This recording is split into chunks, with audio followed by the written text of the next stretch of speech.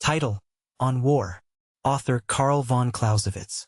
The Germans interpret their new national colors, black, red, and white, by the saying, Der Schnacht und Blut zur Licht, through night and blood to light, and no work yet written conveys to the thinker a clearer conception of all that the red streak in their flag stands for than this deep and philosophical analysis of war by Clausewitz. It reveals war, stripped of all accessories, as the exercise of force for the attainment of a political object, unrestrained by any law save that of expediency, and thus gives the key to the interpretation of German political aims, past, present, and future, which is unconditionally necessary for every student of the modern conditions of Europe. Step by step, every event since Waterloo follows with logical consistency from the teachings of Napoleon, formulated for the first time, some 20 years afterwards, by this remarkable thinker. What Darwin accomplished for biology generally Clausewitz did for the life history of nations nearly half a century before him, for both have proved the existence of the same law in each case, viz. the survival of the fittest, as Huxley long since pointed out, not being necessarily synonymous with the ethically best. Neither of these thinkers was concerned with the ethics of the struggle which each studied so exhaustively, but to both men the phase or condition presented itself neither as moral nor immoral, any more than are famine, disease, or other natural phenomena, but as emanating from a force inherent in all living organisms which can only be mastered by understanding its nature. It is in that spirit that, one after the other, all the nations of the continent, taught by such drastic lessons as Königgrätz and Sedan, have accepted the lesson, with the result that today Europe is an armed camp, and peace is maintained by the equilibrium of forces, and will continue just as long as this equilibrium exists and no longer. Whether this state of equilibrium is in itself a good or desirable thing may be open to argument. I have discussed it at length in my War and the World's Life, but I venture to suggest that to no one would a renewal of the era of warfare be a change for the better, as far as existing humanity is concerned. Meanwhile, however, with every year that elapses the forces at present in equilibrium are changing in magnitude, the pressure of populations which have to be fed is rising, and an explosion along the line of least resistance is, sooner or later, inevitable. As I read the teaching of the recent Hague Conference, no responsible government on the continent is anxious to form in themselves that line of least resistance. They know only too well what war would mean, and we alone, absolutely unconscious of the trend of the dominant thought of Europe, are pulling down the dam which may at any moment let in on us the flood of invasion.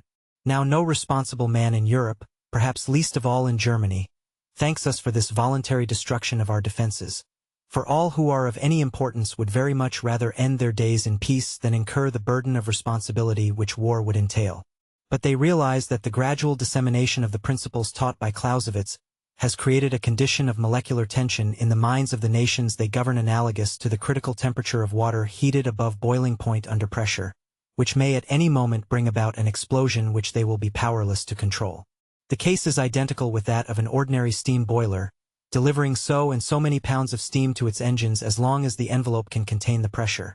But let a breach in its continuity arise, relieving the boiling water of all restraint, and in a moment the whole mass flashes into vapor, developing a power no work of man can oppose. The ultimate consequences of defeat no man can foretell. The only way to avert them is to ensure victory, and, again following out the principles of Clausewitz, victory can only be ensured by the creation in peace of an organization which will bring every available man, horse and gun, or ship and gun, if the war be on the sea, in the shortest possible time, and with the utmost possible momentum upon the decisive field of action, which in turn leads to the final doctrine formulated by von der Goltz in excuse for the action of the late President Kruger in 1899, the statesman who, knowing his instrument to be ready, and seeing war inevitable, hesitates to strike first is guilty of a crime against his country. It is because this sequence of cause and effect is absolutely unknown to our members of Parliament, elected by popular representation, that all our efforts to ensure a lasting peace by securing efficiency with economy in our national defenses have been rendered nugatory. This estimate of the influence of Clausewitz's sentiments on contemporary thought in continental Europe may appear exaggerated to those who have not familiarized themselves with M. Gustav de Bonn's exposition of the laws governing the formation and conduct of crowds. I do not wish for 1 minute to be understood as asserting that Clausewitz has been conscientiously studied and understood in any army, not even in the Prussian, but his work has been the ultimate foundation on which every drill, regulation in Europe except our own has been reared. It is this ceaseless repetition of his fundamental ideas to which 1/2 of the male population of every continental nation has been subjected for 2 to 3 years of their lives, which has tuned their minds to vibrate in harmony with his precepts, and those who know and appreciate this fact at its true value have only to strike the necessary chords in order to evoke a response sufficient to overpower any other ethical conception which those who have not organized their forces beforehand can appeal to. The recent setback experienced by the socialists in Germany is an illustration of my position. The socialist leaders of that country are far behind the responsible governors in their knowledge of the management of crowds. The latter had long before, in 1893 in fact, made their arrangements to prevent the spread of socialistic propaganda beyond certain useful limits. As long as the socialists only threatened capital, they were not seriously interfered with, for the government knew quite well that the undisputed sway of the employer was not for the ultimate good of the state. The standard of comfort must not be pitched too low if men are to be ready to die for their country. But the moment the socialists began to interfere seriously with the discipline of the army, the word went round, and the socialists lost heavily at the polls. If this power of predetermined reaction to acquired ideas can be evoked successfully in a matter of internal interest only, in which the obvious interest of the vast majority of the population is so clearly on the side of the socialist, it must be evident how enormously greater it will prove when set in motion against an external enemy, where the obvious interest of the people is, from the very nature of things, as manifestly on the side of the government, and the statesmen who failed to take into account the force of the resultant thought wave of a crowd of some 7 million men, all trained to respond to their ruler's call, would be guilty of treachery as grave as one who failed to strike when he knew the army to be ready for immediate action. As already pointed out, it is to the spread of Clausewitz's ideas that the present state of more or less immediate readiness for war of all European armies is due, and since the organization of these forces is uniform, this more or less of readiness exists in precise proportion to the sense of duty which animates the several armies. Where the spirit of duty and self-sacrifice is low, the troops are unready and inefficient. Where, as in Prussia, these qualities, by the training of a whole century, have become instinctive, troops really are ready to the last button, and might be poured down upon any one of her neighbors with such rapidity that the very first collision must suffice to ensure ultimate success. A success by no means certain if the enemy, whoever he may be, is allowed breathing time in which to set his house in order. An example will make this clearer. In 1887, Germany was on the very verge of war with France and Russia. At that moment, her superior efficiency, the consequence of this inborn sense of duty, surely one of the highest qualities of humanity, was so great that it is more than probable that less than 6 weeks would have sufficed to bring the French to their knees. Indeed, after the first fortnight, it would have been possible to begin transferring troops from the Rhine to the Niemen, and the same case may arise again. But if France and Russia had been allowed even 10 days' warning, the German plan would have been completely defeated. France alone might then have claimed all the efforts that Germany could have put forth to defeat her. Yet there are politicians in England so grossly ignorant of the German reading of the Napoleonic lessons that they expect that nation to sacrifice the enormous advantage they have prepared by a whole century of self-sacrifice and practical patriotism by an appeal to a court of arbitration, and the further delays which must arise by going through the medieval formalities of recalling ambassadors and exchanging ultimatums. Most of our present-day politicians have made their money in business, a form of human competition greatly resembling war, to paraphrase Clausewitz. Did they, when in the throes of such competition, send formal notice to their rivals of their plans to get the better of them in commerce?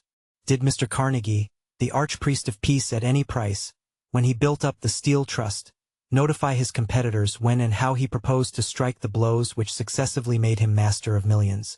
Surely the directors of a great nation may consider the interests of their shareholders, i.e., the people they govern, as sufficiently serious not to be endangered by the deliberate sacrifice of the preponderant position of readiness which generations of self-devotion, patriotism, and wise forethought have won for them. As regards the strictly military side of this work, though the recent researches of the French General Staff into the records and documents of the Napoleonic period have shown conclusively that Clausewitz had never grasped the essential point of the great emperor's strategic method, yet it is admitted that he has completely fathomed the spirit which gave life to the form, and notwithstanding the variations in application which have resulted from the progress of invention in every field of national activity, not in the technical improvements in armament alone, this spirit still remains the essential factor in the whole matter. Indeed, if anything, modern appliances have intensified its importance, for though, with equal armaments on both sides, the form of battles must always remain the same, the facility and certainty of combination which better methods of communicating orders and intelligence have conferred upon the commanders has rendered the control of great masses immeasurably more certain than it was in the past. Men kill each other at greater distances, it is true, but killing is a constant factor in all battles. The difference between now and then lies in this, that, thanks to the enormous increase in range, the essential feature in modern armaments, it is possible to concentrate by surprise on any chosen spot a man-killing power fully 20-fold greater than was conceivable in the days of Waterloo. And whereas in Napoleon's time this concentration of man-killing power, which in his hands took the form of the great case-shot attack, depended almost entirely on the shape and condition of the ground, which might or might not be favorable, nowadays such concentration of firepower is almost independent of the country altogether. Thus, at Waterloo, Napoleon was compelled to wait till the ground became firm enough for his guns to gallop over. Nowadays every gun at his disposal, and 5 times that number had he possessed them, might have opened on any point in the British position he had selected, as soon as it became light enough to see. Or, to take a more modern instance, viz. the Battle of St. Privat-Gravelotte, August 18, 1870, where the Germans were able to concentrate on both wings batteries of 200 guns and upwards, it would have been practically impossible, owing to the section of the slopes of the French position, to carry out the old-fashioned case-shot attack at all. Nowadays there would be no difficulty in turning on the fire of 2,000 guns on any point of the position, and switching this fire up and down the line like water from a fire engine hose, if the occasion demanded such concentration. But these alterations in method make no difference in the truth of the picture of war which Clausewitz presents, with which every soldier, and above all every leader, should be saturated. Death, wounds, suffering, and privation remain the same, whatever the weapons employed, and their reaction on the ultimate nature of man is the same now as in the struggle a century ago. It is this reaction that the great commander has to understand and prepare himself to control, and the task becomes ever greater as, fortunately for humanity, the opportunities for gathering experience become more rare.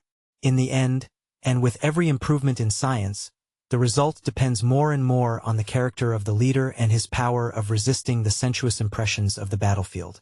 Finally, for those who would fit themselves in advance for such responsibility, I know of no more inspiring advice than that given by Krishna to Arjuna ages ago, when the latter trembled before the awful responsibility of launching his army against the hosts of the Pandavas. This life within all living things, my prince, hides beyond harm. Scorn thou to suffer, then, for that which cannot suffer. Do thy part, be mindful of thy name, and tremble not. Not better can betide a martial soul than lawful war. Happy the warrior, to whom comes joy of battle. But if thou shunst this honorable field, a kshatriya, if knowing thy duty and thy task, thou bidst duty and task go by, that shall be sin, and those to come shall speak thee infamy, from age to age, but infamy is worse, for men of noble blood to bear than death.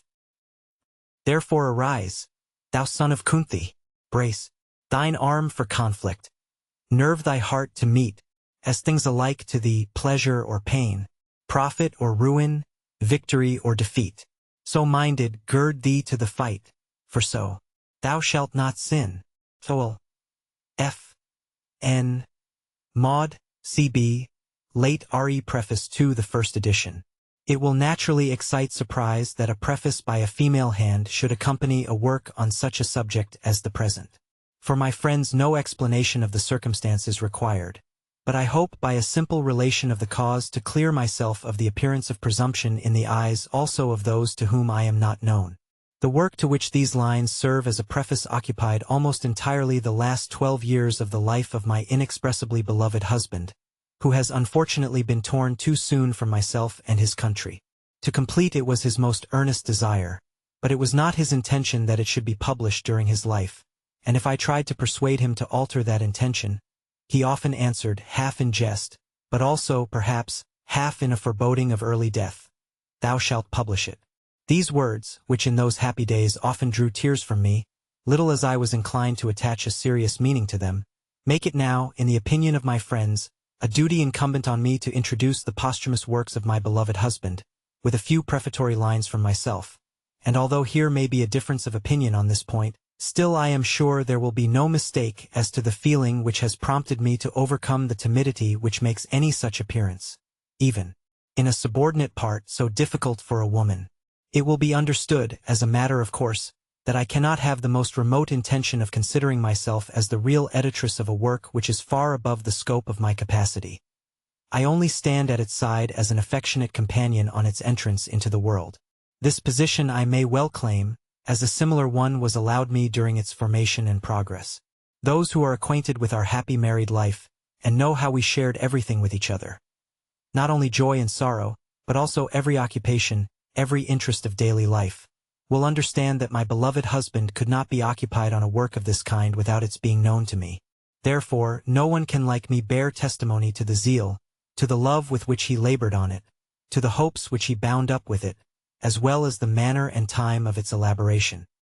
His richly gifted mind had from his early youth longed for light and truth, and varied as were his talents, still he had chiefly directed his reflections to the science of war, to which the duties of his profession called him, and which are of such importance for the benefit of states.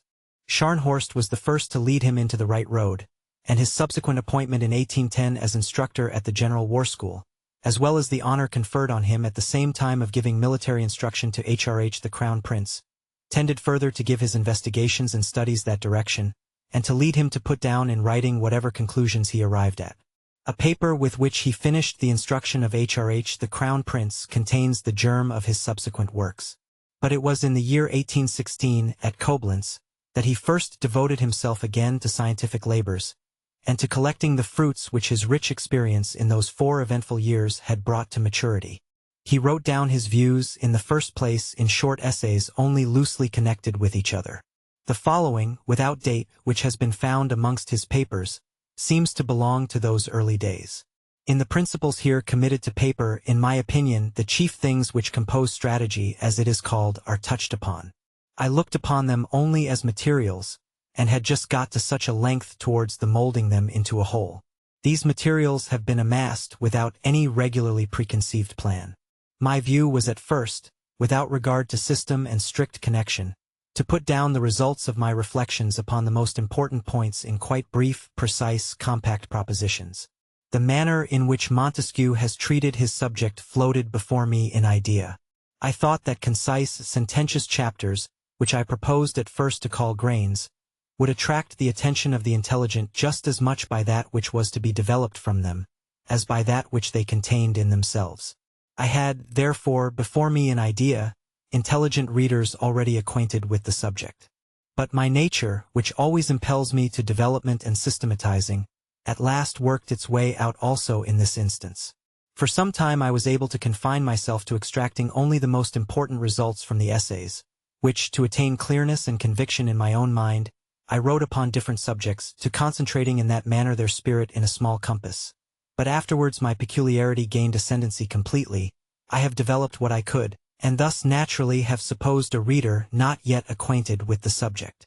The more I advanced with the work, and the more I yielded to the spirit of investigation, so much the more I was also led to system, and thus, then, chapter after chapter has been inserted. My ultimate view has now been to go through the whole once more, to establish by further explanation much of the earlier treatises, and perhaps to condense into results many analyses on the later ones, and thus to make a moderate whole out of it, forming a small octavo volume. But it was my wish also in this to avoid everything common, everything that is plain of itself, that has been said 100 times, and is generally accepted. For my ambition was to write a book that would not be forgotten in 2 or 3 years, and which anyone interested in the subject would at all events take up more than once. In Koblenz, where he was much occupied with duty, he could only give occasional hours to his private studies. It was not until 1818, after his appointment as director of the General Academy of War at Berlin, that he had the leisure to expand his work, and enrich it from the history of modern wars. This leisure also reconciled him to his new avocation, which, in other respects, was not satisfactory to him, as, according to the existing organization of the Academy, the scientific part of the course is not under the director, but conducted by a board of studies. Free as he was from all petty vanity, from every feeling of restless, egotistical ambition, still he felt a desire to be really useful, and not to leave inactive the abilities with which God had endowed him. In active life he was not in a position in which this longing could be satisfied, and he had little hope of attaining to any such position. His whole energies were therefore directed upon the domain of science, and the benefit which he hoped to lay the foundation of by his work was the object of his life. That, notwithstanding this, the resolution not to let the work appear until after his death became more confirmed is the best proof that no vain, paltry longing for praise and distinction, no particle of egotistical views, was mixed up with this noble aspiration for great and lasting usefulness. Thus he worked diligently on until, in the spring of 1830, he was appointed to the artillery, and his energies were called into activity in such a different sphere, and to such a high degree, that he was obliged, for the moment at least, to give up all literary work. He then put his papers in order, sealed up the separate packets, labeled them, and took sorrowful leave of this employment which he loved so much. He was sent to Breslau in August of the same year, as chief of the 2nd Artillery District, but in December recalled to Berlin, and appointed chief of the staff to Field Marshal Count Gneisenau for the term of his command. In March 1831, he accompanied his revered commander to Posen. When he returned from there to Breslau in November after the melancholy event which had taken place, he hoped to resume his work and perhaps complete it in the course of the winter. The Almighty has willed it should be otherwise. On the November 7th he returned to Breslau. On the 16th he was no more, and the packets sealed by himself were not opened until after his death. The papers thus left are those now made public in the following volumes, exactly in the condition in which they were found, without a word being added or erased. Still, however, there was much to do before publication, in the way of putting them in order and consulting about them, and I am deeply indebted to several sincere friends for the assistance they have afforded me, particularly Major Eitzel, who kindly undertook the correction of the press, as well as the preparation of the maps to accompany the historical parts of the work. I must also mention my much-loved brother, who was my support in the hour of my misfortune, and who has also done much for me in respect of these papers. Amongst other things, by carefully examining and putting them in order, he found the commencement of the revision which my dear husband wrote in the year 1827, and mentions in the notice hereafter annexed as a work he had in view. This revision has been inserted in the place intended for it in the first book, for it does not go any further. There are still many other friends to whom I might offer my thanks for their advice, for the sympathy and friendship which they have shown me, but if I do not name them all, they will, I am sure, not have any doubts of my sincere gratitude. It is all the greater, from my firm conviction that all they have done was not only on my own account, but for the friend whom God has thus called away from them so soon. If I have been highly blessed as the wife of such a man during 21 years, so am I still, notwithstanding my irreparable loss, by the treasure of my recollections and of my hopes, by the rich legacy of sympathy and friendship which I owe the beloved departed, by the elevating feeling which I experience at seeing his rare worth so generally and honorably acknowledged. The trust confided to me by a royal couple is a fresh benefit for which I have to thank the Almighty, as it opens to me an honorable occupation, to which I devote myself. May this occupation be blessed, and may the dear little prince who is now entrusted to my care, some day read this book, and be animated by it to deeds like those of his glorious ancestors. Written at the Marble Palace, Potsdam, June 30, 1832. Marie von Clausewitz, born Countess Brühl, Oberhofmeisterin to HRH the Princess William. Notice: I look upon the first 6 books, of which a fair copy has now been made, as only a mass which is still in a manner without form, and which has yet to be again revised. In this revision the 2 kinds of war will be everywhere kept more distinctly in view, by which all ideas will acquire a clearer meaning, a more precise direction, and a closer application. The 2 kinds of war are, first, those in which the object is the overthrow of the enemy, whether it be that we aim at his destruction, politically, or merely at disarming him and forcing him to conclude peace on our terms. And next, those in which our object is merely to make some conquests on the frontiers of his country, either for the purpose of retaining them permanently, or of turning them to account as matter of exchange in the settlement of a peace. Transition from one kind to the other must certainly continue to exist, but the completely different nature of the tendencies of the 2 must everywhere appear, and must separate from each other things which are incompatible. Besides establishing this real difference in wars, another practically necessary point of view must at the same time be established, which is, that war is only a continuation of state policy by other means. This point of view being adhered to everywhere will introduce much more unity into the consideration of the subject, and things will be more easily disentangled from each other. Although the chief application of this point of view does not commence until we get to the 8th book, still it must be completely developed in the first book, and also lend assistance throughout the revision of the first 6 books. Through such a revision, the first 6 books will get rid of a good deal of dross, many rents and chasms will be closed up, and much that is of a general nature will be transformed into distinct conceptions and forms. The 7th book, on attack, for the different chapters of which sketches are already made, is to be considered as a reflection of the 6th, and must be completed at once, according to the above-mentioned more distinct points of view, so that it will require no fresh revision, but rather may serve as a model in the revision of the first 6 books. For the 8th book, on the plan of a war, that is, of the organization of a whole war in general, several chapters are designed, but they are not at all to be regarded as real materials. They are merely a track, roughly cleared, as it were, through the mass, in order by that means to ascertain the points of most importance. They have answered this object, and I propose, on finishing the 7th book, to proceed at once to the working out of the 8th, where the 2 points of view above mentioned will be chiefly affirmed, by which everything will be simplified, and at the same time have a spirit breathed into it. I hope in this book to iron out many creases in the heads of strategists and statesmen, and at least to show the object of action, and the real point to be considered in war. Now, when I have brought my ideas clearly out by finishing this 8th book, and have properly established the leading features of war, it will be easier for me to carry the spirit of these ideas into the first 6 books, and to make these same features show themselves everywhere. Therefore I shall defer till then the revision of the first 6 books.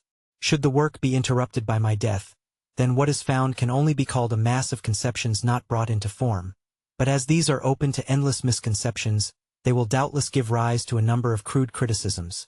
For in these things everyone thinks, when he takes up his pen, that whatever comes into his head is worth saying and printing, and quite as incontrovertible as that twice 2 make 4.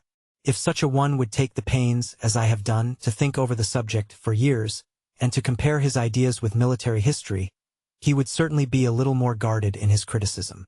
Still, notwithstanding this imperfect form, I believe that an impartial reader thirsting for truth and conviction will rightly appreciate in the first 6 books the fruits of several years' reflection and a diligent study of war, and that, perhaps, he will find in them some leading ideas which may bring about a revolution in the theory of war.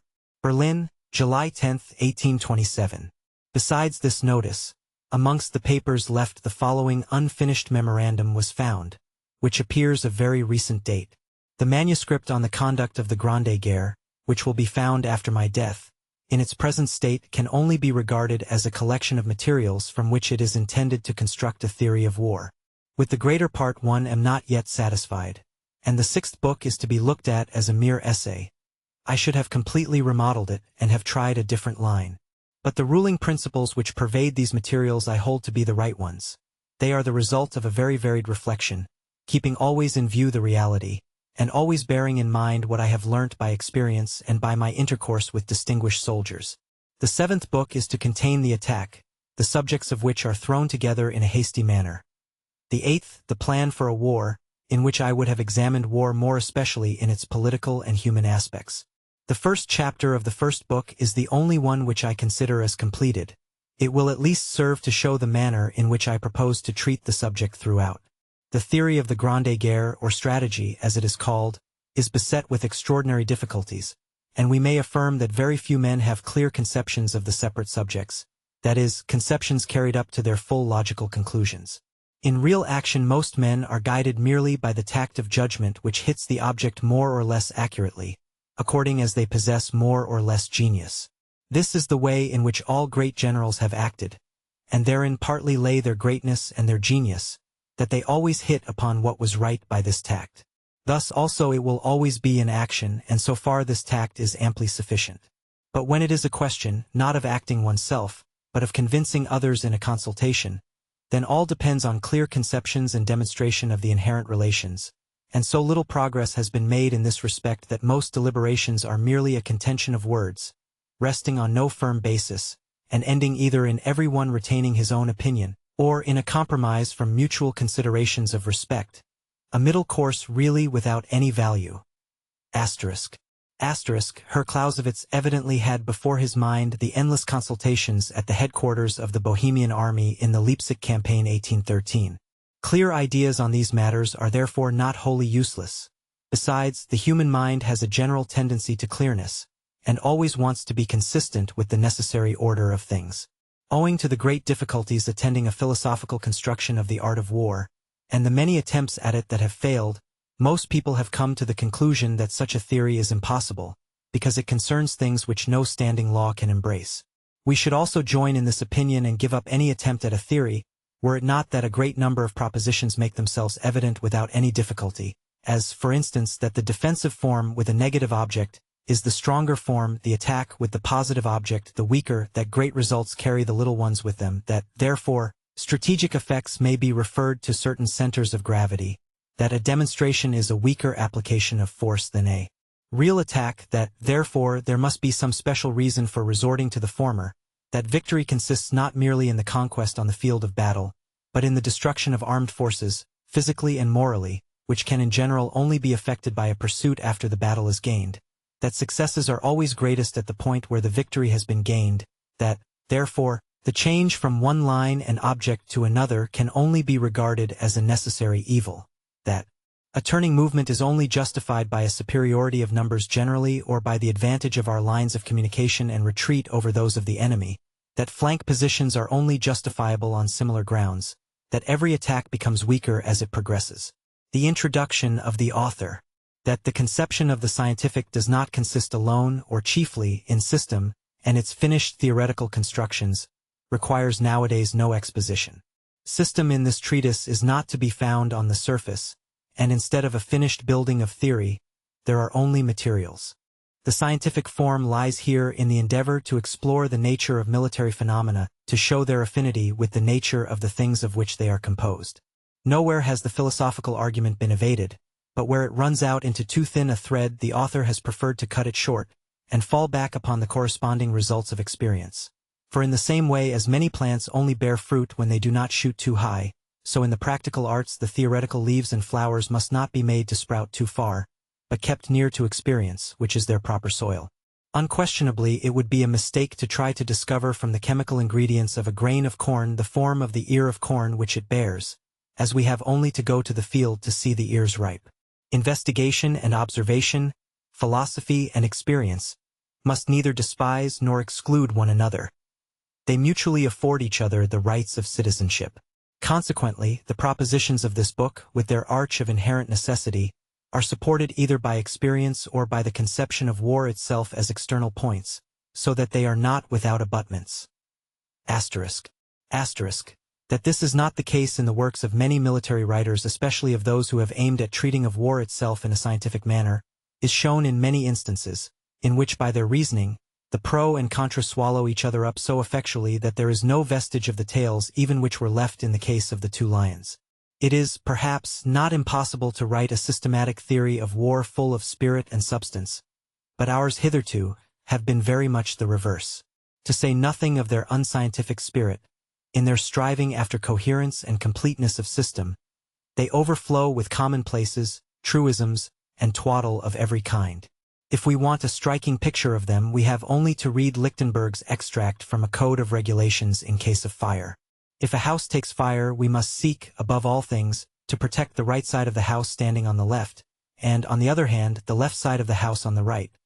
For if we, for example, should protect the left side of the house on the left, then the right side of the house lies to the right of the left, and consequently as the fire lies to the right of this side, and of the right side, for we have assumed that the house is situated to the left of the fire, therefore the right side is situated nearer to the fire than the left, and the right side of the house might catch fire if it was not protected before it came to the left, which is protected. Consequently, something might be burnt that is not protected, and that sooner than something else would be burnt, even if it was not protected. Consequently, we must let alone the latter and protect the former. In order to impress the thing on one's mind, we have only to note if the house is situated to the right of the fire, then it is the left side, and if the house is to the left it is the right side. In order not to frighten the intelligent reader by such commonplaces, and to make the little good that there is distasteful by pouring water upon it, the author has preferred to give in small ingots of fine metal his impressions and convictions, the result of many years' reflection on war, of his intercourse with men of ability, and of much personal experience. Thus the seemingly weakly bound together chapters of this book have arisen, but it is hoped they will not be found wanting in logical connection. Perhaps soon a greater head may appear, and instead of these single grains, give the whole in a casting of pure metal without dross. Brief Memoir of General Clausewitz.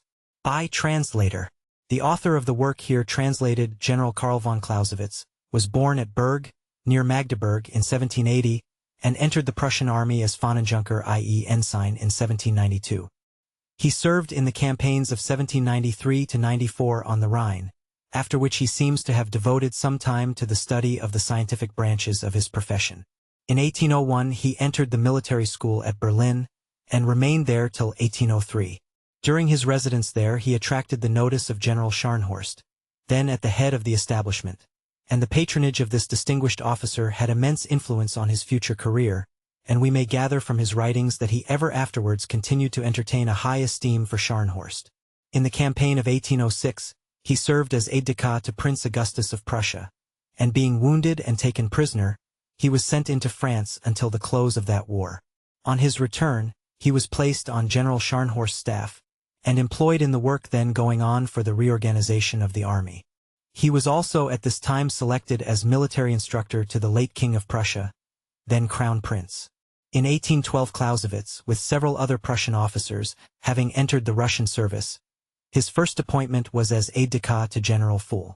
Afterwards, while serving with Wittgenstein's army, he assisted in negotiating the famous Convention of Torringen with York. Of the part he took in that affair, he has left an interesting account in his work on the Russian campaign.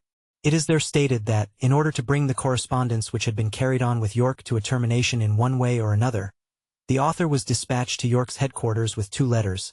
One was from General D'Avray, the chief of the staff of Wittgenstein's army, to General Diebitsch, showing the arrangements made to cut off York's corps from MacDonald. This was necessary in order to give York a plausible excuse for seceding from the French.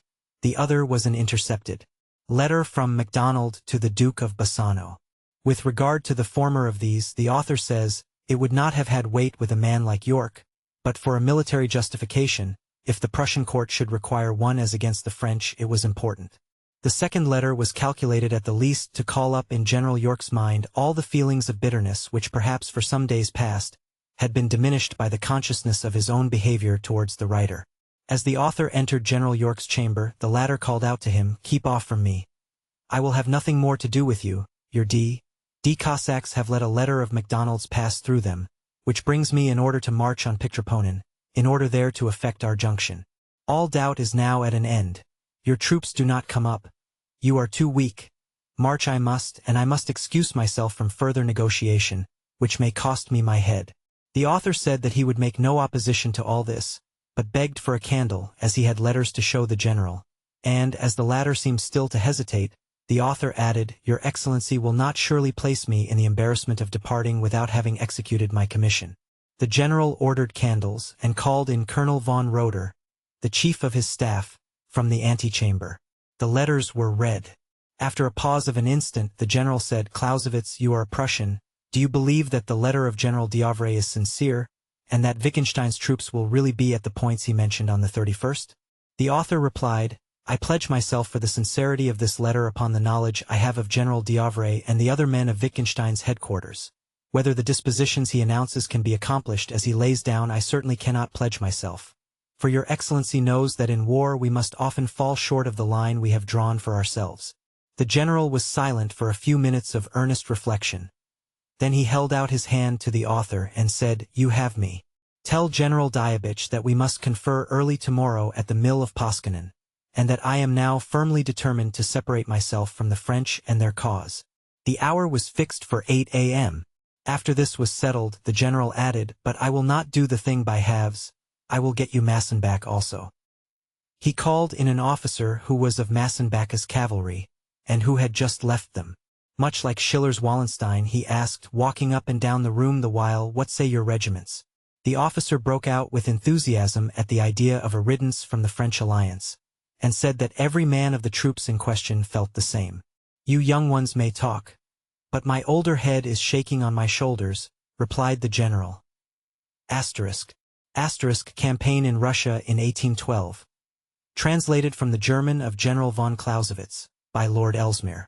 After the close of the Russian campaign, Clausewitz remained in the service of that country, but was attached as a Russian staff officer to Blücher's headquarters till the armistice in 1813. In 1814, he became chief of the staff of General Walmeden's Russo-German Corps, which formed part of the Army of the North under Bernadotte. His name is frequently mentioned with distinction in that campaign, particularly in connection with the affair of Gerd. Clausewitz re-entered the Prussian service in 1815, and served as chief of the staff to Thielmann's corps, which was engaged with Grouchy at Wavre, on the 18th of June. After the peace, he was employed in a command on the Rhine. In 1818, he became Major General and director of the military school at which he had been previously educated. In 1830, he was appointed Inspector of Artillery at Breslau, but soon after nominated Chief of the Staff to the Army of Observation, under Marshal Gneisenau on the Polish frontier. The latest notices of his life and services are probably to be found in the memoirs of General Brandt, who, from being on the staff of Gneisenau's army, was brought into daily intercourse with Clausewitz in matters of duty, and also frequently met him at the table of Marshal Gneisenau at Posen. Amongst other anecdotes, General Brandt relates that, upon one occasion, the conversation at the Marshal's table turned upon a sermon preached by a priest, in which some great absurdities were introduced, and a discussion arose as to whether the bishop should not be made responsible for what the priest had said.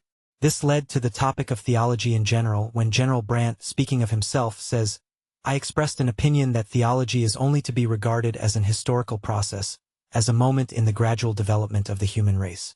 This brought upon me an attack from all quarters, but more especially from Clausewitz, who ought to have been on my side, he having been an adherent and pupil of Kieswetter's, who had indoctrinated him in the philosophy of Kant, certainly deluded, I might even say in homeopathic doses. This anecdote is only interesting as the mention of Kieswetter points to a circumstance in the life of Clausewitz that may have had an influence in forming those habits of thought which distinguish his writings. The way, says General Brandt, in which General Clausewitz judged of things, drew conclusions from movements and marches, calculated the times of the marches, and the points where decisions would take place was extremely interesting. Fate has unfortunately denied him an opportunity of showing his talents in high command, but I have a firm persuasion that as a strategist he would have greatly distinguished himself. As a leader on the field of battle, on the other hand, he would not have been so much in his right place. From a manque d'habitude du commandement, he wanted the art d'enlever les troops.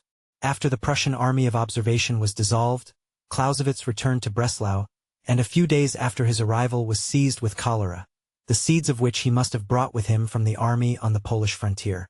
His death took place in November 1831.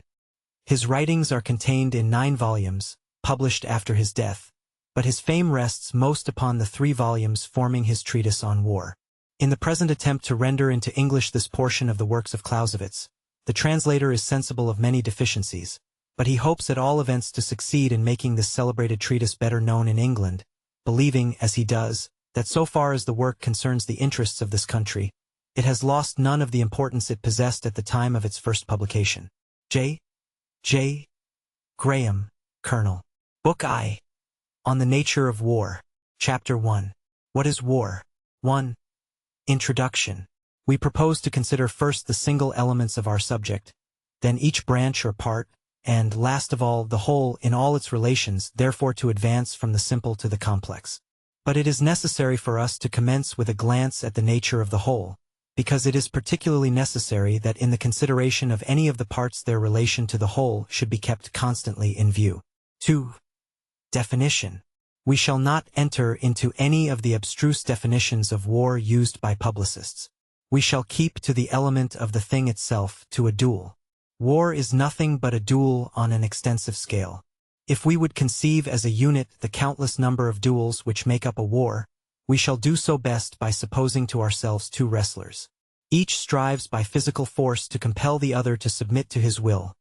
Each endeavors to throw his adversary, and thus render him incapable of further resistance. War, therefore, is an act of violence intended to compel our opponent to fulfill our will. Violence arms itself with the inventions of art and science in order to contend against violence. Self-imposed restrictions, almost imperceptible and hardly worth mentioning, termed usages of international law, accompany it without essentially impairing its power. Violence, that is to say, physical force, for there is no moral force without the conception of states and law, is therefore the means. The compulsory submission of the enemy to our will is the ultimate object. In order to attain this object fully, the enemy must be disarmed, and disarmament becomes therefore the immediate object of hostilities in theory. It takes the place of the final object, and puts it aside as something we can eliminate from our calculations. 3. Utmost use of force. Now, philanthropists may easily imagine there is a skillful method of disarming and overcoming an enemy without great bloodshed, and that this is the proper tendency of the art of war. However plausible this may appear, still it is an error which must be extirpated. For in such dangerous things as war, the errors which proceed from a spirit of benevolence are the worst. As the use of physical power to the utmost extent by no means excludes the cooperation of the intelligence, it follows that he who uses force unsparingly, without reference to the bloodshed involved, must obtain a superiority if his adversary uses less vigor in its application. The former then dictates the law to the latter, and both proceed to extremities to which the only limitations are those imposed by the amount of counteracting force on each side. This is the way in which the matter must be viewed, and it is to no purpose, it is even against one's own interest, to turn away from the consideration of the real nature of the affair because the horror of its elements excites repugnance. If the wars of civilized people are less cruel and destructive than those of savages, the difference arises from the social condition both of states in themselves and in their relations to each other. Out of this social condition and its relations war arises, and by it war is subjected to conditions, is controlled and modified. But these things do not belong to war itself, they are only given conditions, and to introduce into the philosophy of war itself a principle of moderation would be an absurdity. 2 motives lead men to war: instinctive hostility and hostile intention. In our definition of war, we have chosen as its characteristic the latter of these elements, because it is the most general. It is impossible to conceive the passion of hatred of the wildest description, bordering on mere instinct, without combining with it the idea of a hostile intention. On the other hand, hostile intentions may often exist without being accompanied by any, or at all events by any extreme, hostility of feeling. Amongst savages views emanating from the feelings, amongst civilized nations those emanating from the understanding, have the predominance. But this difference arises from attendant circumstances, existing institutions and therefore is not to be found necessarily in all cases, although it prevails in the majority. In short, even the most civilized nations may burn with passionate hatred of each other. We may see from this what a fallacy it would be to refer the war of a civilized nation entirely to an intelligent act on the part of the government, and to imagine it as continually freeing itself more and more from all feeling of passion in such a way that at last the physical masses of combatants would no longer be required. In reality, their mere relations would suffice, a kind of algebraic action. Theory was beginning to drift in this direction until the facts of the last war * taught it better. If war is an act of force, it belongs necessarily also to the feelings. If it does not originate in the feelings, it reacts, more or less, upon them, and the extent of this reaction depends not on the degree of civilization, but upon the importance and duration of the interests involved. Clausewitz alludes here to the Wars of Liberation 1813, 14, 15. Therefore, if we find civilized nations do not put their prisoners to death, do not devastate towns and countries, this is because their intelligence exercises greater influence on their mode of carrying on war, and has taught them more effectual means of applying force than these rude acts of mere instinct. The invention of gunpowder, the constant progress of improvements in the construction of firearms, are sufficient proofs that the tendency to destroy the adversary which lies at the bottom of the conception of war is in no way changed or modified through the progress of civilization. We therefore repeat our proposition, that war is an act of violence pushed to its utmost bounds. As one side dictates the law to the other, there arises a sort of reciprocal action, which logically must lead to an extreme. This is the first reciprocal action, and the first extreme with which we meet, first reciprocal action. 4. The aim is to disarm the enemy. We have already said that the aim of all action in war is to disarm the enemy, and we shall now show that this, theoretically at least, is indispensable. If our opponent is to be made to comply with our will, we must place him in a situation which is more oppressive to him than the sacrifice which we demand. But the disadvantages of this position must naturally not be of a transitory nature, at least in appearance, otherwise the enemy, instead of yielding, will hold out in the prospect of a change for the better. Every change in this position which is produced by a continuation of the war should therefore be a change for the worse. The worst condition in which a belligerent can be placed is that of being completely disarmed. If, therefore, the enemy is to be reduced to submission by an act of war, he must either be positively disarmed or placed in such a position that he is threatened with it. From this it follows that the disarming or overthrow of the enemy, whichever we call it, must always be the aim of warfare. Now war is always the shock of two hostile bodies in collision, not the action of a living power upon an inanimate mass, because an absolute state of endurance would not be making war. Therefore, what we have just said as to the aim of action in war applies to both parties. Here, then, is another case of reciprocal action. As long as the enemy is not defeated, he may defeat me, then I shall be no longer my own master. He will dictate the law to me as I did to him. This is the second reciprocal action, and leads to a second extreme, second reciprocal action. 5. Utmost exertion of powers. If we desire to defeat the enemy, we must proportion our efforts to his powers of resistance. This is expressed by the product of two factors which cannot be separated, namely, the sum of available means and the strength of the will. The sum of the available means may be estimated in a measure as it depends, although not entirely, upon numbers. But the strength of volition is more difficult to determine, and can only be estimated to a certain extent by the strength of the motives. Granted we have obtained in this way an approximation to the strength of the power to be contended with, we can then take of our own means, and either increase them so as to obtain a preponderance, or, in case we have not the resources to effect this, then do our best by increasing our means as far as possible. But the adversary does the same. Therefore, there is a new mutual enhancement, which, in pure conception, must create a fresh effort towards an extreme. This is the third case of reciprocal action, and a third extreme with which we meet, third reciprocal action. 6. Modification in the reality. Thus, reasoning in the abstract, the mind cannot stop short of an extreme, because it has to deal with an extreme with a conflict of forces left to themselves, and obeying no other but their own inner laws. If we should seek to deduce from the pure conception of war an absolute point for the aim which we shall propose and for the means which we shall apply, this constant reciprocal action would involve us in extremes, which would be nothing but a play of ideas produced by an almost invisible train of logical subtleties. If, adhering closely to the absolute, we try to avoid all difficulties by a stroke of the pen, and insist with logical strictness that in every case the extreme must be the object, and the utmost effort must be exerted in that direction, such a stroke of the pen would be a mere paper law, not by any means adapted to the real world. Even supposing this extreme tension of forces was an absolute which could easily be ascertained, still we must admit that the human mind would hardly submit itself to this kind of logical chimera. There would be in many cases an unnecessary waste of power, which would be in opposition to other principles of statecraft.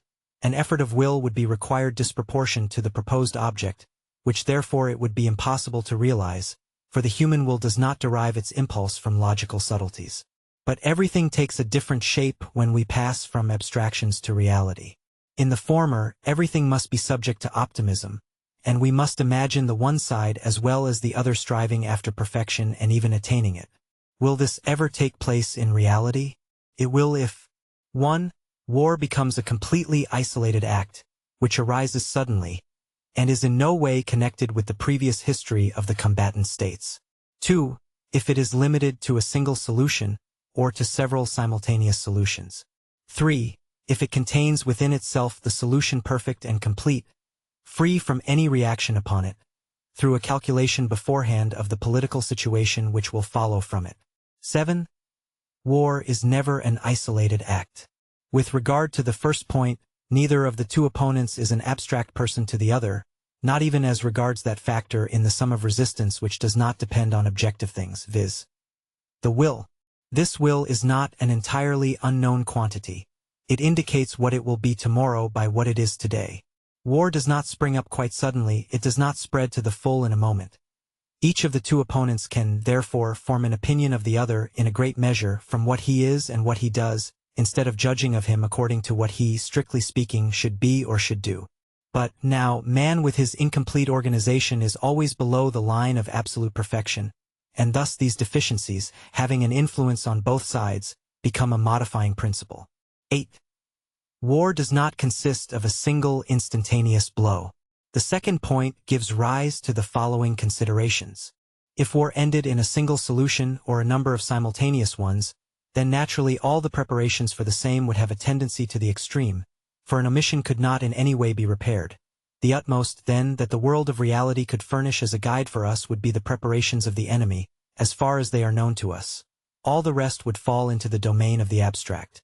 But if the result is made up from several successive acts, then naturally that which precedes with all its phases may be taken as a measure for that which will follow, and in this manner the world of reality again takes the place of the abstract, and thus modifies the effort towards the extreme.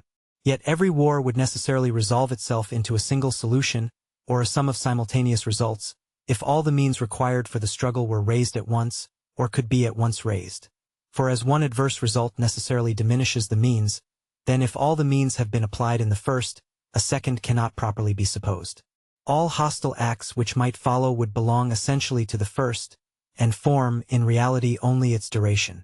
But we have already seen that even in the preparation for war the real world steps into the place of mere abstract conception, a material standard into the place of the hypotheses of an extreme, that therefore in that way both parties, by the influence of the mutual reaction, remain below the line of extreme effort, and therefore all forces are not at once brought forward. It lies also in the nature of these forces and their application that they cannot all be brought into activity at the same time. These forces are the armies actually on foot, the country with its superficial extent and its population, and the allies. In point of fact, the country with its superficial area and the population, besides being the source of all military force, constitutes in itself an integral part of the efficient quantities in war, providing either the theater of war or exercising a considerable influence on the same. Now, it is possible to bring all the movable military forces of a country into operation at once, but not all fortresses, rivers, mountains, people, and sea. In short, not the whole country unless it is so small that it may be completely embraced by the first act of the war. Further, the cooperation of allies does not depend on the will of the belligerents, and from the nature of the political relations of states to each other, this cooperation is frequently not afforded until after the war has commenced, or it may be increased to restore the balance of power.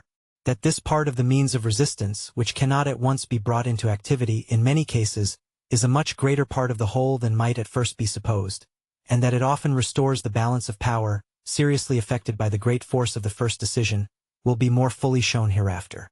Here it is sufficient to show that a complete concentration of all available means in a moment of time is contradictory to the nature of war. Now this, in itself, furnishes no ground for relaxing our efforts to accumulate strength to gain the first result, because an unfavorable issue is always a disadvantage to which no one would purposely expose himself, and also because the first decision, although not the only one, still will have the more influence on subsequent events, the greater it is in itself.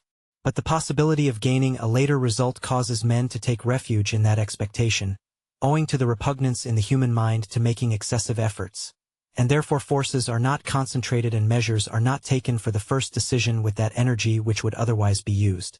Whatever one belligerent omits from weakness, becomes to the other a real objective ground for limiting his own efforts, and thus again, through this reciprocal action, extreme tendencies are brought down to efforts on a limited scale. 9. The result in war is never absolute. Lastly, even the final decision of a whole war is not always to be regarded as absolute. The conquered state often sees in it only a passing evil, which may be repaired in after times by means of political combinations. How much this must modify the degree of tension, and the vigor of the efforts made, is evident in itself. 10. The probabilities of real life take the place of the conceptions of the extreme and the absolute. In this manner, the whole act of war is removed from the rigorous law of forces exerted to the utmost. If the extreme is no longer to be apprehended, and no longer to be sought for, it is left to the judgment to determine the limits for the efforts to be made in place of it, and this can only be done on the data furnished by the facts of the real world by the laws of probability. Once the belligerents are no longer mere conceptions but individual states and governments, once the war is no longer an ideal, but a definite substantial procedure, then the reality will furnish the data to compute the unknown quantities which are required to be found. From the character, the measures, the situation of the adversary, and the relations with which he is surrounded, each side will draw conclusions by the law of probability as to the designs of the other, and act accordingly. 11. The political object now reappears. Here the question which we had laid aside forces itself again into consideration, see number 2, viz. The political object of the war, the law of the extreme, the view to disarm the adversary, to overthrow him, has hitherto to a certain extent usurped the place of this end or object. Just as this law loses its force, the political must again come forward. If the whole consideration is a calculation of probability based on definite persons and relations, then the political object, being the original motive, must be an essential factor in the product. The smaller the sacrifice we demand from ours, the smaller, it may be expected, will be the means of resistance which he will employ, but the smaller his preparation, the smaller will ours require to be. Further, the smaller our political object, the less value shall we set upon it, and the more easily shall we be induced to give it up altogether. Thus, therefore, the political object, as the original motive of the war, will be the standard for determining both the aim of the military force and also the amount of effort to be made. This it cannot be in itself, but it is so in relation to both the belligerent states, because we are concerned with realities, not with mere abstractions. One and the same political object may produce totally different effects upon different people, or even upon the same people at different times. We can, therefore, only admit the political object as the measure, by considering it in its effects upon those masses which it is to move, and consequently the nature of those masses also comes into consideration. It is easy to see that thus the result may be very different according as these masses are animated with a spirit which will infuse vigor into the action or otherwise. It is quite possible for such a state of feeling to exist between two states that a very trifling political motive for war may produce an effect quite disproportionate, in fact, a perfect explosion. This applies to the efforts which the political object will call forth in the two states, and to the aim which the military action shall prescribe for itself. At times it may itself be that aim as, for example, the conquest of a province. At other times the political object itself is not suitable for the aim of military action. Then such a one must be chosen as will be an equivalent for it, and stand in its place as regards the conclusion of peace. But also, in this, due attention to the peculiar character of the states concerned is always supposed. There are circumstances in which the equivalent must be much greater than the political object, in order to secure the latter. The political object will be so much the more the standard of aim and effort, and have more influence in itself, the more the masses are indifferent, the less that any mutual feeling of hostility prevails in the two states from other causes, and therefore there are cases where the political object almost alone will be decisive. If the aim of the military action is an equivalent for the political object, that action will in general diminish as the political object diminishes, and in a greater degree the more the political object dominates. Thus it is explained how, without any contradiction in itself, there may be wars of all degrees of importance and energy, from a war of extermination down to the mere use of an army of observation. This, however, leads to a question of another kind which we have hereafter to develop and answer. 12. A suspension in the action of war unexplained by anything said as yet. However insignificant the political claims mutually advanced, however weak the means put forth, however small the aim to which military action is directed, can this action be suspended even for a moment? This is a question which penetrates deeply into the nature of the subject. Every transaction requires for its accomplishment a certain time which we call its duration. This may be longer or shorter, according as the person acting throws more or less dispatch into his movements. About this more or less we shall not trouble ourselves here. Each person acts in his own fashion, but the slow person does not protract the thing because he wishes to spend more time about it, but because by his nature he requires more time, and if he made more haste would not do the thing so well. This time, therefore, depends on subjective causes, and belongs to the length, so-called, of the action. If we allow now to every action in war this, its length, then we must assume, at first sight at least, that any expenditure of time beyond this length, that is, every suspension of hostile action, appears an absurdity. With respect to this it must not be forgotten that we now speak not of the progress of one or other of the two opponents, but of the general progress of the whole action of the war. 13. There is only one cause which can suspend the action, and this seems to be only possible on one side in any case. If two parties have armed themselves for strife, then a feeling of animosity must have moved them to it. As long now as they continue armed, that is, do not come to terms of peace, this feeling must exist, and it can only be brought to a standstill by either side by one single motive alone, which is that he waits for a more favorable moment for action. Now, at first sight, it appears that this motive can never exist except on one side, because it eo ipso must be prejudicial to the other. If the one has an interest in acting, then the other must have an interest in waiting. A complete equilibrium of forces can never produce a suspension of action, for during this suspension he who has the positive object, that is, the assailant, must continue progressing. For if we should imagine an equilibrium in this way, that he who has the positive object, therefore the strongest motive, can at the same time only command the lesser means, so that the equation is made up by the product of the motive and the power, then we must say, if no alteration in this condition of equilibrium is to be expected, the two parties must make peace. But if an alteration is to be expected, then it can only be favorable to one side, and therefore the other has a manifest interest to act without delay. We see that the conception of an equilibrium cannot explain a suspension of arms, but that it ends in the question of the expectation of a more favorable moment. Let us suppose, therefore, that one of two states has a positive object, as, for instance, the conquest of one of the enemy's provinces, which is to be utilized in the settlement of peace. After this conquest, his political object is accomplished, the necessity for action ceases, and for him a pause ensues. If the adversary is also contented with this solution, he will make peace. If not, he must act. Now, if we suppose that in 4 weeks he will be in a better condition to act, then he has sufficient grounds for putting off the time of action. But from that moment the logical course for the enemy appears to be to act that he may not give the conquered party the desired time. Of course, in this mode of reasoning a complete insight into the state of circumstances on both sides is supposed. 14. Thus a continuance of action will ensue which will advance towards a climax. If this unbroken continuity of hostile operations really existed, the effect would be that everything would again be driven towards the extreme.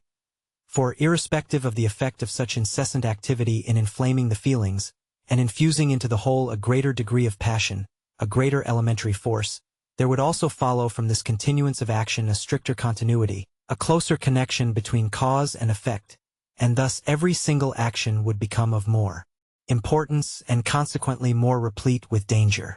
But we know that the course of action in war has seldom or never this unbroken continuity, and that there have been many wars in which action occupied by far the smallest portion of time employed, the whole of the rest being consumed in inaction. It is impossible that this should be always an anomaly. Suspension of action in war must therefore be possible, that is no contradiction in itself. We now proceed to show how this is. 15. Here, therefore, the principle of polarity is brought into requisition. As we have supposed the interests of one commander to be always antagonistic to those of the other, we have assumed a true polarity. We reserve a fuller explanation of this for another chapter, merely making the following observation on it at present. The principle of polarity is only valid when it can be conceived in one and the same thing, where the positive and its opposite the negative completely destroy each other. In a battle both sides strive to conquer. That is true polarity, for the victory of the one side destroys that of the other. But when we speak of two different things which have a common relation external to themselves, then it is not the things but their relations which have the polarity. 16. Attack and defense are things differing in kind and of unequal force. Polarity is, therefore, not applicable to them. If there was only one form of war, to wit, the attack of the enemy, therefore no defense, or, in other words, if the attack was distinguished from the defense merely by the positive motive, which the one has and the other has not, but the methods of each were precisely one and the same, then in this sort of fight every advantage gained on the one side would be a corresponding disadvantage on the other, and true polarity would exist. But action in war is divided into two forms, attack and defense, which, as we shall hereafter explain more particularly, are very different and of unequal strength. Polarity therefore lies in that to which both bear a relation, in the decision but not in the attack or defense itself. If the one commander wishes the solution put off, the other must wish to hasten it, but only by the same form of action. If it is A's interest not to attack his enemy at present, but 4 weeks hence, then it is B's interest to be attacked not 4 weeks hence, but at the present moment. This is the direct antagonism of interests, but it by no means follows that it would be for B's interest to attack A at once. That is plainly something totally different. 17. The effect of polarity is often destroyed by the superiority of the defense over the attack, and thus the suspension of action in war is explained. If the form of defense is stronger than that of offense, as we shall hereafter show, the question arises, is the advantage of a deferred decision as great on the one side as the advantage of the defensive form on the other? If it is not, then it cannot by its counterweight overbalance the latter, and thus influence the progress of the action of the war. We see, therefore, that the impulsive force existing in the polarity of interests may be lost in the difference between the strength of the offensive and the defensive, and thereby become ineffectual. If, therefore, that side for which the present is favorable is too weak to be able to dispense with the advantage of the defensive, he must put up with the unfavorable prospects which the future holds out, for it may still be better to fight a defensive battle in the unpromising future than to assume the offensive or make peace at present. Now, being convinced that the superiority of the defensive asterisk, rightly understood, is very great, and much greater than may appear at first sight, we conceive that the greater number of those periods of inaction which occur in war are thus explained without involving any contradiction. The weaker the motives to action are, the more will those motives be absorbed and neutralized by this difference between attack and defense, the more frequently, therefore, will action in warfare be stopped, as indeed experience teaches. Asterisk. It must be remembered that all this antedates by some years the introduction of long-range weapons. 18a second ground consists in the imperfect knowledge of circumstances. But there is still another cause which may stop action in war, viz. an incomplete view of the situation. Each commander can only fully know his own position. That of his opponent can only be known to him by reports which are uncertain. He may, therefore, form a wrong judgment with respect to it upon data of this description, and, in consequence of that error, he may suppose that the power of taking the initiative rests with his adversary when it lies really with himself. This want of perfect insight might certainly just as often occasion an untimely action as untimely inaction, and hence it would in itself no more contribute to delay than to accelerate action in war. Still, it must always be regarded as one of the natural causes which may bring action in war to a standstill without involving a contradiction. But if we reflect how much more we are inclined and induced to estimate the power of our opponents too high than too low, because it lies in human nature to do so, we shall admit that our imperfect insight into facts in general must contribute very much to delay action in war, and to modify the application of the principles pending our conduct. The possibility of a standstill brings into the action of war a new modification, inasmuch as it dilutes that action with the element of time, checks the influence or sense of danger in its course, and increases the means of reinstating a lost balance of force. The greater the tension of feelings from which the war springs, the greater therefore the energy with which it is carried on, so much the shorter will be the periods of inaction. On the other hand, the weaker the principle of warlike activity, the longer will be these periods. For powerful motives increase the force of the will, and this, as we know, is always a factor in the product of force. 19. Frequent periods of inaction in war remove it further from the absolute, and make it still more a calculation of probabilities. But the slower the action proceeds in war, the more frequent and longer the periods of inaction, so much the more easily can an error be repaired. Therefore, so much the bolder a general will be in his calculations, so much the more readily will he keep them below the line of the absolute, and build everything upon probabilities and conjecture. Thus, according as the course of the war is more or less slow, more or less time will be allowed for that which the nature of a concrete case particularly requires, calculation of probability based on given circumstances. 20. Therefore, the element of chance only is wanting to make of war a game, and in that element it is least of all deficient. We see from the foregoing how much the objective nature of war makes it a calculation of probabilities. Now there is only one single element still wanting to make it a game, and that element it certainly is not without, it is chance. There is no human affair which stands so constantly and so generally in close connection with chance as war. But together with chance, the accidental, and along with it good luck, occupy a great place in war. 21. War is a game both objectively and subjectively. If we now take a look at the subjective nature of war, that is to say, at those conditions under which it is carried on, it will appear to us still more like a game. Primarily the element in which the operations of war are carried on is danger. But which of all the moral qualities is the first in danger? Courage.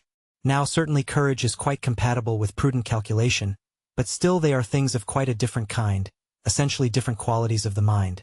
On the other hand, daring reliance on good fortune, boldness, rashness are only expressions of courage, and all these propensities of the mind look for the fortuitous or accidental, because it is their element. We see, therefore, how, from the commencement, the absolute, the mathematical as it is called, nowhere finds any sure basis in the calculations in the art of war, and that from the outset there is a play of possibilities, probabilities, good and bad luck, which spreads about with all the coarse and fine threads of its web, and makes war of all branches of human activity the most like a gambling game. 22. How this accords best with the human mind in general. Although our intellect always feels itself urged towards clearness and certainty, still our mind often feels itself attracted by uncertainty. Instead of threading its way with the understanding along the narrow path of philosophical investigations and logical conclusions, in order almost unconscious of itself, to arrive in spaces where it feels itself a stranger, and where it seems to part from all well-known objects, it prefers to remain with the imagination in the realms of chance and luck. Instead of living yonder on poor necessity, it revels here in the wealth of possibilities.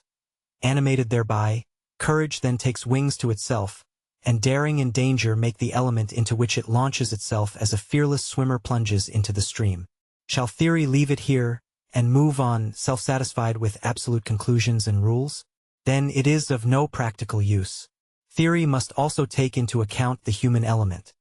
It must accord a place to courage, to boldness, even to rashness. The art of war has to deal with living and with moral forces, the consequence of which is that it can never attain the absolute and positive. There is therefore everywhere a margin for the accidental, and just as much in the greatest things as in the smallest. As there is room for this accidental on the one hand, so on the other there must be courage and self-reliance in proportion to the room available. If these qualities are forthcoming in a high degree, the margin left may likewise be great. Courage and self-reliance are, therefore, principles quite essential to war.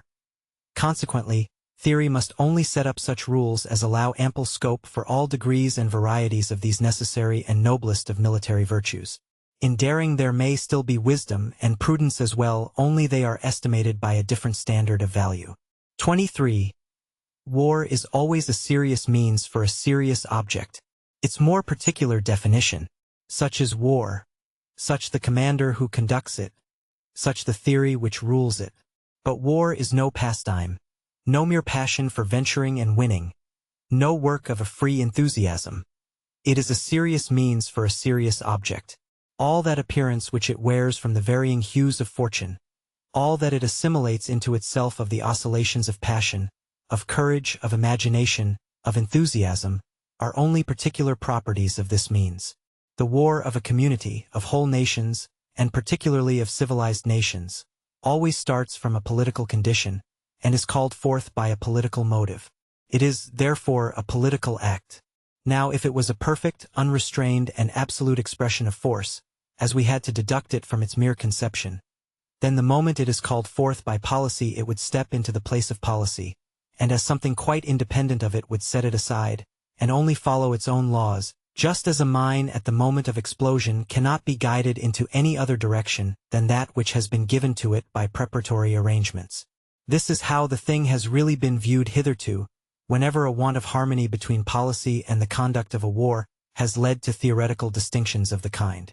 But it is not so, and the idea is radically false. War in the real world, as we have already seen, is not an extreme thing which expends itself at one single discharge. It is the operation of powers which do not develop themselves completely in the same manner and in the same measure, but which at one time expand sufficiently to overcome the resistance opposed by inertia or friction, while at another they are too weak to produce an effect. It is therefore, in a certain measure, a pulsation of violent force more or less vehement, consequently, making its discharges and exhausting its powers more or less quickly, in other words, conducting more or less quickly to the aim, but always lasting long enough to admit of influence being exerted on it in its course, so as to give it this or that direction, in short, to be subject to the will of a guiding intelligence. If we reflect that war has its root in a political object, then naturally this original motive which called it into existence should also continue the first and highest consideration in its conduct. Still, the political object is no despotic lawgiver on that account. It must accommodate itself to the nature of the means, and though changes in these means may involve modification in the political objective, the latter always retains a prior right to consideration. Policy, therefore, is interwoven with the whole action of war, and must exercise a continuous influence upon it, as far as the nature of the forces liberated by it will permit. 24. War is a mere continuation of policy by other means. We see, therefore, that war is not merely a political act, but also a real political instrument, a continuation of political commerce, a carrying out of the same by other means. All beyond this which is strictly peculiar to war relates merely to the peculiar nature of the means which it uses. That the tendencies and views of policy shall not be incompatible with these means, the art of war in general and the commander in each particular case may demand, and this claim is truly not a trifling one. But however powerfully this may react on political views in particular cases, still it must always be regarded as only a modification of them.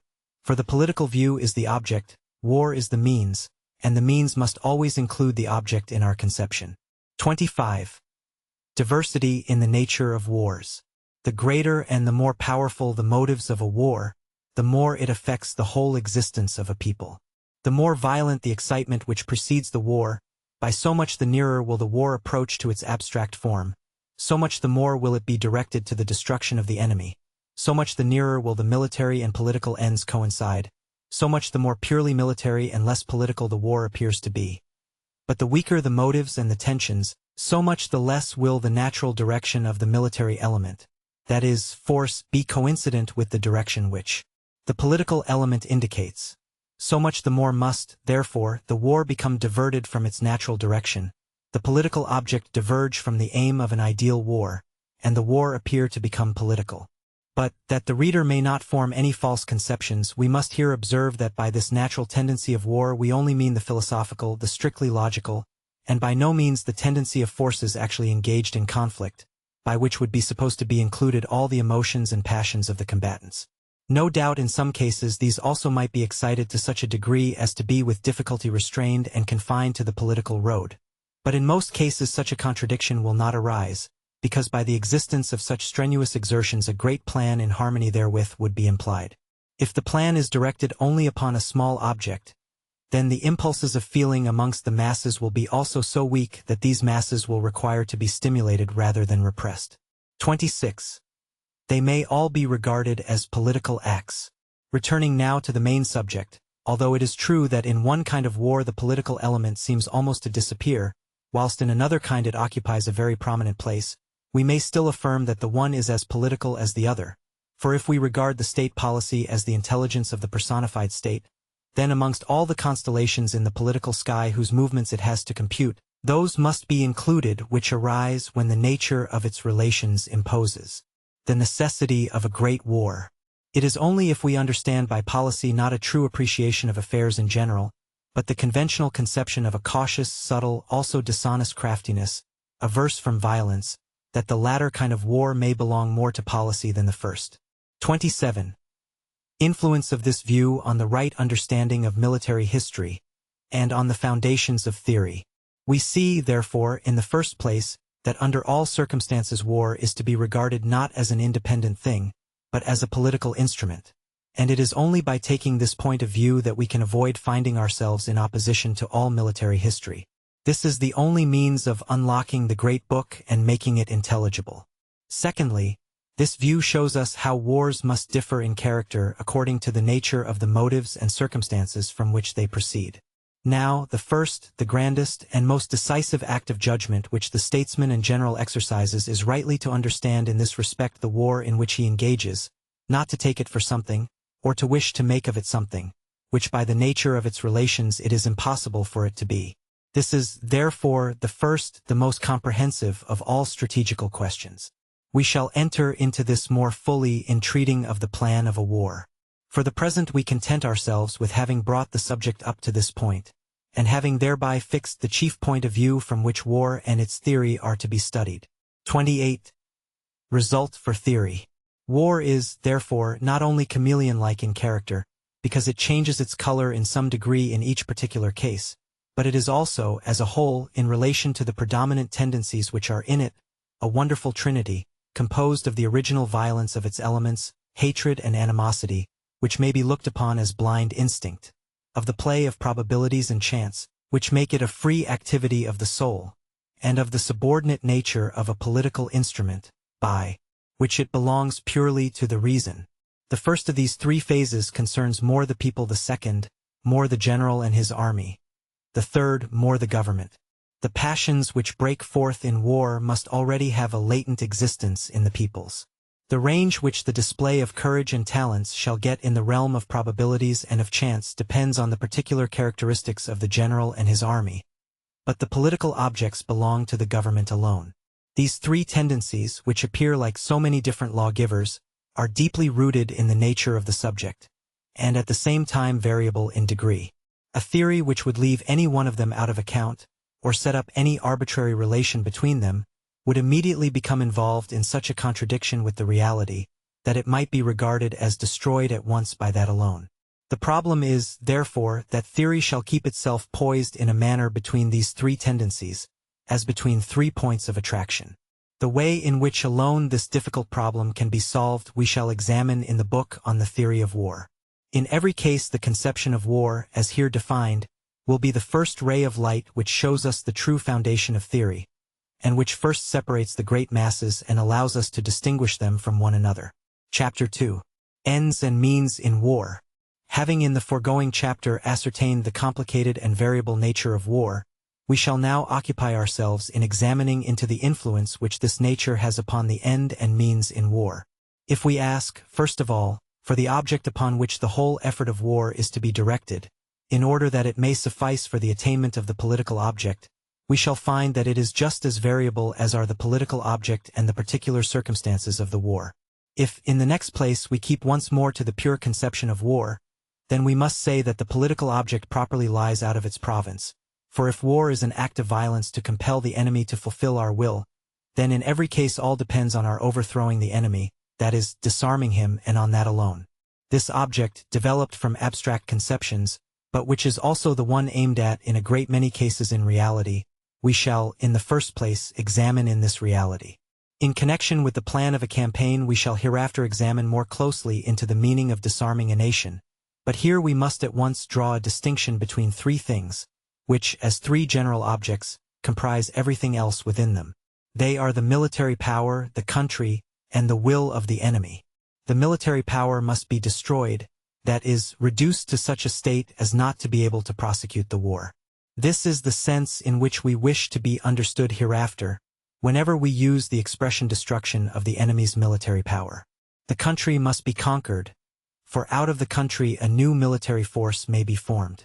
But even when both these things are done, still the war, that is, the hostile feeling and action of hostile agencies, cannot be considered as at an end as long as the will of the enemy is not subdued also. That is, its government and its allies must be forced into signing a peace, or the people into submission. For whilst we are in full occupation of the country, the war may break out afresh, either in the interior or through assistance given by allies. No doubt, this may also take place after a peace, but that shows nothing more than that every war does not carry in itself the elements for a complete decision and final settlement.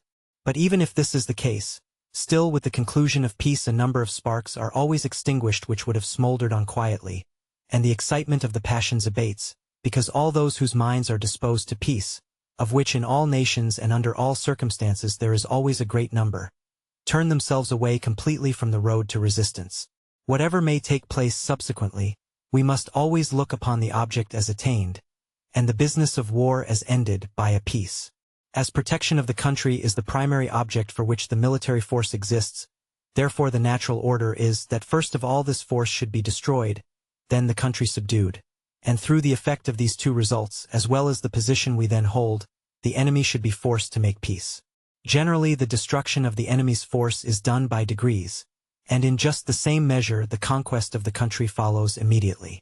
The two likewise usually react upon each other, because the loss of provinces occasions a diminution of military force. But this order is by no means necessary, and on that account it also does not always take place. The enemy's army, before it is sensibly weakened, may retreat to the opposite side of the country, or even quite outside of it.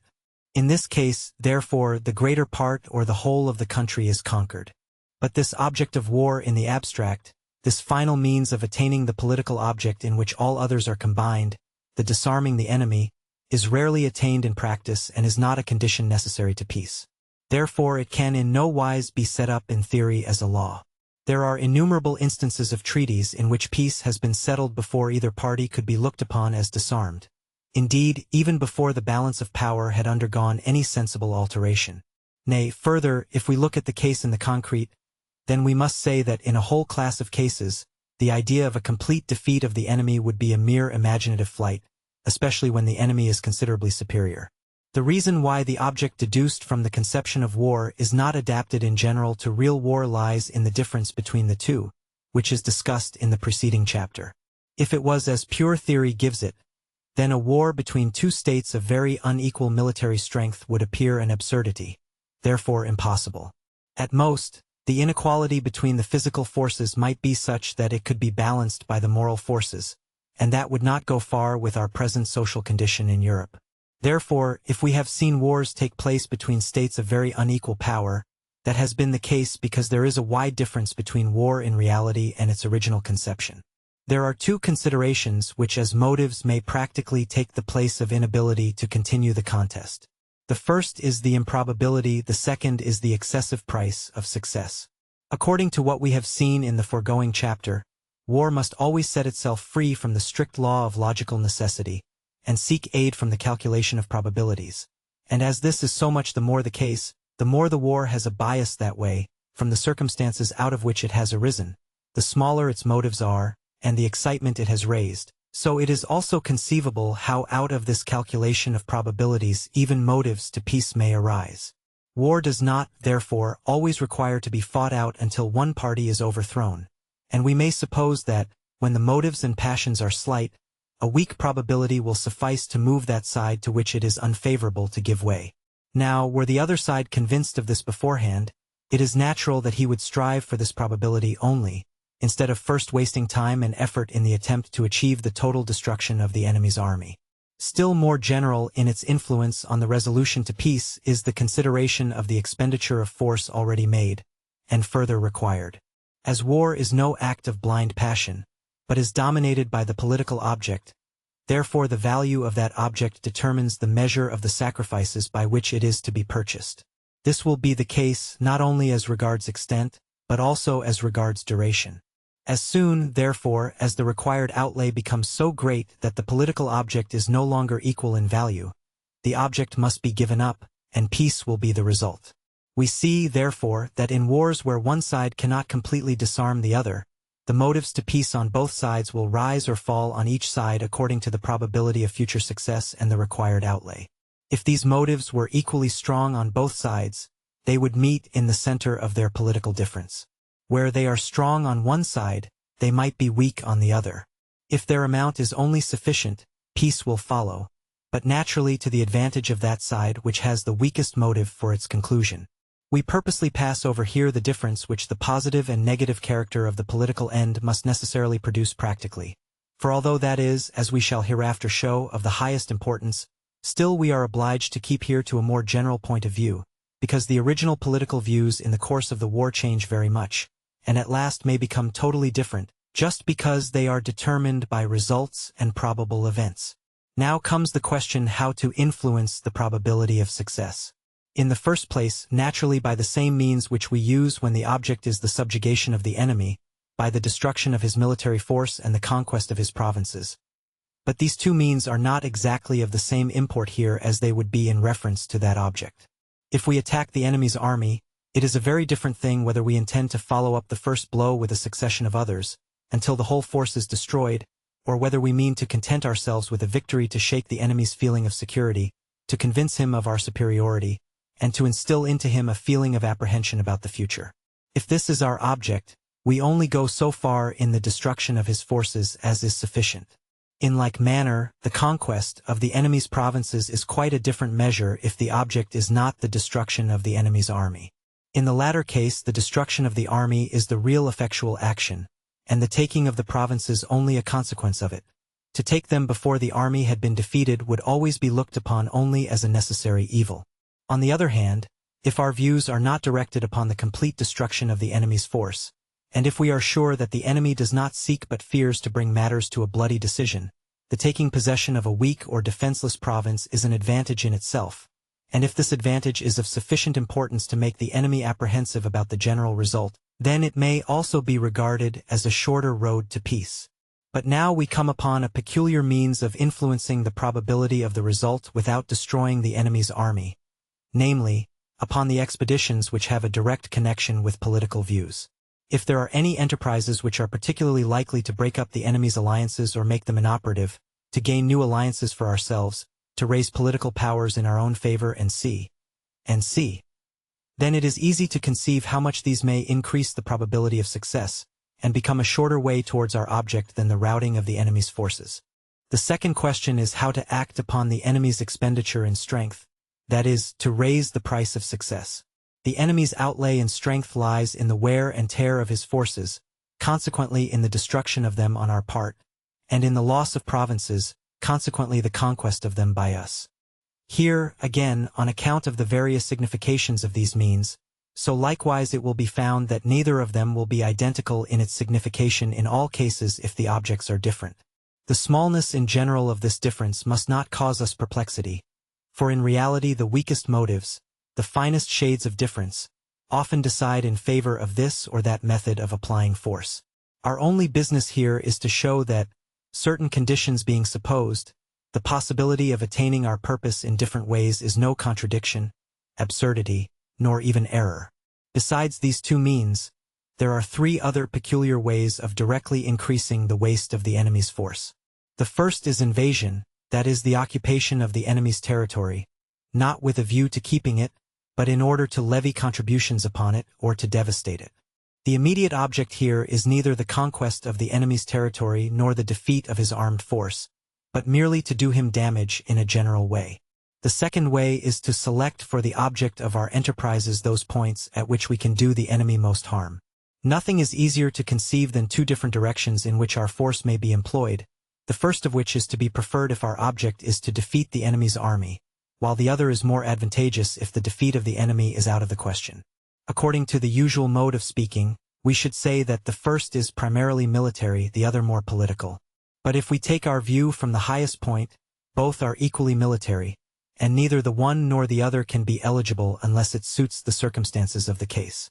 The third, by far the most important, from the great number of cases which it embraces, is the wearing out of the enemy. We choose this expression not only to explain our meaning in few words, but because it represents the thing exactly, and is not so figurative as may at first appear. The idea of wearing out in a struggle amounts in practice to a gradual exhaustion of the physical powers and of the will by the long continuance of exertion. Now, if we want to overcome the enemy by the duration of the contest, we must content ourselves with as small objects as possible, for it is in the nature of the thing that a great end requires a greater expenditure of force than a small one.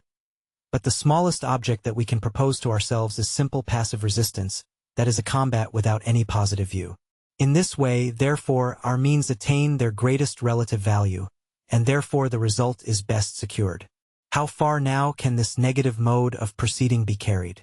Plainly not to absolute passivity, for mere endurance would not be fighting, and the defensive is an activity by which so much of the enemy's power must be destroyed that he must give up his object.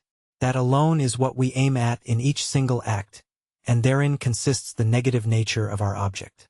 No doubt this negative object in its single act is not so effective as the positive object in the same direction would be, supposing it successful. But there is this difference in its favor that it succeeds more easily than the positive, and therefore it holds out greater certainty of success.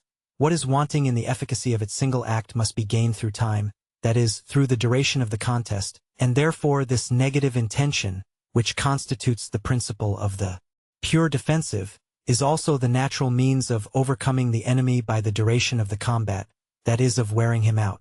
Here lies the origin of that difference of offensive and defensive, the influence of which prevails throughout the whole province of war. We cannot at present pursue this subject further than to observe that from this negative intention are to be deduced all the advantages and all the stronger forms of combat which are on the side of the defensive, and in which that philosophical dynamic law which exists between the greatness and the certainty of success is realized. We shall resume the consideration of all this hereafter. If then the negative purpose, that is the concentration of all the means into a state of pure resistance, affords a superiority in the contest, and if this advantage is sufficient to balance whatever superiority in numbers the adversary may have, then the mere duration of the contest will suffice gradually to bring the loss of force on the part of the adversary to a point at which the political object can no longer be an equivalent, a point at which, therefore, he must give up the contest. We see then that this class of means, the wearing out of the enemy, includes the great number of cases in which the weaker resists the stronger. Frederick the Great, during the 7 Years' War, was never strong enough to overthrow the Austrian monarchy, and if he had tried to do so after the fashion of Charles XII, he would inevitably have had to succumb himself. But after his skillful application of the system of husbanding his resources had shown the powers allied against him, through a 7-year struggle, that the actual expenditure of strength far exceeded what they had at first anticipated, they made peace. We see then that there are many ways to one's object in war, that the complete subjugation of the enemy is not essential in every case, that the destruction of the enemy's military force, the conquest of the enemy's provinces, the mere occupation of them, the mere invasion of them, enterprises which are aimed directly at political objects, lastly, a passive expectation of the enemy's blow, are all means which, each in itself, may be used to force the enemy's will according as the peculiar circumstances of the case lead us to expect more from the one or the other. We could still add to these a whole category of shorter methods of gaining the end, which might be called arguments ad hominem. What branch of human affairs is there in which these sparks of individual spirit have not made their appearance, surmounting all formal considerations? And least of all can they fail to appear in war, where the personal character of the combatants plays such an important part, both in the cabinet and in the field. We limit ourselves to pointing this out, as it would be pedantry to attempt to reduce such influences into classes. Including these, we may say that the number of possible ways of reaching the object rises to infinity. To avoid underestimating these different short roads to one's purpose, either estimating them only as rare exceptions, or holding the difference which they cause in the conduct of war as insignificant, we must bear in mind the diversity of political objects which may cause a war, measure at a glance the distance which there is between a death struggle for political existence and a war which a forced or tottering alliance makes a matter of disagreeable duty. Between the two innumerable gradations occur in practice. If we reject one of these gradations in theory, we might with equal right reject the whole, which would be tantamount to shutting the real world completely out of sight. These are the circumstances in general connected with the aim which we have to pursue in war. Let us now turn to the means. There is only one single means, it is the fight. However diversified this may be in form, however widely it may differ from a rough vent of hatred and animosity in a hand-to-hand encounter, whatever number of things may introduce themselves which are not actual fighting, still it is always implied in the conception of war that all the effects manifested have their roots in the combat. That this must always be so in the greatest diversity and complication of the reality is proved in a very simple manner. All that takes place in war takes place through armed forces, but where the forces of war, i.e. armed men, are applied, there the idea of fighting must of necessity be at the foundation. All, therefore, that relates to forces of war, all that is connected with their creation, maintenance, and application, belongs to military activity. Creation and maintenance are obviously only the means, whilst application is the object. The contest in war is not a contest of individual against individual, but an organized whole consisting of manifold parts. In this great whole we may distinguish units of two kinds, the one determined by the subject, the other by the object. In an army, the mass of combatants ranges itself always into an order of new units, which again form members of a higher order. The combat of each of these members forms, therefore, also a more or less distinct unit. Further, the motive of the fight, therefore its object forms its unit. Now, to each of these units which we distinguish in the contest we attach the name of combat. If the idea of combat lies at the foundation of every application of armed power, then also the application of armed force in general is nothing more than the determining and arranging a certain number of combats. Every activity in war, therefore, necessarily relates to the combat either directly or indirectly. The soldier is levied, clothed, armed, exercised, he sleeps, eats, drinks, and marches, all merely to fight at the right time and place. If, therefore, all the threads of military activity terminate in the combat, we shall grasp them all when we settle the order of the combats. Only from this order and its execution proceed the effects, never directly from the conditions preceding them. Now, in the combat all the action is directed to the destruction of the enemy, or rather of his fighting powers, for this lies in the conception of combat. The destruction of the enemy's fighting power is, therefore, always the means to attain the object of the combat. This object may likewise be the mere destruction of the enemy's armed force, but that is not by any means necessary, and it may be something quite different. Whenever, for instance, as we have shown, the defeat of the enemy is not the only means to attain the political object, whenever there are other objects which may be pursued as the aim in a war, then it follows of itself that such other objects may become the object of particular acts of warfare, and therefore also the object of combats. But even those combats which, as subordinate acts, are in the strict sense devoted to the destruction of the enemy's fighting force need not have that destruction itself as their first object. If we think of the manifold parts of a great armed force, of the number of circumstances which come into activity when it is employed, then it is clear that the combat of such a force must also require a manifold organization, a subordinating of parts and formation. There may and must naturally arise for particular parts a number of objects which are not themselves the destruction of the enemy's armed force, and which, while they certainly contribute to increase that destruction, do so only in an indirect manner. If a battalion is ordered to drive the enemy from a rising ground or a bridge and sea, then properly the occupation of any such locality is the real object, the destruction of the enemy's armed force which takes place only the means or secondary matter. If the enemy can be driven away merely by a demonstration, the object is attained all the same. But this hill or bridge is, in point of fact, only required as a means of increasing the gross amount of loss inflicted on the enemy's armed force. It is the case on the field of battle, much more must it be so on the whole theater of war, where not only one army is opposed to another, but one state, one nation, one whole country to another. Here the number of possible relations, and consequently possible combinations, is much greater, the diversity of measures increased, and by the gradation of objects, each subordinate to another the first means employed is further apart from the ultimate object. It is therefore for many reasons possible that the object of a combat is not the destruction of the enemy's force, that is, of the force immediately opposed to us, but that this only appears as a means.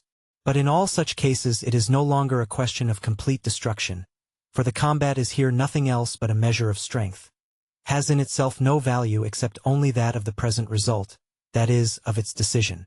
But a measuring of strength may be effected in cases where the opposing sides are very unequal by a mere comparative estimate. In such cases no fighting will take place, and the weaker will immediately give way. If the object of a combat is not always the destruction of the enemy's forces therein engaged, and if its object can often be attained as well without the combat taking place at all, by merely making a resolve to fight, and by the circumstances to which this resolution gives rise, then that explains how a whole campaign may be carried on with great activity without the actual combat playing any notable part in it. That this may be so military history proves by 100 examples.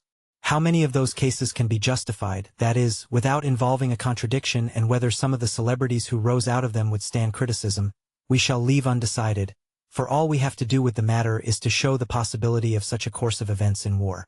We have only one means in war, the battle. But this means, by the infinite variety of paths in which it may be applied, leads us into all the different ways which the multiplicity of objects allows of, so that we seem to have gained nothing. But that is not the case, for from this unity of means proceeds a thread which assists the study of the subject, as it runs through the whole web of military activity and holds it together. But we have considered the destruction of the enemy's force as one of the objects which may be pursued in war, and left undecided what relative importance should be given to it amongst other objects. In certain cases it will depend on circumstances, and as a general question we have left its value undetermined. We are once more brought back upon it, and we shall be able to get an insight into the value which must necessarily be accorded to it. The combat is the single activity in war.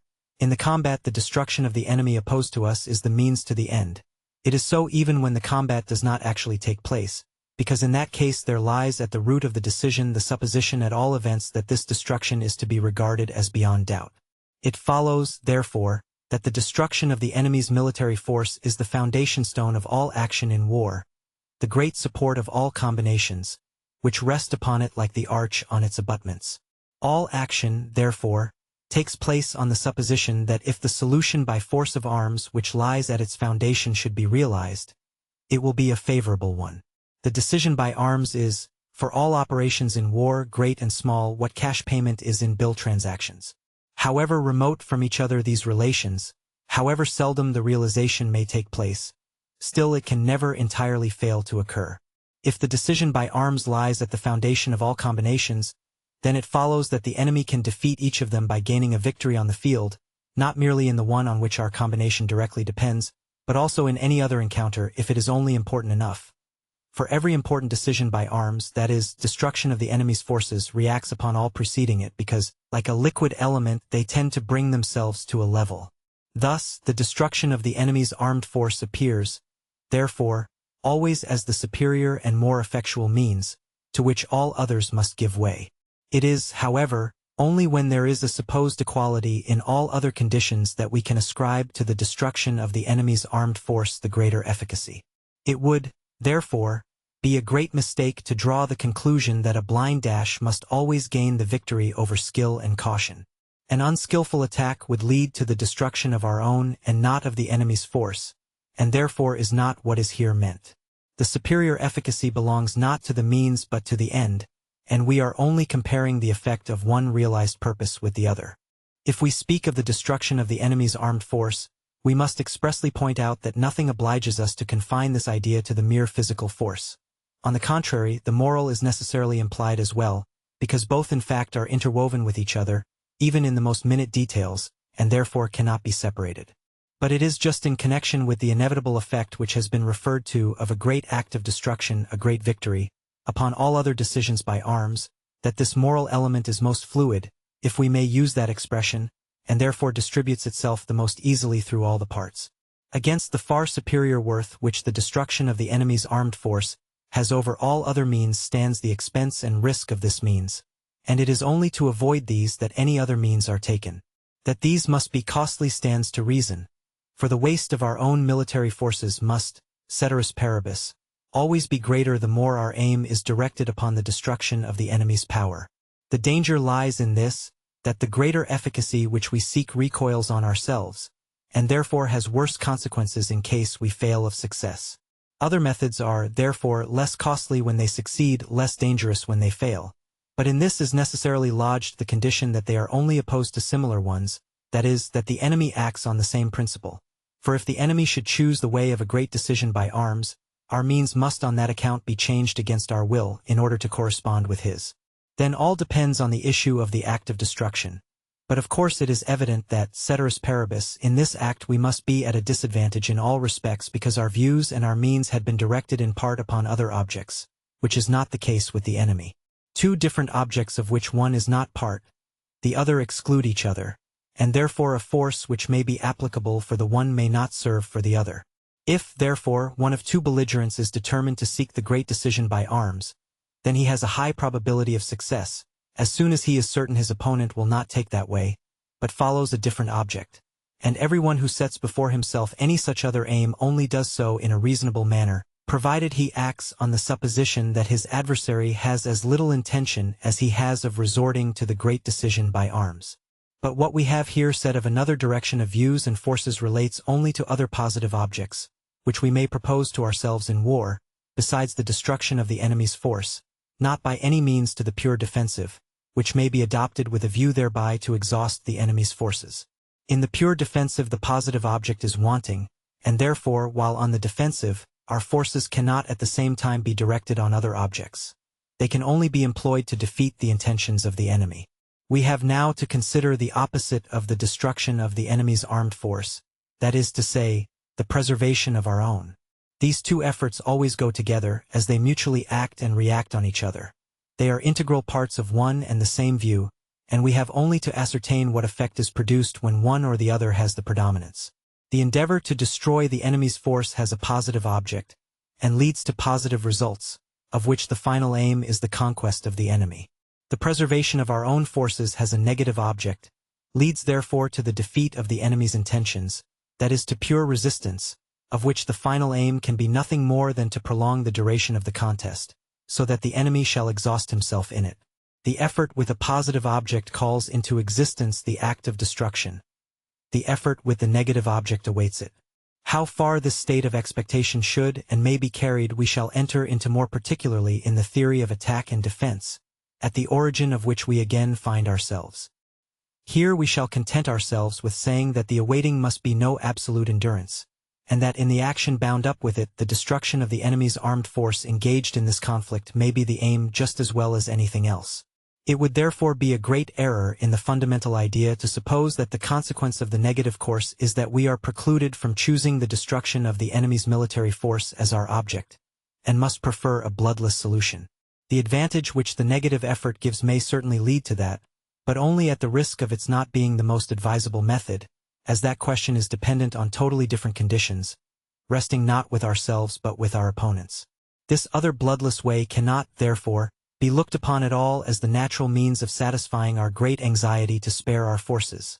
On the contrary, when circumstances are not favorable, it would be the means of completely ruining them.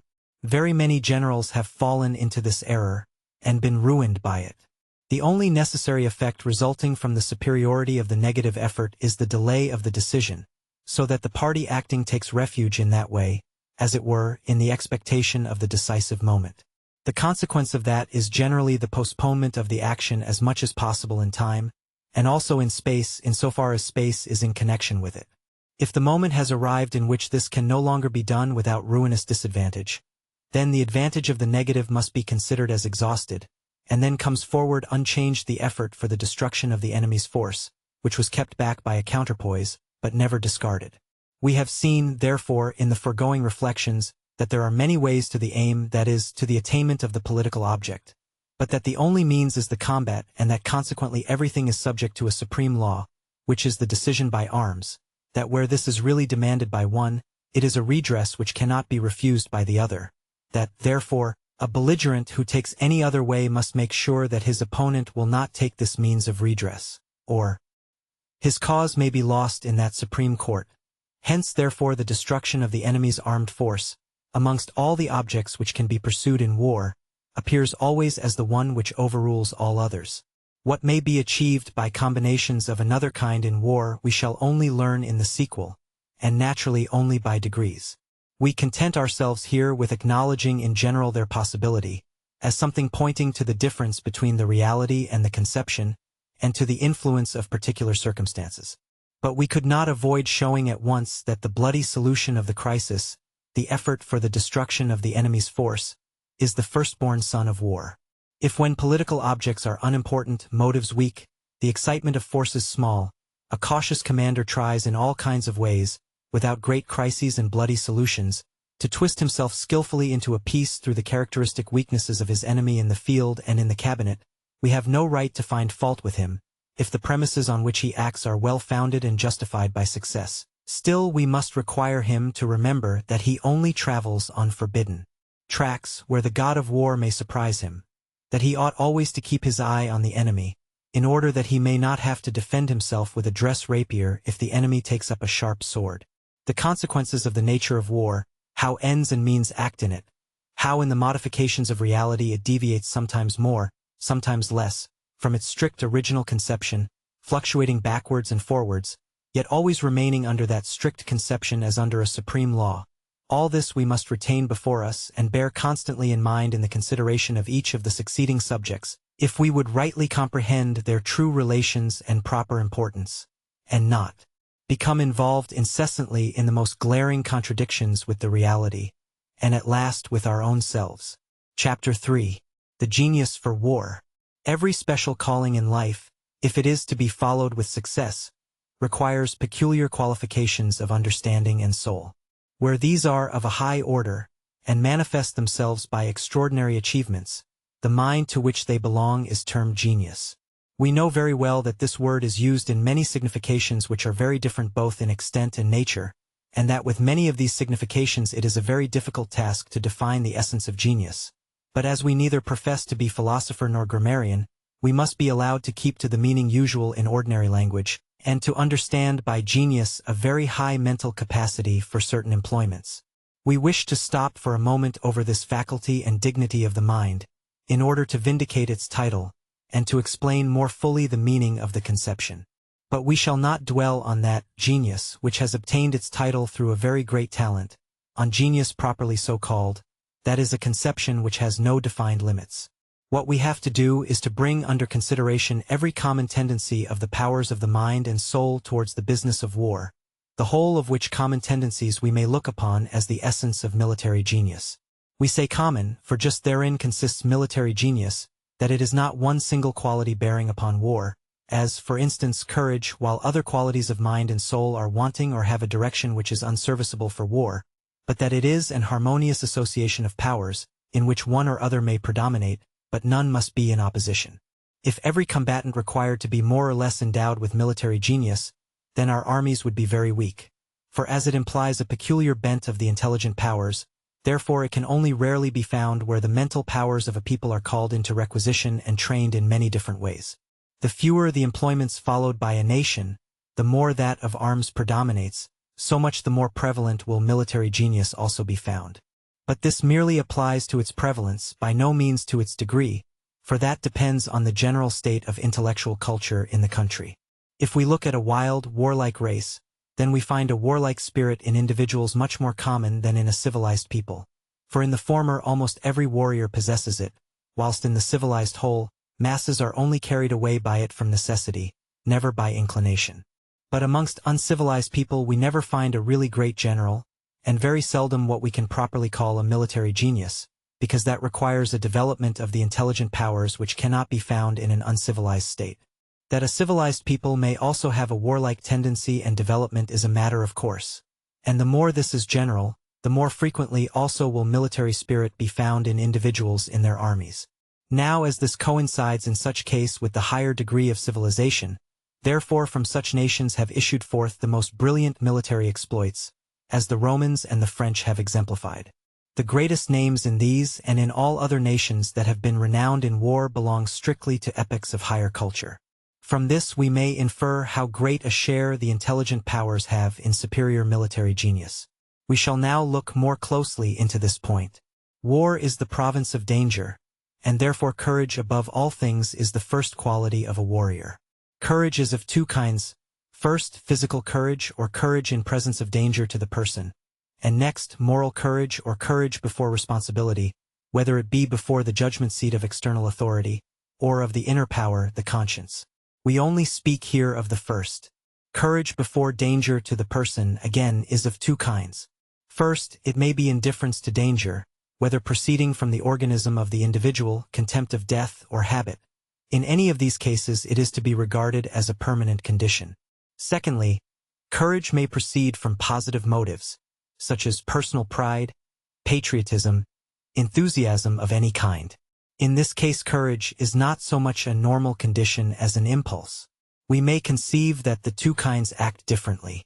The first kind is more certain because it has become a second nature, never forsakes the man. The second often leads him farther. In the first there is more of firmness, in the second of boldness.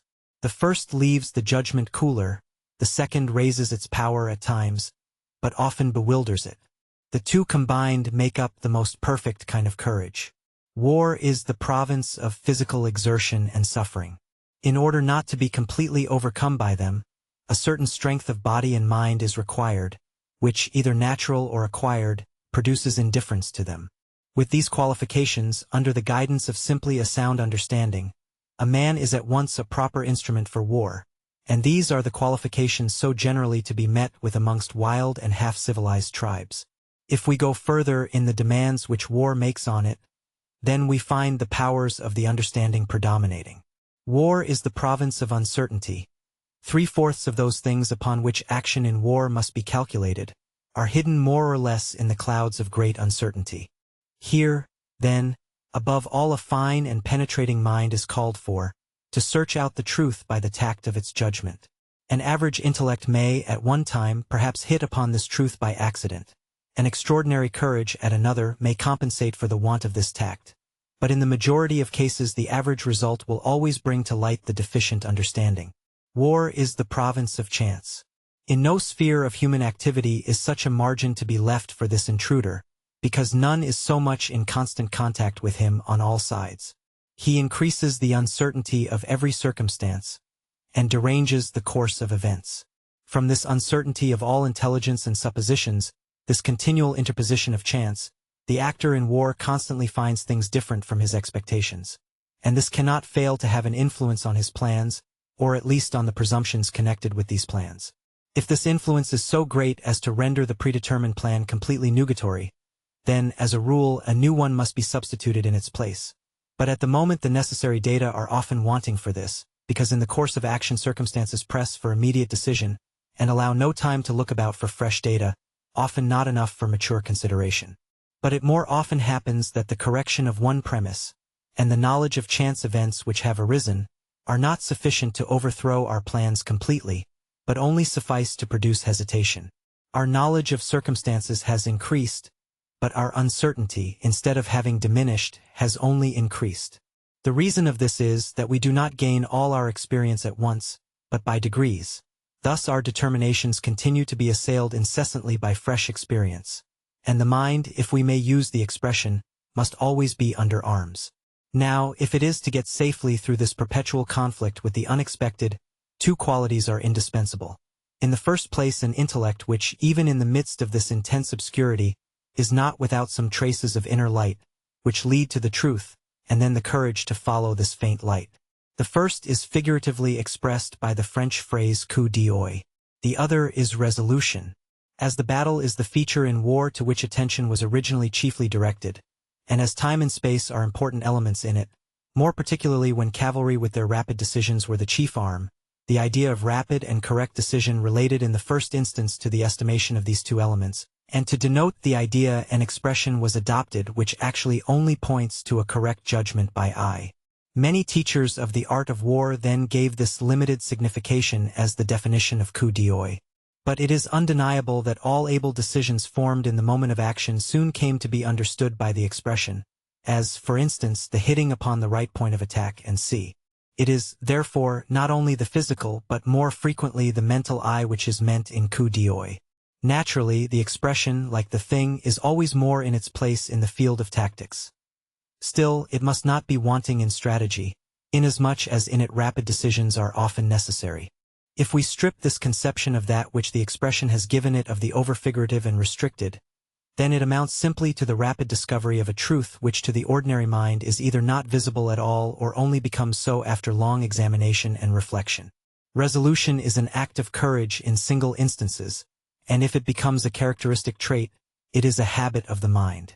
But here we do not mean courage in face of bodily danger, but in face of responsibility, therefore, to a certain extent against moral danger. This has been often called courage d'esprit, on the ground that it springs from the understanding. Nevertheless, it is no act of the understanding on that account. It is an act of feeling. Mere intelligence is still not courage, for we often see the cleverest people devoid of resolution. The mind must, therefore, first awaken the feeling of courage, and then be guided and supported by it, because in momentary emergencies the man is swayed more by his feelings than his thoughts. We have assigned to resolution the office of removing the torments of doubt, and the dangers of delay, when there are no sufficient motives for guidance. Through the unscrupulous use of language which is prevalent, this term is often applied to the mere propensity to daring, to bravery, boldness, or temerity. But, when there are sufficient motives in the man, let them be objective or subjective, true or false, we have no right to speak of his resolution. For, when we do so, we put ourselves in his place and we throw into the scale doubts which did not exist with him. Here there is no question of anything but of strength and weakness. We are not pedantic enough to dispute with the use of language about this little misapplication. Our observation is only intended to remove wrong objections. This resolution now, which overcomes the state of doubting, can only be called forth by the intellect, and, in fact, by a peculiar tendency of the same. We maintain that the mere union of a superior understanding and the necessary feelings are not sufficient to make up resolution. There are persons who possess the keenest perception for the most difficult problems, who are also not fearful of responsibility, and yet in cases of difficulty cannot come to a resolution. Their courage and their sagacity operate independently of each other, do not give each other a hand, and on that account do not produce resolution as a result. The forerunner of resolution is an act of the mind making evident the necessity of venturing, and thus influencing the will. This quite peculiar direction of the mind, which conquers every other fear in man by the fear of wavering or doubting, is what makes up resolution in strong minds. Therefore, in our opinion, men who have little intelligence can never be resolute. They may act without hesitation under perplexing circumstances, but then they act without reflection. Now, of course, when a man acts without reflection he cannot be at variance with himself by doubts, and such a mode of action may now and then lead to the right point. But we say now as before, it is the average result which indicates the existence of military genius. Should our assertion appear extraordinary to anyone, because he knows many a resolute hussar officer who is no deep thinker, we must remind him that the question here is about a peculiar direction of the mind, and not about great thinking powers. We believe, therefore, that resolution is indebted to a special direction of the mind for its existence, a direction which belongs to a strong head rather than to a brilliant one. In corroboration of this genealogy of resolution we may add that there have been many instances of men who have shown the greatest resolution in an inferior rank, and have lost it in a higher position. While, on the one hand, they are obliged to resolve, on the other they see the dangers of a wrong decision, and as they are surrounded with things new to them, their understanding loses its original force, and they become only the more timid the more they become aware of the danger of the irresolution into which they have fallen, and the more they have formerly been in the habit of acting on the spur of the moment. From the coup d'oeil and resolution we are naturally to speak of its kindred quality, presence of mind, which in a region of the unexpected like war must act a great part, for it is indeed nothing but a great conquest over the unexpected. As we admire presence of mind in a pithy answer to anything said unexpectedly, so we admire it in a ready expedient on sudden danger. Neither the answer nor the expedient need be in themselves extraordinary, if they only hit the point, for that which as the result of mature reflection would be nothing unusual, therefore insignificant in its impression on us, may as an instantaneous act of the mind produce a pleasing impression. The expression presence of mind certainly denotes very fitly the readiness and rapidity of the help rendered by the mind. Whether this noble quality of a man is to be ascribed more to the peculiarity of his mind or to the equanimity of his feelings, depends on the nature of the case, although neither of the two can be entirely wanting. A telling repartee bespeaks rather a ready wit. A ready expedient on sudden danger implies more particularly a well-balanced mind. If we take a general view of the four elements composing the atmosphere in which war moves, of danger, physical effort, uncertainty, and chance, it is easy to conceive that a great force of mind and understanding is requisite to be able to make way with safety and success amongst such opposing elements, a force which, according to the different modifications arising out of circumstances, we find termed by military writers and analysts as energy, firmness, staunchness, strength of mind, and character. All these manifestations of the heroic nature might be regarded as one and the same power of volition, modified according to circumstances. But nearly related as these things are to each other, still they are not one and the same, and it is desirable for us to distinguish here a little more closely at least the action of the powers of the soul in relation to them. In the first place, to make the conception clear, it is essential to observe that the weight, burden, resistance, or whatever it may be called, by which that force of the soul in the general is brought to light, is only in a very small measure the enemy's activity, the enemy's resistance, the enemy's action directly. The enemy's activity only affects the general directly in the first place in relation to his person, without disturbing his action as commander. If the enemy, instead of 2 hours, resists for 4, the commander instead of 2 hours is 4 hours in danger. This is a quantity which plainly diminishes the higher the rank of the commander. What is it for one in the post of commander-in-chief? It is nothing. Secondly, although the opposition offered by the enemy has a direct effect on the commander through the loss of means arising from prolonged resistance, and the responsibility connected with that loss, and his force of will is first tested and called forth by these anxious considerations, still we maintain that this is not the heaviest burden by far which he has to bear, because he has only himself to settle with. All the other effects of the enemy's resistance act directly upon the combatants under his command, and through them react upon him. As long as his men full of good courage fight with zeal and spirit, it is seldom necessary for the chief to show great energy of purpose in the pursuit of his object. But as soon as difficulties arise, and that must always happen when great results are at stake, then things no longer move on of themselves like a well-oiled machine. The machine itself then begins to offer resistance, and to overcome this the commander must have a great force of will. By this resistance we must not exactly suppose disobedience and murmurs, although these are frequent enough with particular individuals. It is the whole feeling of the dissolution of all physical and moral power. It is the heartrending sight of the bloody sacrifice which the commander has to contend with in himself, and then in all others who directly or indirectly transfer to him their impressions, feelings, anxieties, and desires. As the forces in one individual after another become prostrated, and can no longer be excited and supported by an effort of his own will, the whole inertia of the mass gradually rests its weight on the will of the commander.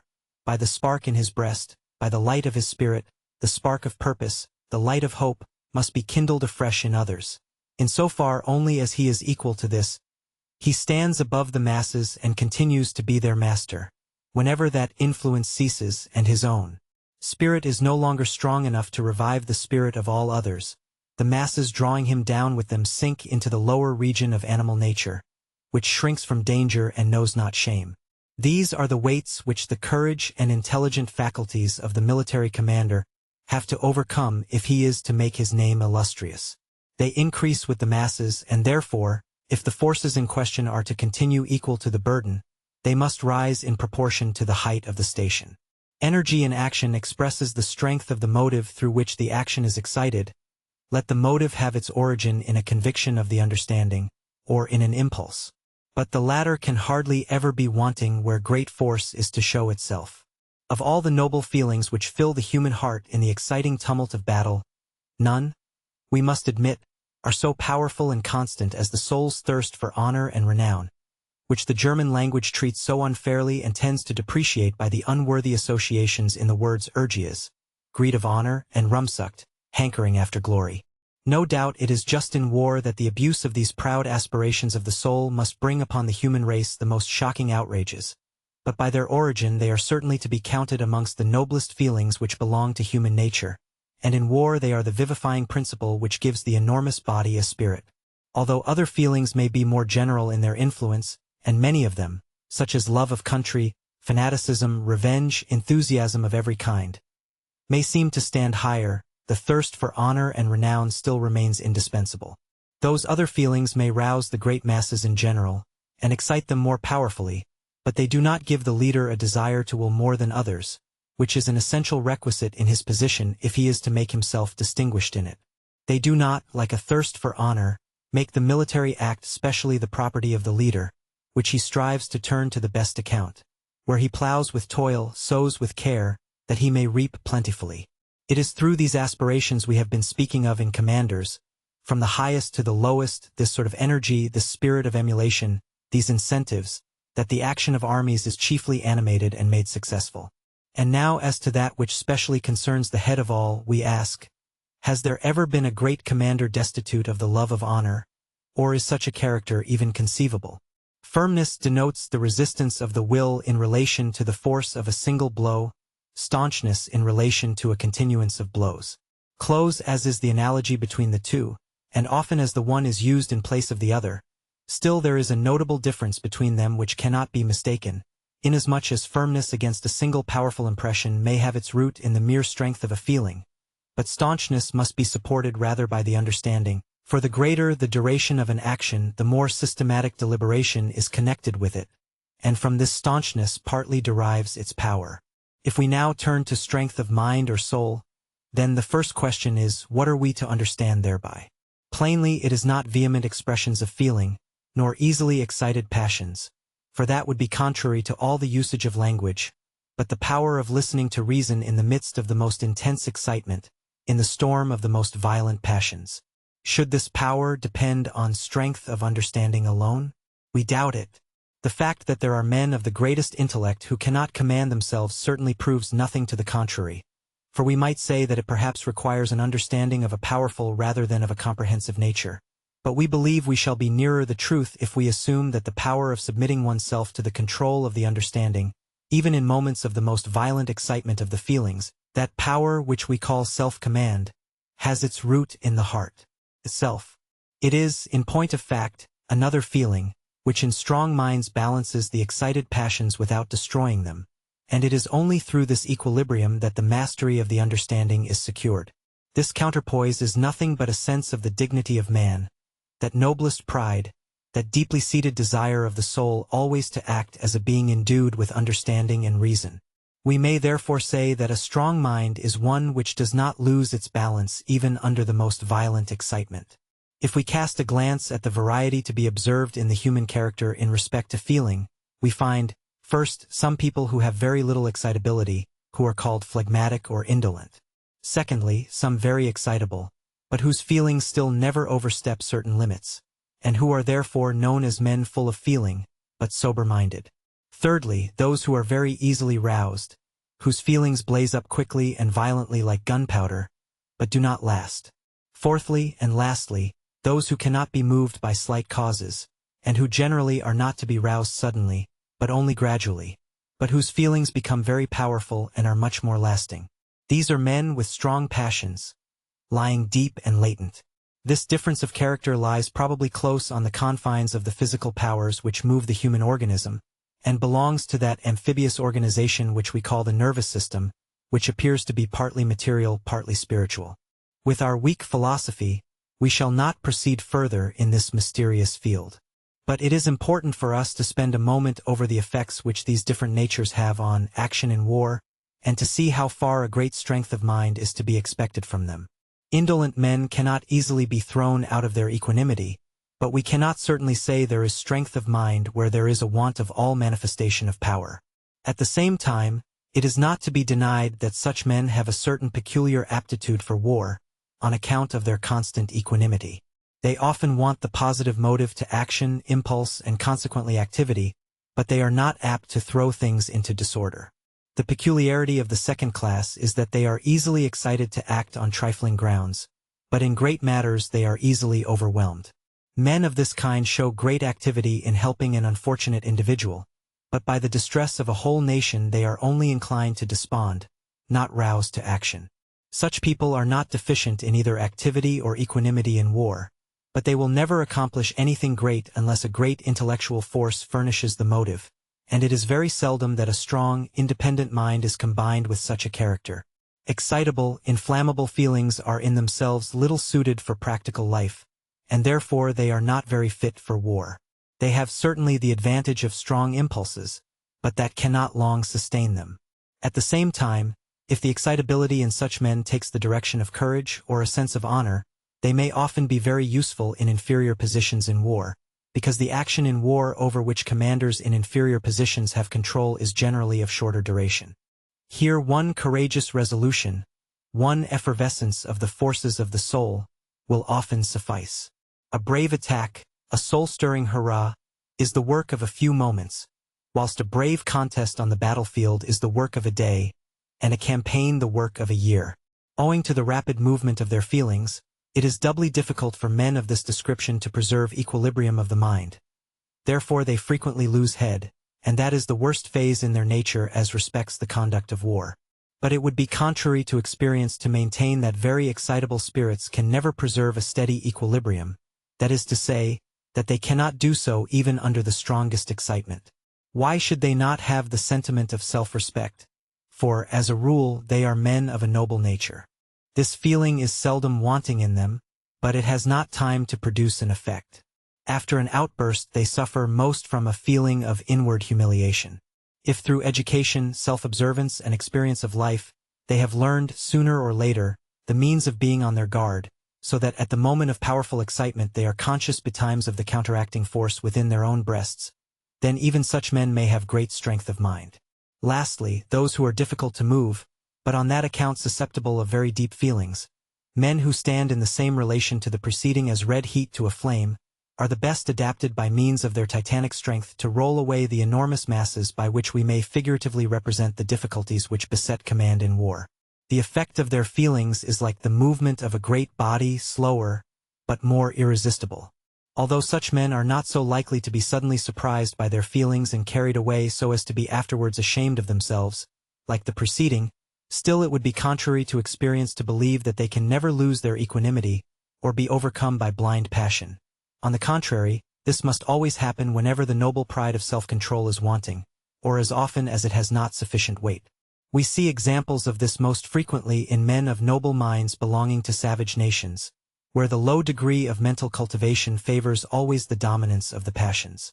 But even amongst the most civilized classes in civilized states, life is full of examples of this kind, of men carried away by the violence of their passions, like the poacher of old chained to the stag in the forest.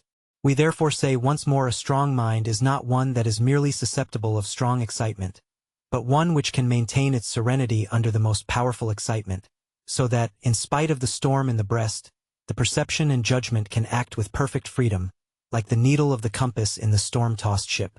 By the term strength of character, or simply character, is denoted tenacity of conviction, let it be the result of our own or of others' views, and whether they are principles, opinions, momentary inspirations, or any kind of emanations of the understanding. But this kind of firmness certainly cannot manifest itself if the views themselves are subject to frequent change. This frequent change need not be the consequence of external influences. It may proceed from the continuous activity of our own mind, in which case it indicates a characteristic unsteadiness of mind. Evidently, we should not say of a man who changes his views every moment, however much the motives of change may originate with himself, that he has character. Only those men, therefore, can be said to have this quality whose conviction is very constant, either because it is deeply rooted and clear in itself, little liable to alteration, or because, as in the case of indolent men, there is a want of mental activity, and therefore a want of motives to change, or lastly, because an explicit act of the will, derived from an imperative maxim of the understanding, refuses any change of opinion up to a certain point. Now in war, owing to the many and powerful impressions to which the mind is exposed, and in the uncertainty of all knowledge and of all science, more things occur to distract a man from the road he has entered upon, to make him doubt himself and others, than in any other human activity. The harrowing sight of danger and suffering easily leads to the feelings gaining ascendancy over the conviction of the understanding, and in the twilight which surrounds everything a deep clear view is so difficult that a change of opinion is more conceivable and more pardonable. It is, at all times, only conjecture or guesses at truth which we have to act upon. This is why differences of opinion are nowhere so great as in war, and the stream of impressions acting counter to one's own convictions never ceases to flow. Even the greatest impassibility of mind is hardly proof against them, because the impressions are powerful in their nature, and always act at the same time upon the feelings. When the discernment is clear and deep, none but general principles and views of action from a high standpoint can be the result, and on these principles the opinion in each particular case immediately under consideration lies, as it were, at anchor. But to keep to these results of bygone reflection, in opposition to the stream of opinions and phenomena which the present brings with it, is just the difficulty. Between the particular case and the principle there is often a wide space which cannot always be traversed on a visible chain of conclusions, and where a certain faith in self is necessary and a certain amount of skepticism is serviceable. Here often nothing else will help us but an imperative maxim which, independent of reflection, at once controls it. That maxim is, in all doubtful cases, to adhere to the first opinion, and not to give it up until a clear conviction forces us to do so. We must firmly believe in the superior authority of well-tried maxims, and under the dazzling influence of momentary events not forget that their value is of an inferior stamp. By this preference which in doubtful cases we give to first convictions, by adherence to the same our actions acquire that stability and consistency which make up what is called character. It is easy to see how essential a well-balanced mind is to strength of character. Therefore men of strong minds generally have a great deal of character. Force of character leads us to a spurious variety of it, obstinacy. It is often very difficult in concrete cases to say where the one ends and the other begins. On the other hand, it does not seem difficult to determine the difference in idea. Obstinacy is no fault of the understanding. We use the term as denoting a resistance against our better judgment, and it would be inconsistent to charge that to the understanding, as the understanding is the power of judgment.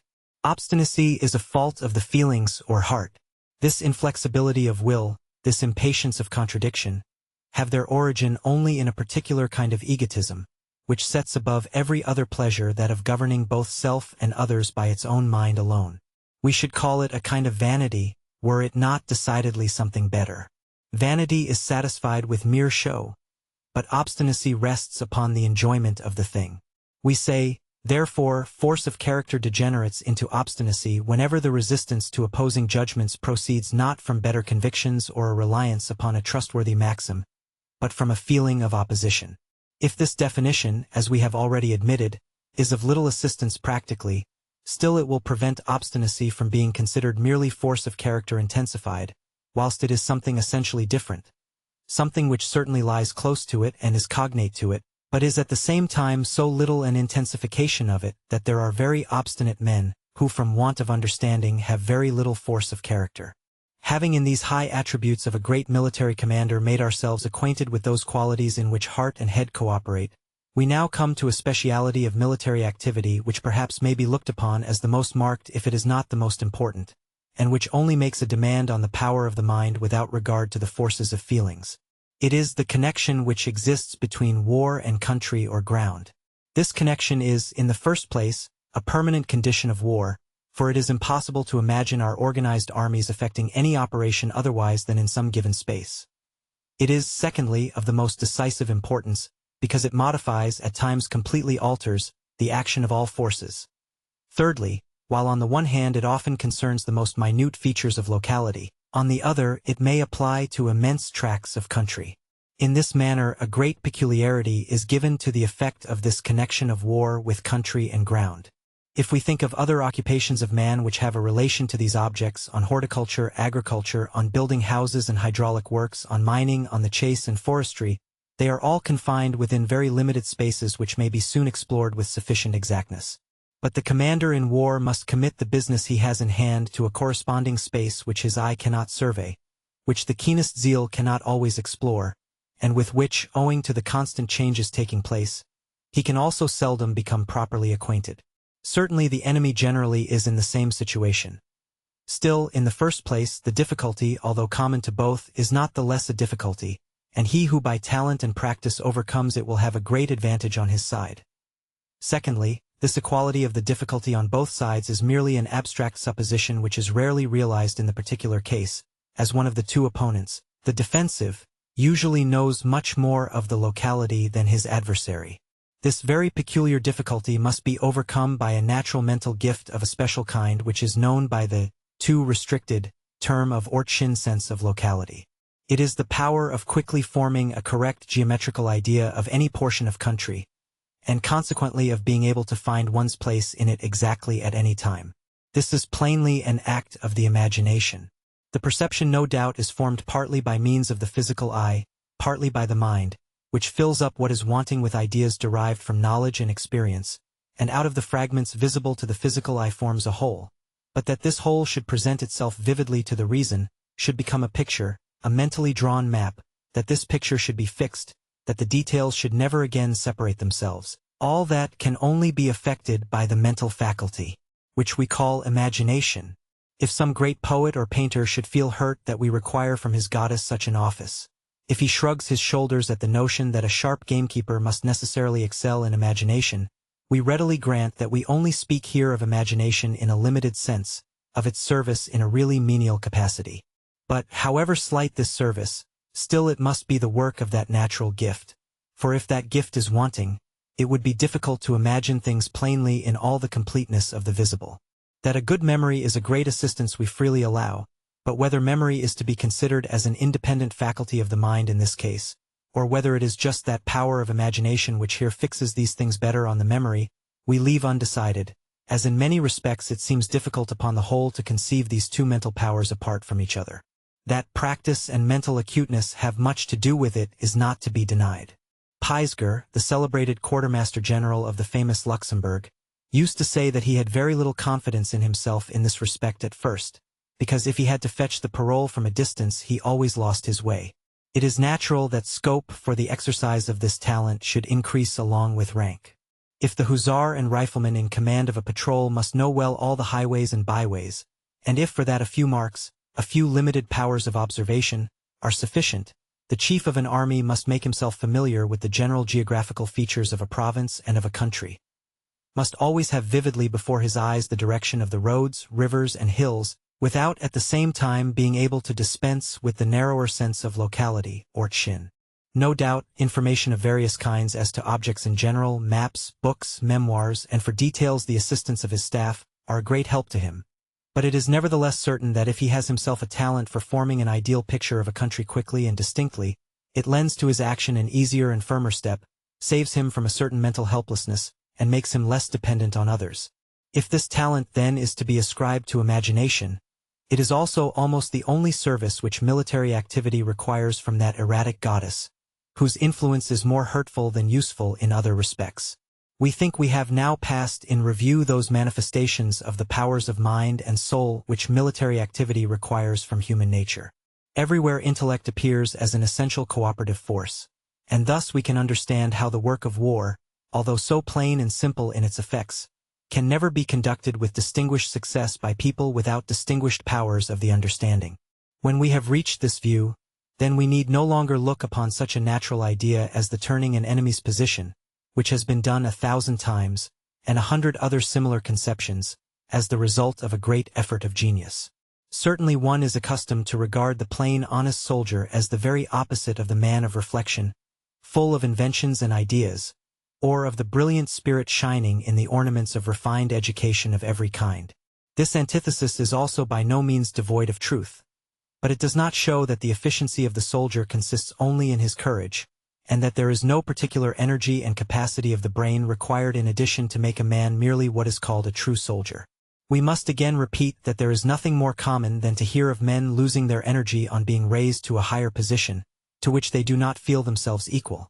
But we must also remind our readers that we are speaking of preeminent services, of such as give renown in the branch of activity to which they belong. Each grade of command in war therefore forms its own stratum of requisite capacity of fame and honor. An immense space lies between a general, that is, one at the head of a whole war or of a theater of war, and his second in command, for the simple reason that the latter is in more immediate subordination to a superior authority and supervision, consequently is restricted to a more limited sphere of independent thought. This is why common opinion sees no room for the exercise of high talent except in high places, and looks upon an ordinary capacity as sufficient for all beneath. This is why people are rather inclined to look upon a subordinate general grown gray in the service, and in whom constant discharge of routine duties has produced a decided poverty of mind, as a man of failing intellect, and, with all respect for his bravery, to laugh at his simplicity. It is not our object to gain for these brave men a better lot, that would contribute nothing to their efficiency, and little to their happiness. We only wish to represent things as they are, and to expose the error of believing that a mere bravo without intellect can make himself distinguished in war. As we consider distinguished talents requisite for those who are to attain distinction, even in inferior positions, it naturally follows that we think highly of those who fill with renown the place of second in command of an army, and their seeming simplicity of character as compared with a polyhistor, with ready men of business or with counselors of state, must not lead us astray as to the superior nature of their intellectual activity. It happens sometimes that men import the fame gained in an inferior position into a higher one, without in reality deserving it in the new position, and then if they are not much employed, and therefore not much exposed to the risk of showing their weak points, the judgment does not distinguish very exactly what degree of fame is really due to them, and thus such men are often the occasion of too low an estimate being formed of the characteristics required to shine in certain situations. For each station, from the lowest upwards, to render distinguished services in war, there must be a particular genius. But the title of genius, history, and the judgment of posterity only confer, in general, on those minds which have shone in the highest rank, that of commanders-in-chief. The reason is that here, in point of fact, the demand on the reasoning and intellectual powers generally is much greater. To conduct a whole war or its great acts, which we call campaigns, to a successful termination, there must be an intimate knowledge of state policy in its higher relations. The conduct of the war and the policy of the state here coincide, and the general becomes at the same time the statesman. We do not give Charles XII the name of a great genius, because he could not make the power of his sword subservient to a higher judgment and philosophy, could not attain by it to a glorious object. We do not give that title to Henry IV of France, because he did not live long enough to set at rest the relations of different states by his military activity, and to occupy himself in that higher field where noble feelings and a chivalrous disposition have less to do in mastering the enemy than in overcoming internal dissension. In order that the reader may appreciate all that must be comprehended and judged of correctly at a glance by a general, we refer to the first chapter. We say the general becomes a statesman, but he must not cease to be the general. He takes into view all the relations of the state on the one hand. On the other, he must know exactly what he can do with the means at his disposal. As the diversity and undefined limits of all the circumstances bring a great number of factors into consideration in war, as the most of these factors can only be estimated according to probability, therefore, if the chief of an army does not bring to bear upon them a mind with an intuitive perception of the truth, a confusion of ideas and views must take place, in the midst of which the judgment will become bewildered. In this sense, Bonaparte was right when he said that many of the questions which come before a general for decision would make problems for a mathematical calculation not unworthy of the powers of Newton or Euler. What is here required from the higher powers of the mind is a sense of unity, and a judgment raised to such a compass as to give the mind an extraordinary faculty of vision which in its range allays and sets aside 1,000 dim notions which an ordinary understanding could only bring to light with great effort, and over which it would exhaust itself. But this higher activity of the mind, this glance of genius, would still not become matter of history if the qualities of temperament and character of which we have treated did not give it their support. Truth alone is but a weak motive of action with men, and hence there is always a great difference between knowing and action, between science and art. The man receives the strongest impulse to action through the feelings, and the most powerful succor, if we may use the expression, through those faculties of heart and mind which we have considered under the terms of resolution, firmness, perseverance, and force of character. If, however, this elevated condition of heart and mind in the general did not manifest itself in the general effects resulting from it, and could only be accepted on trust and faith, then it would rarely become matter of history. All that becomes known of the course of events in war is usually very simple, and has a great sameness in appearance. No one on the mere relation of such events perceives the difficulties connected with them which had to be overcome. It is only now and again, in the memoirs of generals or of those in their confidence, or by reason of some special historical inquiry directed to a particular circumstance, that a portion of the many threads composing the whole web is brought to light. The reflections, mental doubts, and conflicts which precede the execution of great acts are purposely concealed because they affect political interests, or the recollection of them is accidentally lost because they have been looked upon as mere scaffolding which had to be removed on the completion of the building. If, now, in conclusion, without venturing upon a closer definition of the higher powers of the soul, we should admit a distinction in the intelligent faculties themselves according to the common ideas established by language, and ask ourselves what kind of mind comes closest to military genius, then a look at the subject as well as at experience will tell us that searching rather than inventive minds, comprehensive minds rather than such as have a special bent, cool rather than fiery heads, are those to which in time of war we should prefer to trust the welfare of our women and children, the honor and the safety of our fatherland. Chapter 4. Of Danger in War. Usually before we have learnt what danger really is, we form an idea of it which is rather attractive than repulsive. In the intoxication of enthusiasm, to fall upon the enemy at the charge, who cares then about bullets and men falling? To throw oneself, blinded by excitement for a moment, against cold death, uncertain whether we or another shall escape him, and all this close to the golden gate of victory, close to the rich fruit which ambition thirsts for. Can this be difficult? It will not be difficult, and still less will it appear so. But such moments, which, however, are not the work of a single pulse-beat, as is supposed, but rather like doctor's draughts, must be taken diluted and spoilt by mixture with time. Such moments, we say, are but few. Let us accompany the novice to the battlefield. As we approach, the thunder of the cannon becoming plainer and plainer is soon followed by the howling of shot, which attracts the attention of the inexperienced. Balls begin to strike the ground close to us, before and behind. We hasten to the hill where stands the general and his numerous staff. Here the close striking of the cannon balls and the bursting of shells is so frequent that the seriousness of life makes itself visible through the youthful picture of imagination. Suddenly someone known to us falls. A shell strikes amongst the crowd and causes some involuntary movements. We begin to feel that we are no longer perfectly at ease and collected. Even the bravest is at least to some degree confused. Now, a step farther into the battle which is raging before us like a scene in a theater, we get to the nearest general of division. Here ball follows ball, and the noise of our own guns increases the confusion. From the general of division to the brigadier. He, a man of acknowledged bravery, keeps carefully behind a rising ground, a house or a tree, a sure sign of increasing danger. Grape rattles on the roofs of the houses and in the fields.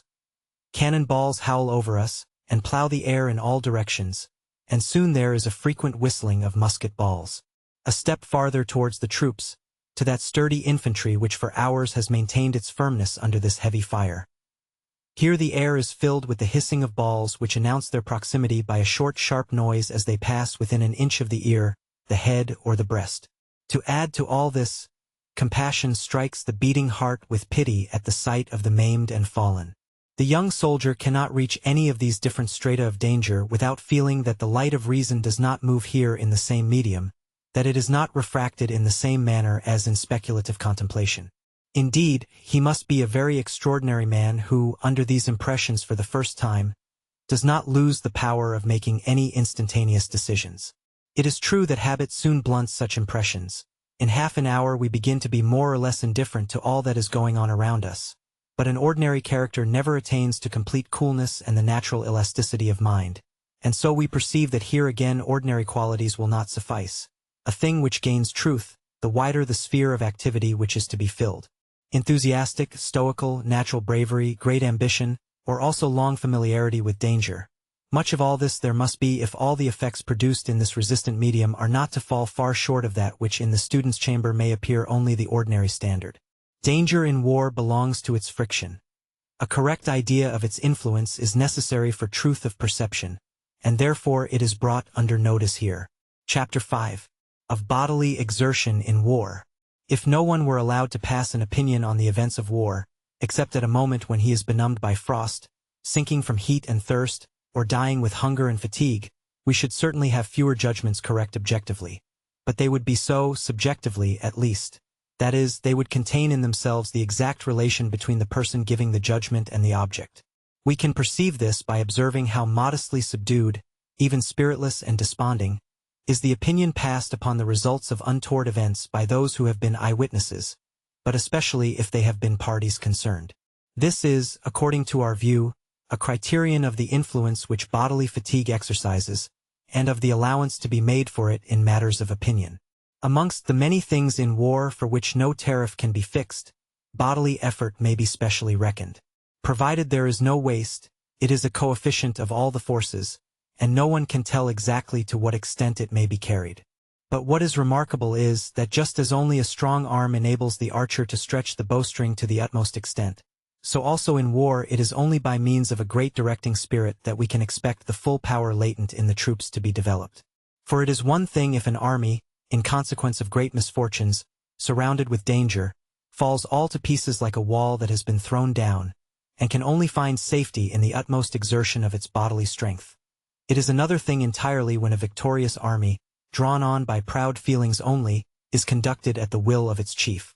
The same effort which in the one case might at most excite our pity must in the other call forth our admiration, because it is much more difficult to sustain.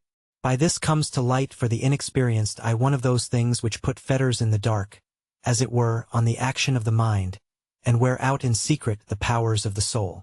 Although here the question is strictly only respecting the extreme effort required by a commander from his army, by a leader from his followers, therefore of the spirit to demand it and of the art of getting it, still the personal physical exertion of generals and of the chief commander must not be overlooked. Having brought the analysis of war conscientiously up to this point, we could not but take account also of the weight of this small remaining residue. We have spoken here of bodily effort, chiefly because, like danger, it belongs to the fundamental causes of friction, and because its indefinite quantity makes it like an elastic body, the friction of which is well known to be difficult to calculate.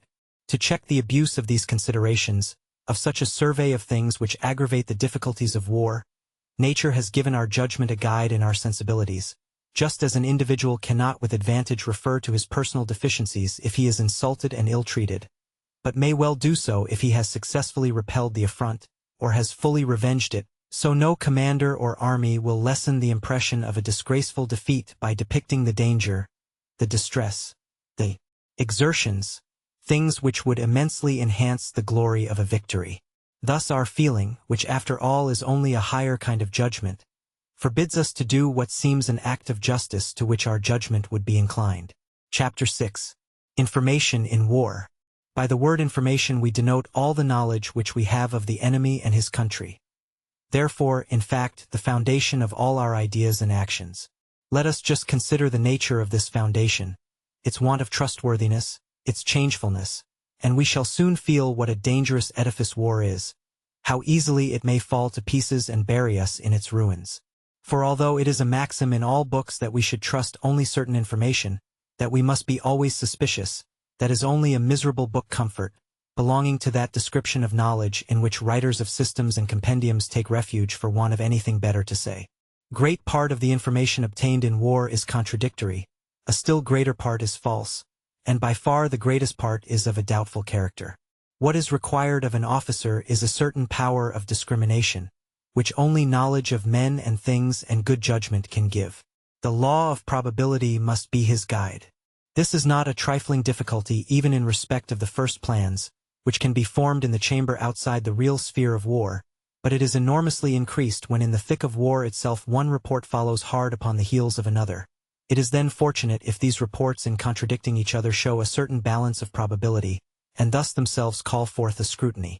It is much worse for the inexperienced when accident does not render him this service, but one report supports another, confirms it, magnifies it, finishes off the picture with fresh touches of color, until necessity and urgent haste forces from us a resolution which will soon be discovered to be folly, all those reports having been lies, exaggerations, errors, and C. In a few words, most reports are false, and the timidity of men acts as a multiplier of lies and untruths.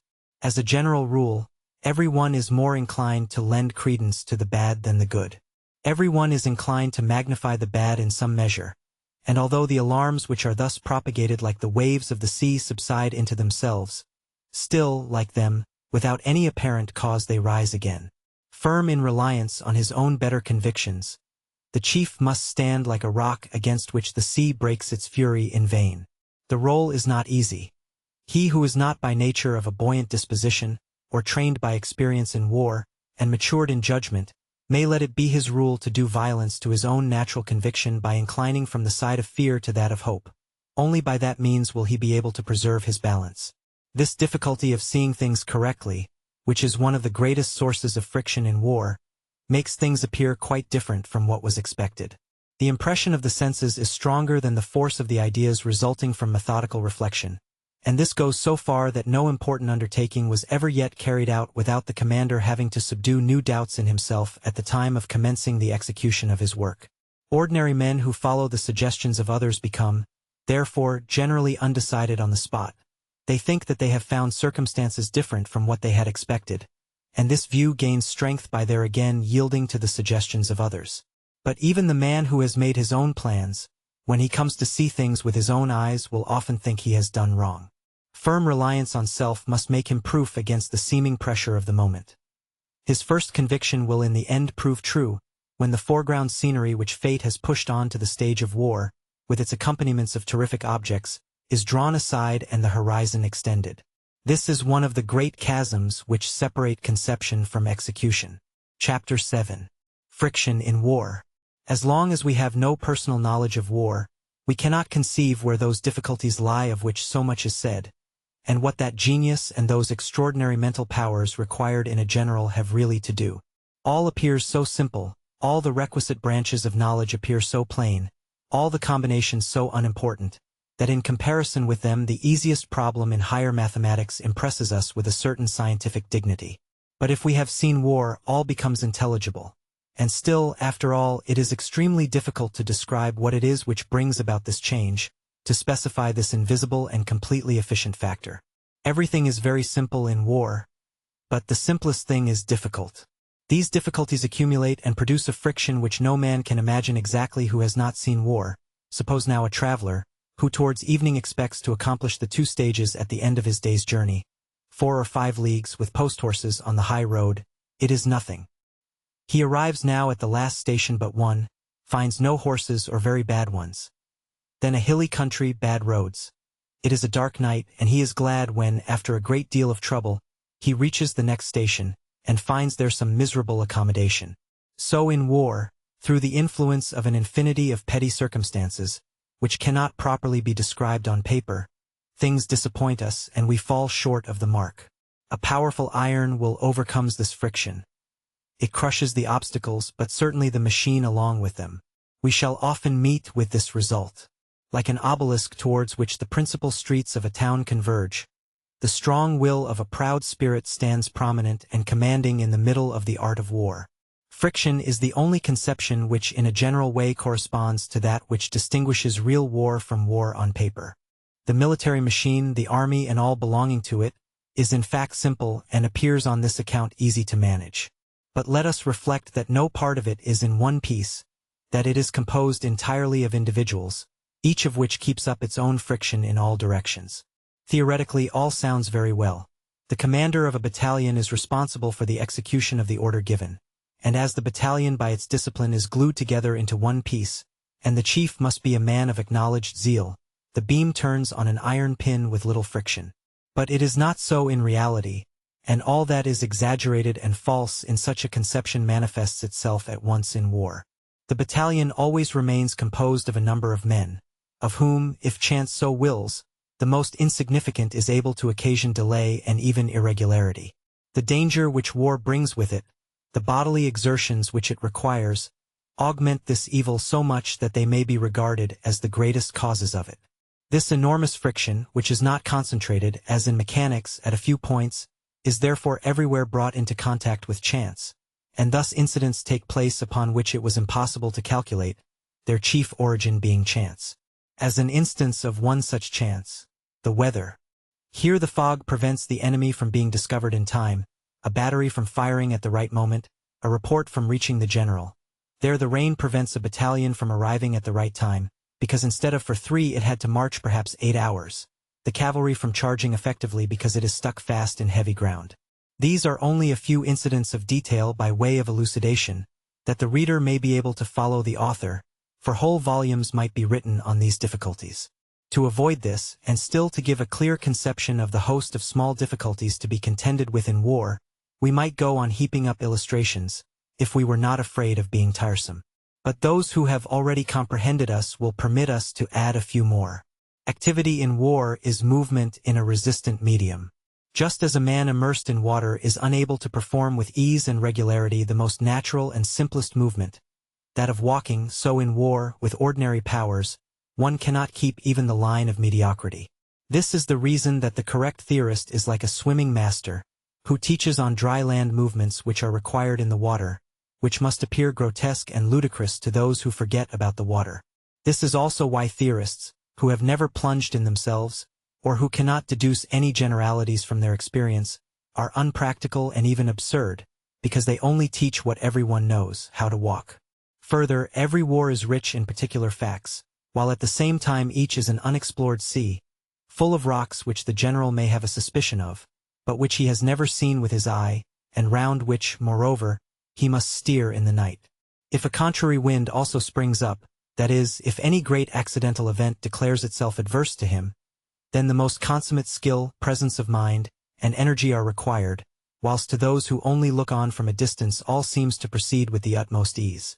The knowledge of this friction is a chief part of that so often talked of experience in war which is required in a good general. Certainly he is not the best general in whose mind it assumes the greatest dimensions, who is the most overawed by it. This includes that class of over-anxious generals, of whom there are so many amongst the experienced. But a general must be aware of it that he may overcome it, where that is possible, and that he may not expect a degree of precision in results which is impossible on account of this very friction. Besides, it can never be learnt theoretically, and if it could, there would still be wanting that experience of judgment which is called tact, and which is always more necessary in a field full of innumerable small and diversified objects than in great and decisive cases, when one's own judgment may be aided by consultation with others. Just as the man of the world, through tact of judgment which has become habit, speaks, acts, and moves only as suits the occasion, so the officer experienced in war will always, in great and small matters, at every pulsation of war as we may say, decide and determine suitably to the occasion. Through this experience and practice the idea comes to his mind of itself that so and so will not suit. And thus he will not easily place himself in a position by which he is compromised, which, if it often occurs in war, shakes all the foundations of confidence and becomes extremely dangerous. It is therefore this friction, or what is so termed here, which makes that which appears easy in war difficult in reality. As we proceed, we shall often meet with this subject again, and it will hereafter become plain that besides experience and a strong will, there are still many other rare qualities of the mind required to make a man a consummate general. Chapter 8. Concluding Remarks, Book I. Those things which as elements meet together in the atmosphere of war, and make it a resistant medium for every activity we have designated under the terms danger, bodily effort, exertion, information, and friction. In their impedient effects they may therefore be comprehended again in the collective notion of a general friction. Now is there, then, no kind of oil which is capable of diminishing this friction. Only one, and that one is not always available at the will of the commander or his army. It is the habituation of an army to war. Habit gives strength to the body in great exertion, to the mind in great danger, to the judgment against first impressions. By it a valuable circumspection is generally gained throughout every rank, from the hussar and rifleman up to the general of division, which facilitates the work of the chief commander. As the human eye in a dark room dilates its pupil, draws in the little light that there is, partially distinguishes objects by degrees, and at last knows them quite well, so it is in war with the experienced soldier, whilst the novice is only met by pitch-dark night.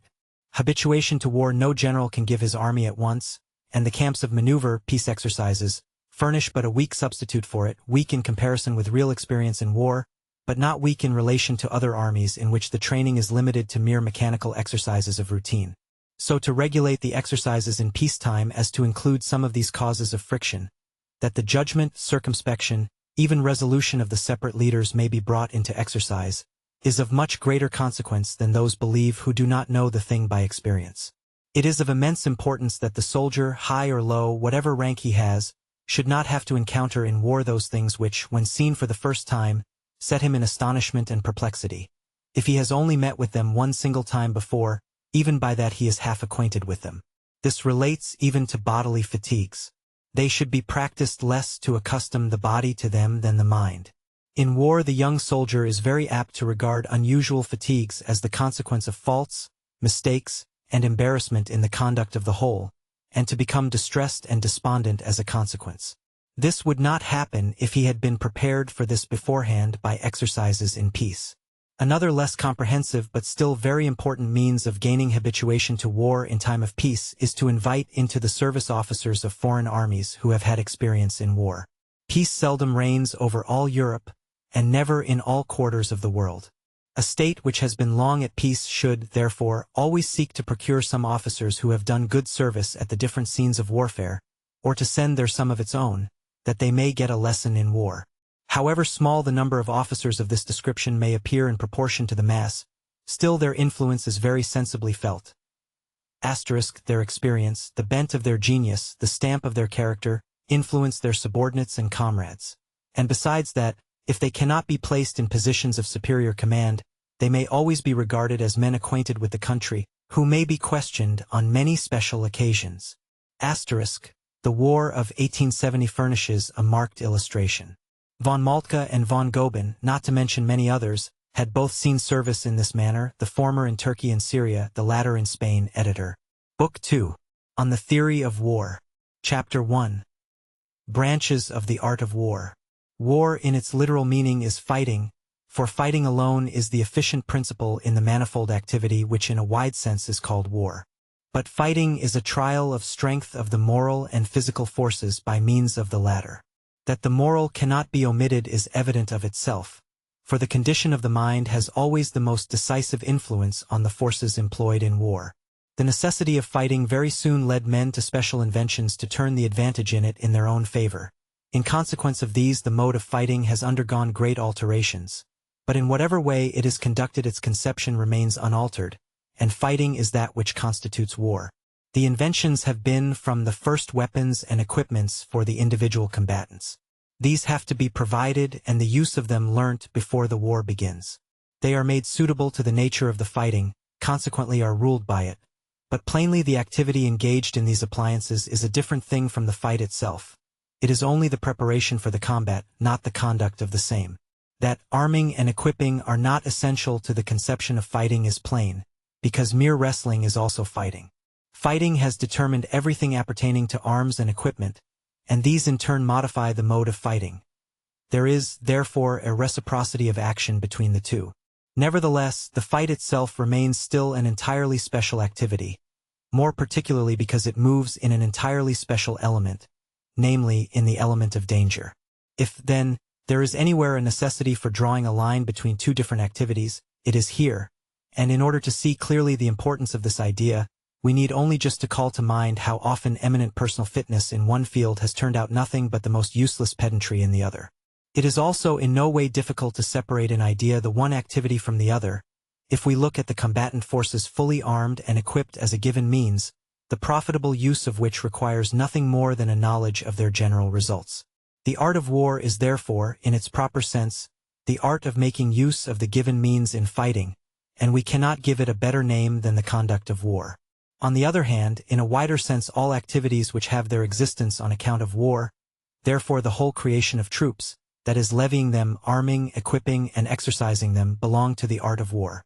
To make a sound theory it is most essential to separate these two activities, for it is easy to see that if every act of war is to begin with the preparation of military forces, and to presuppose forces so organized as a primary condition for conducting war, that theory will only be applicable in the few cases to which the force available happens to be exactly suited.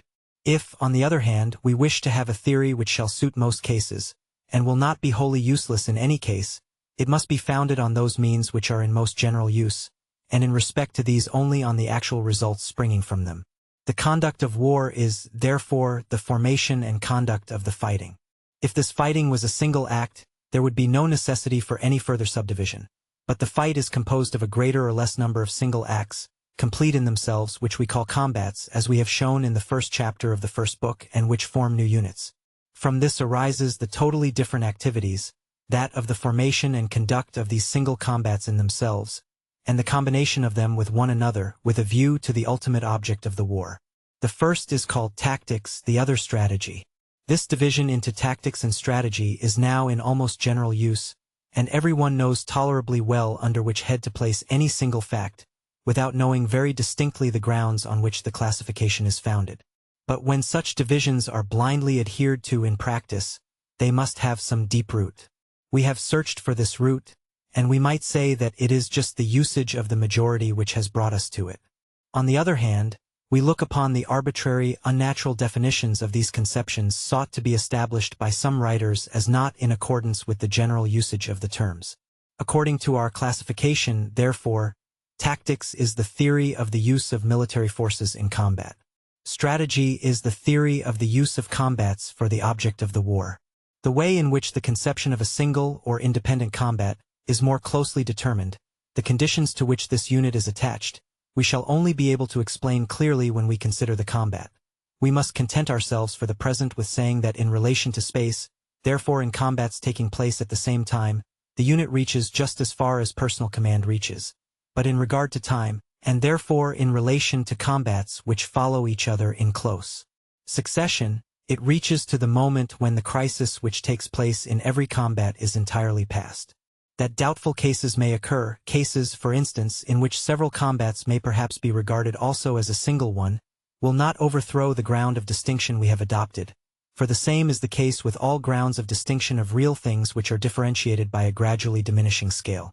There may, therefore, certainly be acts of activity in war which, without any alteration in the point of view, may just as well be counted strategic as tactical. For example, very extended positions resembling a chain of posts, the preparations for the passage of a river at several points, and c. Our classification reaches and covers only the use of the military force. But now there are in war a number of activities which are subservient to it, and still are quite different from it. Sometimes closely allied, sometimes less near in their affinity. All these activities relate to the maintenance of the military force. In the same way as its creation and training precede its use, so its maintenance is always a necessary condition.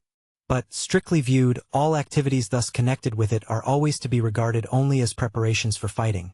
They are certainly nothing more than activities which are very close to the action, so that they run through the hostile act alternate in importance with the use of the forces. We have therefore a right to exclude them as well as the other preparatory activities from the art of war in its restricted sense, from the conduct of war properly so called. And we are obliged to do so if we would comply with the first principle of all theory, the elimination of all heterogeneous elements. Who would include in the real conduct of war the whole litany of subsistence and administration, because it is admitted to stand in constant reciprocal action with the use of the troops, but is something essentially different from it. We have said, in the 3rd chapter of our first book, that as the fight or combat is the only directly effective activity, therefore the threads of all others, as they end in it, are included in it. By this we meant to say that to all others an object was thereby appointed which, in accordance with the laws peculiar to themselves, they must seek to attain. Here we must go a little closer into this subject. The subjects which constitute the activities outside of the combat are of various kinds. The one part belongs, in one respect, to the combat itself, is identical with it, whilst it serves in another respect for the maintenance of the military force. The other part belongs purely to the subsistence, and has only, in consequence of the reciprocal action, a limited influence on the combats by its results. The subjects which in one respect belong to the fighting itself are marches, camps, and cantonments, for they suppose so many different situations of troops, and where troops are supposed there the idea of the combat must always be present. The other subjects, which only belong to the maintenance, are subsistence, care of the sick, the supply and repair of arms and equipment. Marches are quite identical with the use of the troops. The act of marching in the combat, generally called maneuvering, certainly does not necessarily include the use of weapons, but it is so completely and necessarily combined with it that it forms an integral part of that which we call a combat. But the march outside the combat is nothing but the execution of a strategic measure.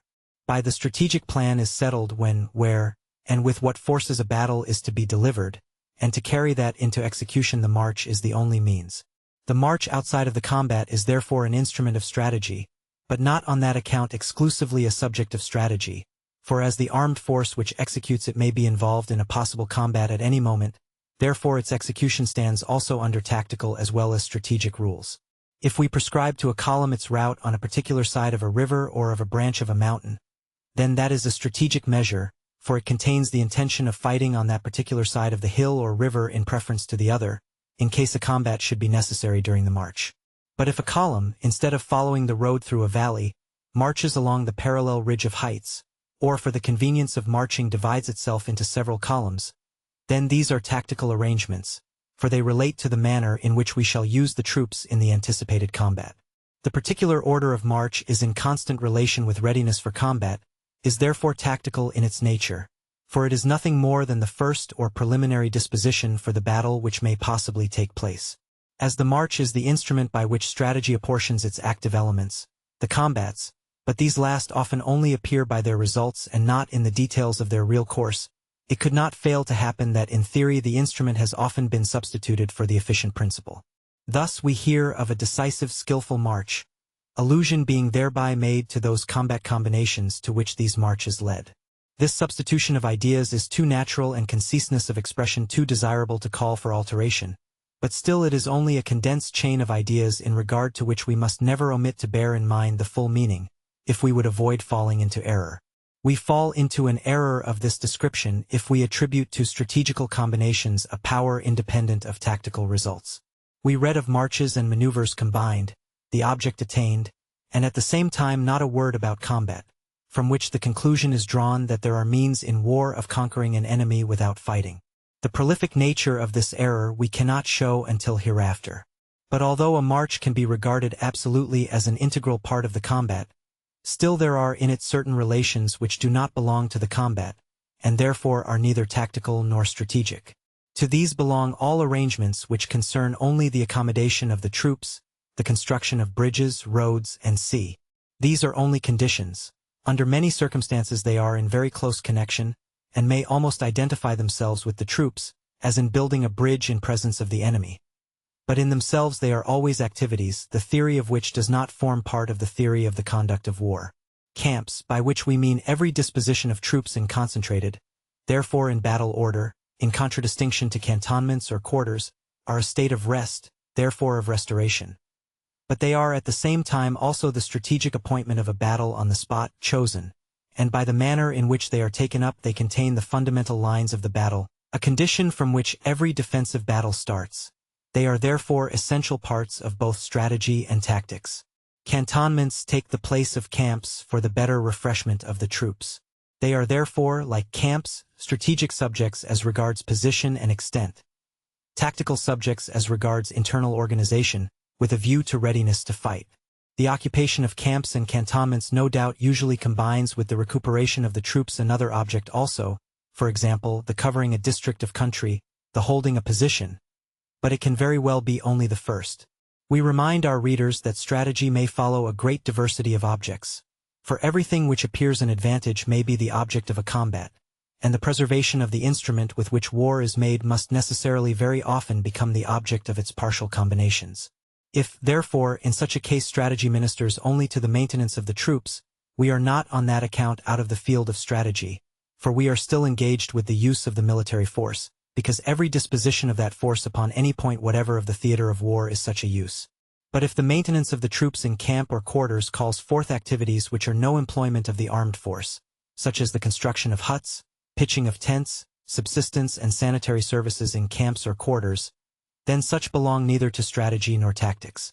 Even entrenchments, the site and preparation of which are plainly part of the order of battle, therefore tactical subjects, do not belong to the theory of the conduct of war so far as respects the execution of their construction, the knowledge and skill required for such work being, in point of fact, qualities inherent in the nature of an organized army.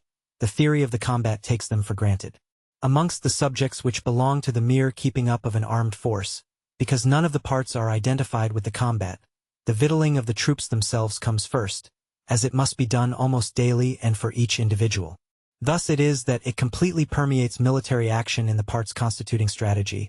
We say parts constituting strategy, because during a battle the subsistence of troops will rarely have any influence in modifying the plan, although the thing is conceivable enough. The care for the subsistence of the troops comes therefore into reciprocal action chiefly with strategy, and there is nothing more common than for the leading strategic features of a campaign and war to be traced out in connection with a view to this supply. But however frequent and however important these views of supply may be, the subsistence of the troops always remains a completely different activity from the use of the troops, and the former has only an influence on the latter by its results. The other branches of administrative activity which we have mentioned stand much farther apart from the use of the troops.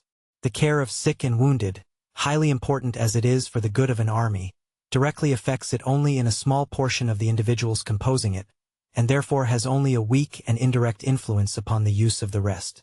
The completing and replacing articles of arms and equipment, except so far as by the organism of the forces it constitutes a continuous activity inherent in them, takes place only periodically, and therefore seldom affects strategic plans. We must, however, here guard ourselves against a mistake. In certain cases these subjects may be really of decisive importance. The distance of hospitals and depots of munitions may very easily be imagined as the sole cause of very important strategic decisions. We do not wish either to contest that point or to throw it into the shade. But we are at present occupied not with the particular facts of a concrete case, but with abstract theory, and our assertion therefore is that such an influence is too rare to give the theory of sanitary measures and the supply of munitions and arms an importance in theory of the conduct of war, such as to make it worth while to include in the theory of the conduct of war the consideration of the different ways and systems which the above theories may furnish, in the same way as is certainly necessary in regard to victualling troops. If we have clearly understood the results of our reflections, then the activities belonging to war divide themselves into two principal classes, into such as are only preparations for war and into the war itself. This division must therefore also be made in theory. The knowledge and applications of skill in the preparations for war are engaged in the creation, discipline, and maintenance of all the military forces. What general names should be given to them we do not enter into, but we see that artillery, fortification, elementary tactics, as they are called, the whole organization and administration of the various armed forces, and all such things are included. But the theory of war itself occupies itself with the use of these prepared means for the object of the war. It needs of the first only the results, that is, the knowledge of the principal properties of the means taken in hand for use. This we call the art of war in a limited sense, or theory of the conduct of war, or theory of the employment of armed forces, all of them denoting for us the same thing. The present theory will therefore treat the combat as the real contest, marches, camps, and cantonments as circumstances which are more or less identical with it. The subsistence of the troops will only come into consideration like other given circumstances in respect of its results, not as an activity belonging to the combat. The art of war thus viewed in its limited sense divides itself again into tactics and strategy. The former occupies itself with the form of the separate combat, the latter with its use. Both connect themselves with the circumstances of marches, camps, cantonments only through the combat, and these circumstances are tactical or strategic according as they relate to the form or to the signification of the battle. No doubt there will be many readers who will consider superfluous this careful separation of two things lying so close together as tactics and strategy, because it has no direct effect on the conduct itself of war. We admit, certainly, that it would be pedantry to look for direct effects on the field of battle from a theoretical distinction. But the first business of every theory is to clear up conceptions and ideas which have been jumbled together, and, we may say, entangled and confused, and only when a right understanding is established as to names and conceptions can we hope to progress with clearness and facility, and be certain that author and reader will always see things from the same point of view. Tactics and strategy are two activities mutually permeating each other in time and space, at the same time essentially different activities, the inner laws and mutual relations of which cannot be intelligible at all to the mind until a clear conception of the nature of each activity is established. He to whom all this is nothing, must either repudiate all theoretical consideration, or his understanding has not as yet been pained by the confused and perplexing ideas resting on no fixed point of view, leading to no satisfactory result, sometimes dull, sometimes fantastic, sometimes floating in vague generalities, which we are often obliged to hear and read on the conduct of war, owing to the spirit of scientific investigation, having hitherto been little directed to these subjects. Chapter 2. On the Theory of War. 1. The first conception of the art of war was merely the preparation of the armed forces. Formerly by the term art of war, or science of war, nothing was understood but the totality of those branches of knowledge and those appliances of skill occupied with material things. The pattern and preparation and the mode of using arms, the construction of fortifications and entrenchments, the organism of an army and the mechanism of its movements, were the subject. These branches of knowledge and skill above referred to, and the end and aim of them all was the establishment of an armed force fit for use in war. All this concerned merely things belonging to the material world and a one-sided activity only, and it was in fact nothing but an activity advancing by gradations from the lower occupations to a finer kind of mechanical art. The relation of all this to war itself was very much the same as the relation of the art of the sword cutler to the art of using the sword. The employment in the moment of danger, and in a state of constant reciprocal action of the particular energies of mind and spirit in the direction proposed to them was not yet even mooted. 2. True war first appears in the art of sieges. In the art of sieges we first perceive a certain degree of guidance of the combat, something of the action of the intellectual faculties upon the material forces placed under their control, but generally only so far that it very soon embodied itself again in new material forms, such as approaches, trenches, counter-approaches, batteries, and and every step which this action of the higher faculties took was marked by some such result. It was only the thread that was required on which to string these material inventions in order. As the intellect can hardly manifest itself in this kind of war, except in such things, so therefore nearly all that was necessary was done in that way. 3. Then tactics tried to find its way in the same direction. Afterwards tactics attempted to give to the mechanism of its joints the character of a general disposition, built upon the peculiar properties of the instrument, which character leads indeed to the battlefield, but instead of leading to the free activity of mind, leads to an army made like an automaton by its rigid formations and orders of battle, which, movable only by the word of command, is intended to unwind its activities like a piece of clockwork. 4.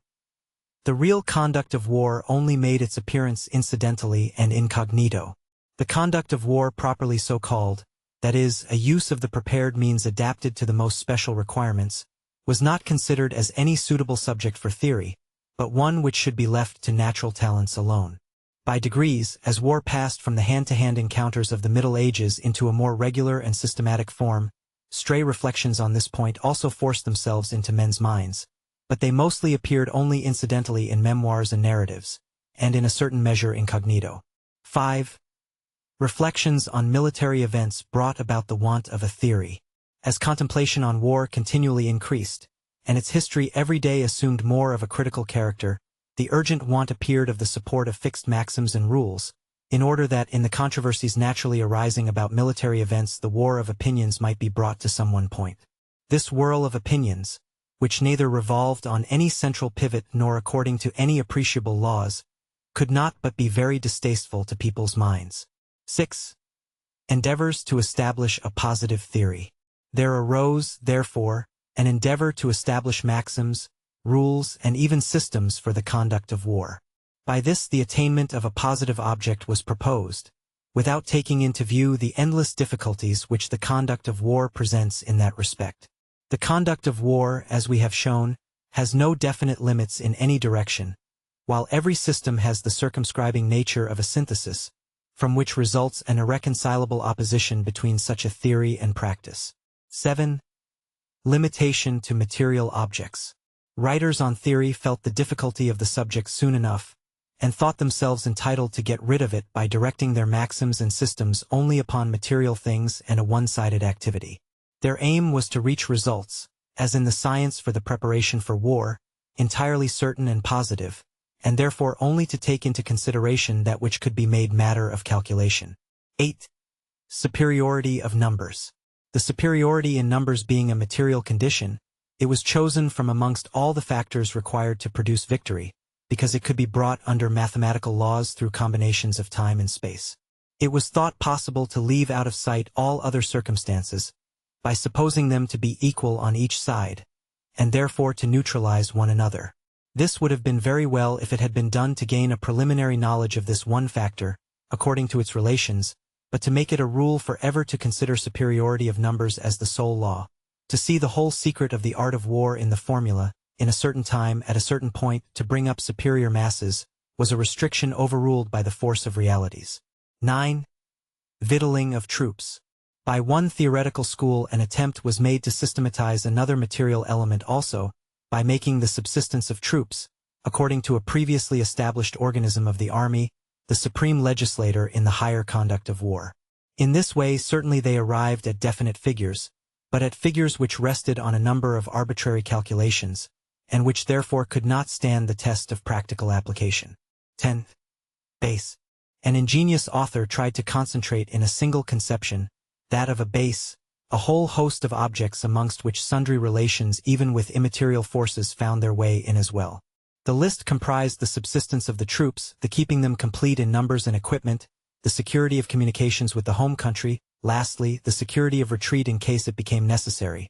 And first of all, he proposed to substitute this conception of a base for all these things, then for the base itself to substitute its own length, extent, and last of all, to substitute the angle formed by the army with this base. All this was done to obtain a pure geometrical result utterly useless. This last is, in fact, unavoidable, if we reflect that none of these substitutions could be made without violating truth and leaving out some of the things contained in the original conception. The idea of a base is a real necessity for strategy, and to have conceived it is meritorious, but to make such a use of it as we have depicted is completely inadmissible, and could not but lead to partial conclusions which have forced these theorists into a direction opposed to common sense, namely, to a belief in the decisive effect of the enveloping form of attack. 11. Interior lines. As a reaction against this false direction, another geometrical principle, that of the so-called interior lines, was then elevated to the throne. Although this principle rests on a sound foundation, on the truth that the combat is the only effectual means in war, still it is, just on account of its purely geometrical nature, nothing but another case of one-sided theory which can never gain ascendancy in the real world. 12. All these attempts are open to objection. All these attempts at theory are only to be considered in their analytical part as progress in the province of truth, but in their synthetical part, in their precepts and rules, they are quite unserviceable. They strive after determinate quantities, whilst in war all is undetermined, and the calculation has always to be made with varying quantities. They direct the attention only upon material forces, while the whole military action is penetrated throughout by intelligent forces and their effects. They only pay regard to activity on one side, whilst war is a constant state of reciprocal action, the effects of which are mutual. 13. As a rule they exclude genius. All that was not attainable by such miserable philosophy, the offspring of partial views, lay outside the precincts of science, and was the field of genius which raises itself above rules. Pity the warrior who is contented to crawl about in this beggardom of rules, which are too bad for genius, over which it can set itself superior, over which it can perchance make merry. What genius does must be the best of all rules, and theory cannot do better than to show how and why it is so. Pity the theory which sets itself in opposition to the mind. It cannot repair this contradiction by any humility, and the humbler it is so much the sooner will ridicule and contempt drive it out of real life. 14. The difficulty of theory as soon as moral quantities come into consideration. Every theory becomes infinitely more difficult from the moment that it touches on the province of moral quantities. Architecture and painting know quite well what they are about as long as they have only to do with matter. There is no dispute about mechanical or optical construction. But as soon as the moral activities begin their work, as soon as moral impressions and feelings are produced, the whole set of rules dissolves into vague ideas. The science of medicine is chiefly engaged with bodily phenomena only. Its business is with the animal organism, which, liable to perpetual change, is never exactly the same for 2 moments. This makes its practice very difficult, and places the judgment of the physician above his science.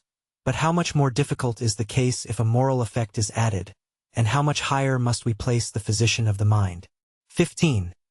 The moral quantities must not be excluded in war. But now the activity in war is never directed solely against matter. It is always at the same time directed against the intelligent force which gives life to this matter, and to separate the two from each other is impossible. But the intelligent forces are only visible to the inner eye, and this is different in each person, and often different in the same person at different times. As danger is the general element in which everything moves in war, it is also chiefly by courage, the feeling of one's own power, that the judgment is differently influenced. It is to a certain extent the crystalline lens through which all appearances pass before reaching the understanding. And yet we cannot doubt that these things acquire a certain objective value simply through experience. Everyone knows the moral effect of a surprise, of an attack in flank or rear. Everyone thinks less of the enemy's courage as soon as he turns his back, and ventures much more in pursuit than when pursued. Everyone judges of the enemy's general by his reputed talents, by his age and experience, and shapes his course accordingly. Everyone casts a scrutinizing glance at the spirit and feeling of his own and the enemy's troops. All these and similar effects in the province of the moral nature of man have established themselves by experience, are perpetually recurring, and therefore warrant our reckoning them as real quantities of their kind. What could we do with any theory which should leave them out of consideration? Certainly experience is an indispensable title for these truths. With psychological and philosophical sophistries no theory, no general, should meddle. 16. Principal difficulty of a theory for the conduct of war.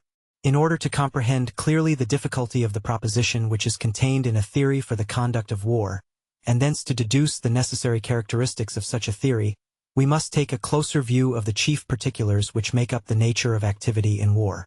17. First speciality. Moral forces and their effects. Hostile feeling. The first of these specialties consists in the moral forces and effects. The combat is, in its origin, the expression of hostile feeling, but in our great combats, which we call wars, the hostile feeling frequently resolves itself into merely a hostile view, and there is usually no innate hostile feeling residing in individual against individual. Nevertheless, the combat never passes off without such feelings being brought into activity. National hatred, which is seldom wanting in our wars, is a substitute for personal hostility in the breast of individual opposed to individual. But where this also is wanting, and at first no animosity of feeling subsists, a hostile feeling is kindled by the combat itself. For an act of violence which anyone commits upon us by order of his superior will excite in us a desire to retaliate and be revenged on him, sooner than on the superior power at whose command the act was done. This is human or animal if we will. Still it is so. We are very apt to regard the combat in theory as an abstract trial of strength, without any participation on the part of the feelings, and that is one of the 1,000 errors which theorists deliberately commit, because they do not see its consequences. Besides that excitation of feelings naturally arising from the combat itself, there are others also which do not essentially belong to it, but which, on account of their relationship, easily unite with it: ambition, love of power, enthusiasm of every kind, and c. 18. The impressions of danger. Courage.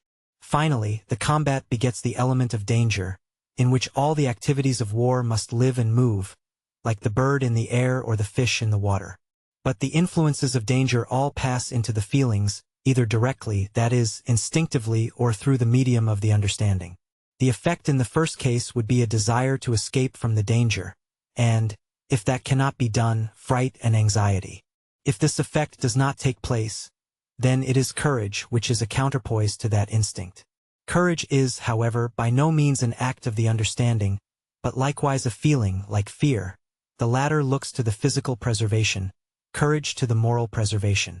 Courage, then, is a nobler instinct. But because it is so, it will not allow itself to be used as a lifeless instrument, which produces its effects exactly according to prescribed measure. Courage is therefore no mere counterpoise to danger in order to neutralize the latter in its effects, but a peculiar power in itself. 19. Extent of the influence of danger. But to estimate exactly the influence of danger upon the principal actors in war, we must not limit its sphere to the physical danger of the moment. It dominates over the actor not only by threatening him but also by threatening all entrusted to him, not only at the moment in which it is actually present, but also through the imagination at all other moments which have a connection with the present. Lastly, not only directly by itself but also indirectly by the responsibility which makes it bear with tenfold weight on the mind of the chief actor, who could advise or resolve upon a great battle, without feeling his mind more or less wrought up, or perplexed by, the danger and responsibility which such a great act of decision carries in itself. We may say that action in war, insofar as it is real action, not a mere condition, is never out of the sphere of danger. 20. Other powers of feeling. If we look upon these affections which are excited by hostility and danger as peculiarly belonging to war, we do not, therefore, exclude from it all others accompanying man in his life's journey. They will also find room here frequently enough. Certainly we may say that many a petty action of the passions is silenced in this serious business of life, but that holds good only in respect to those acting in a lower sphere, who, hurried on from one state of danger and exertion to another, lose sight of the rest of the things of life, become unused to deceit, because it is of no avail with death, and so attain to that soldierly simplicity of character which has always been the best representative of the military profession. In higher regions it is otherwise, for the higher a man's rank, the more he must look around him. Then arise interests on every side, and a manifold activity of the passions of good and bad. Envy and generosity, pride and humility, fierceness and tenderness. All may appear as active powers in this great drama. 21. Peculiarity of mind. The peculiar characteristics of mind in the chief actor have, as well as those of the feelings, a high importance. From an imaginative, flighty, inexperienced head, and from a calm, sagacious understanding, different things are to be expected. 22. From the diversity in mental individualities arises the diversity of ways leading to the end. It is this great diversity in mental individuality, the influence of which is to be supposed as chiefly felt in the higher ranks, because it increases as we progress upwards, which chiefly produces the diversity of ways leading to the end noticed by us in the first book, and which gives, to the play of probabilities and chance, such an unequal share in determining the course of events. 23. Second peculiarity. Living reaction. The second peculiarity in war is the living reaction, and the reciprocal action resulting therefrom. We do not here speak of the difficulty of estimating that reaction, for that is included in the difficulty before mentioned, of treating the moral powers as quantities. But of this, that reciprocal action by its nature opposes anything like a regular plan. The effect which any measure produces upon the enemy is the most distinct of all the data which action affords, But every theory must keep to classes or groups of phenomena, and can never take up the really individual case in itself, that must everywhere be left to judgment and talent. It is therefore natural that in a business such as war, which in its plan, built upon general circumstances, is so often thwarted by unexpected and singular accidents, more must generally be left to talent, and less use can be made of a theoretical guide than in any other. 24. Third peculiarity: uncertainty of all data. Lastly, the great uncertainty of all data in war is a peculiar difficulty, because all action must, to a certain extent, be planned in a mere twilight, which in addition not unfrequently, like the effect of a fog or moonshine, gives to things exaggerated dimensions and an unnatural appearance. What this feeble light leaves indistinct to the sight talent must discover, or must be left to chance. It is therefore again talent, or the favor of fortune, on which reliance must be placed, for want of objective knowledge. 25. Positive theory is impossible. With materials of this kind, we can only say to ourselves that it is a sheer impossibility to construct for the art of war a theory which, like a scaffolding, shall ensure to the chief actor an external support on all sides. In all those cases in which he is thrown upon his talent, he would find himself away from the scaffolding of theory and in opposition to it, and, however many-sided it might be framed, the same result would ensue of which we spoke when we said that talent and genius act beyond the law, and theory is in opposition to reality. 26. Means left by which a theory is possible. The difficulties are not everywhere equally great. Two means present themselves of getting out of this difficulty. In the first place, what we have said of the nature of military action in general does not apply in the same manner to the action of everyone, whatever may be his standing.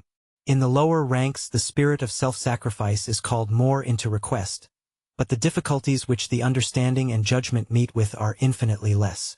The field of occurrences is more confined. Ends and means are fewer in number. Data more distinct, mostly also contained in the actually visible. But the higher we ascend, the more the difficulties increase, until in the commander-in-chief they reach their climax, so that with him almost everything must be left to genius. Further, according to a division of the subject in agreement with its nature, the difficulties are not everywhere the same, but diminish the more results manifest themselves in the material world, and increase the more they pass into the moral, and become motives which influence the will. Therefore it is easier to determine, by theoretical rules, the order and conduct of a battle, than the use to be made of the battle itself. Yonder physical weapons clash with each other, and although mind is not wanting therein, matter must have its rights. But in the effects to be produced by battles, when the material results become motives, we have only to do with the moral nature. In a word, it is easier to make a theory for tactics than for strategy. 27. Theory must be of the nature of observations, not of doctrine. The second opening for the possibility of a theory lies in the point of view that it does not necessarily require to be a direction for action. As a general rule, whenever an activity is for the most part occupied with the same objects over and over again, with the same ends and means, although there may be trifling alterations and a corresponding number of varieties of combination, such things are capable of becoming a subject of study for the reasoning faculties. But such study is just the most essential part of every theory, and has a peculiar title to that name. It is an analytical investigation of the subject that leads to an exact knowledge, and if brought to bear on the results of experience, which in our case would be military history, to a thorough familiarity with it. The nearer theory attains the latter object, so much the more it passes over from the objective form of knowledge into the subjective one of skill in action, and so much the more, therefore, it will prove itself effective when circumstances allow of no other decision but that of personal talents. It will show its effects in that talent itself. If theory investigates the subjects which constitute war, if it separates more distinctly that which at first sight seems amalgamated, if it explains fully the properties of the means, if it shows their probable effects, if it makes evident the nature of objects, if it brings to bear all over the field of war the light of essentially critical investigation, then it has fulfilled the chief duties of its province. It becomes then a guide to him who wishes to make himself acquainted with war from books. It lights up the whole road for him, facilitates his progress, educates his judgment, and shields him from error. If a man of expertness spends half his life in the endeavor to clear up an obscure subject thoroughly, he will probably know more about it than a person who seeks to master it in a short time. Theory is instituted that each person in succession may not have to go through the same labor of clearing the ground and toiling through his subject, but may find the thing in order, and light admitted on it. It should educate the mind of the future leader in war, or rather guide him in his self-instruction, but not accompany him to the field of battle, just as a sensible tutor forms and enlightens the opening mind of a youth without, therefore, keeping him in leading strings all through his life. If maxims and rules result of themselves from the considerations which theory institutes, if the truth accretes itself into that form of crystal, then theory will not oppose this natural law of the mind. It will rather, if the arch ends in such a keystone, bring it prominently out. But so does this only in order to satisfy the philosophical law of reason, in order to show distinctly the point to which the lines all converge, not in order to form out of it an algebraical formula for use upon the battlefield. For even these maxims and rules serve more to determine in the reflecting mind the leading outline of its habitual movements than as landmarks indicating to it the way in the act of execution.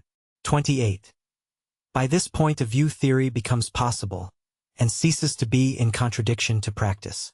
Taking this point of view, there is a possibility afforded of a satisfactory, that is, of a useful theory of the conduct of war, never coming into opposition with the reality, and it will only depend on rational treatment to bring it so far into harmony with action that between theory and practice there shall no longer be that absurd difference which an unreasonable theory, in defiance of common sense, has often produced, but which, just as often, narrow-mindedness and ignorance have used as a pretext for giving way to their natural incapacity.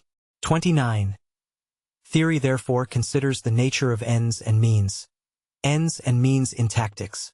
Theory has therefore to consider the nature of the means and ends. In tactics, the means are the disciplined armed forces which are to carry on the contest. The object is victory. The precise definition of this conception can be better explained hereafter in the consideration of the combat. Here we content ourselves by denoting the retirement of the enemy from the field of battle as the sign of victory.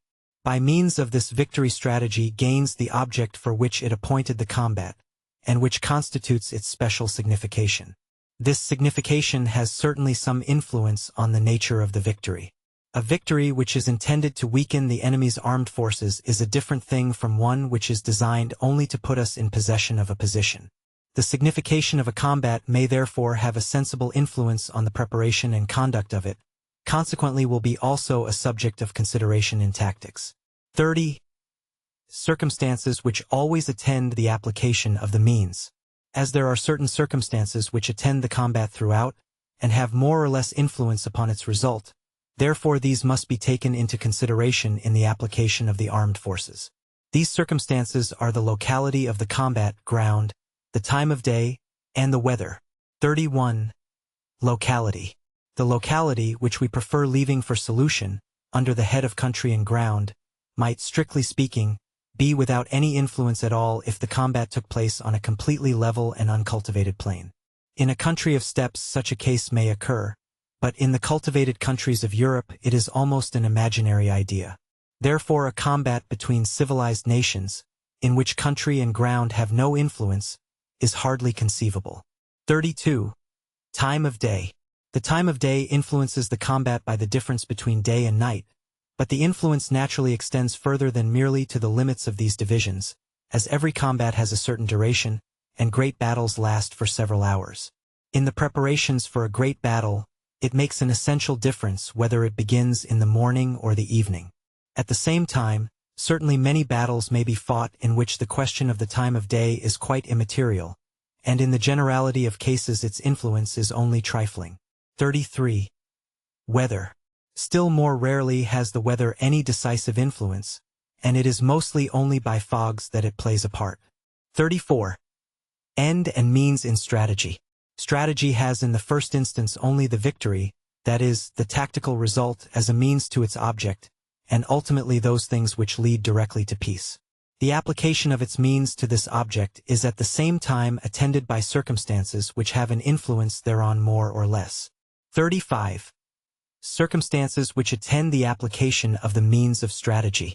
These circumstances are country and ground, the former including the territory and inhabitants of the whole theater of war. Next the time of the day and the time of the year as well. Lastly the weather, particularly any unusual state of the same, severe frost and sea. 36. These form new means. By bringing these things into combination with the results of a combat, strategy gives this result, and therefore the combat, a special signification, places before it a particular object. But when this object is not that which leads directly to peace, therefore a subordinate one, it is only to be looked upon as a means, and therefore in strategy we may look upon the results of combats or victories, in all their different significations, as means. The conquest of a position is such a result of a combat applied to ground. But not only are the different combats with special objects to be considered as means, but also every higher aim which we may have in view in the combination of battles directed on a common object is to be regarded as a means. A winter campaign is a combination of this kind applied to the season. There remain, therefore, as objects, only those things which may be supposed as leading directly to peace. Theory investigates all these ends and means according to the nature of their effects and their mutual relations. 37. Strategy deduces only from experience the ends and means to be examined. The first question is, how does strategy arrive at a complete list of these things? If there is to be a philosophical inquiry leading to an absolute result, it would become entangled in all those difficulties which the logical necessity of the conduct of war and its theory exclude. It therefore turns to experience, and directs its attention on those combinations which military history can furnish. In this manner, no doubt, nothing more than a limited theory can be obtained, which only suits circumstances such as are presented in history. But this incompleteness is unavoidable, because in any case theory must either have deduced from, or have compared with, history what it advances with respect to things. Besides, this incompleteness in every case is more theoretical than real. One great advantage of this method is that theory cannot lose itself in abstruse disquisitions, subtleties, and chimeras, but must always remain practical. 38. How far the analysis of the means should be carried. Another question is, how far should theory go in its analysis of the means? Evidently only so far as the elements in a separate form present themselves for consideration in practice. The range and effect of different weapons is very important to tactics. Their construction, although these effects result from it, is a matter of indifference. For the conduct of war is not making powder and cannon out of a given quantity of charcoal, sulfur, and saltpetre, of copper and tin. The given quantities for the conduct of war are arms in a finished state and their effects. Strategy makes use of maps without troubling itself about triangulations. It does not inquire how the country is subdivided into departments and provinces, and how the people are educated and governed, in order to attain the best military results. But it takes things as it finds them in the community of European states, and observes where very different conditions have a notable influence on war. 39. Great simplification of the knowledge required. That in this manner the number of subjects for theory is much simplified, and the knowledge requisite for the conduct of war much reduced, is easy to perceive. The very great mass of knowledge and appliances of skill which minister to the action of war in general, and which are necessary before an army fully equipped can take the field, unite in a few great results before they are able to reach, in actual war, the final goal of their activity, just as the streams of a country unite themselves in rivers before they fall into the sea. Only those activities emptying themselves directly into the sea of war have to be studied by him who is to conduct its operations. 40. This explains the rapid growth of great generals, and why a general is not a man of learning. This result of our considerations is in fact so necessary, any other would have made us distrustful of their accuracy. Only thus is explained how so often men have made their appearance with great success in war, and indeed in the higher ranks even in supreme command, whose pursuits had been previously of a totally different nature. Indeed how, as a rule, the most distinguished generals have never risen from the very learned or really erudite class of officers, but have been mostly men who, from the circumstances of their position, could not have attained to any great amount of knowledge. On that account those who have considered it necessary or even beneficial to commence the education of a future general by instruction in all details have always been ridiculed as absurd pedants. It would be easy to show the injurious tendency of such a course, because the human mind is trained by the knowledge imparted to it and the direction given to its ideas. Only what is great can make it great. The little can only make it little, if the mind itself does not reject it as something repugnant. 41. Former contradictions. Because this simplicity of knowledge requisite in war was not attended to, but that knowledge was always jumbled up with the whole impedimenta of subordinate sciences and arts. Therefore the palpable opposition to the events of real life which resulted could not be solved otherwise than by ascribing it all to genius, which requires no theory and for which no theory could be prescribed. 42. On this account all use of knowledge was denied, and everything ascribed to natural talents. People with whom common sense had the upper hand felt sensible of the immense distance remaining to be filled up between a genius of the highest order and a learned pedant, and they became in a manner freethinkers, rejected all belief in theory, and affirmed the conduct of war to be a natural function of man, which he performs more or less well according as he has brought with him into the world more or less talent in that direction. It cannot be denied that these were nearer to the truth than those who placed a value on false knowledge. At the same time it may easily be seen that such a view is itself but an exaggeration. No activity of the human understanding is possible without a certain stock of ideas. But these are, for the greater part at least, not innate but acquired, and constitute his knowledge. The only question therefore is, of what kind should these ideas be? And we think we have answered it if we say that they should be directed on those things which man has directly to deal with in war. 43. The knowledge must be made suitable to the position. Inside this field itself of military activity, the knowledge required must be different according to the station of the commander. It will be directed on smaller and more circumscribed objects if he holds an inferior, upon greater and more comprehensive ones if he holds a higher situation. There are field marshals who would not have shone at the head of a cavalry regiment, and vice versa. 44. The knowledge in war is very simple, but not, at the same time, very easy. But although the knowledge in war is simple, that is to say directed to so few subjects, and taking up those only in their final results, the art of execution is not, on that account, easy. Of the difficulties to which activity in war is subject generally, we have already spoken in the first book. We here omit those things which can only be overcome by courage, and maintain also that the activity of mind is only simple and easy in inferior stations, but increases in difficulty with increase of rank, and in the highest position, in that of commander-in-chief, is to be reckoned among the most difficult which there is for the human mind. 45. Of the nature of this knowledge. The commander of an army neither requires to be a learned explorer of history nor a publicist, but he must be well versed in the higher affairs of state. He must know and be able to judge correctly of traditional tendencies, interests at stake, the immediate questions at issue, and the characters of leading persons. He need not be a close observer of men, a sharp dissector of human character, but he must know the character, the feelings, the habits, the peculiar faults and inclinations of those whom he is to command. He need not understand anything about the make of a carriage, or the harness of a battery horse, but he must know how to calculate exactly the march of a column, under different circumstances, according to the time it requires. These are matters the knowledge of which cannot be forced out by an apparatus of scientific formula and machinery. They are only to be gained by the exercise of an accurate judgment in the observation of things and of men, aided by a special talent for the apprehension of both. The necessary knowledge for a high position in military action is therefore distinguished by this, that by observation, therefore by study and reflection, it is only to be attained through a special talent which as an intellectual instinct understands how to extract from the phenomena of life only the essence or spirit, as bees do the honey from the flowers, and that it is also to be gained by experience of life as well as by study and reflection. Life will never bring forth a Newton or an Euler by its rich teachings, but it may bring forth great calculators in war, such as Condé or Frederick. It is therefore not necessary that, in order to vindicate the intellectual dignity of military activity, we should resort to untruth and silly pedantry. There never has been a great and distinguished commander of contracted mind, but very numerous are the instances of men who, after serving with the greatest distinction in inferior positions, remained below mediocrity in the highest, from insufficiency of intellectual capacity.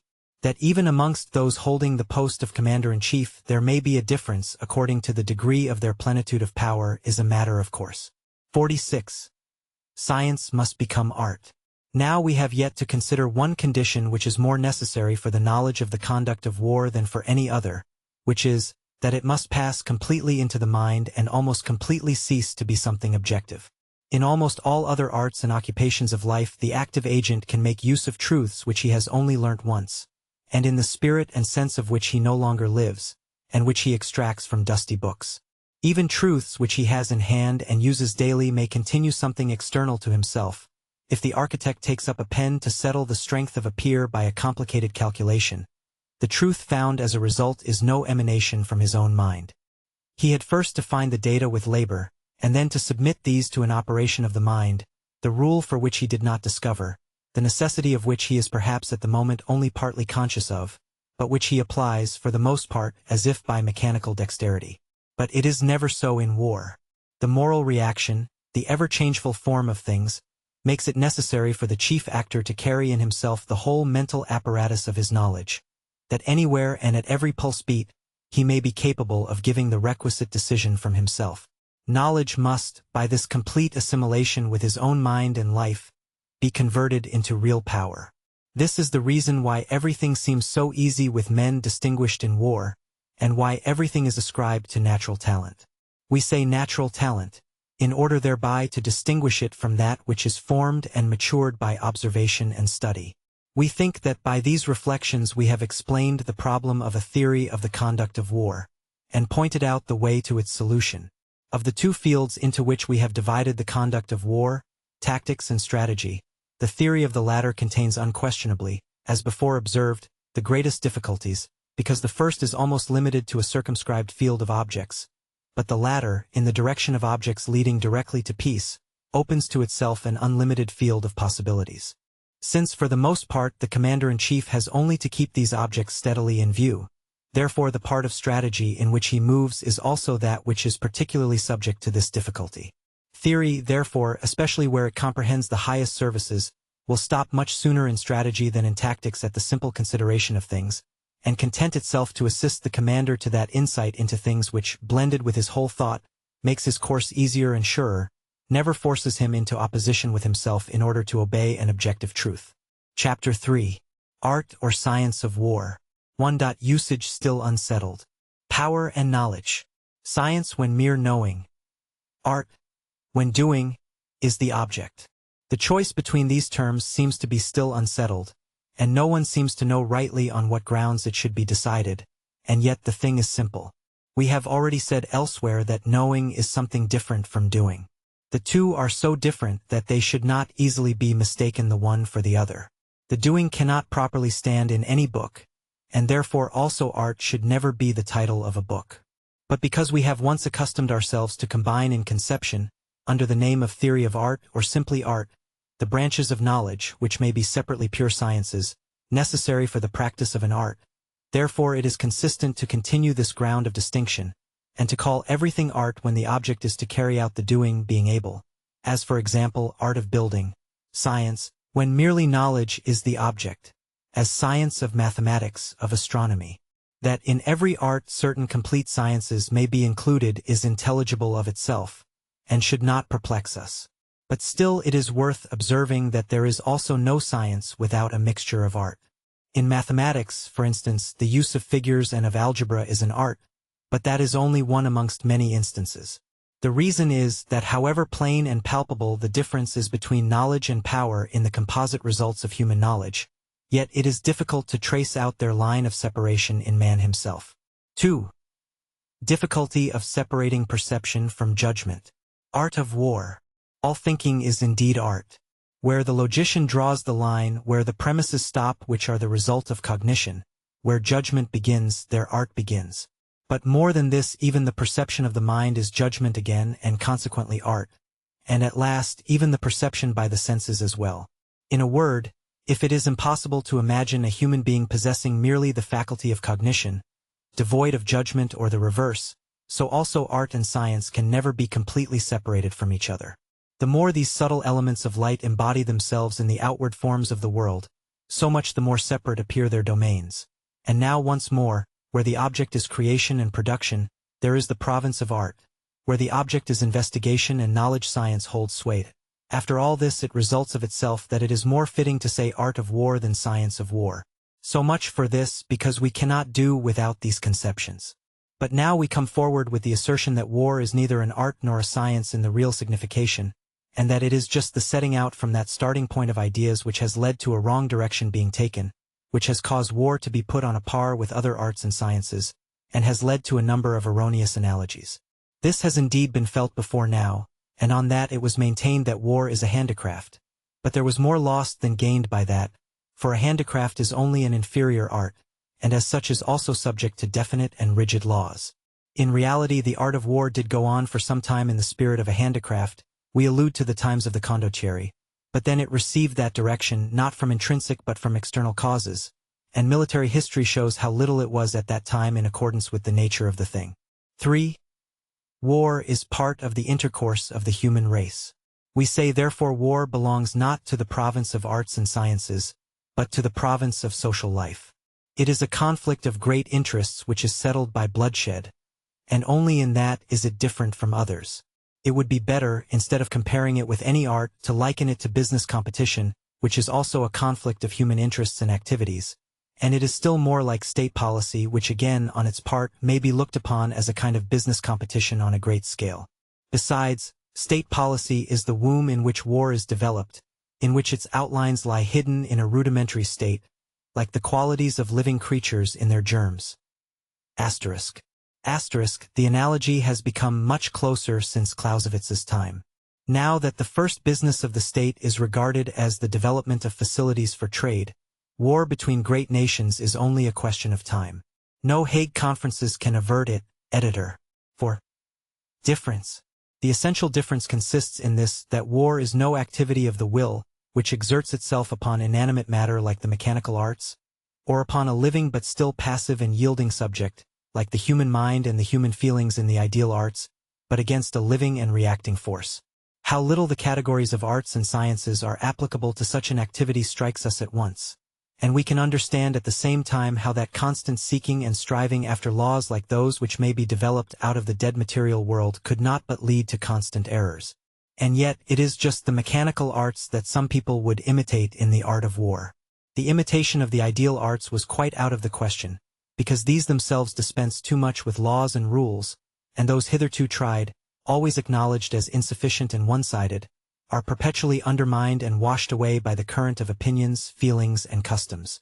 Whether such a conflict of the living, as takes place and is settled in war, is subject to general laws, and whether these are capable of indicating a useful line of action, will be partly investigated in this book. But so much is evident in itself, that this, like every other subject which does not surpass our powers of understanding, may be lighted up, and be made more or less plain in its inner relations by an inquiring mind, and that alone is sufficient to realize the idea of a theory. Chapter 4. Methodicism. In order to explain ourselves clearly as to the conception of method and method of action, which play such an important part in war, we must be allowed to cast a hasty glance at the logical hierarchy through which, as through regularly constituted official functionaries, the world of action is governed. Law, in the widest sense strictly applying to perception as well as action, has plainly something subjective and arbitrary in its literal meaning, and expresses just that on which we and those things external to us are dependent. As a subject of cognition, law is the relation of things and their effects to one another. As a subject of the will, it is a motive of action, and is then equivalent to command or prohibition. Principle is likewise such a law for action, except that it has not the formal definite meaning, but is only the spirit and sense of law in order to leave the judgment more freedom of application when the diversity of the real world cannot be laid hold of under the definite form of a law. As the judgment must of itself suggest the cases in which the principle is not applicable, the latter therefore becomes in that way a real aid or guiding star for the person acting. Principle is objective when it is the result of objective truth, and consequently of equal value for all men. It is subjective and then generally called maxim if there are subjective relations in it, and if it therefore has a certain value only for the person himself who makes it. Rule is frequently taken in the sense of law, and then means the same as principle, for we say no rule without exceptions, but we do not say no law without exceptions, a sign that with rule we retain to ourselves more freedom of application. In another meaning, rule is the means used of discerning a recondite truth in a particular sign lying close at hand, in order to attach to this particular sign the law of action directed upon the whole truth. Of this kind are all the rules of games of play, all abridged processes in mathematics, and c. Directions and instructions are determinations of action which have an influence upon a number of minor circumstances too numerous and unimportant for general laws. Lastly, method, mode of acting, is an always recurring proceeding selected out of several possible ones, and methodicism, methodismus, is that which is determined by methods instead of by general principles or particular prescriptions. By this, the cases which are placed under such methods must necessarily be supposed alike in their essential parts. As they cannot all be this, then the point is that at least as many as possible should be. In other words, that method should be calculated on the most probable cases. Methodicism is therefore not founded on determined particular premises, but on the average probability of cases one with another, and its ultimate tendency is to set up an average truth, the constant and uniform, application of which soon acquires something of the nature of a mechanical appliance, which in the end does that which is right almost unwittingly. The conception of law in relation to perception is not necessary for the conduct of war, because the complex phenomena of war are not so regular, and the regular are not so complex, that we should gain anything more by this conception than by the simple truth. And where a simple conception and language is sufficient, to resort to the complex becomes affected and pedantic. The conception of law in relation to action cannot be used in the theory of the conduct of war, because owing to the variableness and diversity of the phenomena there is in it no determination of such a general nature as to deserve the name of law. But principles, rules, prescriptions, and methods are conceptions indispensable to a theory of the conduct of war, insofar as that theory leads to positive doctrines, because in doctrines the truth can only crystallize itself in such forms. As tactics is the branch of the conduct of war in which theory can attain the nearest to positive doctrine, therefore these conceptions will appear in it most frequently. Not to use cavalry against unbroken infantry except in some case of special emergency, only to use firearms within effective range in the combat, to spare the forces as much as possible for the final struggle. These are tactical principles. None of them can be applied absolutely in every case, but they must always be present to the mind of the chief, in order that the benefit of the truth contained in them may not be lost in cases where that truth can be of advantage. If from the unusual cooking by an enemy's camp his movement is inferred, if the intentional exposure of troops in a combat indicates a false attack, then this way of discerning the truth is called rule, because from a single visible circumstance that conclusion is drawn which corresponds with the same. If it is a rule to attack the enemy with renewed vigor, as soon as he begins to limber up his artillery in the combat, then on this particular fact depends a course of action which is aimed at the general situation of the enemy as inferred from the above fact, namely, that he is about to give up the fight, that he is commencing to draw off his troops, and is neither capable of making a serious stand while thus drawing off nor of making his retreat gradually in good order. Regulations and methods bring preparatory theories into the conduct of war, insofar as disciplined troops are inoculated with them as active principles. The whole body of instructions for formations, drill, and field service are regulations and methods.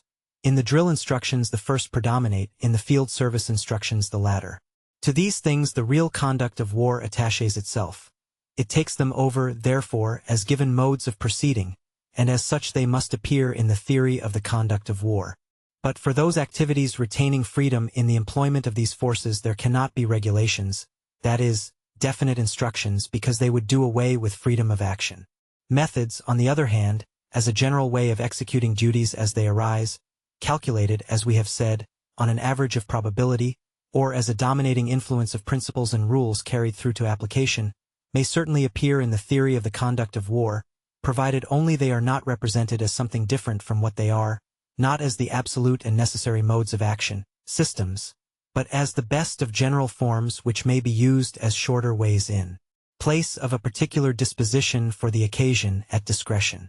But the frequent application of methods will be seen to be most essential and unavoidable in the conduct of war, if we reflect how much action proceeds on mere conjecture, or in complete uncertainty, because one side is prevented from learning all the circumstances which influence the dispositions of the other, or because, even if these circumstances which influence the decisions of the one were really known, there is not, owing to their extent and the dispositions they would entail, sufficient time for the other to carry out all necessary counteracting measures, that therefore measures in war must always be calculated on a certain number of possibilities. If we reflect how numberless are the trifling things belonging to any single event, and which therefore should be taken into account along with it, and that therefore there is no other means to suppose the one counteracted by the other, and to base our arrangements only upon what is of a general nature and probable. If we reflect, lastly, that, owing to the increasing number of officers as we descend the scale of rank, less must be left to the true discernment and ripe judgment of individuals the lower the sphere of action, and that when we reach those ranks where we can look for no other notions but those which the regulations of the service and experience afford, we must help them with the methodic forms bordering on those regulations. This will serve both as a support to their judgment and a barrier against those extravagant and erroneous views which are so especially to be dreaded in a sphere where experience is so costly. Besides this absolute need of method in action, we must also acknowledge that it has a positive advantage, which is that, through the constant repetition of a formal exercise, a readiness, precision, and firmness is attained in the movement of troops which diminishes the natural friction and makes the machine move easier. Method will therefore be the more generally used, become the more indispensable, the farther down the scale of rank the position of the active agent. And on the other hand, its use will diminish upwards until in the highest position it quite disappears. For this reason it is more in its place in tactics than in strategy. War in its highest aspects consists not of an infinite number of little events, the diversities in which compensate each other, and which therefore by a better or worse method are better or worse governed, but of separate great decisive events which must be dealt with separately. It is not like a field of stalks, which, without any regard to the particular form of each stalk, will be mowed better or worse, according as the mowing instrument is good or bad, but rather as a group of large trees, to which the axe must be laid with judgment, according to the particular form and inclination of each separate trunk. How high up in military activity the admissibility of method in action reaches naturally determines itself, not according to actual rank but according to things, and it affects the highest positions in a less degree, only because these positions have the most comprehensive subjects of activity. A constant order of battle, a constant formation of advance guards and outposts, are methods by which a general ties not only his subordinates' hands, but also his own in certain cases. Certainly they may have been devised by himself, and may be applied by him according to circumstances, but they may also be a subject of theory, insofar as they are based on the general properties of troops and weapons. On the other hand, any method by which definite plans for wars or campaigns are to be given out already made as if from a machine are absolutely worthless. As long as there exists no theory which can be sustained, that is, no enlightened treatise on the conduct of war, method in action cannot but encroach beyond its proper limits in high places, for men employed in these spheres of activity have not always had the opportunity of educating themselves, through study and through contact with the higher interests. In the impracticable and inconsistent disquisitions of theorists and critics they cannot find their way, their sound common sense rejects them, and as they bring with them no knowledge but that derived from experience, therefore in those cases which admit of and require a free individual treatment they readily make use of the means which experience gives them, that is, an imitation of the particular methods practiced by great generals, by which a method of action then arises of itself. If we see Frederick the Great's generals always making their appearance in the so-called oblique order of battle, the generals of the French Revolution always using turning movements with a long, extended line of battle, and Bonaparte's lieutenants rushing to the attack with the bloody energy of concentrated masses, then we recognize in the recurrence of the mode of proceeding evidently an adopted method, and see therefore that method of action can reach up to regions bordering on the highest. Should an improved theory facilitate the study of the conduct of war, form the mind and judgment of men who are rising to the highest commands, then also method in action will no longer reach so far, and so much of it as is to be considered indispensable will then at least be formed from theory itself, and not take place out of mere imitation. However preeminently a great commander does things, there is always something subjective in the way he does them, and if he has a certain manner, a large share of his individuality is contained in it which does not always accord with the individuality of the person who copies his manner. At the same time, it would neither be possible nor right to banish subjective methodicism or manner completely from the conduct of war. It is rather to be regarded as a manifestation of that influence which the general character of a war has upon its separate events, and to which satisfaction can only be done in that way if theory is not able to foresee this general character and include it in its considerations. What is more natural than that the war of the French Revolution had its own way of doing things? And what theory could ever have included that peculiar method? The evil is only that such a manner originating in a special case easily outlives itself, because it continues whilst circumstances imperceptibly change. This is what theory should prevent by lucid and rational criticism. When in the year 1806 the Prussian generals, Prince Louis at Saalfeld, Toentsien on the Dornberg near Jena, Graart before and Rüchel behind Kapellendorf, all threw themselves into the open jaws of destruction in the oblique order of Frederick the Great, and managed to ruin Hohenlohe's army in a way that no army was ever ruined, even on the field of battle, all this was done through a manner which had outlived its day, together with the most downright stupidity to which methodicism ever led. Chapter 5. Criticism. The influence of theoretical principles upon real life is produced more through criticism than through doctrine, for as criticism is an application of abstract truth to real events, therefore it not only brings truth of this description nearer to life, but also accustoms the understanding more to such truths by the constant repetition of their application. We therefore think it necessary to fix the point of view for criticism next to that for theory. From the simple narration of an historical occurrence which places events in chronological order, or at most only touches on their more immediate causes, we separate the critical. In this critical, 3 different operations of the mind may be observed. First, the historical investigation and determining of doubtful facts. This is properly historical research, and has nothing in common with theory. Secondly, the tracing of effects to causes. This is the real critical inquiry. It is indispensable to theory, for everything which in theory is to be established, supported, or even merely explained, by experience can only be settled in this way. Thirdly, the testing of the means employed. This is criticism, properly speaking, in which praise and censure is contained. This is where theory helps history, or rather, the teaching to be derived from it. In these 2 last strictly critical parts of historical study, all depends on tracing things to their primary elements, that is to say, up to undoubted truths, and not, as is so often done, resting halfway, that is, on some arbitrary assumption or supposition. As respects the tracing of effect to cause, that is often attended with the insuperable difficulty that the real causes are not known. In none of the relations of life does this so frequently happen as in war, where events are seldom fully known, and still less motives, as the latter have been, perhaps purposely, concealed by the chief actor, or have been of such a transient and accidental character that they have been lost for history. For this reason critical narration must generally proceed hand in hand with historical investigation, and still such a want of connection between cause and effect will often present itself, that it does not seem justifiable to consider effects as the necessary results of known causes. Here, therefore, must occur, that is, historical results which cannot be made use of for teaching. All that theory can demand is that the investigation should be rigidly conducted up to that point, and there leave off without drawing conclusions. A real evil springs up only if the known is made perforce to suffice as an explanation of effects, and thus a false importance is ascribed to it. Besides this difficulty, critical inquiry also meets with another great and intrinsic one, which is that the progress of events in war seldom proceeds from one simple cause, but from several in common, and that it therefore is not sufficient to follow up a series of events to their origin in a candid and impartial spirit, but that it is then also necessary to apportion to each contributing cause its due weight. This leads, therefore, to a closer investigation of their nature, and thus a critical investigation may lead into what is the proper field of theory.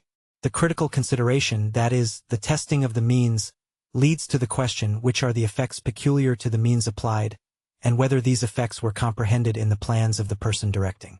The effects peculiar to the means lead to the investigation of their nature, and thus again into the field of theory. We have already seen that in criticism all depends upon attaining to positive truth. Therefore, that we must not stop at arbitrary propositions which are not allowed by others, and to which other perhaps equally arbitrary assertions may again be opposed, so that there is no end to pros and cons. The whole is without result and therefore without instruction. We have seen that both the search for causes and the examination of means lead into the field of theory, that is, into the field of universal truth, which does not proceed solely from the case immediately under examination. If there is a theory which can be used, then the critical consideration will appeal to the proofs there afforded, and the examination may there stop. But where no such theoretical truth is to be found, the inquiry must be pushed up to the original elements.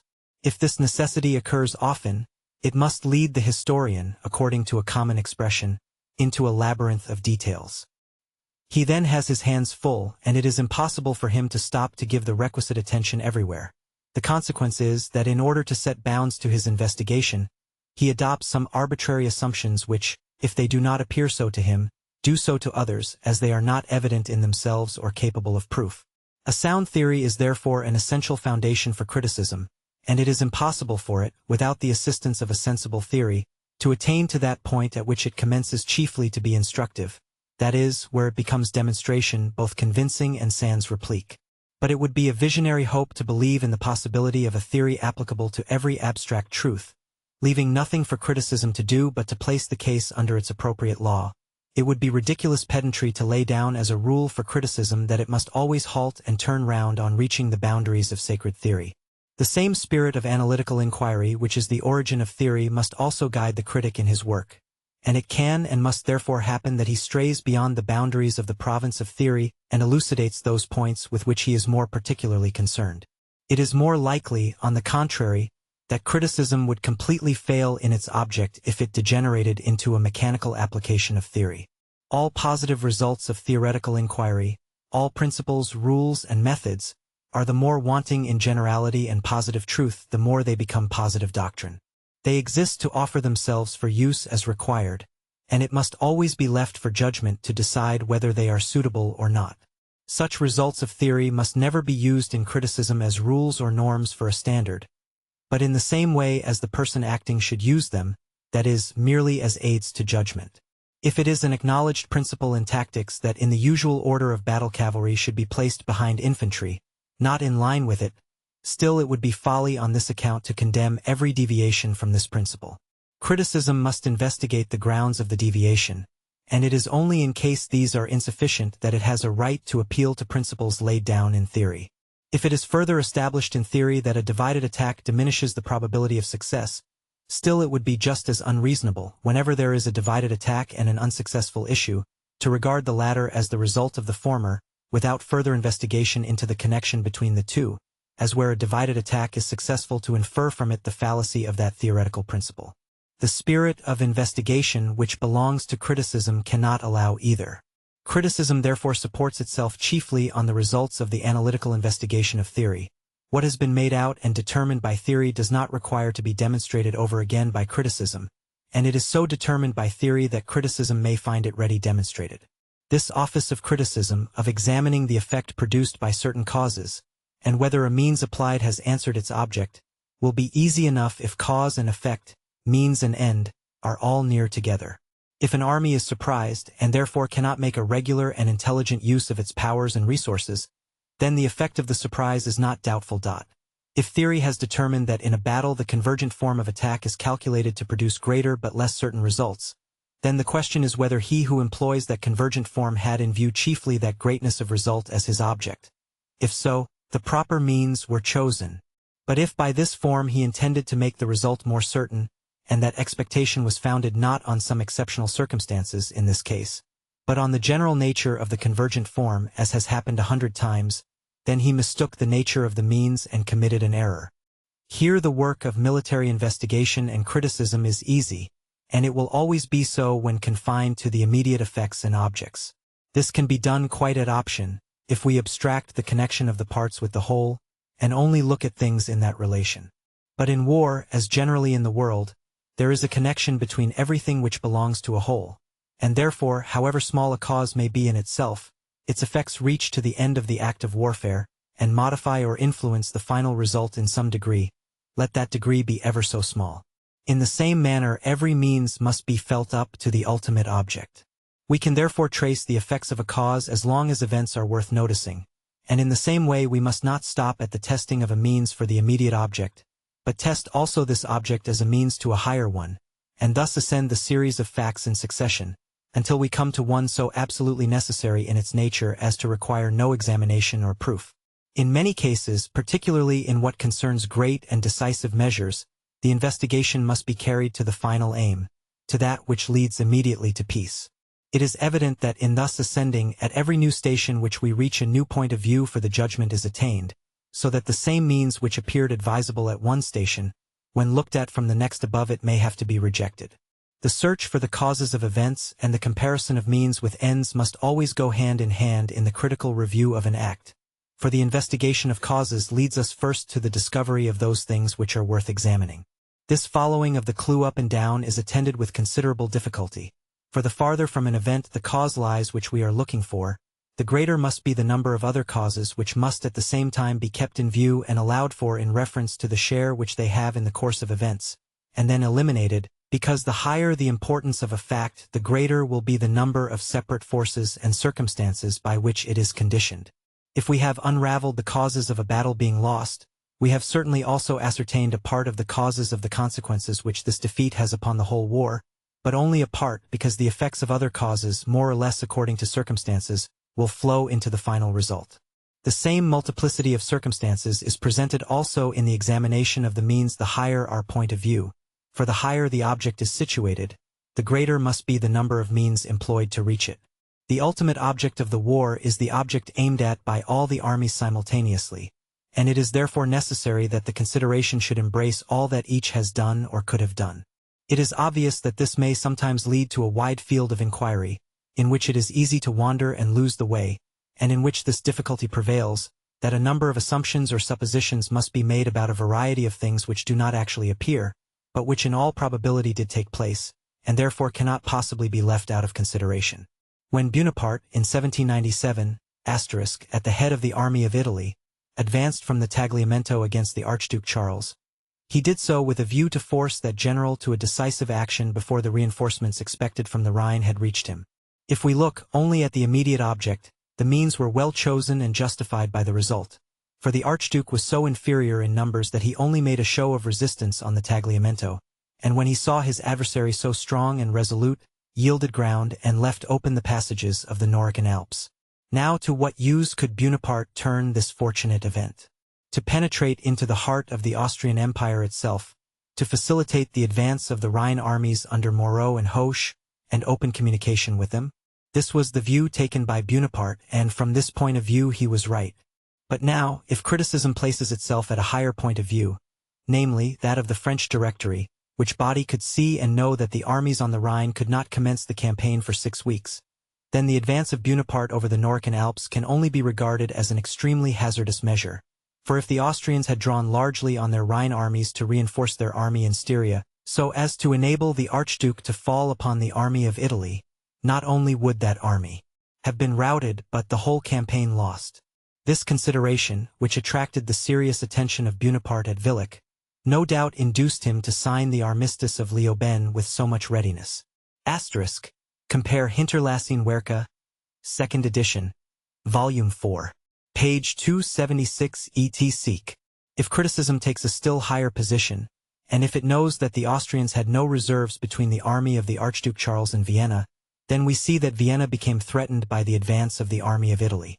Supposing that Bonaparte knew that the capital was thus uncovered, and knew that he still retained the same superiority in numbers over the Archduke as he had in Styria, then his advance against the heart of the Austrian states was no longer without purpose, and its value depended on the value which the Austrians might place on preserving their capital. If that was so great that, rather than lose it, they would accept the conditions of peace which Bonaparte was ready to offer them, it became an object of the first importance to threaten Vienna. If Bonaparte had any reason to know this, then criticism may stop there, but if this point was only problematical, then criticism must take a still higher position, and ask what would have followed if the Austrians had resolved to abandon Vienna and retire farther into the vast dominions still left to them. But it is easy to see that this question cannot be answered without bringing into the consideration the probable movements of the Rhine armies on both sides. Through the decided superiority of numbers on the side of the French, 130,000 to 80,000, there could be little doubt of the result. But then next arises the question, what use would the Directory make of a victory? Whether they would follow up their success to the opposite frontiers of the Austrian monarchy, therefore to the complete breaking up or overthrow of that power, or whether they would be satisfied with the conquest of a considerable portion to serve as a security for peace. The probable result in each case must be estimated, in order to come to a conclusion as to the probable determination of the Directory.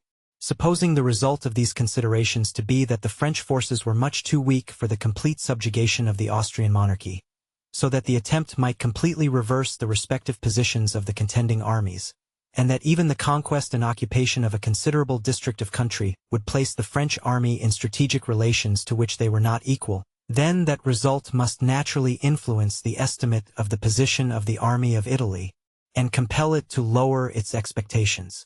And this, it was no doubt, which influenced Bonaparte, although fully aware of the helpless condition of the Archduke, still to sign the Peace of Campo Formio, which imposed no greater sacrifices on the Austrians than the loss of provinces which, even if the campaign took the most favorable turn for them, they could not have reconquered.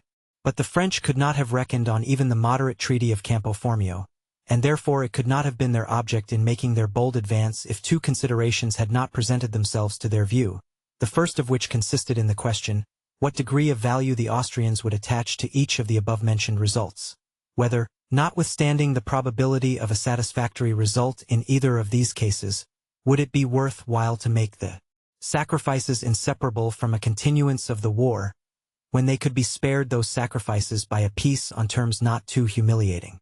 The second consideration is the question whether the Austrian government, instead of seriously weighing the possible results of a resistance pushed to extremities, would not prove completely disheartened by the impression of their present reverses.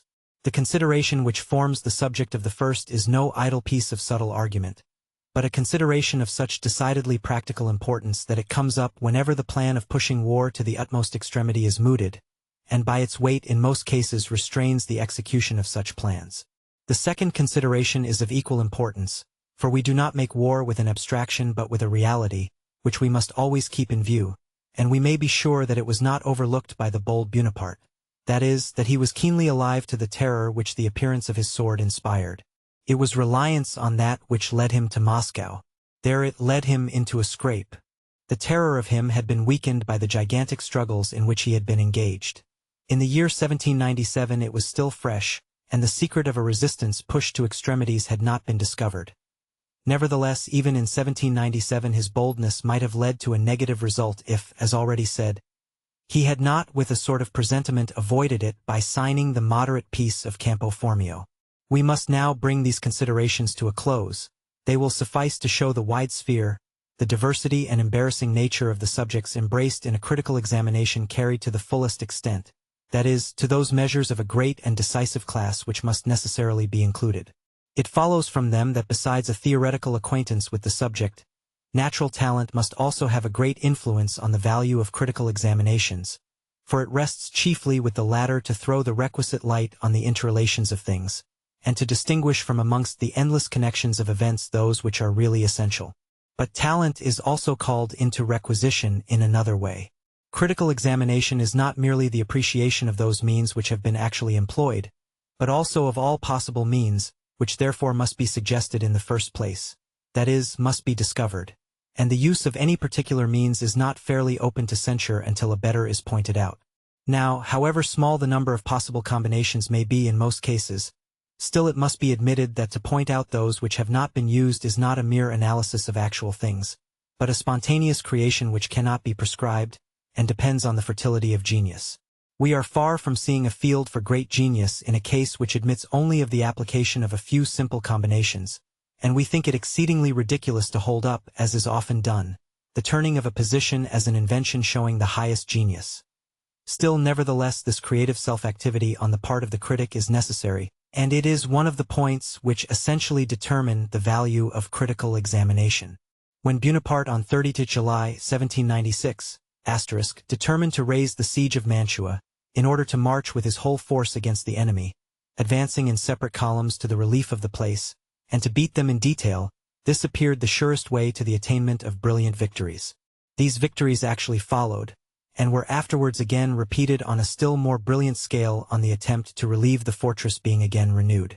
We hear only one opinion on these achievements, that of unmixed admiration.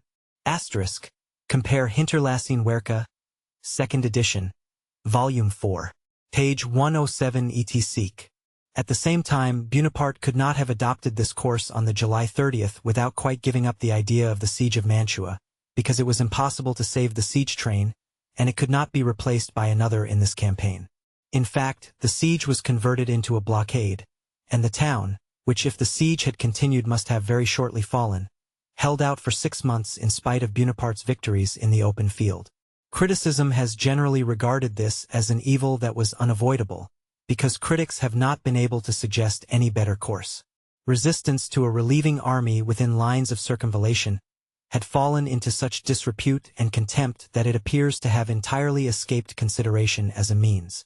And yet, in the reign of Louis XIV, That measure was so often used with success that we can only attribute to the force of fashion the fact that 100 years later it never occurred to anyone even to propose such a measure.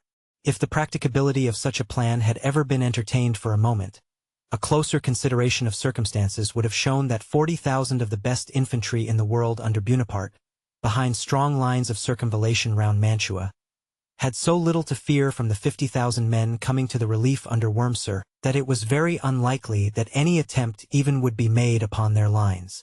We shall not seek here to establish this point, but we believe enough has been said to show that this means was one which had a right to a share of consideration. Whether Bonaparte himself ever thought of such a plan we leave undecided. Neither in his memoirs nor in other sources is there any trace to be found of his having done so. In no critical works has it been touched upon, the measure being one which the mind had lost sight of. The merit of resuscitating the idea of this means is not great, for it suggests itself at once to anyone who breaks loose from the trammels of fashion. Still it is necessary that it should suggest itself for us to bring it into consideration and compare it with the means which Bonaparte employed. Whatever may be the result of the comparison, it is one which should not be omitted by criticism.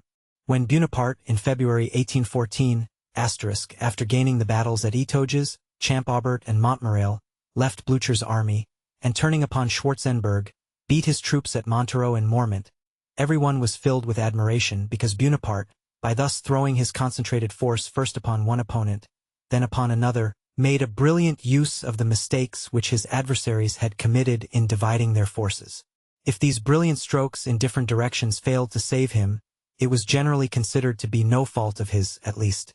No one has yet asked the question what would have been the result if, instead of turning from Blücher upon Schwarzenberg, he had tried another blow at Blücher and pursued him to the Rhine. We are convinced that it would have completely changed the course of the campaign, and that the army of the Allies, instead of marching to Paris, would have retired behind the Rhine. We do not ask others to share our conviction, but no one who understands the thing will doubt, at the mere mention of this alternative course, that it is one which should not be overlooked in criticism. Compare Hinterlassene Werke, 2nd edition. Volume 7. Page 193 etc. In this case the means of comparison lie much more on the surface than in the foregoing, but they have been equally overlooked, because one-sided views have prevailed, and there has been no freedom of judgment. From the necessity of pointing out a better means which might have been used in place of those which are condemned has arisen the form of criticism almost exclusively in use, which contents itself with pointing out the better means without demonstrating in what the superiority consists. The consequence is that some are not convinced, that others start up and do the same thing, and that thus discussion arises which is without any fixed basis for the argument. Military literature abounds with matter of this sort. The demonstration we require is always necessary when the superiority of the means propounded is not so evident as to leave no room for doubt, and it consists in the examination of each of the means on its own merits, and then of its comparison with the object desired. When once the thing is traced back to a simple truth, controversy must cease, or at all events a new result is obtained, whilst by the other plan the pros and cons go on for ever consuming each other. Should we, for example, not rest content with assertion in the case before mentioned, and wish to prove that the persistent pursuit of Blücher would have been more advantageous than the turning on Schwarzenberg, we should support the arguments on the following simple truths. 1. In general it is more advantageous to continue our blows in one and the same direction, because there is a loss of time in striking in different directions, and at a point where the moral power is already shaken by considerable losses there is the more reason to expect fresh successes. Therefore in that way no part of the preponderance already gained is left idle. 2. Because Blücher, although weaker than Schwarzenberg, was, on account of his enterprising spirit, the more important adversary. In him, therefore, lay the center of attraction which drew the others along in the same direction. 3. Because the losses which Blücher had sustained almost amounted to a defeat, which gave Bonaparte such a preponderance over him as to make his retreat to the Rhine almost certain, and at the same time no reserves of any consequence awaited him there. 4. Because there was no other result which would be so terrific in its aspects, would appear to the imagination in such gigantic proportions, an immense advantage in dealing with a staff so weak and irresolute as that of Schwarzenberg notoriously was at this time.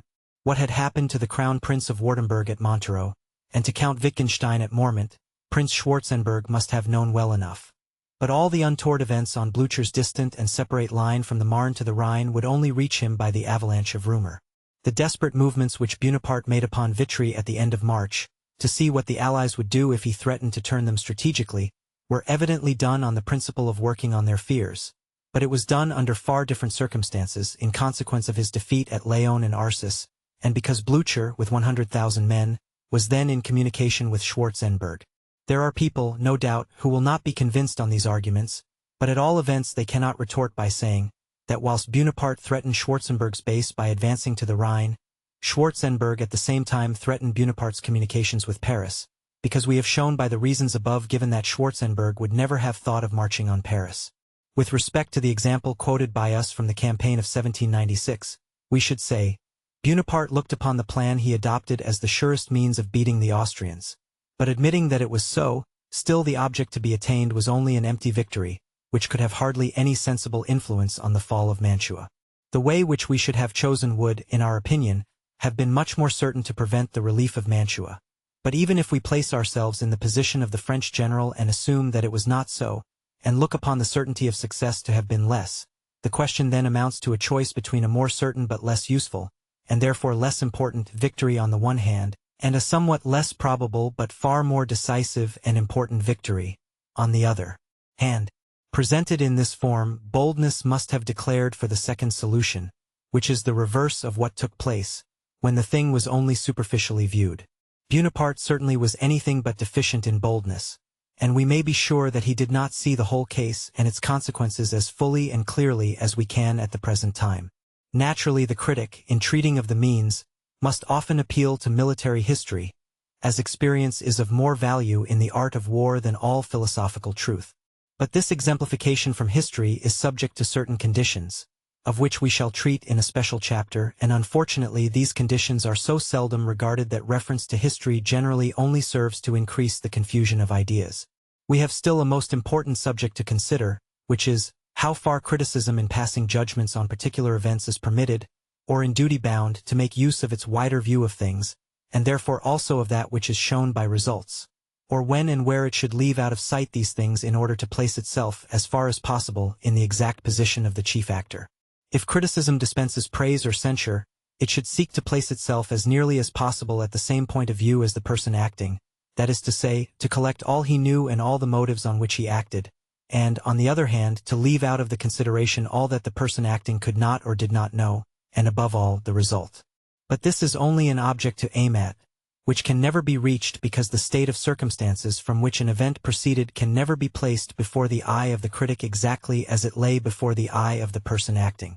A number of inferior circumstances, which must have influenced the result, are completely lost to sight, and many a subjective motive has never come to light. The latter can only be learnt from the memoirs of the chief actor, or from his intimate friends. And in such things of this kind are often treated of in a very desultory manner, or purposely misrepresented. Criticism must, therefore, always forego much which was present in the minds of those whose acts are criticized. On the other hand, it is much more difficult to leave out of sight that which criticism knows in excess.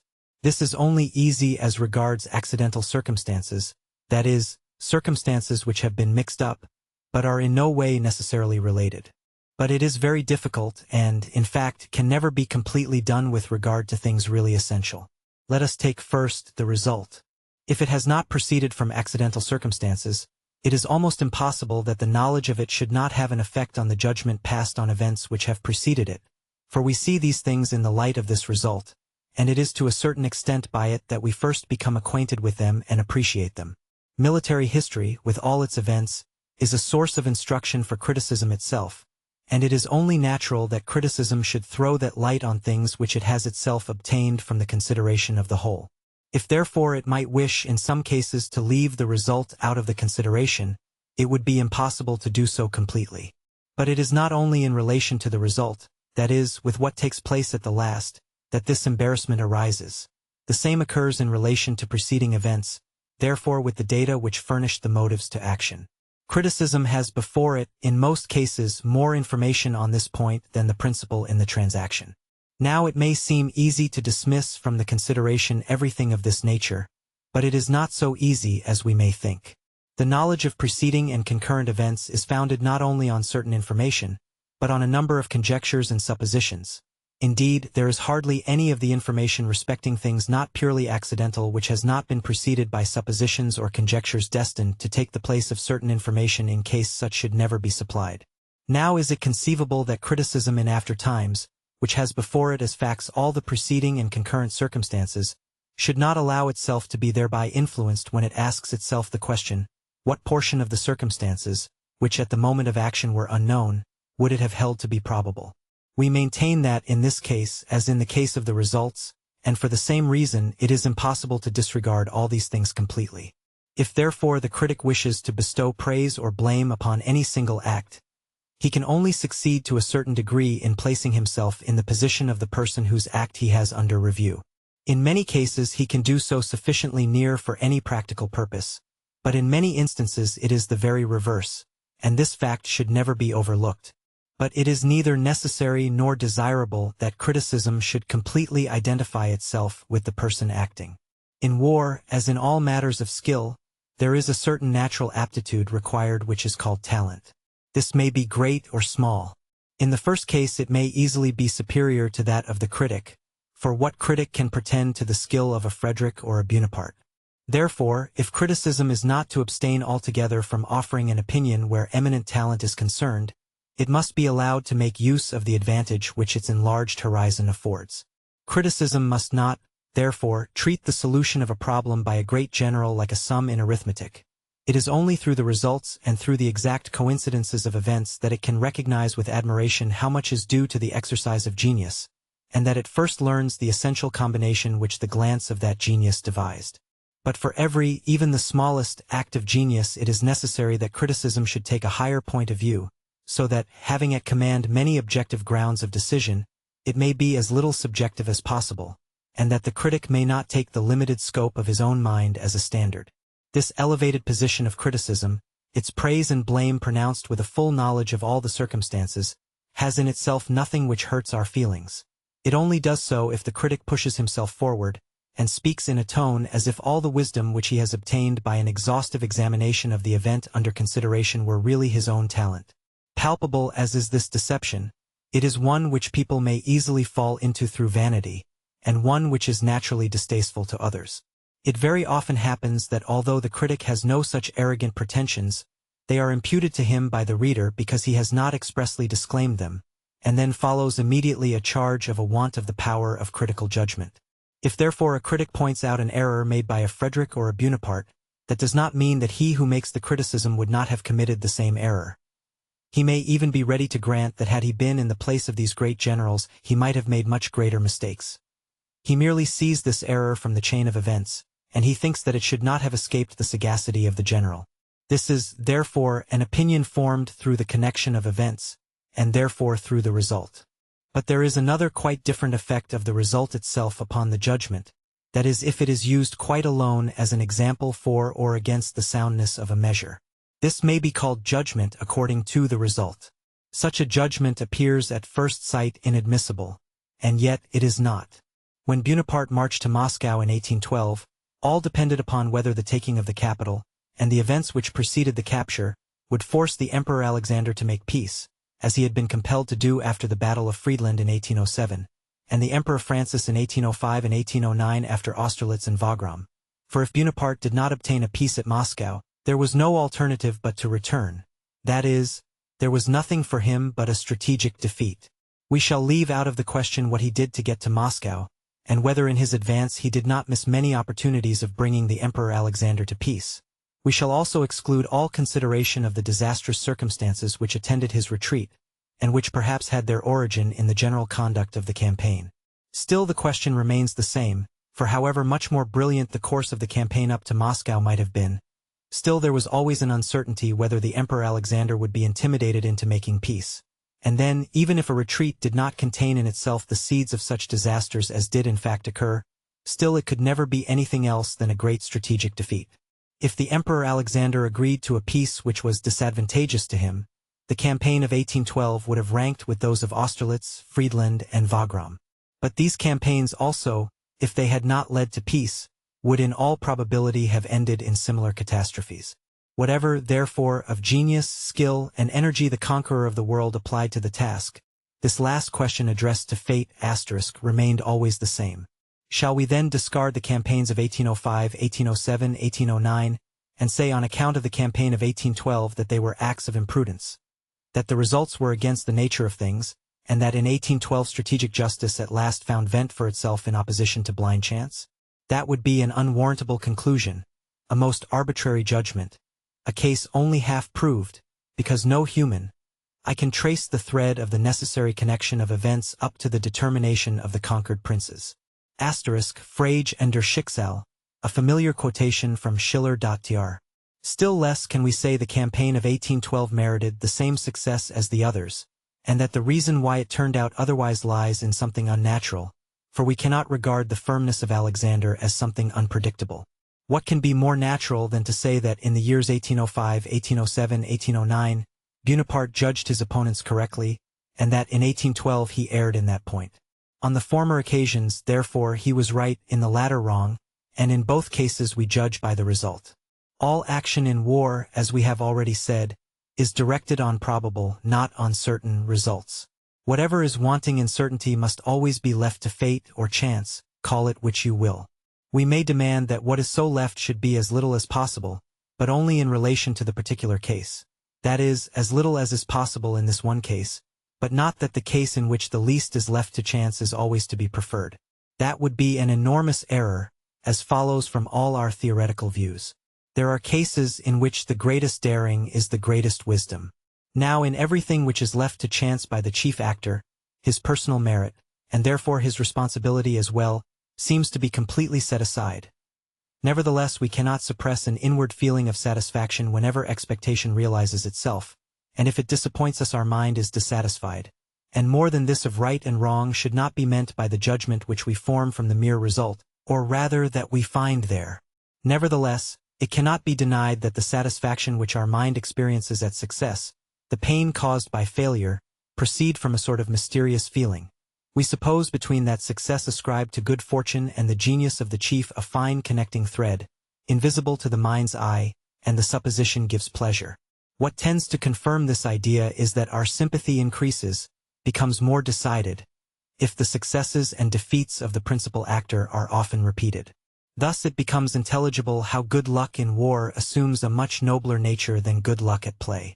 In general, when a fortunate warrior does not otherwise lessen our interest in his behalf, we have a pleasure in accompanying him in his career.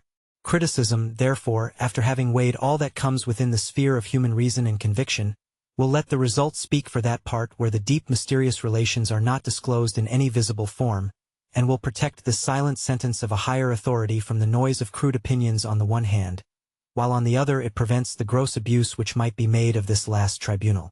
This verdict of the result must therefore always bring forth that which human sagacity cannot discover, and it will be chiefly as regards the intellectual powers and operations that it will be called into requisition, partly because they can be estimated with the least certainty, partly because their close connection with the will is favorable to their exercising over it an important influence.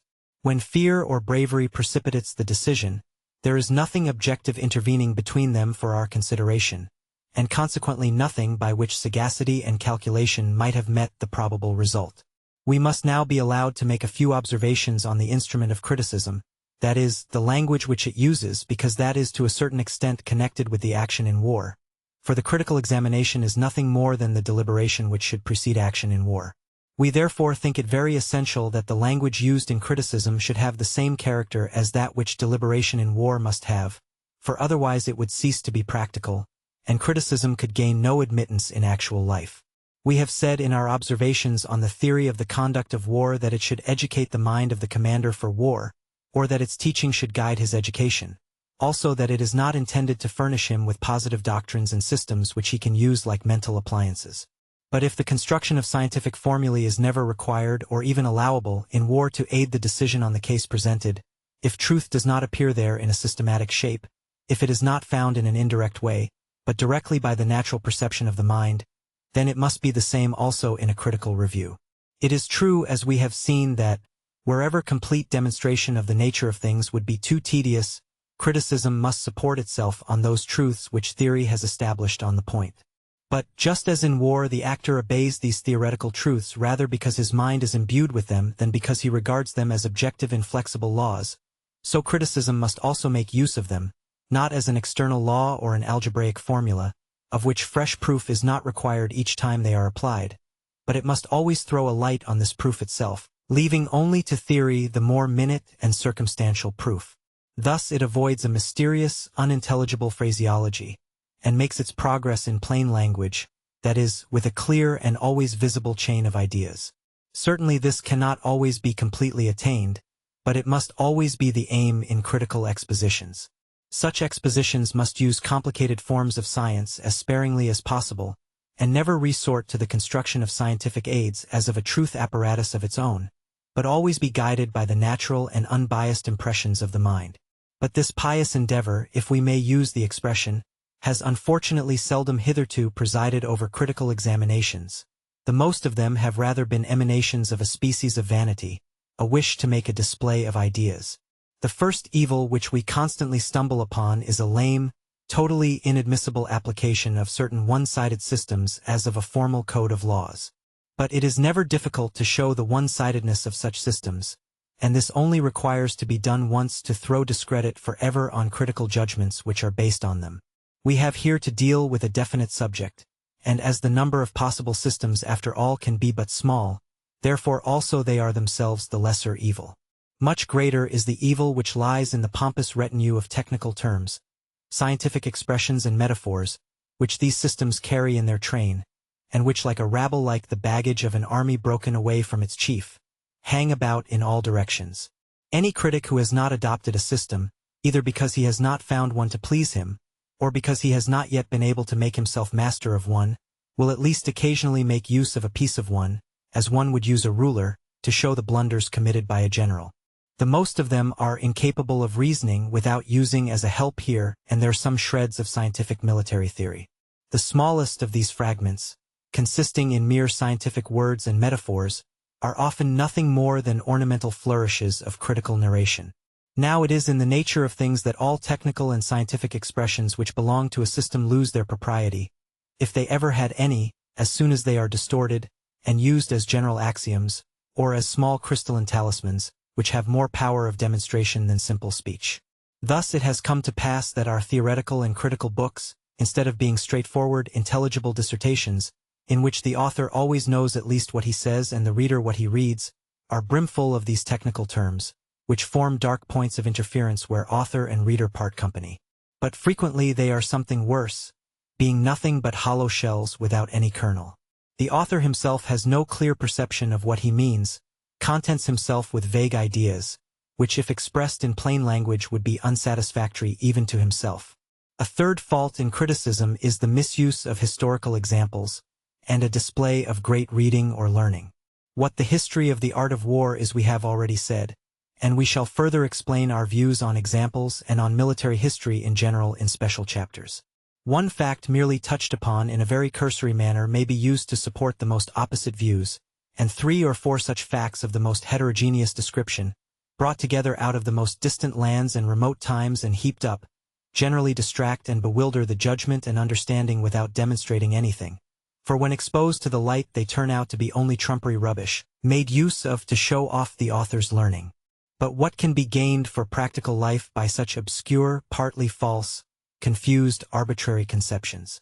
So little is gained that theory on account of them has always been a true antithesis of practice, and frequently a subject of ridicule to those whose soldierly qualities in the field are above question. But it is impossible that this could have been the case, if theory in simple language, and by natural treatment of those things which constitute the art of making war, had merely sought to establish just so much as admits of being established. If, avoiding all false pretensions and irrelevant display of scientific forms and historical parallels, it had kept close to the subject, and gone hand in hand with those who must conduct affairs in the field by their own natural genius. Chapter 6. On Examples. Examples from history make everything clear, and furnish the best description of proof in the empirical sciences. This applies with more force to the art of war than to any other. General Scharnhorst, whose handbook is the best ever written on actual war, pronounces historical examples to be of the first importance, and makes an admirable use of them himself. Had he survived the war in which he fell, the fourth part of his revised treatise on artillery would have given a still greater proof of the observing and enlightened spirit in which he sifted matters of experience. But such use of historical examples is rarely made by theoretical writers. The way in which they more commonly make use of them is rather calculated to leave the mind unsatisfied, as well as to offend the understanding. We therefore think it important to bring specially into view the use and abuse of historical examples. General Scharnhorst died in 1813, of a wound received in the Battle of Bautzen or Grossgorchen, editor. Unquestionably the branches of knowledge which lie at the foundation of the art of war come under the denomination of empirical sciences. For although they are derived in a great measure from the nature of things, still we can only learn this very nature itself for the most part from experience. And besides that, the practical application is modified by so many circumstances that the effects can never be completely learnt from the mere nature of the means. The effects of gunpowder, that great agent in our military activity, were only learnt by experience, and up to this hour experiments are continually in progress in order to investigate them more fully. That an iron ball to which powder has given a velocity of 1,000 feet in a second, smashes every living thing which it touches in its course is intelligible in itself. Experience is not required to tell us that, but in producing this effect how many hundred circumstances are concerned, some of which can only be learnt by experience. And the physical is not the only effect which we have to study, it is the moral which we are in search of, and that can only be ascertained by experience. And there is no other way of learning and appreciating it but by experience. In the Middle Ages, when firearms were first invented, their effect, owing to their rude make, was materially but trifling compared to what it now is, but their effect morally was much greater. One must have witnessed the firmness of one of those masses taught and led by Bonaparte, under the heaviest and most unintermittent cannonade, in order to understand what troops, hardened by long practice in the field of danger, can do, when by a career of victory they have reached the noble principle of demanding from themselves their utmost efforts. In pure conception no one would believe it. On the other hand, it is well known that there are troops in the service of European powers at the present moment who would easily be dispersed by a few cannon shots. But no empirical science, consequently also no theory of the art of war, can always corroborate its truths by historical proof. It would also be, in some measure, difficult to support experience by single facts. If any means is once found efficacious in war, it is repeated. One nation copies another, the thing becomes the fashion, and in this manner it comes into use, supported by experience, and takes its place in theory, which contents itself with appealing to experience in general in order to show its origin, but not as a verification of its truth. But it is quite otherwise if experience is to be used in order to overthrow some means in use, to confirm what is doubtful or introduce something new. Then particular examples from history must be quoted as proofs. Now, if we consider closely the use of historical proofs, for points of view readily present themselves for the purpose. First, they may be used merely as an explanation of an idea. In every abstract consideration it is very easy to be misunderstood, or not to be intelligible at all. When an author is afraid of this, an exemplification from history serves to throw the light which is wanted on his idea, and to ensure his being intelligible to his reader. Secondly, it may serve as an application of an idea, because by means of an example there is an opportunity of showing the action of those minor circumstances which cannot all be comprehended and explained in any general expression of an idea. For in that consists, indeed, the difference between theory and experience. Both these cases belong to examples properly speaking, the two following belong to historical proofs. Thirdly, a historical fact may be referred to particularly, in order to support what one has advanced. This is in all cases sufficient, if we have only to prove the possibility of a fact or effect.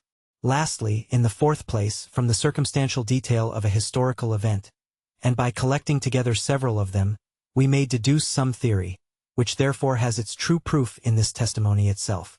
For the first of these purposes all that is generally required is a cursory notice of the case, as it is only used partially. Historical correctness is a secondary consideration. A case invented might also serve the purpose as well, only historical ones are always to be preferred, because they bring the idea which they illustrate nearer to practical life. The second use supposes a more circumstantial relation of events, but historical authenticity is again of secondary importance, and in respect to this point the same is to be said as in the first case.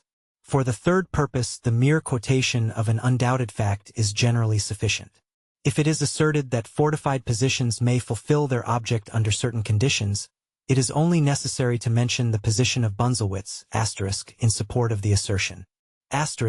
Frederick the Great's celebrated entrenched camp in 1761. But if, through the narrative of a case in history, an abstract truth is to be demonstrated, then everything in the case bearing on the demonstration must be analyzed in the most searching and complete manner. It must, to a certain extent, develop itself carefully before the eyes of the reader. The less effectually this is done, the weaker will be the proof, and the more necessary it will be to supply the demonstrative proof which is wanting in the single case by a number of cases, because we have a right to suppose that the more minute details which we are unable to give neutralize each other in their effects in a certain number of cases. If we want to show by example derived from experience that cavalry are better placed behind than in a line with infantry, that it is very hazardous without a decided preponderance of numbers to attempt an enveloping movement, with widely separated columns, either on a field of battle or in the theater of war, that is, either tactically or strategically, then in the first of these cases it would not be sufficient to specify some lost battles in which the cavalry was on the flanks and some gained, in which the cavalry was in rear of the infantry, and in the latter of these cases it is not sufficient to refer to the battles of Rivoli and Wagram, to the attack of the Austrians on the theater of war in Italy in 1796, or of the French upon the German theater of war in the same year.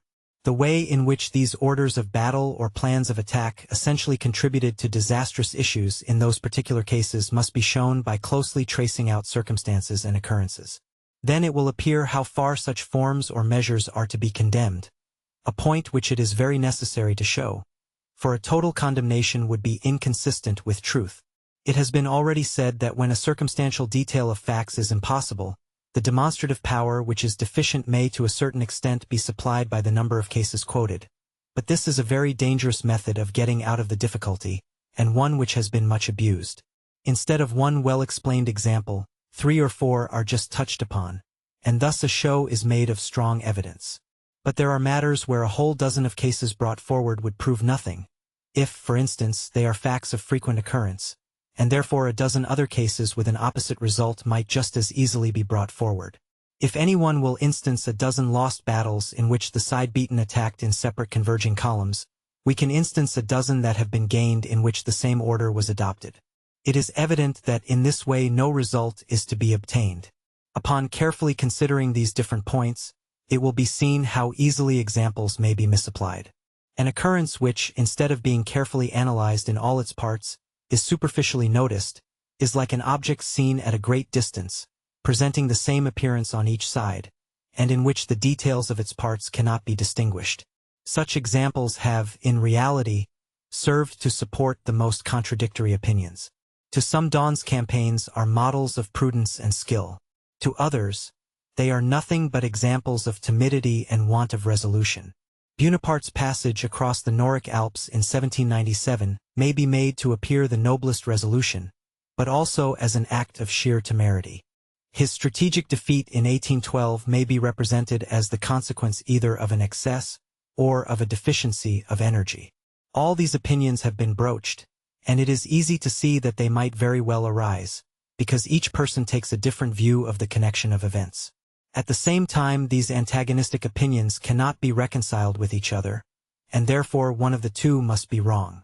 Much as we are obliged to the worthy Fouquiers for the numerous examples introduced in his memoirs, partly because a number of historical incidents have thus been preserved which might otherwise have been lost, and partly because he was one of the first to bring theoretical, that is, abstract, ideas into connection with the practical in war, in so far that the cases brought forward may be regarded as intended to exemplify and confirm what is theoretically asserted.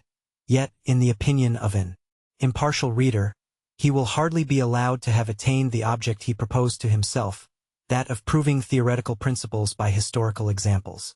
For although he sometimes relates occurrences with great minuteness, still he falls short very often of showing that the deductions drawn necessarily proceed from the inner relations of these events.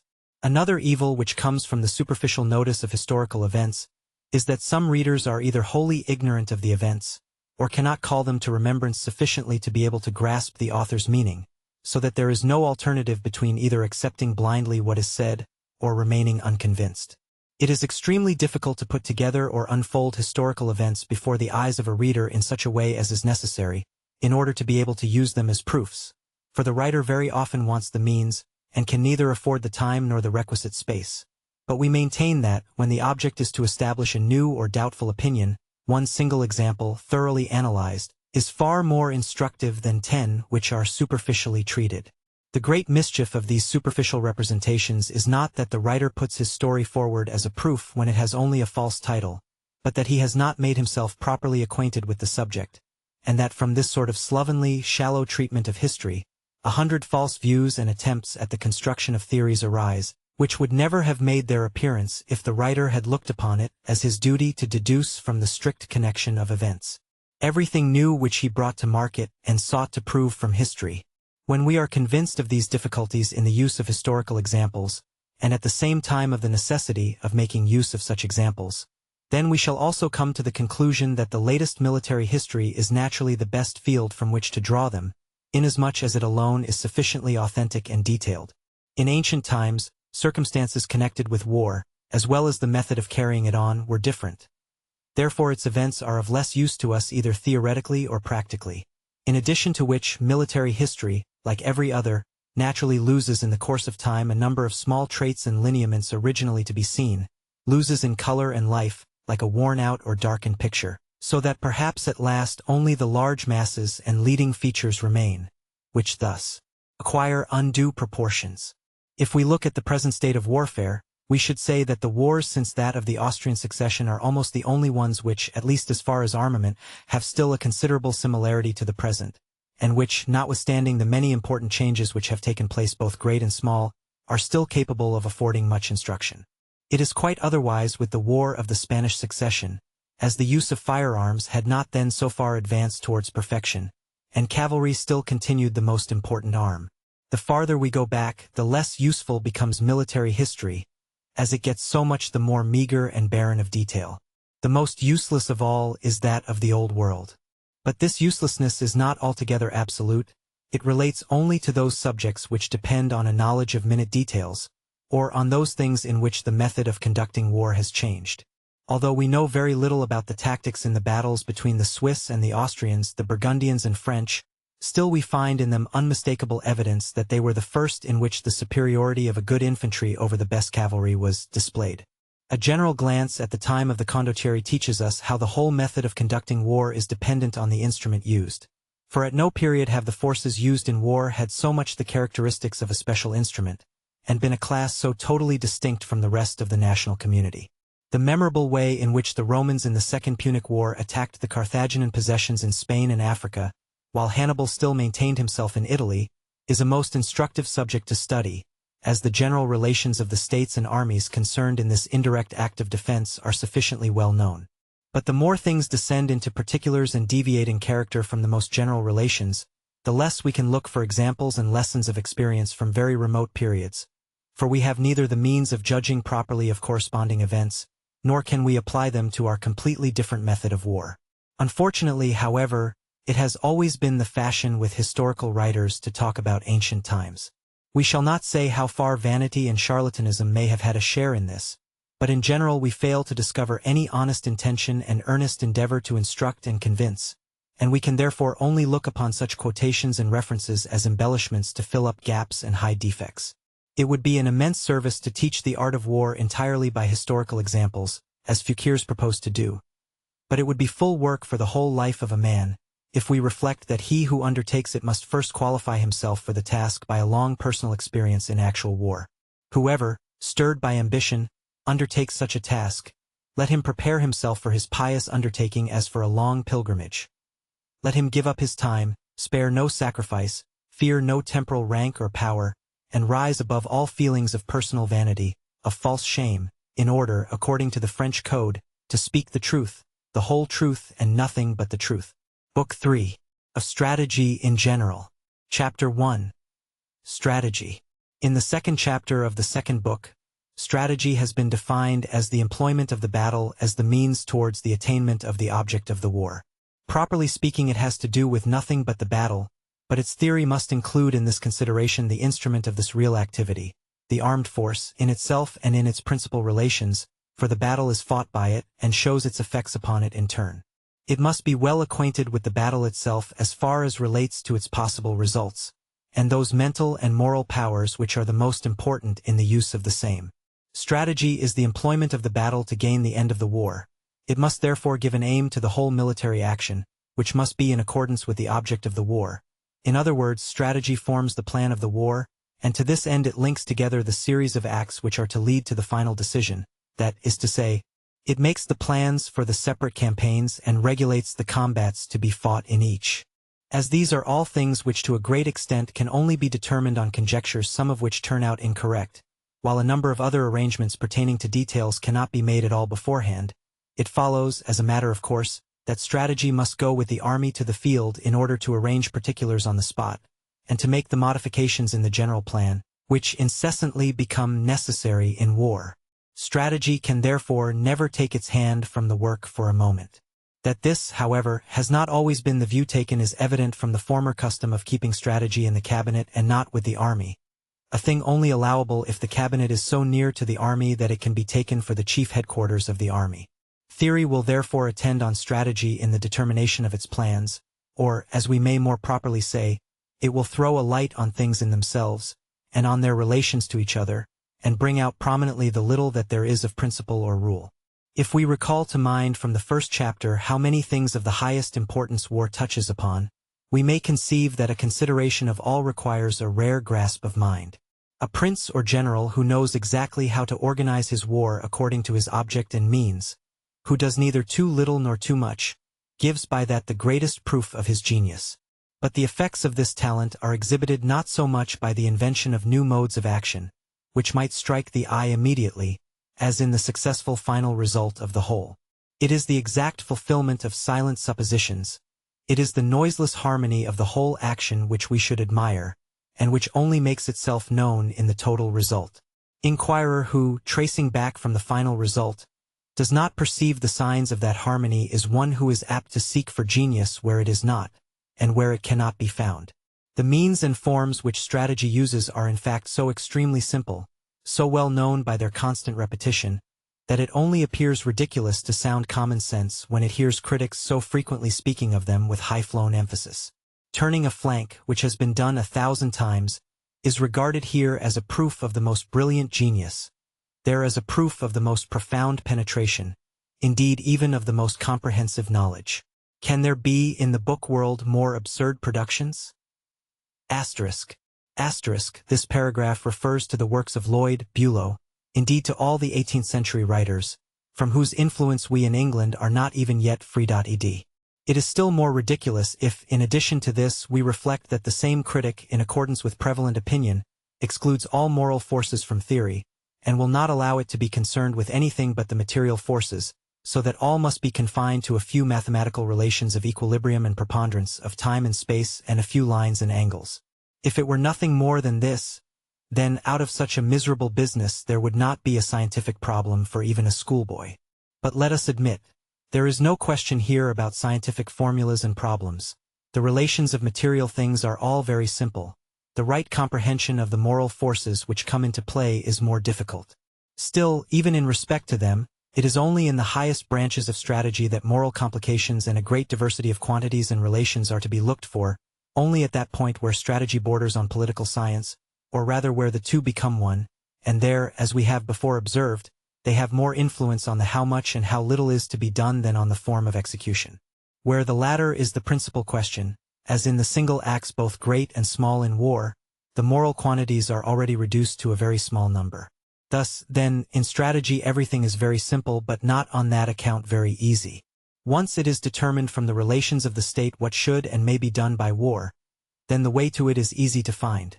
But to follow that way straightforward, to carry out the plan without being obliged to deviate from it 1,000 times by 1,000 varying influences, requires, besides great strength of character, great clearness and steadiness of mind, and out of 1,000 men who are remarkable, some for mind, others for penetration, others again for boldness or strength of will, perhaps not one will combine in himself all those qualities which are required to raise a man above mediocrity in the career of a general. It may sound strange, but for all who know war in this respect it is a fact beyond doubt, that much more strength of will is required to make an important decision in strategy than in tactics. In the latter, we are hurried on with the moment. A commander feels himself borne along in a strong current, against which he durst not contend without the most destructive consequences. He suppresses the rising fears, and boldly ventures further.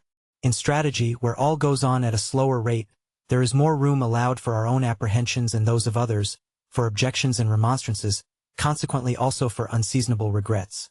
And as we do not see things in strategy as we do at least half of them in tactics with the living eye, but everything must be conjectured and assumed, the convictions produced are less powerful.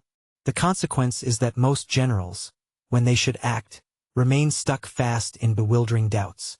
Now let us cast a glance at history, upon Frederick the Great's campaign of 1760, celebrated for its fine marches and maneuvers, a perfect masterpiece of strategic skill as critics tell us. Is there really anything to drive us out of our wits with admiration in the king's first trying to turn Daun's right flank, then his left, then again his right, and see? Are we to see profound wisdom in this? No, that we cannot, if we are to decide naturally and without affectation.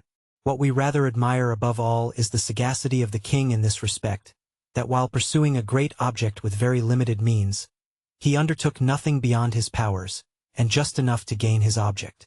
This sagacity of the general is visible not only in this campaign, but throughout all the 3 wars of the great king. To bring Silesia into the safe harbor of a well-guaranteed peace was his object. At the head of a small state which was like other states in most things, and only ahead of them in some branches of administration. He could not be an Alexander, and, as Charles XII, he would only, like him, have broken his head. We find, therefore, in the whole of his conduct of war, a controlled power, always well-balanced, and never wanting in energy, which in the most critical moments rises to astonishing deeds, and the next moment oscillates quietly on again in subordination to the play of the most subtle political influences. Neither vanity, thirst for glory, nor vengeance could make him deviate from his course, and this course alone it is which brought him to a fortunate termination of the contest. These few words do but scant justice to this phase of the genius of the great general. The eyes must be fixed carefully on the extraordinary issue of the struggle, and the causes which brought about that issue must be traced out, in order thoroughly to understand that nothing but the king's penetrating eye brought him safely out of all his dangers. This is one feature in this great commander which we admire in the campaign of 1760, and in all others, but in this especially, because in none did he keep the balance even against such a superior hostile force, with such a small sacrifice. Another feature relates to the difficulty of execution. Marches to turn a flank, right or left, are easily combined. The idea of keeping a small force always well concentrated to be able to meet the enemy on equal terms at any point, to multiply a force by rapid movement, is as easily conceived as expressed. The mere contrivance in these points, therefore, cannot excite our admiration, and with respect to such simple things, there is nothing further than to admit that they are simple. But let a general try to do these things like Frederick the Great. Long afterwards authors, who were eyewitnesses, have spoken of the danger, indeed of the imprudence, of the king's camps, and doubtless, at the time he pitched them, the danger appeared 3 times as great as afterwards. It was the same with his marches, under the eyes, nay, often under the cannon of the enemy's army. These camps were taken up, these marches made, not from want of prudence, but because in Daun's system, in his mode of drawing up his army, in the responsibility which pressed upon him, and in his character, Frederick found that security which justified his camps and marches. But it required the king's boldness, determination, and strength of will to see things in this light, and not to be led astray and intimidated by the danger of which 30 years after people still wrote and spoke. Few generals in this situation would have believed these simple strategic means to be practicable. Again, another difficulty in execution lay in this, that the king's army in this campaign was constantly in motion. Twice it marched by wretched crossroads, from the Elbe into Silesia, in rear of Daun and pursued by Lacy, beginning of July, beginning of August.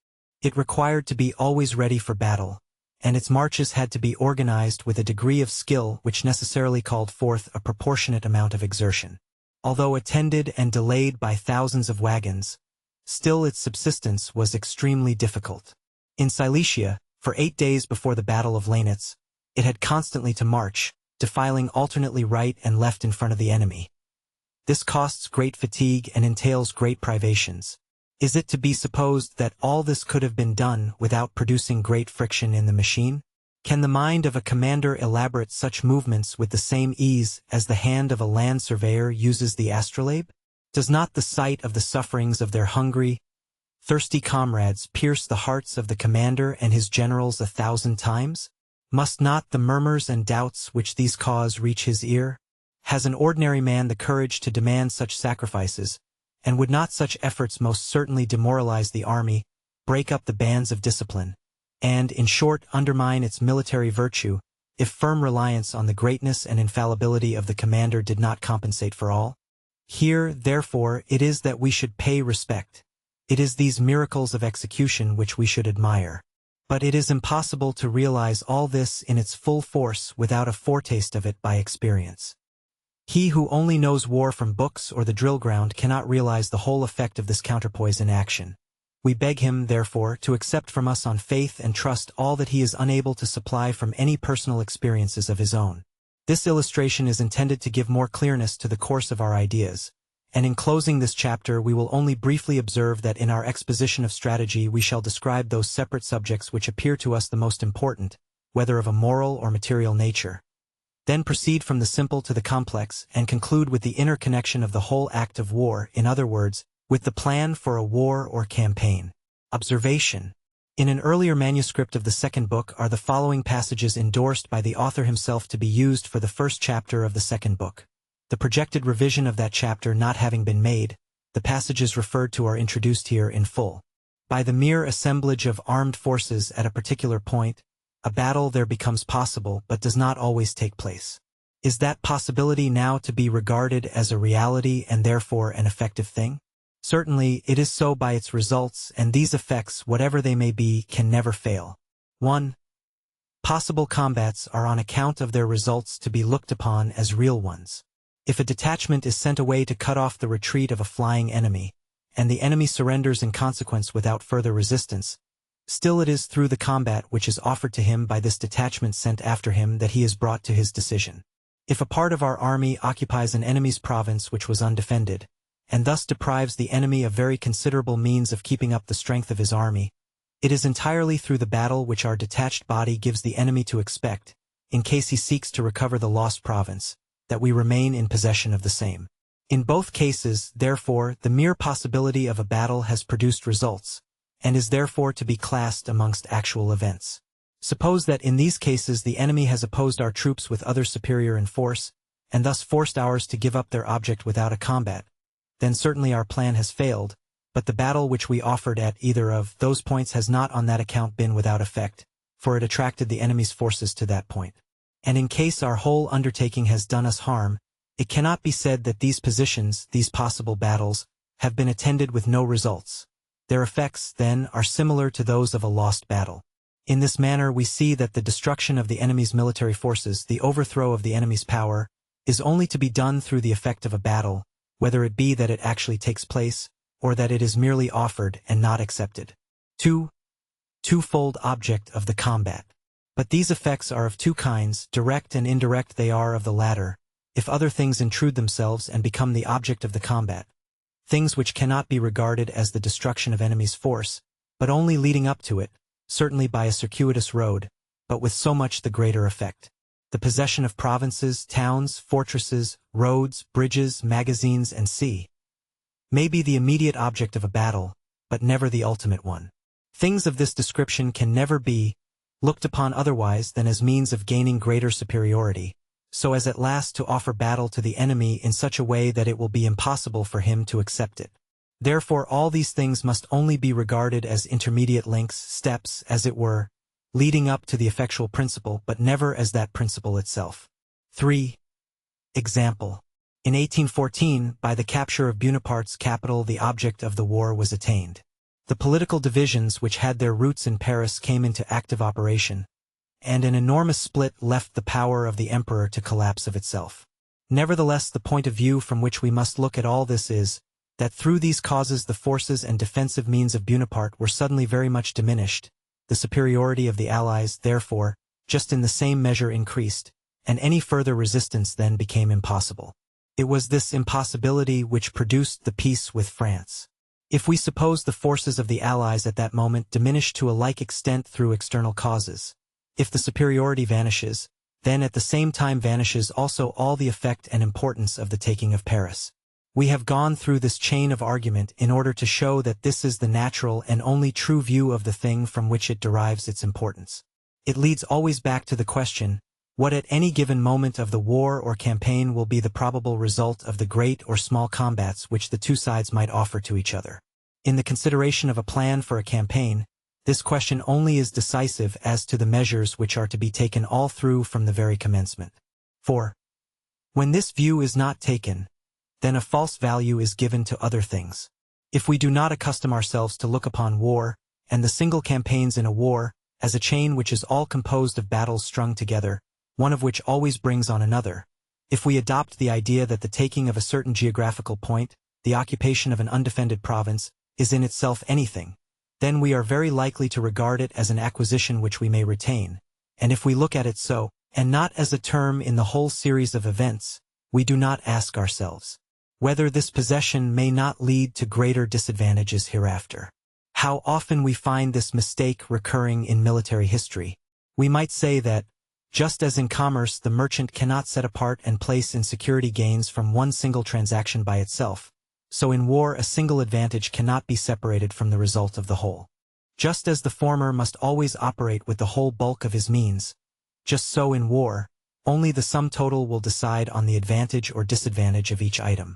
If the mind's eye is always directed upon the series of combats, so far as they can be seen beforehand, then it is always looking in the right direction, and thereby the motion of the force acquires that rapidity, that is to say, willing and doing acquire that energy which is suitable to the matter, and which is not to be thwarted or turned aside by extraneous influences. Asterisk. Asterisk. The whole of this chapter is directed against the theories of the Austrian staff in 1814. It may be taken as the foundation of the modern teaching of the Prussian General Staff. See especially von Kammer.ed, Chapter 2. Elements of strategy. The causes which condition the use of the combat in strategy may be easily divided into elements of different kinds, such as the moral, physical, mathematical, geographical, and statistical elements. The first class includes all that can be called forth by moral qualities and effects. To the second belong the whole mass of the military force, its organization, the proportion of the three arms, and c. To the third, the angle of the lines of operation, the concentric and eccentric movements in as far as their geometrical nature has any value in the calculation. To the fourth, the influences of country, such as commanding points, hills, rivers, woods, roads, and sea. Lastly, to the fifth, all the means of supply. The separation of these things once for all in the mind does good in giving clearness and helping us to estimate at once, at a higher or lower value, the different classes as we pass onwards. For, in considering them separately, many lose of themselves their borrowed importance. One feels, for instance, quite plainly that the value of a base of operations, even if we look at nothing in it but its relative position to the line of operations, depends much less in that simple form on the geometrical element of the angle which they form with one another, than on the nature of the roads and the country through which they pass. But to treat upon strategy according to these elements would be the most unfortunate idea that could be conceived, for these elements are generally manifold, and intimately connected with each other in every single operation of war. We should lose ourselves in the most soulless analysis, and as if in a horrid dream, we should be forever trying in vain to build up an arch to connect this base of abstractions with facts belonging to the real world. Heaven preserve every theorist from such an undertaking. We shall keep to the world of things in their totality, and not pursue our analysis further than is necessary from time to time to give distinctness to the idea which we wish to impart, and which has come to us, not by a speculative investigation, but through the impression made by the realities of war in their entirety. Chapter 3. Moral Forces. We must return again to this subject, which is touched upon in the third chapter of the second book, because the moral forces are amongst the most important subjects in war. They form the spirit which permeates the whole being of war. These forces fasten themselves soonest and with the greatest affinity onto the will which puts in motion and guides the whole mass of powers, uniting with it as it were in one stream, because this is a moral force itself. Unfortunately, they will escape from all book analysis, for they will neither be brought into numbers nor into classes, and require to be both seen and felt.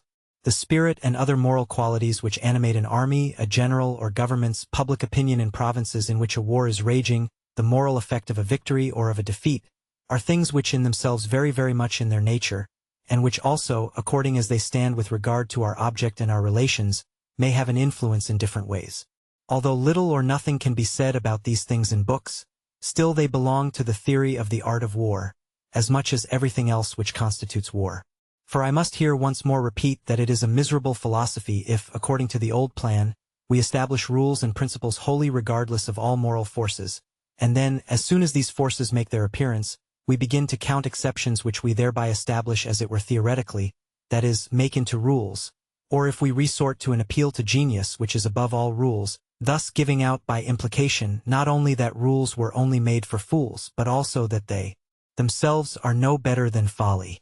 Even if the theory of the art of war does no more in reality than recall these things to remembrance, showing the necessity of allowing to the moral forces their full value, and of always taking them into consideration, by so doing it extends its borders over the region of immaterial forces, and by establishing that point of view, condemns beforehand every one who would endeavor to justify himself before its judgment seat by the mere physical relations of forces. Further, out of regard to all other so-called rules, theory cannot banish the moral forces beyond its frontier, because the effects of the physical forces and the moral are completely fused, and are not to be decomposed like a metal alloy by a chemical process. In every rule relating to the physical forces, theory must present to the mind at the same time the share which the moral powers will have in it, if it would not be led to categorical propositions, at one time too timid and contracted, at another too dogmatical and wide. Even the most matter-of-fact theories have, without knowing it, strayed over into this moral kingdom. For, as an example, the effects of a victory cannot in any way be explained without taking into consideration the moral impressions. And therefore the most of the subjects which we shall go through in this book are composed half of physical, half of moral causes and effects, and we might say the physical are almost no more than the wooden handle, whilst the moral are the noble metal, the real bright polished weapon. The value of the moral powers, and their frequently incredible influence, are best exemplified by history, and this is the most generous and the purest nourishment which the mind of the general can extract from it. At the same time it is to be observed, that it is less demonstrations, critical examinations, and learned treatises, than sentiments, general impressions, and single flashing sparks of truth, which yield the seeds of knowledge that are to fertilize the mind. We might go through the most important moral phenomena in war, and with all the care of a diligent professor try what we could impart about each, either good or bad. But as in such a method one slides too much into the commonplace and trite, whilst real mind quickly makes its escape in analysis, the end is that one gets imperceptibly to the relation of things which everybody knows. We prefer, therefore, to remain here more than usually incomplete and rhapsodical, content to have drawn attention to the importance of the subject in a general way, and to have pointed out the spirit in which the views given in this book have been conceived. Chapter 4. The Chief Moral Powers. These are the talents of the commander, the military virtue of the army, its national feeling. Which of these is the most important no one can tell in a general way, for it is very difficult to say anything in general of their strength, and still more difficult to compare the strength of one with that of another. The best plan is not to undervalue any of them, a fault which human judgment is prone to, sometimes on one side, sometimes on another, in its whimsical oscillations. It is better to satisfy ourselves of the undeniable efficacy of these three things by sufficient evidence from history. It is true, however, that in modern times the armies of European states have arrived very much at a par as regards discipline and fitness for service, and that the conduct of war has, as philosophers would say, naturally developed itself, thereby become a method, common as it were to all armies, so that even from commanders there is nothing further to be expected in the way of application of special means of art, in the limited sense, such as Frederick II's oblique order. Hence it cannot be denied that, as matters now stand, greater scope is afforded for the influence of national spirit and habituation of an army to war. A long peace may again alter all this. Asterisk. Asterisk, written shortly after the great Napoleonic campaigns. The national spirit of an army, enthusiasm, fanatical zeal, faith, opinion, displays itself most in mountain warfare, where everyone down to the common soldier is left to himself. On this account, A mountainous country is the best campaigning ground for popular levies. Expertness of an army through training, and that well-tempered courage which holds the ranks together as if they had been cast in a mold, show their superiority in an open country. The talent of a general has most room to display itself in a closely intersected, undulating country. In mountains he has too little command over the separate parts, and the direction of all is beyond his powers. In open plains it is simple and does not exceed those powers. According to these undeniable elective affinities, plans should be regulated. Chapter 5. Military virtue of an army. This is distinguished from mere bravery, and still more from enthusiasm for the business of war. The first is certainly a necessary constituent part of it, but in the same way as bravery, which is a natural gift in some men, may arise in a soldier as a part of an army from habit and custom, so with him it must also have a different direction from that which it has with others. It must lose that impulse to unbridled activity and exercise of force which is its characteristic in the individual, and submit itself to demands of a higher kind, to obedience, order, rule, and method. Enthusiasm for the profession gives life and greater fire to the military virtue of an army, but does not necessarily constitute a part of it. War is a special business, and however general its relations may be, and even if all the male population of a country, capable of bearing arms, exercise this calling, still it always continues to be different and separate from the other pursuits which occupy the life of man. To be imbued with a sense of the spirit and nature of this business, to make use of, to rouse, to assimilate into the system the powers which should be active in it, to penetrate completely into the nature of the business. With the understanding, through exercise to gain confidence and expertness in it, to be completely given up to it, to pass out of the man into the part which it is assigned to us to play in war, that is the military virtue of an army in the individual. However much pains may be taken to combine the soldier and the citizen in one and the same individual, whatever may be done to nationalize wars, and however much we may imagine times have changed since the days of the old condottieri, never will it be possible to do away with the individuality of the business. And if that cannot be done, then those who belong to it, as long as they belong to it, will always look upon themselves as a kind of guild, in the regulations, laws, and customs in which the spirit of war by preference finds its expression. And so it is in fact. Even with the most decided inclination to look at war from the highest point of view, it would be very wrong to look down upon this corporate spirit, esprit de corps, which may and should exist more or less in every army. This corporate spirit forms the bond of union between the natural forces which are active in that which we have called military virtue. The crystals of military virtue have a greater affinity for the spirit of a corporate body than for anything else. An army which preserves its usual formations under the heaviest fire, which is never shaken by imaginary fears, and in the face of real danger disputes the ground inch by inch, which, proud in the feeling of its victories, never loses its sense of obedience, its respect for and confidence in its leaders, even under the depressing effects of defeat. An army with all its physical powers, inured to privations and fatigue by exercise, like the muscles of an athlete. An army which looks upon all its toils as the means to victory, not as a curse which hovers over its standards, and which is always reminded of its duties and virtues by the short catechism of one idea, namely the honor of its arms. Such an army is imbued with the true military spirit. Soldiers may fight bravely like the Vendeans, and do great things like the Swiss, the Americans, or Spaniards, without displaying this military virtue. A commander may also be successful at the head of standing armies, like Eugene and Marlborough, without enjoying the benefit of its assistance. We must not, therefore, say that a successful war without it cannot be imagined, and we draw a special attention to that point, in order the more to individualize the conception which is here brought forward, that the idea may not dissolve into a generalization, and that it may not be thought that military virtue is in the end everything. It is not so. Military virtue in an army is a definite moral power which may be supposed wanting, and the influence of which may therefore be estimated. Like any instrument, the power of which may be calculated. Having thus characterized it, we proceed to consider what can be predicated of its influence, and what are the means of gaining its assistance.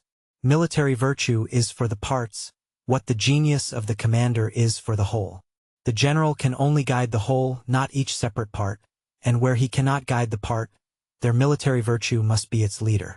A general is chosen by the reputation of his superior talents, the chief leaders of large masses after careful probation, But this probation diminishes as we descend the scale of rank, and in just the same measure we may reckon less and less upon individual talents.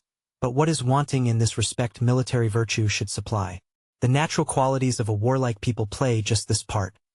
Bravery, aptitude, powers of endurance and enthusiasm. These properties may therefore supply the place of military virtue, and vice versa, from which the following may be deduced. 1. Military virtue is a quality of standing armies only, but they require it the most. In national risings its place is supplied by natural qualities, which develop themselves there more rapidly. 2. Standing armies opposed to standing armies can more easily dispense with it than a standing army opposed to a national insurrection, for in that case the troops are more scattered, and the divisions left more to themselves. But where an army can be kept concentrated, the genius of the general takes a greater place, and supplies what is wanting in the spirit of the army. Therefore generally military virtue becomes more necessary the more the theater of operations and other circumstances make the war complicated, and cause the forces to be scattered. From these truths the only lesson to be derived is this, that if an army is deficient in this quality, every endeavor should be made to simplify the operations of the war as much as possible, or to introduce double efficiency in the organization of the army in some other respect, and not to expect from the mere name of a standing army that which only the veritable thing itself can give. The military virtue of an army is, therefore, one of the most important moral powers in war, and where it is wanting, we either see its place supplied by one of the others, such as the great superiority of generalship or popular enthusiasm, or we find the results not commensurate with the exertions made. How much that is great, this spirit, this sterling worth of an army, this refining of or into the polished metal, has already done, we see in the history of the Macedonians under Alexander, the Roman legions under Caesar, the Spanish infantry under Alexander Farnese, the Swedes under Gustavus Adolphus and Charles XII, the Prussians under Frederick the Great, and the French under Bonaparte. We must purposely shut our eyes against all historical proof, if we do not admit that the astonishing successes of these generals and their greatness in situations of extreme difficulty were only possible with armies possessing this virtue. This spirit can only be generated from two sources, and only by these two conjointly. The first is a succession of campaigns and great victories. The other is an activity of the army carried sometimes to the highest pitch. Only by these does the soldier learn to know his powers. The more a general is in the habit of demanding from his troops, the surer he will be that his demands will be answered. The soldier is as proud of overcoming toil as he is of surmounting danger. Therefore it is only in the soil of incessant activity and exertion that the germ will thrive, but also only in the sunshine of victory. Once it becomes a strong tree, it will stand against the fiercest storms of misfortune and defeat, and even against the indolent inactivity of peace, at least for a time. It can therefore only be created in war and under great generals, but no doubt it may last at least for several generations, even under generals of moderate capacity, and through considerable periods of peace. With this generous and noble spirit of union in a line of veteran troops, covered with scars and thoroughly inured to war, we must not compare the self-esteem and vanity of a standing army, held together merely by the glue of service regulations and a drill book. A certain plodding earnestness and strict discipline may keep up military virtue for a long time, but can never create it. These things therefore have a certain value, but must not be overrated. Order, smartness, goodwill, also a certain degree of pride and high feeling, are qualities of an army formed in time of peace which are to be prized, but cannot stand alone. The whole retains the whole, and as with glass too quickly cooled, a single crack breaks the whole mass. Above all, the highest spirit in the world changes only too easily at the first check into depression, and one might say into a kind of rhodomontade alarm, the French sauve-qui put. Such an army can only achieve something through its leader, never by itself. It must be led with double caution, until by degrees, in victory and hardships, the strength grows into the full armor. Beware then of confusing the spirit of an army with its temper. Clausewitz is, of course, thinking of the long-service standing armies of his own youth, not of the short-service standing armies of today. Editor. Chapter 6. Boldness.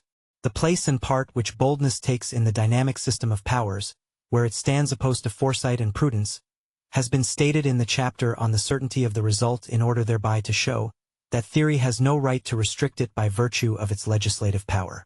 But this noble impulse, with which the human soul raises itself above the most formidable dangers, is to be regarded as an active principle peculiarly belonging to war. In fact, in what branch of human activity should boldness have a right of citizenship if not in war? From the transport driver and the drummer up to the general, it is the noblest of virtues, the true steel which gives the weapon its edge and brilliancy. Let us admit, in fact, it has in war even its own prerogatives. Over and above the result of the calculation of space, time, and quantity, we must allow a certain percentage which boldness derives from the weakness of others, whenever it gains the mastery. It is therefore virtually a creative power. This is not difficult to demonstrate philosophically. As often as boldness encounters hesitation, the probability of the result is of necessity in its favor, because the very state of hesitation implies a loss of equilibrium already. It is only when it encounters cautious foresight, which we may say is just as bold, at all events just as strong and powerful as itself, that it is at a disadvantage. Such cases, however, rarely occur. Out of the whole multitude of prudent men in the world, the great majority are so from timidity.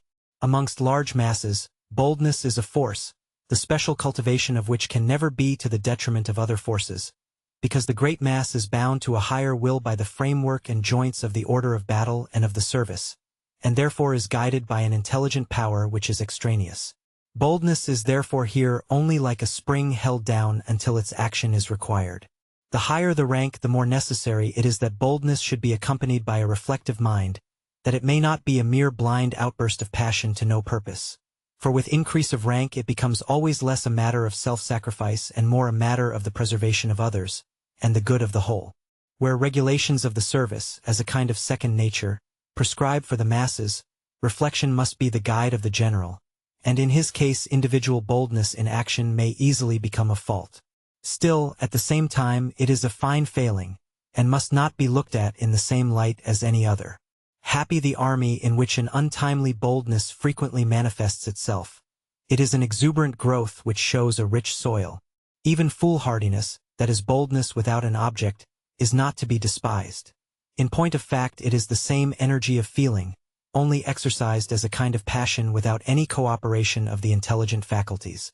It is only when it strikes at the root of obedience, when it treats with contempt the orders of superior authority, that it must be repressed as a dangerous evil, not on its own account but on account of the act of disobedience, for there is nothing in war which is of greater importance than obedience. The reader will readily agree with us that, supposing an equal degree of discernment to be forthcoming in a certain number of cases, 1,000 times as many of them will end in disaster through over-anxiety as through boldness. One would suppose it natural that the interposition of a reasonable object should stimulate boldness, and therefore lessen its intrinsic merit, and yet the reverse is the case in reality. The intervention of lucid thought or the general supremacy of mind deprives the emotional forces of a great part of their power. On that account boldness becomes of rarer occurrence the higher we ascend the scale of rank. For whether the discernment and the understanding do or do not increase with these ranks, still the commanders, in their several stations as they rise, are pressed upon more and more severely by objective things, by relations and claims from without, so that they become the more perplexed the lower the degree of their individual intelligence. This, so far as regards war, is the chief foundation of the truth of the French proverb, Tel brille au second que est éclipse au premier. Almost all the generals who are represented in history as merely having attained to mediocrity, and as wanting in decision when in supreme command, are men celebrated in their antecedent career for their boldness and decision. Beaulieu, Benedek, Bazaine, Buller, Malaz, Mack, and C. In those motives to bold action which arise from the pressure of necessity, we must make a distinction. Necessity has its degrees of intensity. If it lies near at hand, if the person acting is in the pursuit of his object driven into great dangers in order to escape others equally great, then we can only admire his resolution, which still has also its value.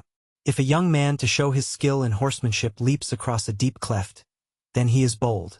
If he makes the same leap pursued by a troop of head-chopping janissaries, he is only resolute. But the farther off the necessity from the point of action, the greater the number of relations intervening which the mind has to traverse, in order to realize them, by so much the less does necessity take from boldness in action. If Frederick the Great, in the year 1756, saw that war was inevitable, and that he could only escape destruction by being beforehand with his enemies, it became necessary for him to commence the war himself, but at the same time it was certainly very bold. For few men in his position would have made up their minds to do so. Although strategy is only the province of generals-in-chief or commanders in the higher positions, still boldness in all the other branches of an army is as little a matter of indifference to it as their other military virtues. With an army belonging to a bold race, and in which the spirit of boldness has been always nourished, very different things may be undertaken than with one in which this virtue is unknown. For that reason we have considered it in connection with an army. But our subject is specially the boldness of the general, and yet we have not much to say about it after having described this military virtue in a general way to the best of our ability. The higher we rise in a position of command, the more of the mind, understanding, and penetration predominate in activity, the more therefore is boldness, which is a property of the feelings, kept in subjection, and for that reason we find it so rarely in the highest positions, but then so much the more should it be admired. Boldness, directed by an overruling intelligence, is the stamp of the hero. This boldness does not consist in venturing directly against the nature of things, in a downright contempt of the laws of probability, but, if a choice is once made, in the rigorous adherence to that higher calculation which genius, the tact of judgment, has gone over with the speed of lightning. The more boldness lends wings to the mind and the discernment, so much the farther they will reach in their flight, so much the more comprehensive will be the view, the more exact the result, but certainly always only in the sense that with greater objects greater dangers are connected. The ordinary man, not to speak of the weak and irresolute, arrives at an exact result so far as such is possible without ocular demonstration, at most after diligent reflection in his chamber, at a distance from danger and responsibility.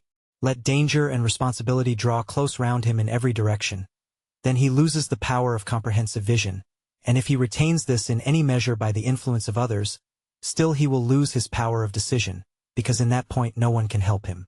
We think then that it is impossible to imagine a distinguished general without boldness, that is to say, that no man can become one who is not born with this power of the soul, and we therefore look upon it as the first requisite for such a career. How much of this inborn power, developed and moderated through education and the circumstances of life, is left when the man has attained a high position, is the second question. The greater this power still is, the stronger will genius be on the wing, the higher will be its flight. The risks become always greater, but the purpose grows with them.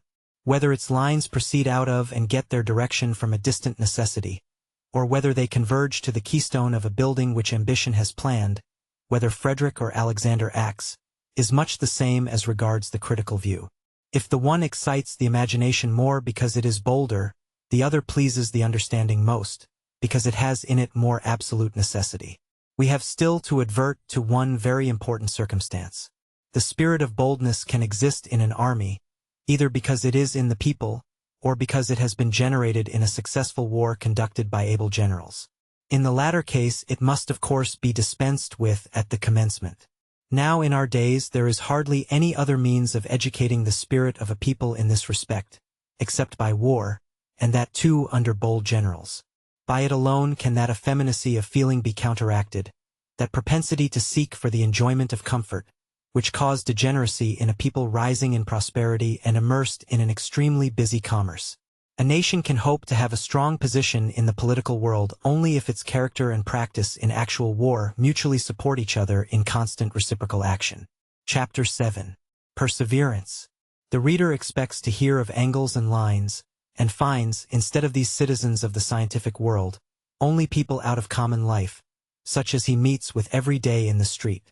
And yet the author cannot make up his mind to become a hair's breadth more mathematical than the subject seems to him to require, and he is not alarmed at the surprise which the reader may show. In war more than anywhere else in the world things happen differently to what we had expected, and look differently when near to what they did at a distance. With what serenity the architect can watch his work gradually rising and growing into his plan. The doctor, although much more at the mercy of mysterious agencies and chances than the architect, still knows enough of the forms and effects of his means. In war, on the other hand, the commander of an immense whole finds himself in a constant whirlpool of false and true information, of mistakes committed through fear, through negligence, through precipitation, of contraventions of his authority, either from mistaken or correct motives, from ill will, true or false sense of duty, indolence or exhaustion, of accidents which no mortal could have foreseen.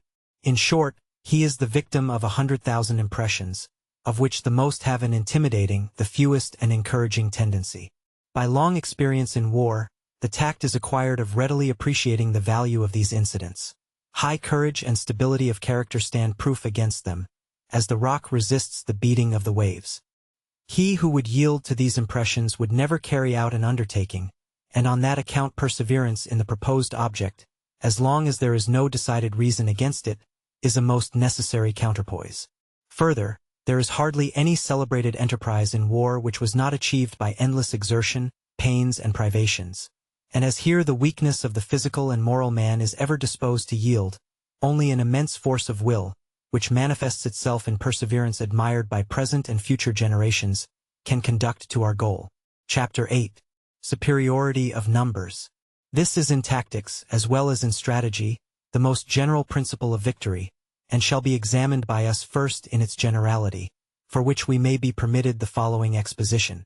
Strategy fixes the point where, the time when, and the numerical force with which the battle is to be fought. By this triple determination it has therefore a very essential influence on the issue of the combat. If tactics has fought the battle, if the result is over, let it be victory or defeat, strategy makes such use of it as can be made in accordance with the great object of the war. This object is naturally often a very distant one. Seldom does it lie quite close at hand. A series of other objects subordinate themselves to it as means. These objects, which are at the same time means to a higher purpose, may be practically of various kinds. Even the ultimate aim of the whole war may be a different one in every case. We shall make ourselves acquainted with these things according as we come to know the separate objects which they come in contact with. And it is not our intention here to embrace the whole subject by a complete enumeration of them, even if that were possible. We therefore let the employment of the battle stand over for the present. Even those things through which strategy has an influence on the issue of the combat, inasmuch as it establishes the same, to a certain extent decrees them, are not so simple that they can be embraced in one single view. For as strategy appoints time, place and force, it can do so in practice in many ways, each of which influences in a different manner the result of the combat as well as its consequences. Therefore we shall only get acquainted with this also by degrees, that is, through the subjects which more closely determine the application. If we strip the combat of all modifications which it may undergo according to its immediate purpose and the circumstances from which it proceeds, lastly if we set aside the valor of the troops, because that is a given quantity, then there remains only the bare conception of the combat, that is a combat without form, in which we distinguish nothing but the number of the combatants. This number will therefore determine victory. Now from the number of things above deducted to get to this point, it is shown that the superiority in numbers in a battle is only one of the factors employed to produce victory, that therefore so far from having with the superiority in number obtained all, or even only the principal thing, we have perhaps got very little by it, according as the other circumstances which cooperate happen to vary. But this superiority has degrees, it may be imagined as twofold, threefold or fourfold, and every one sees that by increasing in this way, it must, at last, overpower everything else. In such an aspect we grant that the superiority in numbers is the most important factor in the result of a combat, only it must be sufficiently great to be a counterpoise to all the other cooperating circumstances. The direct result of this is that the greatest possible number of troops should be brought into action at the decisive point. Whether the troops thus brought are sufficient or not, we have then done in this respect all that our means allowed. This is the first principle in strategy, therefore in general as now stated, it is just as well suited for Greeks and Persians, or for Englishmen and Marathas as for French and Germans. But we shall take a glance at our relations in Europe as respects war, in order to arrive at some more definite idea on this subject. Here we find armies much more alike in equipment, organization, and practical skill of every kind. There only remains a difference in the military virtue of armies, and in the talent of generals which may fluctuate with time from side to side. If we go through the military history of modern Europe, we find no example of a marathon. Frederick the Great beat 80,000 Austrians at Leuthen with about 30,000 men, and at Rosbach with 25,000 some 50,000 allies. These are however the only instances of victories gained against an enemy double, or more than double in numbers. Charles XII, in the Battle of Narva, we cannot well quote, for the Russians were at that time hardly to be regarded as Europeans. Also the principal circumstances, even of the battle, are too little known. Bonaparte had at Dresden 120,000 against 220,000, therefore not the double. At Kolin, Frederick the Great did not succeed, with 30,000 against 50,000 Austrians. Neither did Bonaparte in the desperate Battle of Leipzig, where he was 160,000 strong, against 280,000. From this we may infer that it is very difficult in the present state of Europe for the most talented general to gain a victory over an enemy double his strength. Now if we see double numbers prove such a weight in the scale against the greatest generals, we may be sure that in ordinary cases, in small as well as great combats, an important superiority of numbers, but which need not be over 2 to 1, will be sufficient to ensure the victory, however disadvantageous other circumstances may be. Certainly, we may imagine a defile which even tenfold would not suffice to force, but in such a case it can be no question of a battle at all. We think, therefore, that under our conditions, as well as in all similar ones, the superiority at the decisive point is a matter of capital importance, and that this subject, in the generality of cases, is decidedly the most important of all.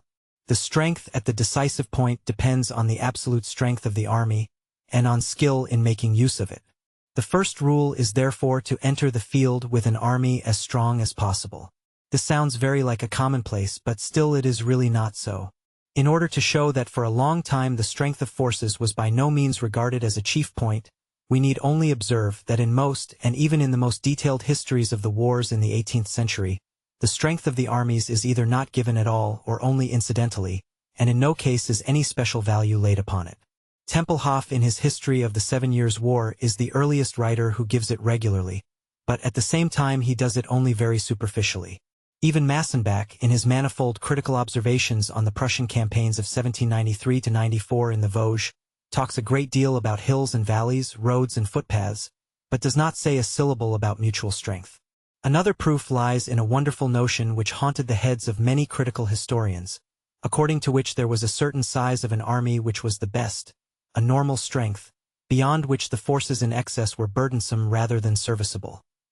Tempelhof and Montalembert are the first we recollect as examples, the first in a passage of his first part, page 148, the other in his correspondence relative to the plan of operations of the Russians in 1759. Lastly, there are a number of instances to be found, in which all the available forces were not really brought into the battle, or into the war, because the superiority of numbers was not considered to have that importance which in the nature of things belongs to it. The Prussians at Jena, 1806. Wellington at Waterloo. If we are thoroughly penetrated with the conviction that with a considerable superiority of numbers everything possible is to be effected, then it cannot fail that this clear conviction reacts on the preparations for the war, so as to make us appear in the field with as many troops as possible, and either to give us ourselves the superiority, or at least to guard against the enemy obtaining it. So much for what concerns the absolute force with which the war is to be conducted. The measure of this absolute force is determined by the government. And although with this determination the real action of war commences, and it forms an essential part of the strategy of the war, still in most cases the general who is to command these forces in the war must regard their absolute strength as a given quantity, whether it be that he has had no voice in fixing it, or that circumstances prevented a sufficient expansion being given to it. There remains nothing, therefore, where an absolute superiority is not attainable, but to produce a relative one at the decisive point, by making skillful use of what we have. The calculation of space and time appears as the most essential thing to this end, and this has caused that subject to be regarded as one which embraces nearly the whole art of using military forces. Indeed, some have gone so far as to ascribe to great strategists and tacticians a mental organ peculiarly adapted to this point. But the calculation of time and space, although it lies universally at the foundation of strategy, and is to a certain extent its daily bread, is still neither the most difficult, nor the most decisive one. If we take an unprejudiced glance at military history, we shall find that the instances in which mistakes in such a calculation have proved the cause of serious losses are very rare, at least in strategy. But if the conception of a skillful combination of time and space is fully to account for every instance of a resolute and active commander beating several separate opponents with one and the same army, Frederick the Great, Bonaparte, then we perplex ourselves unnecessarily with conventional language. For the sake of clearness and the profitable use of conceptions, it is necessary that things should always be called by their right names.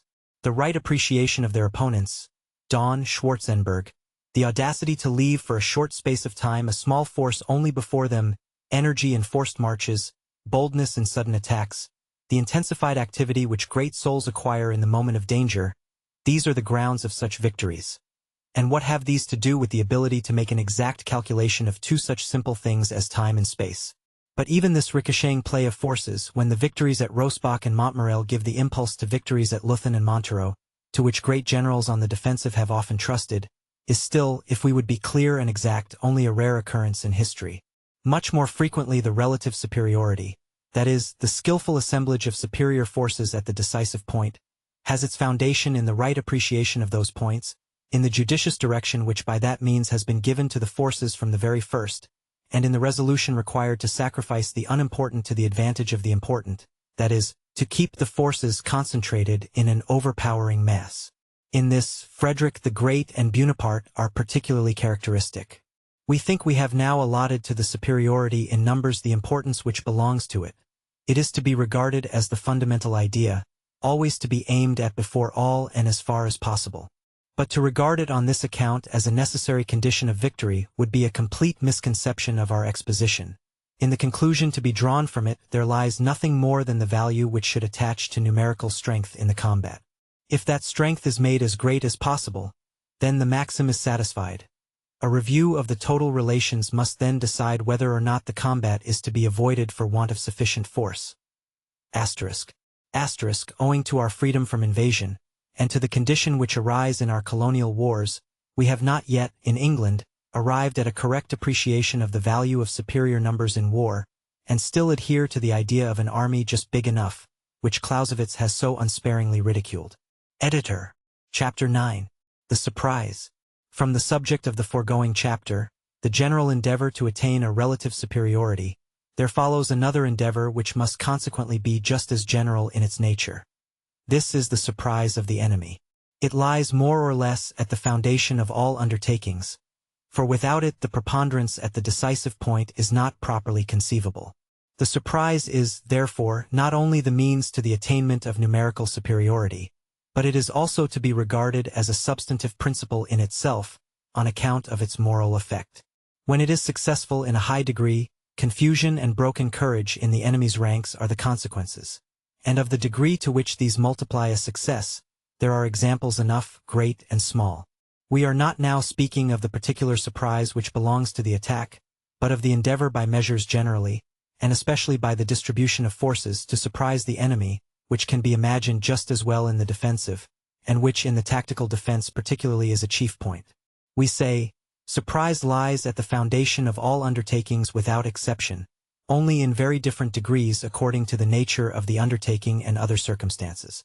This difference, indeed, originates in the properties or peculiarities of the army and its commander, in those even of the government. Secrecy and rapidity are the two factors in this product, and these suppose in the government and the commander-in-chief great energy, and on the part of the army a high sense of military duty. With effeminacy and loose principles it is in vain to calculate upon a surprise. But so general, indeed so indispensable, as is this endeavor, and true as it is that it is never wholly unproductive of effect, still it is not the less true that it seldom succeeds to a remarkable degree, and this follows from the nature of the idea itself. We should form an erroneous conception if we believed that by this means chiefly there is much to be attained in war. In idea it promises a great deal. In the execution it generally sticks fast by the friction of the whole machine. In tactics the surprise is much more at home, for the very natural reason that all times and spaces are on a smaller scale. It will, therefore, in strategy be the more feasible in proportion as the measures lie nearer to the province of tactics, and more difficult the higher up they lie towards the province of policy. The preparations for a war usually occupy several months. The assembly of an army at its principal positions requires generally the formation of depots and magazines, and long marches, the object of which can be guessed soon enough. It therefore rarely happens that one state surprises another by a war, or by the direction which it gives the mass of its forces. In the 17th and 18th centuries, when war turned very much upon sieges, it was a frequent aim and quite a peculiar and important chapter in the art of war to invest a strong place unexpectedly, but even that only rarely succeeded. Asterisk. Railways, steamships, and telegraphs have, however, enormously modified the relative importance and practicability of surprise. Editor. On the other hand, with things which can be done in a day or two, a surprise is much more conceivable, and, therefore, also it is often not difficult thus to gain a march upon the enemy, and thereby a position, a point of country, a road, and sea. But it is evident that what surprise gains in this way in easy execution, it loses in the efficacy, as the greater the efficacy the greater always the difficulty of execution. Whoever thinks that with such surprises on a small scale, he may connect great results, as, for example, the gain of a battle, the capture of an important magazine, believes in something which it is certainly very possible to imagine, but for which there is no warrant in history, for there are upon the whole very few instances where anything great has resulted from such surprises, from which we may justly conclude that inherent difficulties lie in the way of their success. Certainly, whoever would consult history on such points must not depend on sundry battle steeds of historical critics, on their wise dicta and self-complacent terminology, but look at facts with his own eyes. There is, for instance, a certain day in the campaign in Silesia 1761, which, in this respect, has attained a kind of notoriety. It is the July 22nd on which Frederick the Great gained on Laudon the march to Nosen, near Nysa, by which, as is said, the junction of the Austrian and Russian armies in Upper Silesia became impossible, and, therefore, a period of 4 weeks was gained by the king. Whoever reads over this occurrence carefully in the principal histories, and considers it impartially, will, in the march of the July 22nd, never find this importance. And generally in the whole of the fashionable logic on this subject, he will see nothing but contradictions. But in the proceedings of Laudon, in this renowned period of maneuvers, much that is unaccountable. How could one, with a thirst for truth and clear conviction, accept such historical evidence? Tempelhof, the veteran, Frederick the Great. Compare also Clausewitz, Hinterlassungswerke, Volume 10. Page 158. When we promise ourselves great effects in a campaign from the principle of surprising, we think upon great activity, rapid resolutions, and forced marches as the means of producing them. But that these things, even when forthcoming in a very high degree, will not always produce the desired effect, we see in examples given by generals, who may be allowed to have had the greatest talent in the use of these means, Frederick the Great and Bonaparte. The first when he left Dresden so suddenly in July 1760, and falling upon Lacy, then turned against Dresden, gained nothing by the whole of that intermezzo, but rather placed his affairs in a condition notably worse, as the fortress Glatz fell in the meantime. In 1813, Bonaparte turned suddenly from Dresden twice against Blücher, to say nothing of his incursion into Bohemia from Upper Lusatia, and both times without in the least attaining his object. They were blows in the air which only cost him time and force, and might have placed him in a dangerous position in Dresden. Therefore, even in this field, a surprise does not necessarily meet with great success through the mere activity, energy, and resolution of the commander. It must be favored by other circumstances. But we by no means deny that there can be success. We only connect with it a necessity of favorable circumstances, which certainly do not occur very frequently, and which the commander can seldom bring about himself. Just those two generals afford each a striking illustration of this. We take first Bonaparte in his famous enterprise against Blücher's army in February 1814, when it was separated from the Grand Army, and descending the Marne. It would not be easy to find a 2 days' march to surprise the enemy productive of greater results than this. Blücher's army, extended over a distance of 3 days' march, was beaten in detail, and suffered a loss nearly equal to that of defeat in a great battle. This was completely the effect of a surprise, for if Blücher had thought of such a near possibility of an attack from Bonaparte, he would have organized his march quite differently. To this mistake of Blücher's the result is to be attributed. Bonaparte did not know all these circumstances, and so there was a piece of good fortune that mixed itself up in his favor. Blücher believed his march to be covered by Paulun's Cossacks, but these had been withdrawn without warning to him by the Grand Army headquarters under Schwarzenberg. It is the same with the Battle of Liegnitz 1760. Frederick the Great gained this fine victory through altering during the night a position which he had just before taken up. Laudon was through this completely surprised, and lost 70 pieces of artillery and 10,000 men. Although Frederick the Great had at this time adopted the principle of moving backwards and forwards in order to make a battle impossible, or at least to disconcert the enemy's plans, still the alteration of position on the night of the 14-15 was not made exactly with that intention, but as the king himself says, because the position of the 14th did not please him. Here, therefore, also chance was hard at work. Without this happy conjunction of the attack and the change of position in the night, and the difficult nature of the country, the result would not have been the same. Also, in the higher and highest province of strategy there are some instances of surprises fruitful in results. We shall only cite the brilliant marches of the great Elector against the Swedes from Franconia to Pomerania and from the Mark, Brandenburg, to the Pregel in 1757, and the celebrated passage of the Alps by Buonaparte, 1800. In the latter case an army gave up its whole theater of war by a capitulation, and in 1757 another army was very near giving up its theater of war and itself as well. Lastly, as an instance of a war wholly unexpected, we may bring forward the invasion of Silesia by Frederick the Great. Great and powerful are here the results everywhere, but such events are not common in history if we do not confuse with them cases in which a state, for want of activity and energy, Saxony 1756 and Russia 1812, has not completed its preparations in time. Now there still remains an observation which concerns the essence of the thing. A surprise can only be effected by that party which gives the law to the other, and he who is in the right gives the law. If we surprise the adversary by a wrong measure, then instead of reaping good results we may have to bear a sound blow in return. In any case the adversary need not trouble himself much about our surprise. He has in our mistake the means of turning off the evil. As the offensive includes in itself much more positive action than the defensive, so the surprise is certainly more in its place with the assailant, but by no means invariably, as we shall hereafter see. Mutual surprises by the offensive and defensive may therefore meet, and then that one will have the advantage who has hit the nail on the head the best. So should it be, but practical life does not keep to this line so exactly, and that for a very simple reason. The moral effects which attend a surprise often convert the worst case into a good one for the side they favor, and do not allow the other to make any regular determination. We have here in view more than anywhere else not only the chief commander, but each single one, because a surprise has the effect in particular of greatly loosening unity, so that the individuality of each separate leader easily comes to light. Much depends here on the general relation in which the two parties stand to each other. If the one side through a general moral superiority can intimidate and outdo the other, then he can make use of the surprise with more success, and even reap good fruit where properly he should come to ruin. Chapter 10. Stratagem. Stratagem implies a concealed intention, and therefore is opposed to straightforward dealing, in the same way as wit is the opposite of direct proof.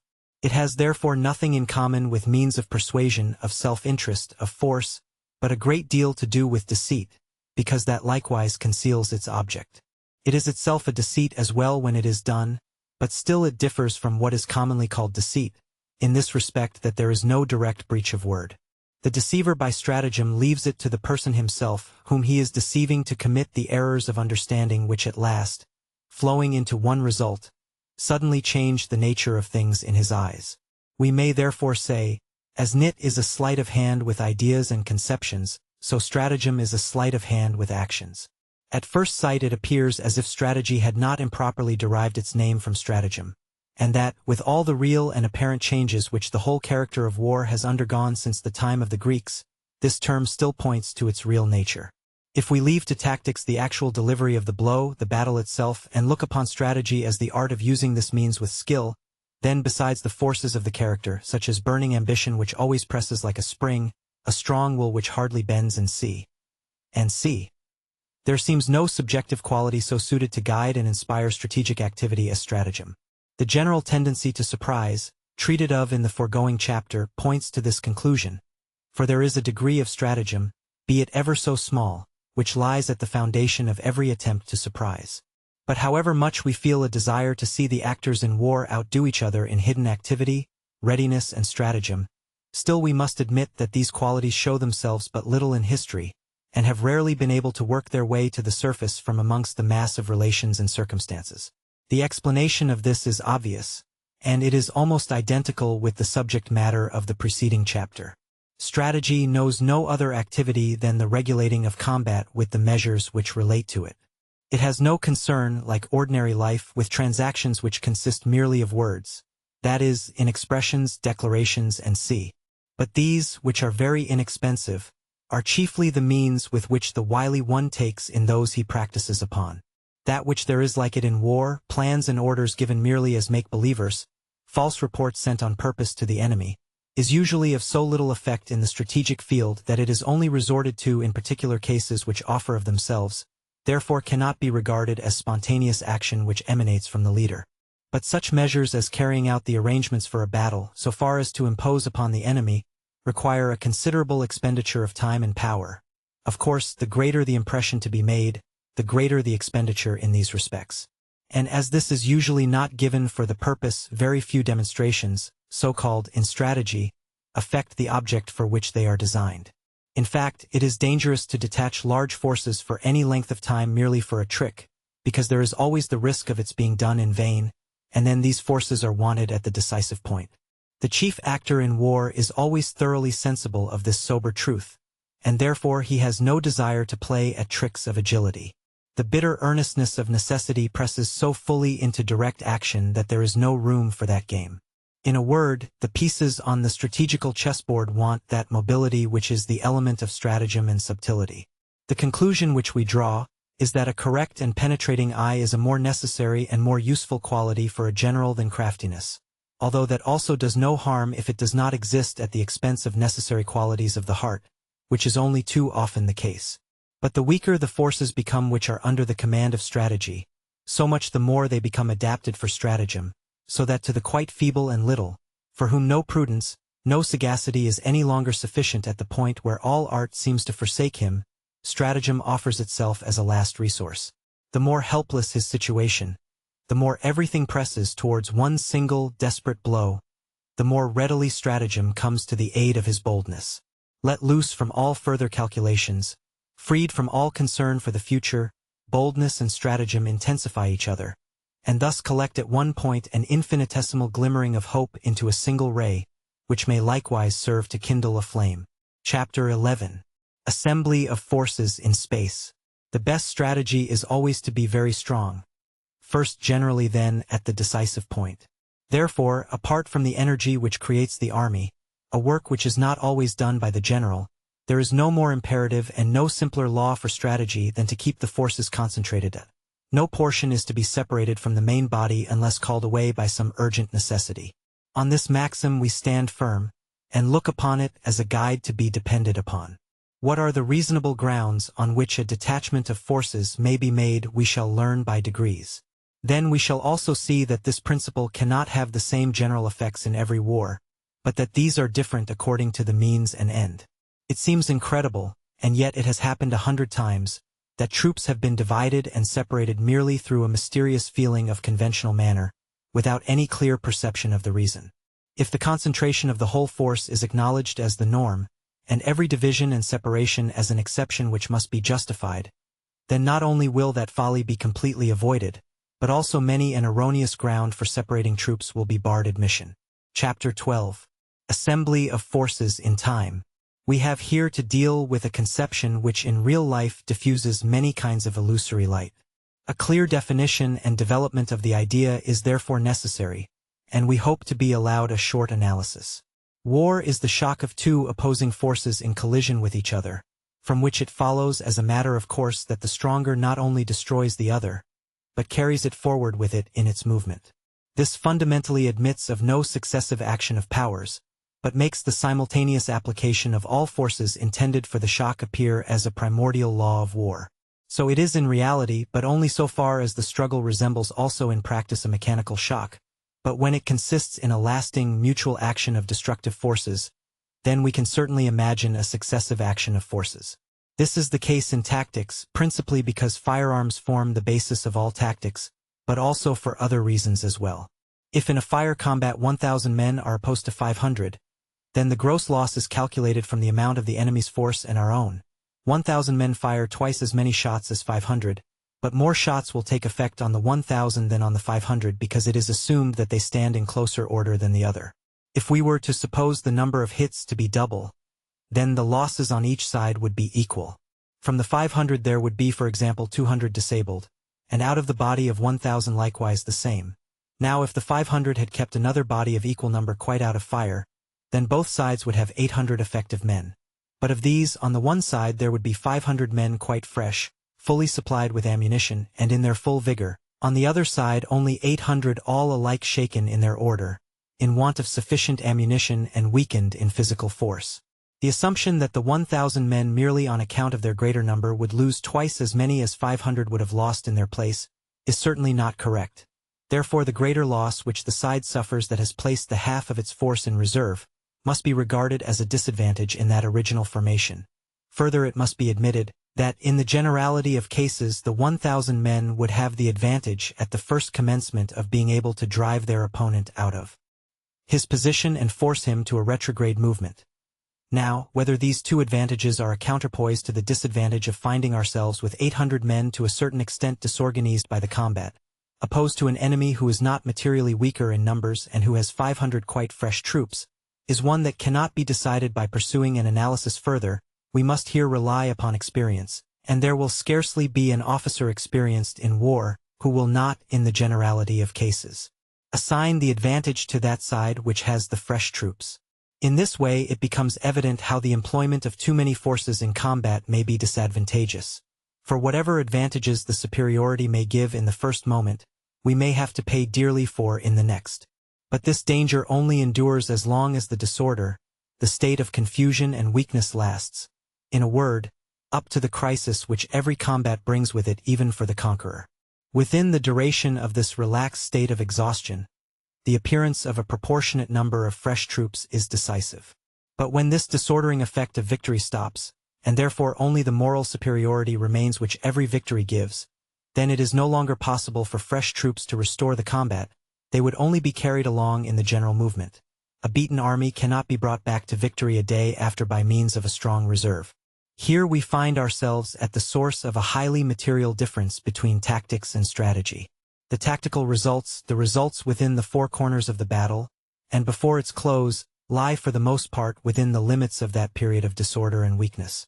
But the strategic result, that is to say, the result of the total combat, of the victories realized, let them be small or great, lies completely beyond, outside of that period. It is only when the results of partial combats have bound themselves together into an independent whole, that the strategic result appears, but then, the state of crisis is over, the forces have resumed their original form, and are now only weakened to the extent of those actually destroyed, placed, or to combat. The consequence of this difference is that tactics can make a continued use of forces, strategy only a simultaneous one. Asterisk. Asterisk see chaps 13 and 14. Book 3 and Chapter 29. Book v.tr. If I cannot, in tactics, decide all by the first success, if I have to fear the next moment, it follows of itself that I employ only so much of my force for the success of the first moment as appears sufficient for that object, and keep the rest beyond the reach of fire or conflict of any kind, in order to be able to oppose fresh troops to fresh, or with such to overcome those that are exhausted. But it is not so in strategy. Partly, as we have just shown, it has not so much reason to fear a reaction after a success realized, because with that success the crisis stops. Partly all the forces strategically employed are not necessarily weakened. Only so much of them as have been tactically in conflict with the enemy's force, that is, engaged in partial combat, are weakened by it. Consequently, only so much as was unavoidably necessary, but by no means all which was strategically in conflict with the enemy, unless tactics has expended them unnecessarily.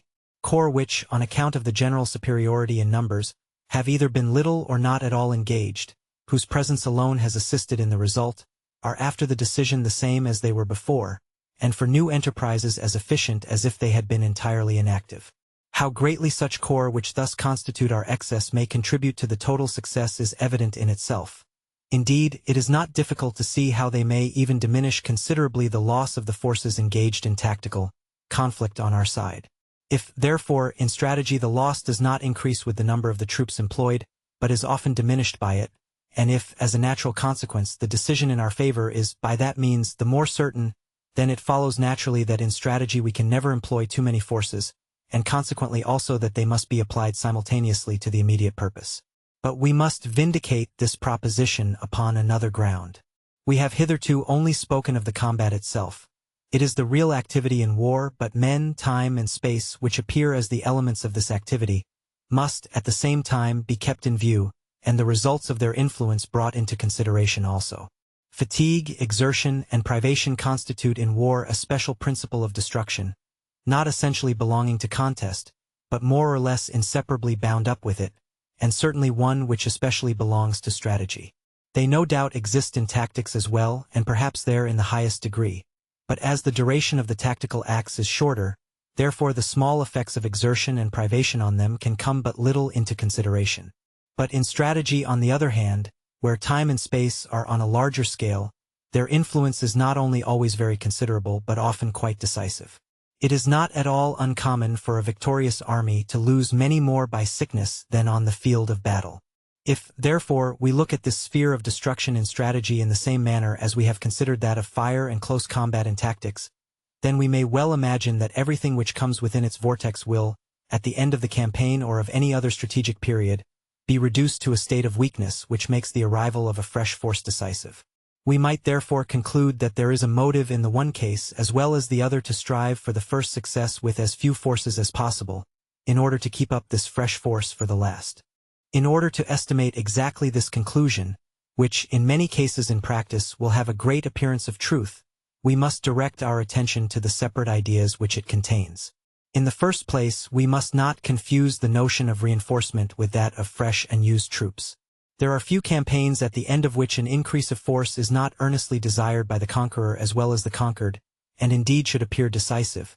But that is not the point here, for that increase of force could not be necessary if the force had been so much larger at the first.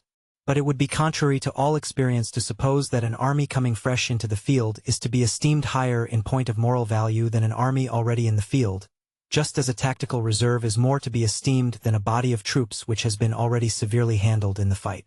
Just as much as an unfortunate campaign lowers the courage and moral powers of an army, a successful one raises these elements in their value. In the generality of cases, therefore, these influences are compensated, and then there remains over and above as clear gain the habituation to war.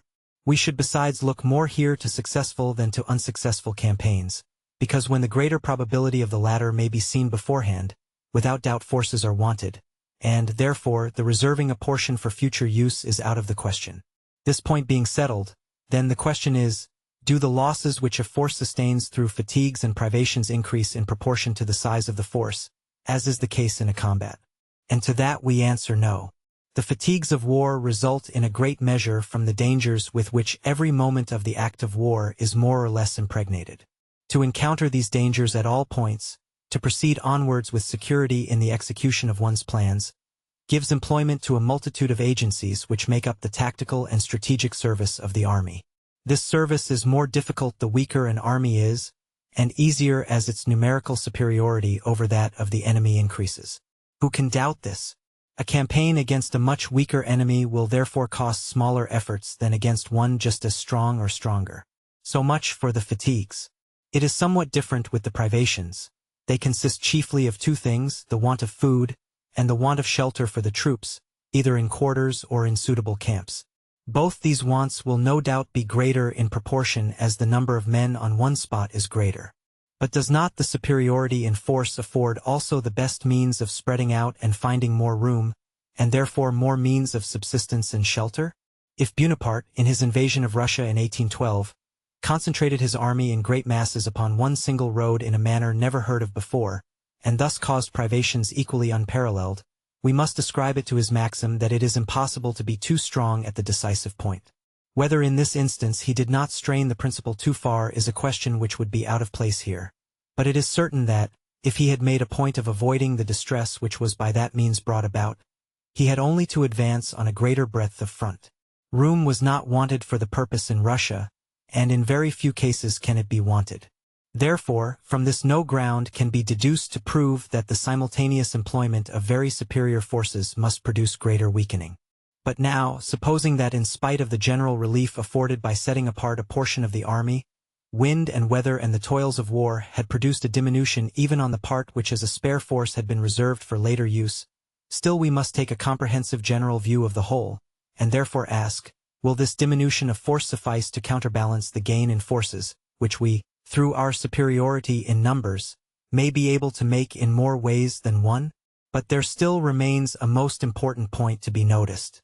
In a partial combat, the force required to obtain a great result can be approximately estimated without much difficulty, and consequently we can form an idea of what is superfluous.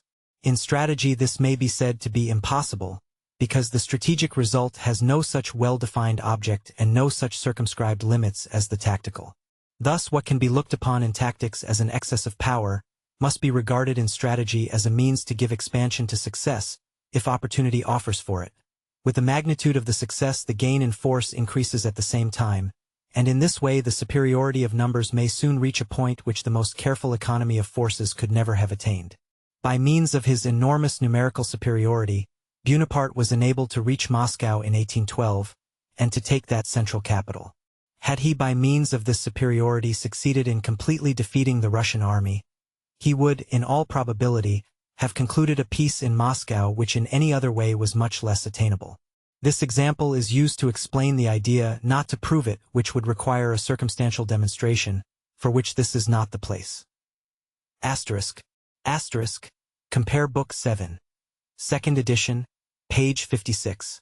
All these reflections bear merely upon the idea of a successive employment of forces, and not upon the conception of a reserve properly so called, which they, no doubt, come in contact with throughout, but which, as we shall see in the following chapter, is connected with some other considerations.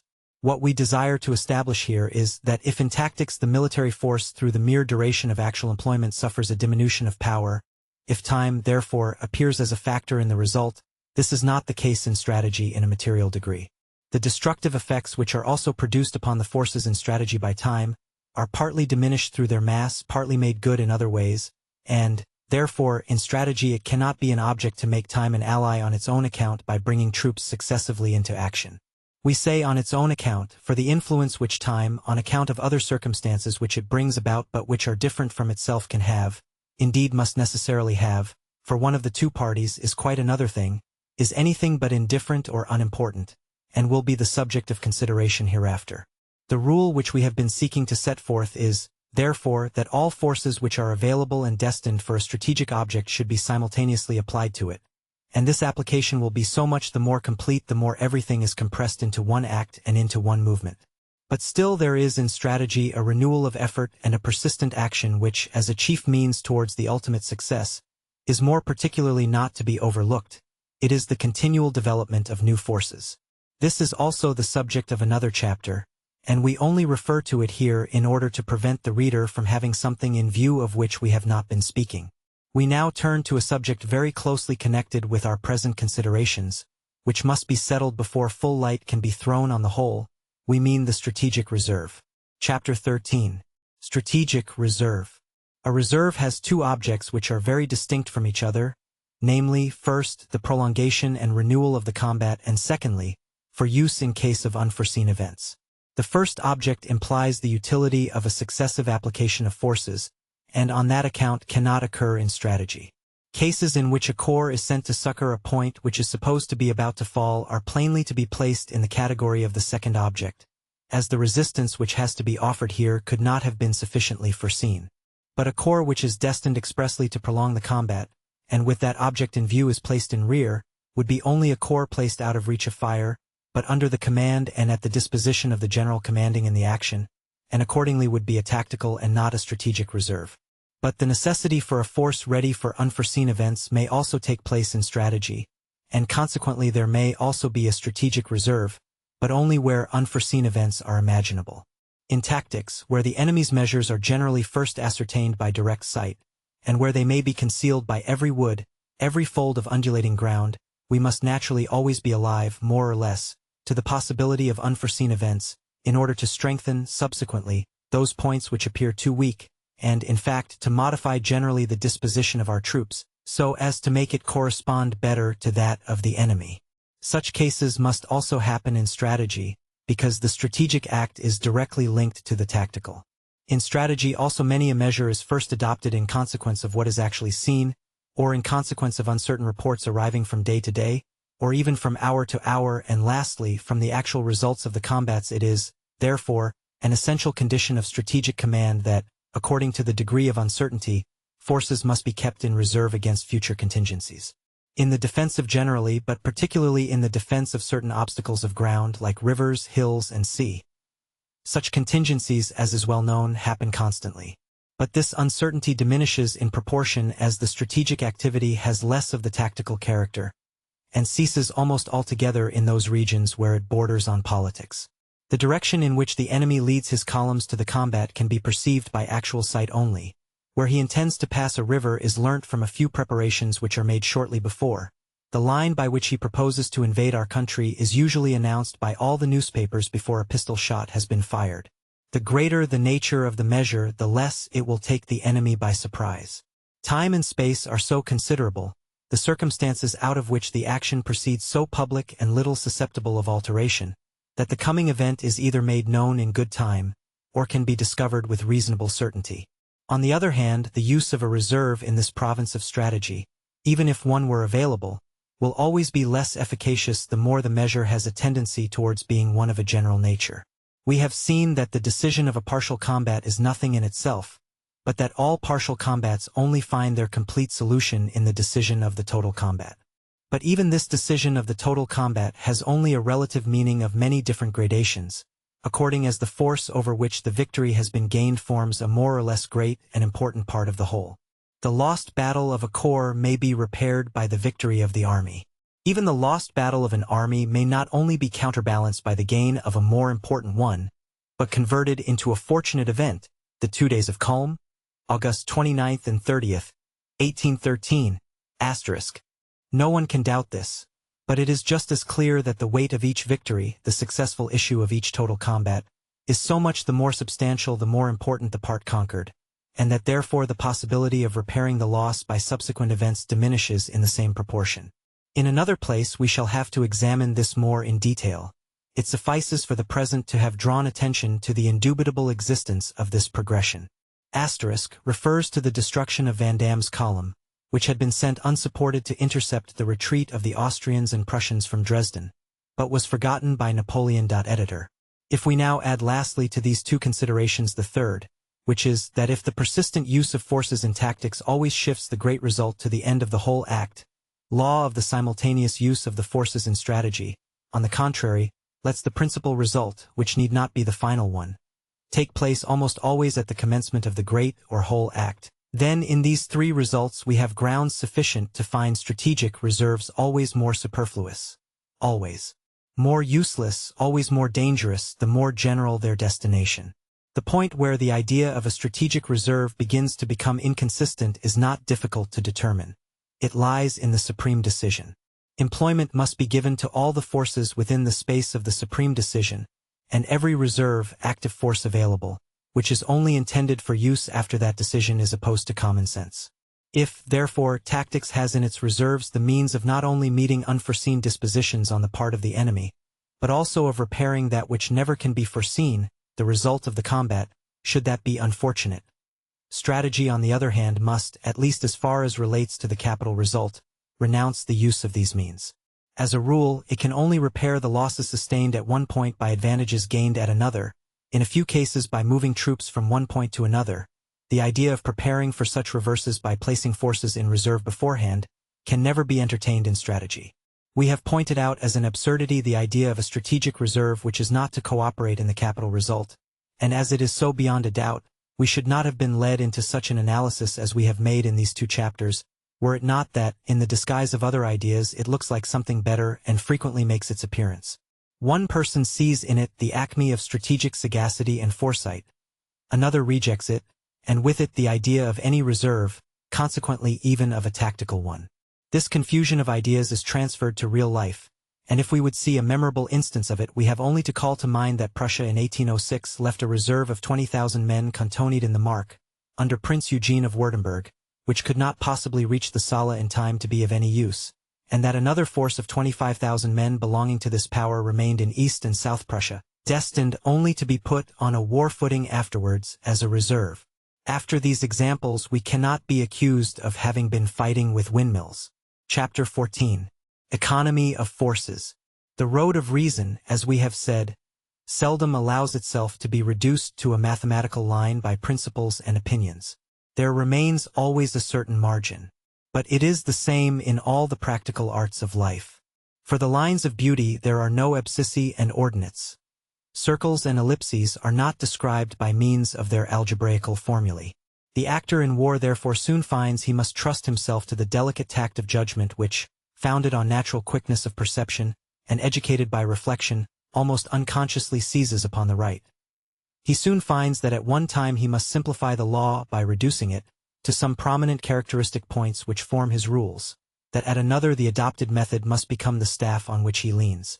As one of these simplified characteristic points as a mental appliance, we look upon the principle of watching continually over the cooperation of all forces, or in other words, of keeping constantly in view that no part of them should ever be idle. Whoever has forces where the enemy does not give them sufficient employment, whoever has part of his forces on the march, that is, allows them to lie dead while the enemies are fighting, he is a bad manager of his forces. In this sense there is a waste of forces, which is even worse than their employment to no purpose. If there must be action, then the first point is that all parts act, because the most purposeless activity still keeps employed and destroys a portion of the enemy's force, whilst troops completely inactive are for the moment quite neutralized. Unmistakably this idea is bound up with the principles contained in the last 3 chapters.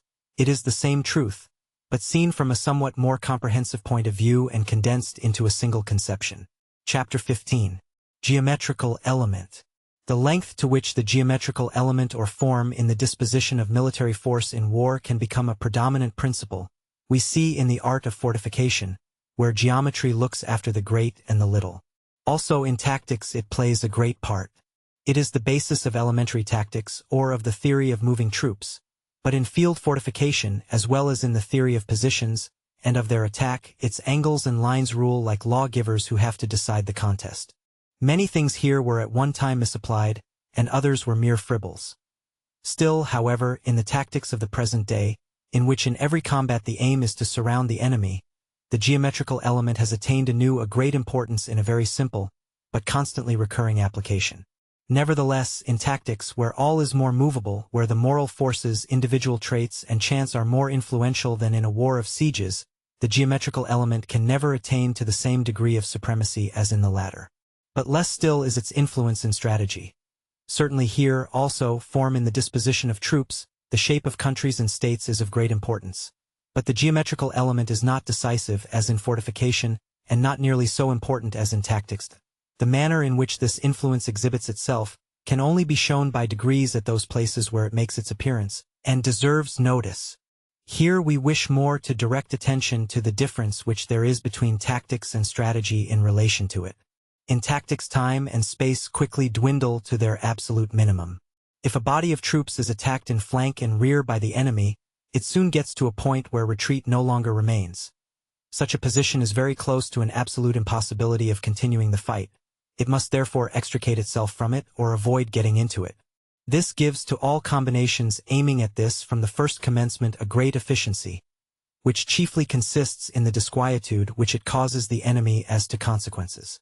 This is why the geometrical disposition of the forces is such an important factor in the tactical product. In strategy this is only faintly reflected, on account of the greater space and time. We do not fire from one theater of war upon another, and often weeks and months must pass before a strategic movement designed to surround the enemy can be executed. Further, the distances are so great that the probability of hitting the right point at last, even with the best arrangements, is but small. In strategy therefore the scope for such combinations, that is for those resting on the geometrical element, is much smaller, and for the same reason the effect of an advantage once actually gained at any point is much greater. Such advantage has time to bring all its effects to maturity before it is disturbed, or quite neutralized therein, by any counteracting apprehensions. We therefore do not hesitate to regard as an established truth, that in strategy more depends on the number and the magnitude of the victorious combats, than on the form of the great lines by which they are connected. A view just the reverse has been a favorite theme of modern theory because a greater importance was supposed to be thus given to strategy, and, as the higher functions of the mind were seen in strategy, it was thought by that means to ennoble war, and, as it was said, through a new substitution of ideas to make it more scientific. We hold it to be one of the principal uses of a complete theory openly to expose such vagaries, and as the geometrical element is the fundamental idea from which theory usually proceeds, therefore we have expressly brought out this point in strong relief. Chapter 16. On the suspension of the act in war. If one considers war as an act of mutual destruction, we must of necessity imagine both parties as making some progress. But at the same time, as regards the existing moment, we must almost as necessarily suppose the one party in a state of expectation, and only the other actually advancing, for circumstances can never be actually the same on both sides or continue so. In time a change must ensue, from which it follows that the present moment is more favorable to one side than the other. Now if we suppose that both commanders have a full knowledge of this circumstance, then the one has a motive for action, which at the same time is a motive for the other to wait. Therefore, according to this, it cannot be for the interest of both at the same time to advance, nor can waiting be for the interest of both at the same time. This opposition of interest as regards the object is not deduced here from the principle of general polarity, and therefore is not in opposition to the argument in the 5th chapter of the 2nd book. It depends on the fact that here in reality the same thing is at once an incentive or motive to both commanders, namely the probability of improving or impairing their position by future action. But even if we suppose the possibility of a perfect equality of circumstances in this respect, or if we take into account that through imperfect knowledge of their mutual position such an equality may appear to the two commanders to subsist, still the difference of political objects does away with this possibility of suspension. One of the parties must of necessity be assumed politically to be the aggressor, because no war could take place from defensive intentions on both sides. But the aggressor has the positive object, the defender merely a negative one. To the first then belongs the positive action, for it is only by that means that he can attain the positive object. Therefore, in cases where both parties are in precisely similar circumstances, the aggressor is called upon to act by virtue of his positive object. Therefore, from this point of view, a suspension in the act of warfare, strictly speaking, is in contradiction with the nature of the thing, because two armies, being two incompatible elements, should destroy one another unremittingly, just as fire and water can never put themselves in equilibrium, but act and react upon one another until one quite disappears. What would be said of two wrestlers who remained clasped round each other for hours without making a movement? Action in war, therefore, like that of a clock which is wound up, should go on running down in regular motion.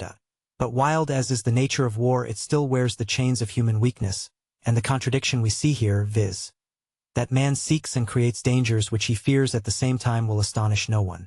If we cast a glance at military history in general, we find so much the opposite of an incessant advance towards the aim, that standing still and doing nothing is quite plainly the normal condition of an army in the midst of war, acting the exception.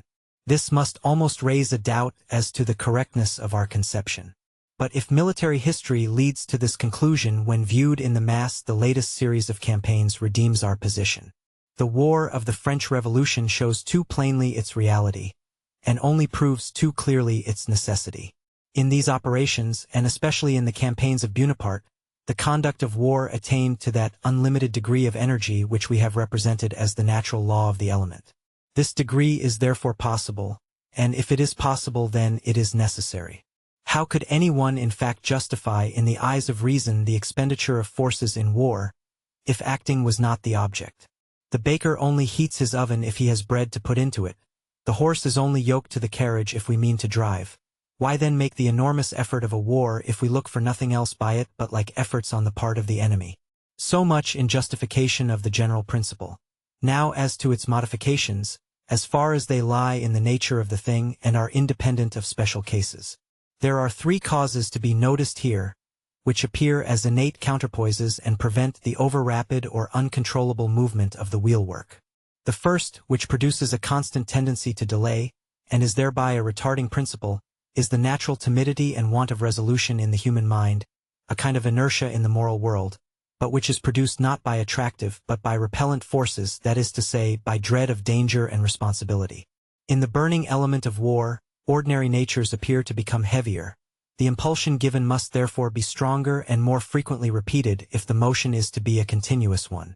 The mere idea of the object for which arms have been taken up is seldom sufficient to overcome this resistant force, and if a warlike enterprising spirit is not at the head, who feels himself in war in his natural element, as much as a fish in the ocean, or if there is not the pressure from above of some great responsibility, then standing still will be the order of the day, and progress will be the exception.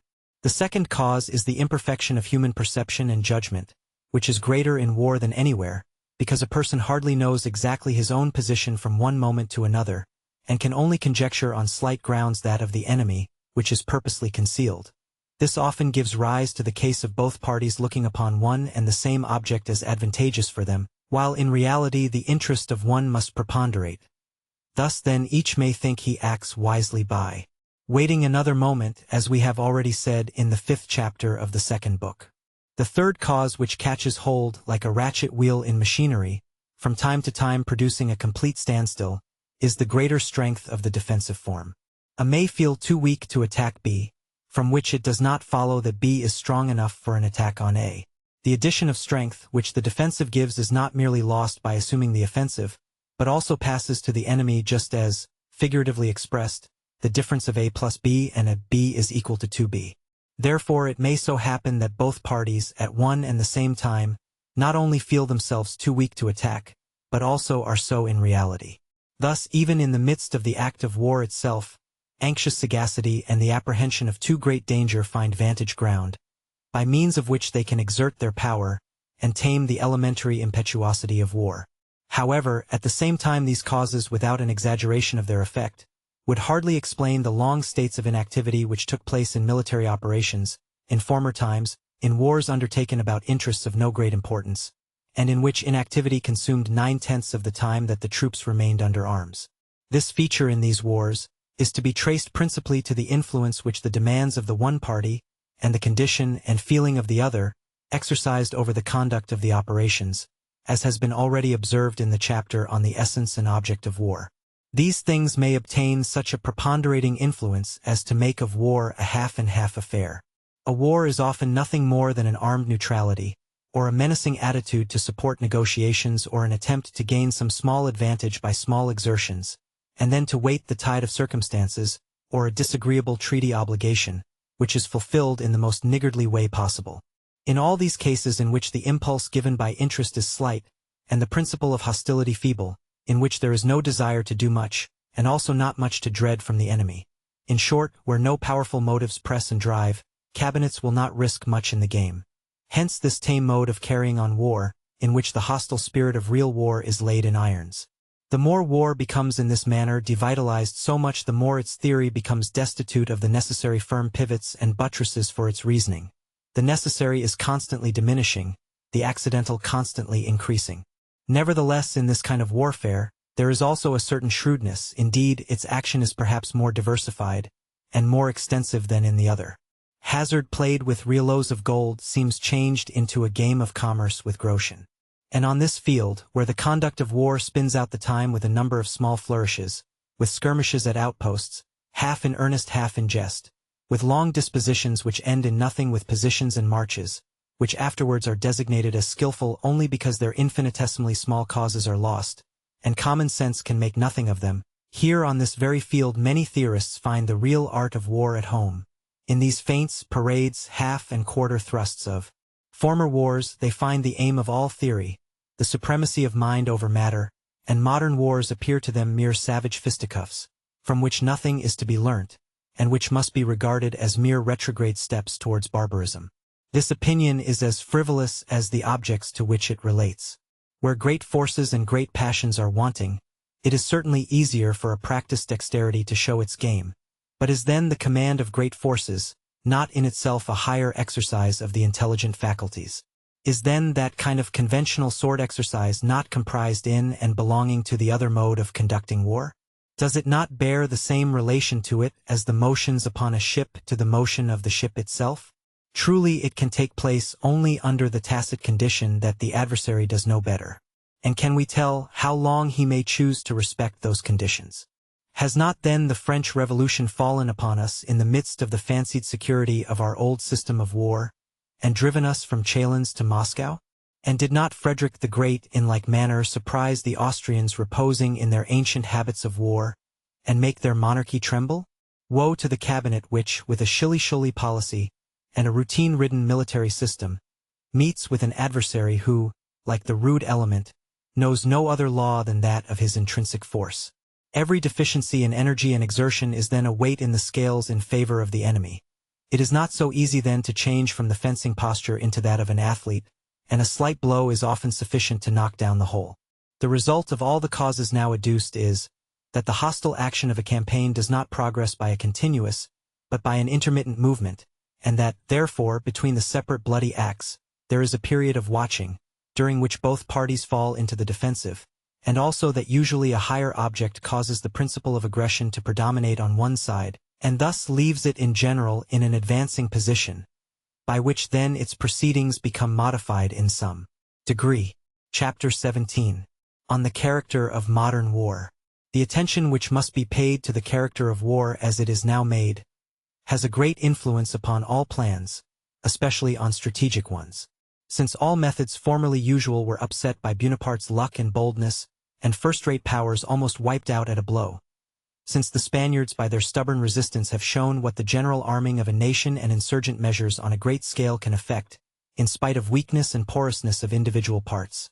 Since Russia, by the campaign of 1812 has taught us, first, that an empire of great dimensions is not to be conquered, which might have been easily known before. Secondly, that the probability of final success does not in all cases diminish in the same measure as battles, capitals, and provinces are lost, which was formerly an incontrovertible principle with all diplomatists, and therefore made them always ready to enter at once into some bad temporary peace. But that a nation is often strongest in the heart of its country, if the enemy's offensive power has exhausted itself, and with what enormous force the defensive then springs over to the offensive. Further, since Prussia, 1813, has shown that sudden efforts may add to an army sixfold by means of the militia, and that this militia is just as fit for service abroad as in its own country. Since all these events have shown what an enormous factor the heart and sentiments of a nation may be in the product of its political and military strength, in fine, since governments have found out all these additional aids, it is not to be expected that they will let them lie idle in future wars, whether it be that danger threatens their own existence, or that restless ambition drives them on. That a war which is waged with the whole weight of the national power on each side must be organized differently in principle to those where everything is calculated according to the relations of standing armies to each other, it is easy to perceive. Standing armies once resembled fleets, the land force the sea force in their relations to the remainder of the state, and from that the art of war on shore had in it something of naval tactics, which it has now quite lost. Chapter 18. Tension and Rest. The Dynamic Law of War.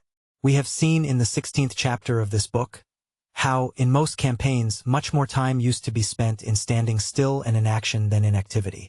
Now, although, as observed in the preceding chapter, we see quite a different character in the present form of war, still it is certain that real action will always be interrupted more or less by long pauses, and this leads to the necessity of our examining more closely the nature of these two phases of war.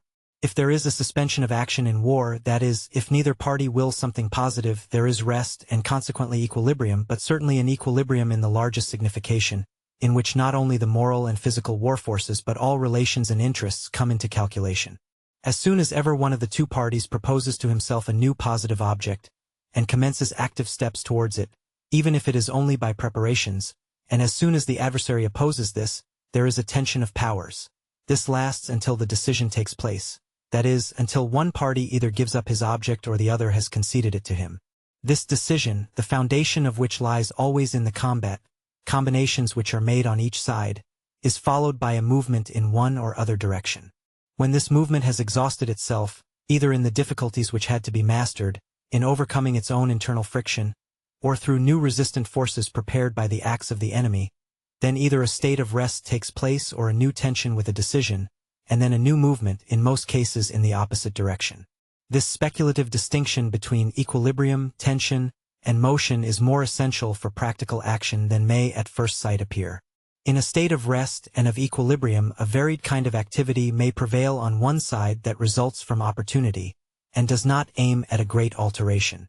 Such an activity may contain important combats, even pitched battles, but yet it is still of quite a different nature, and on that account generally different in its effects. If a state of tension exists, the effects of the decision are always greater, partly because a greater force of will and a greater pressure of circumstances manifest themselves therein, partly because everything has been prepared and arranged for a great movement. The decision in such cases resembles the effect of a mine well closed and tamped, whilst an event in itself perhaps just as great, in a state of rest, is more or less like a mass of powder puffed away in the open air.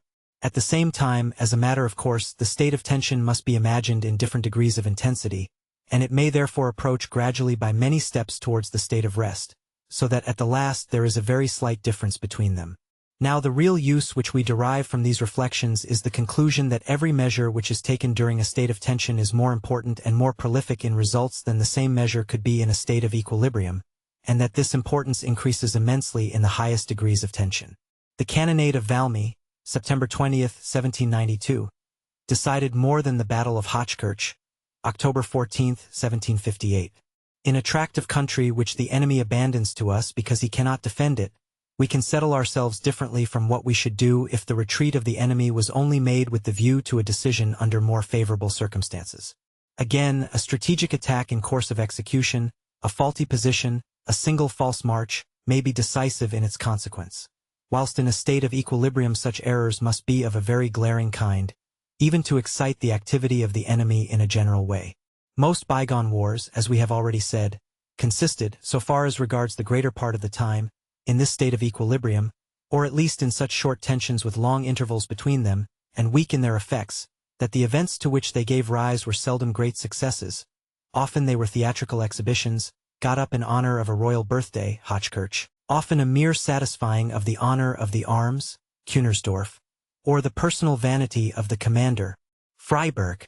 That a commander should thoroughly understand these states, that he should have the tact to act in the spirit of them, we hold to be a great requisite, and we have had experience in the campaign of 1806 how far it is sometimes wanting. In that tremendous tension, when everything pressed on towards a supreme decision, and that alone with all its consequences should have occupied the whole soul of the commander, measures were proposed and even partly carried out, such as the reconnaissance towards Franconia, which at the most might have given a kind of gentle play of oscillation within a state of equilibrium. Over these blundering schemes and views, absorbing the activity of the army, the really necessary means, which could alone save, were lost sight of. But this speculative distinction which we have made is also necessary for our further progress in the construction of our theory, because all that we have to say on the relation of attack and defense, and on the completion of this double-sided act, concerns the state of the crisis in which the forces are placed during the tension and motion, and because all the activity which can take place during the condition of equilibrium can only be regarded and treated as a corollary. For that crisis is the real war, and this state of equilibrium only its reflection. Book 4. The Combat. Chapter 1. Introductory. Having in the foregoing book examined the subjects which may be regarded as the efficient elements of war, we shall now turn our attention to the combat as the real activity in warfare, which, by its physical and moral effects, embraces sometimes more simply, sometimes in a more complex manner, the object of the whole campaign. In this activity and in its effects these elements must therefore reappear. The formation of the combat is tactical in its nature. We only glance at it here in a general way in order to get acquainted with it in its aspect as a whole.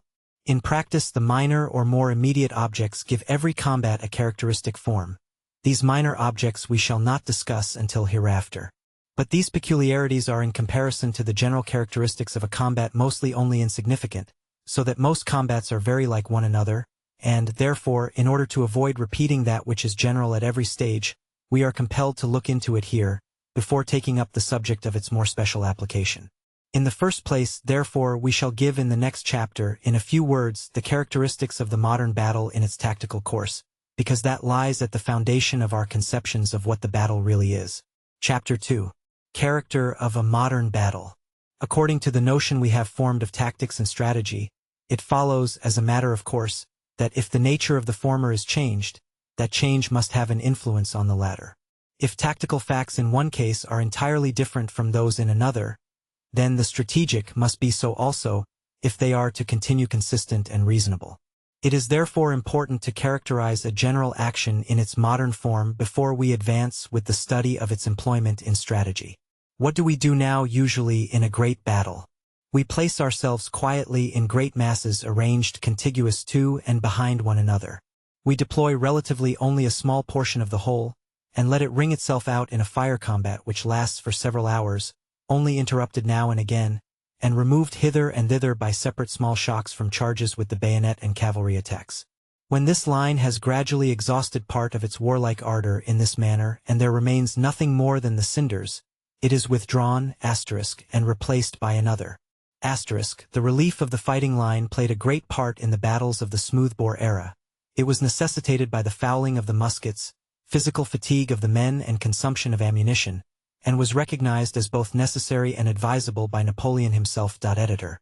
In this manner the battle on a modified principle burns slowly away like wet powder, and if the veil of night commands it to stop, because neither party can any longer see, and neither chooses to run the risk of blind chance, then an account is taken by each side respectively of the masses remaining, which can be called still effective, that is, which have not yet quite collapsed like extinct volcanoes. Account is taken of the ground gained or lost, and of how stands the security of the rear. These results with the special impressions as to bravery and cowardice, ability and stupidity, which are thought to have been observed in ourselves and in the enemy, are collected into one single total impression, out of which there springs the resolution to quit the field or to renew the combat on the morrow. This description, which is not intended as a finished picture of a modern battle, but only to give its general tone, suits for the offensive and defensive, and the special traits which are given by the object proposed, the country and sea, may be introduced into it without materially altering the conception. But modern battles are not so by accident. They are so because the parties find themselves nearly on a level as regards military organization and the knowledge of the art of war, and because the warlike element inflamed by great national interests has broken through artificial limits and now flows in its natural channel. Under these two conditions, battles will always preserve this character. This general idea of the modern battle will be useful to us in the sequel in more places than one, if we want to estimate the value of the particular coefficients of strength, country, and sea. It is only for general, great, and decisive combats, and such as come near to them, that this description stands good. Inferior ones have changed their character also in the same direction, but less than great ones. The proof of this belongs to tactics. We shall, however, have an opportunity hereafter of making this subject plainer by giving a few particulars. Chapter 3. The combat in general. The combat is the real warlike activity, everything else is only its auxiliary. Let us therefore take an attentive look at its nature. Combat means fighting, and in this the destruction or conquest of the enemy is the object, and the enemy, in the particular combat, is the armed force which stands opposed to us. This is the simple idea. We shall return to it, but before we can do that we must insert a series of others. If we suppose the state and its military force as a unit, then the most natural idea is to imagine the war also as one great combat, and in the simple relations of savage nations it is also not much otherwise. But our wars are made up of a number of great and small simultaneous or consecutive combats, and this severance of the activity into so many separate actions is owing to the great multiplicity of the relations out of which war arises with us. In point of fact, the ultimate object of our wars, the political one, is not always quite a simple one, and even were it so, still the action is bound up with such a number of conditions and considerations to be taken into account, that the object can no longer be attained by one single great act but only through a number of greater or smaller acts which are bound up into a whole. Each of these separate acts is therefore a part of a whole, and has consequently a special object by which it is bound to this whole. We have already said that every strategic act can be referred to the idea of a combat, because it is an employment of the military force, and at the root of that there always lies the idea of fighting. We may therefore reduce every military activity in the province of strategy to the unit of single combats, and occupy ourselves with the object of these only. We shall get acquainted with these special objects by degrees as we come to speak of the causes which produce them. Here we content ourselves with saying that every combat, great or small, has its own peculiar object in subordination to the main object. If this is the case, then, the destruction and conquest of the enemy is only to be regarded as the means of gaining this object, as it unquestionably is. But this result is true only in its form, and important only on account of the connection which the ideas have between themselves, and we have only sought it out to get rid of it at once. What is overcoming the enemy? Invariably the destruction of his military force, whether it be by death or wounds or any means, whether it be completely or only to such a degree that he can no longer continue the contest. Therefore, as long as we set aside all special objects of combats, we may look upon the complete or partial destruction of the enemy as the only object of all combats.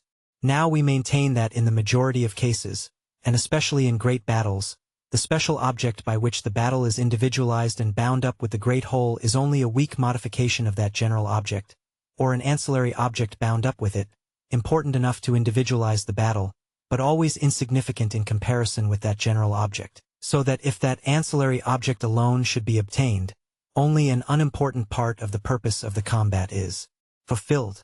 If this assertion is correct, then we see that the idea, according to which the destruction of the enemy's force is only the means, and something else always the object, can only be true in form, but that it would lead to false conclusions if we did not recollect that this destruction of the enemy's force is comprised in that object, and that this object is only a weak modification of it.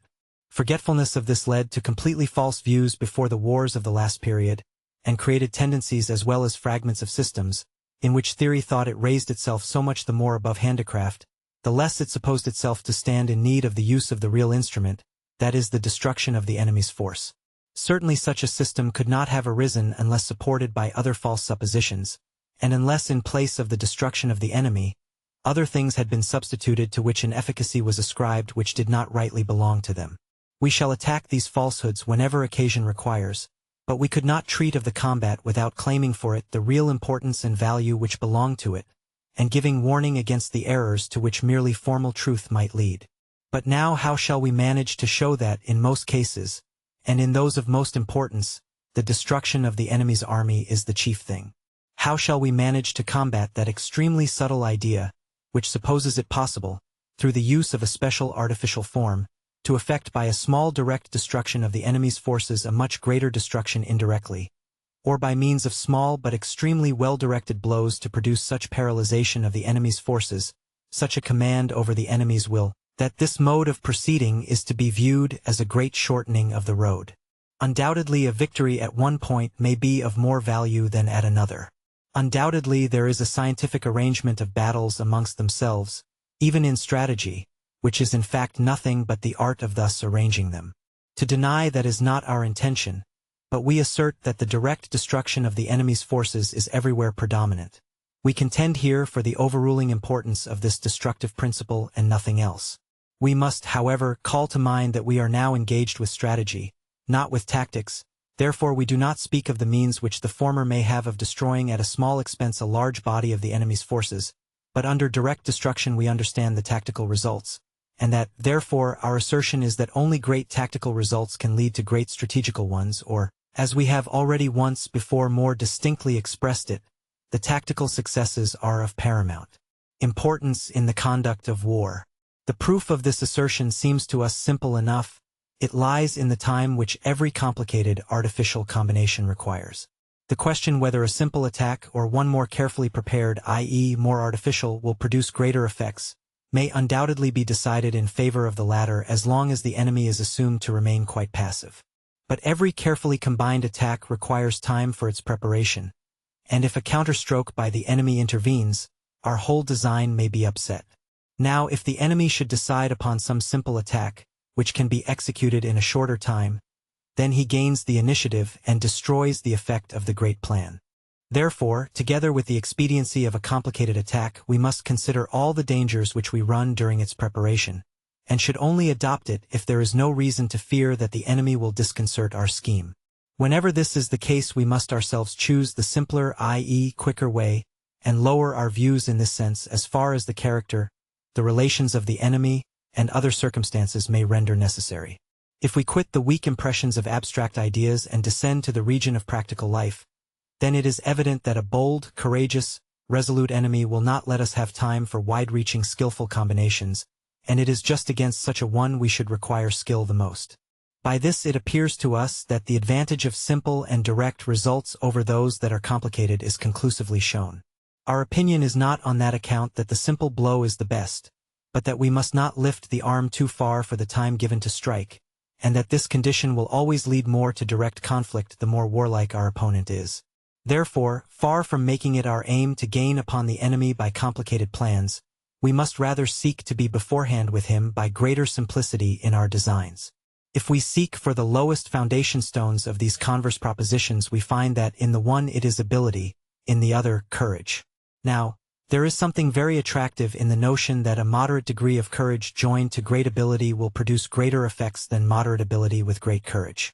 But unless we suppose these elements in a disproportionate relation, not logical, we have no right to assign to ability this advantage over courage in a field which is called danger, and which must be regarded as the true domain of courage. After this abstract view, we shall only add that experience, very far from leading to a different conclusion, is rather the sole cause which has impelled us in this direction, and given rise to such reflections. Whoever reads history with a mind free from prejudice cannot fail to arrive at a conviction that of all military virtues, energy in the conduct of operations has always contributed the most to the glory and success of arms.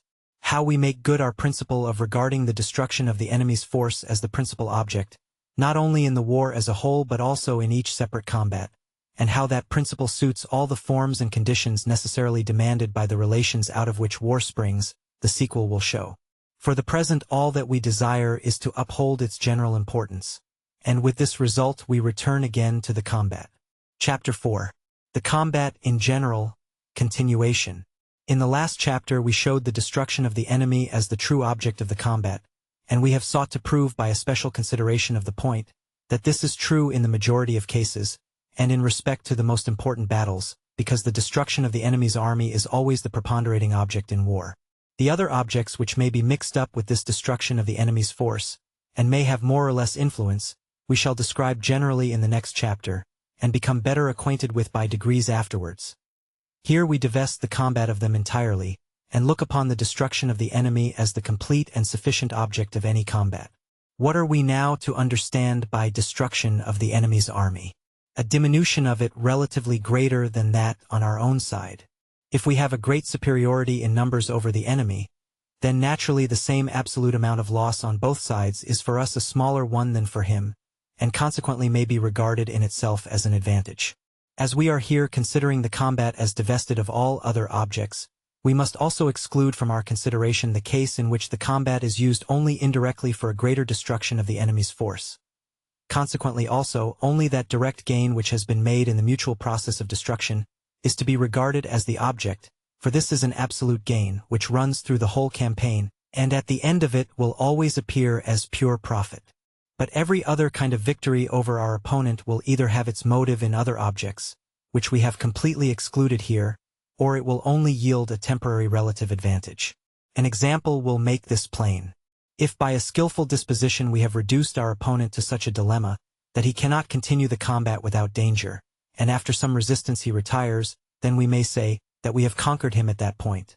But if in this victory we have expended just as many forces as the enemy, then in closing the account of the campaign, there is no gain remaining from this victory, if such a result can be called a victory. Therefore the overcoming the enemy, that is, placing him in such a position that he must give up the fight, counts for nothing in itself, and for that reason cannot come under the definition of object. There remains, therefore, as we have said, nothing over except the direct gain which we have made in the process of destruction. But to this belong not only the losses which have taken place in the course of the combat, but also those which, after the withdrawal of the conquered part, take place as direct consequences of the same. Now it is known by experience that the losses in physical forces in the course of a battle seldom present a great difference between victor and vanquished respectively, often none at all, sometimes even one bearing an inverse relation to the result, and that the most decisive losses on the side of the vanquished only commence with the retreat, that is, those which the conqueror does not share with him. The weak remains of battalions already in disorder are cut down by cavalry, exhausted men strew the ground, disabled guns and broken caissons are abandoned, others in the bad state of the roads cannot be removed quickly enough, and are captured by the enemy's troops. During the night numbers lose their way, and fall defenseless into the enemy's hands, and thus the victory mostly gains bodily substance after it is already decided. Here would be a paradox, if it did not solve itself in the following manner. The loss in physical force is not the only one which the two sides suffer in the course of the combat. The moral forces also are shaken, broken, and go to ruin. It is not only the loss in men, horses, and guns, but in order, courage, confidence, cohesion, and plan, which come into consideration when it is a question whether the fight can be still continued or not. It is principally the moral forces which decide here, and in all cases in which the conqueror has lost as heavily as the conquered, It is these alone. The comparative relation of the physical losses is difficult to estimate in a battle, but not so the relation of the moral ones. Two things principally make it known. The one is the loss of the ground on which the fight has taken place, the other the superiority of the enemies. The more our reserves have diminished as compared with those of the enemy, the more force we have used to maintain the equilibrium. In this at once, an evident proof of the moral superiority of the enemy is given, which seldom fails to stir up in the soul of the commander a certain bitterness of feeling, and a sort of contempt for his own troops. But the principal thing is that men who have been engaged for a long continuance of time are more or less like burnt-out cinders. Their ammunition is consumed, they have melted away to a certain extent. Physical and moral energies are exhausted, perhaps their courage is broken as well. Such a force, irrespective of the diminution in its number, if viewed as an organic whole, is very different from what it was before the combat. And thus it is that the loss of moral force may be measured by the reserves that have been used as if it were on a foot rule. Lost ground and want of fresh reserves are, therefore, usually the principal causes which determine a retreat. But at the same time we by no means exclude or desire to throw in the shade other reasons, which may lie in the interdependence of parts of the army, in the general plan, and c. Every combat is therefore the bloody and destructive measuring of the strength of forces, physical and moral. Whoever at the close has the greatest amount of both left is the conqueror. In the combat the loss of moral force is the chief cause of the decision. After that is given, this loss continues to increase until it reaches its culminating point at the close of the whole act. This then is the opportunity the victor should seize to reap his harvest by the utmost possible restrictions of his enemy's forces, the real object of engaging in the combat. On the beaten side, the loss of all order and control often makes the prolongation of resistance by individual units, by the further punishment they are certain to suffer, more injurious than useful to the whole. The spirit of the mass is broken.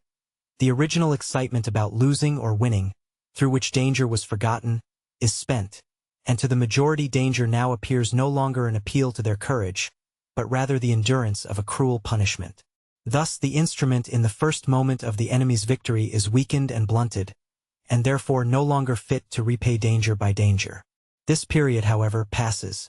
The moral forces of the conquered will recover by degrees, order will be restored, courage will revive, and in the majority of cases there remains only a small part of the superiority obtained, often none at all. In some cases, even, although rarely, the spirit of revenge and intensified hostility may bring about an opposite result. On the other hand, whatever is gained in killed, wounded, prisoners, and guns captured can never disappear from the account. The losses in a battle consist more in killed and wounded, those after the battle more in artillery taken and prisoners. The first the conqueror shares with the conquered more or less, but the second not, and for that reason they usually only take place on one side of the conflict, at least they are considerably in excess on one side. Artillery and prisoners are therefore at all times regarded as the true trophies of victory, as well as its measure, because through these things its extent is declared beyond a doubt. Even the degree of moral superiority may be better judged of by them than by any other relation, especially if the number of killed and wounded is compared therewith. And here arises a new power increasing the moral effects. We have said that the moral forces, beaten to the ground in the battle and in the immediately succeeding movements, recover themselves gradually and often bear no traces of injury. This is the case with small divisions of the whole, less frequently with large divisions. It may, however, also be the case with the main army, but seldom or never in the state or government to which the army belongs. These estimate the situation more impartially, and from a more elevated point of view, and recognize in the number of trophies taken by the enemy, and their relation to the number of killed and wounded, only too easily and well the measure of their own weakness and inefficiency. In point of fact, the lost balance of moral power must not be treated lightly because it has no absolute value, and because it does not of necessity appear in all cases in the amount of the results at the final close. It may become of such excessive weight as to bring down everything with an irresistible force. On that account it may often become a great aim of the operations of which we shall speak elsewhere. Here we have still to examine some of its fundamental relations. The moral effect of a victory increases not merely in proportion to the extent of the forces engaged, but in a progressive ratio, that is to say, not only in extent but also in its intensity. In a beaten detachment order is easily restored. As a single frozen limb is easily revived by the rest of the body, so the courage of a defeated detachment is easily raised again by the courage of the rest of the army as soon as it rejoins it. If, therefore, the effects of a small victory are not completely done away with, still they are partly lost to the enemy. This is not the case if the army itself sustains a great defeat. Then one with the other fall together. A great fire attains quite a different heat from several small ones. Another relation which determines the moral value of a victory is the numerical relation of the forces which have been in conflict with each other. To beat many with few is not only a double success, but shows also a greater, especially a more general superiority, which the conquered must always be fearful of encountering again. At the same time, this influence is in reality hardly observable in such a case. In the moment of real action, the notions of the actual strength of the enemy are generally so uncertain, the estimate of our own commonly so incorrect, that the party superior in numbers either does not admit the disproportion, or is very far from admitting the full truth, owing to which he evades almost entirely the moral disadvantages which would spring from it. It is only hereafter in history that the truth, long suppressed through ignorance, vanity, or a wise discretion, makes its appearance, and then it certainly casts a luster on the army and its leader, but it can then do nothing more by its moral influence for events long past. If prisoners and captured guns are those things by which the victory principally gains substance, its true crystallizations, then the plan of the battle should have those things specially in view. The destruction of the enemy by death and wounds appears here merely as a means to an end. How far this may influence the dispositions in the battle is not an affair of strategy, but the decision to fight the battle is in intimate connection with it, as is shown by the direction given to our forces, and their general grouping, whether we threaten the enemy's flank or rear or he threatens ours.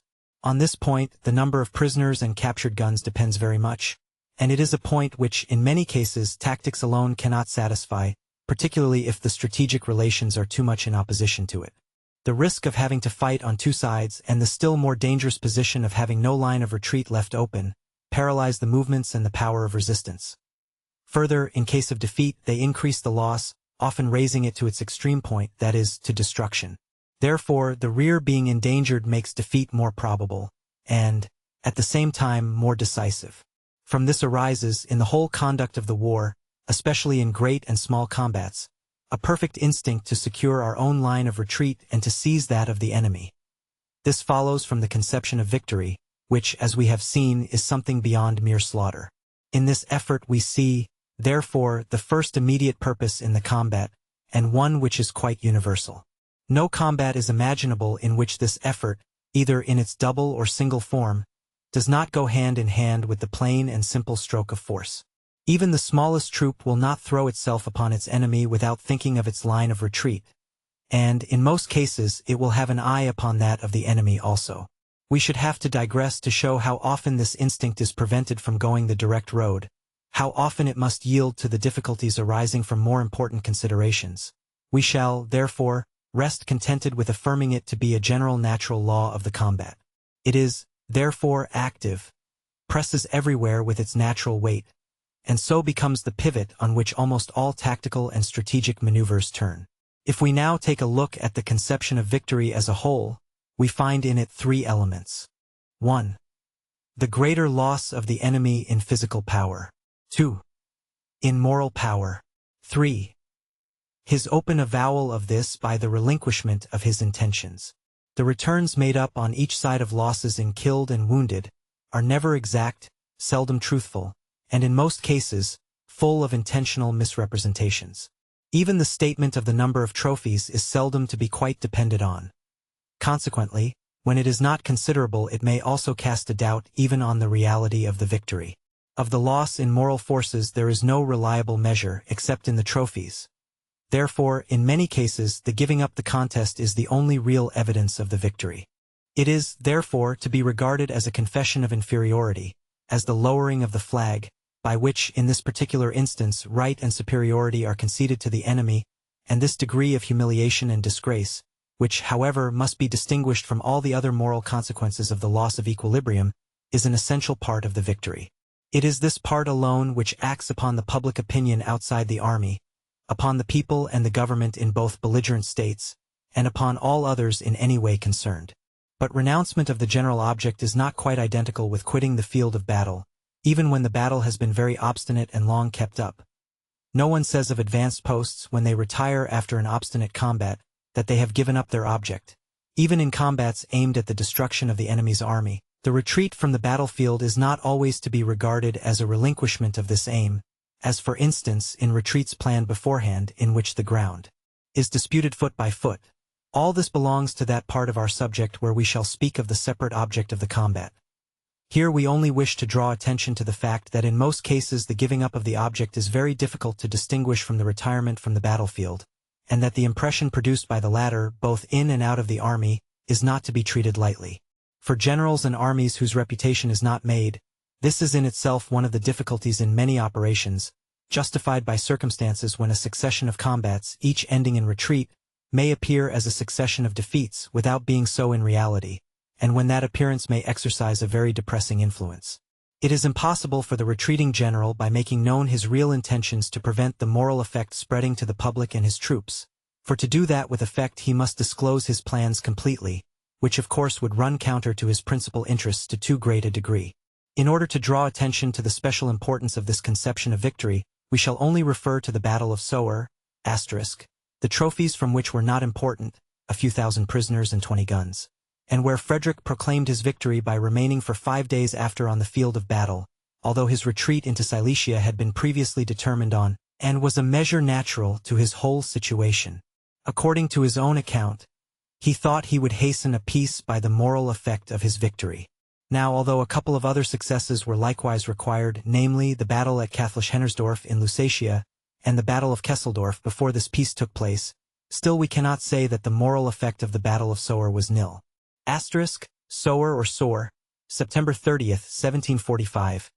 Hennersdorf, November 23rd, 1745. Kielteldorf, December 15th, 1745. All in the Second Silesian War. If it is chiefly the moral force which is shaken by defeat, and if the number of trophies reaped by the enemy mounts up to an unusual height, then the lost combat becomes a rout, but this is not the necessary consequence of every victory. A rout only sets in when the moral force of the defeated is very severely shaken. Then there often ensues a complete incapability of further resistance, and the whole action consists of giving way, that is of flight. Jena and Belle Alliance were routs, but not so Borodino. Although without pedantry we can here give no single line of separation, because the difference between the things is one of degrees, yet still the retention of the conception is essential as a central point to give clearness to our theoretical ideas, and it is a want in our terminology that for a victory over the enemy tantamount to a rout, and a conquest of the enemy only tantamount to a simple victory, there is only one and the same word to use. Chapter 5. On the signification of the combat. Having in the preceding chapter examined the combat in its absolute form, as the miniature picture of the whole war, we now turn to the relations which it bears to the other parts of the great whole. First we inquire what is more precisely the signification of a combat. As war is nothing else but a mutual process of destruction, then the most natural answer in conception, and perhaps also in reality, appears to be that all the powers of each party unite in one great volume and all results in one great shock of these masses. There is certainly much truth in this idea, and it seems to be very advisable that we should adhere to it, and should on that account look upon small combats at first only as necessary loss, like the shavings from a carpenter's plane. Still, however, the thing cannot be settled so easily. That a multiplication of combats should arise from a fractioning of forces is a matter of course, and the more immediate objects of separate combats will therefore come before us in the subject of a fractioning of forces. But these objects, and together with them, the whole mass of combats may in a general way be brought under certain classes, and the knowledge of these classes will contribute to make our observations more intelligible. Destruction of the enemy's military forces is in reality the object of all combats. But other objects may be joined thereto, and these other objects may be at the same time predominant. We must therefore draw a distinction between those in which the destruction of the enemy's forces is the principal object, and those in which it is more the means. The destruction of the enemy's force, the possession of a place or the possession of some object may be the general motive for a combat, and it may be either one of these alone or several together, in which case however usually one is the principal motive. Now the two principal forms of war, the offensive and defensive, of which we shall shortly speak, do not modify the first of these motives, but they certainly do modify the other two, and therefore if we arrange them in a scheme they would appear thus. Offensive. Defensive. 1. Destruction of enemy's force. 1. Destruction of enemy's force. 2. Conquest of a place. 2. Defense of a place. 3. Conquest of some object. 3. Defense of some object. These motives, however, do not seem to embrace completely the whole of the subject, if we recollect that there are reconnaissances and demonstrations, in which plainly none of these 3 points is the object of the combat. In reality, we must, therefore, on this account be allowed a 4th class. Strictly speaking, in reconnaissances in which we wish the enemy to show himself, in alarms by which we wish to wear him out, in demonstrations by which we wish to prevent his leaving some point or to draw him off to another, the objects are all such as can only be attained indirectly and under the pretext of one of the 3 objects specified in the table, usually of the second. For the enemy whose aim is to reconnoiter must draw up his force, as if he really intended to attack and defeat us, or drive us off and see. But this pretended object is not the real one, and our present question is only as to the latter.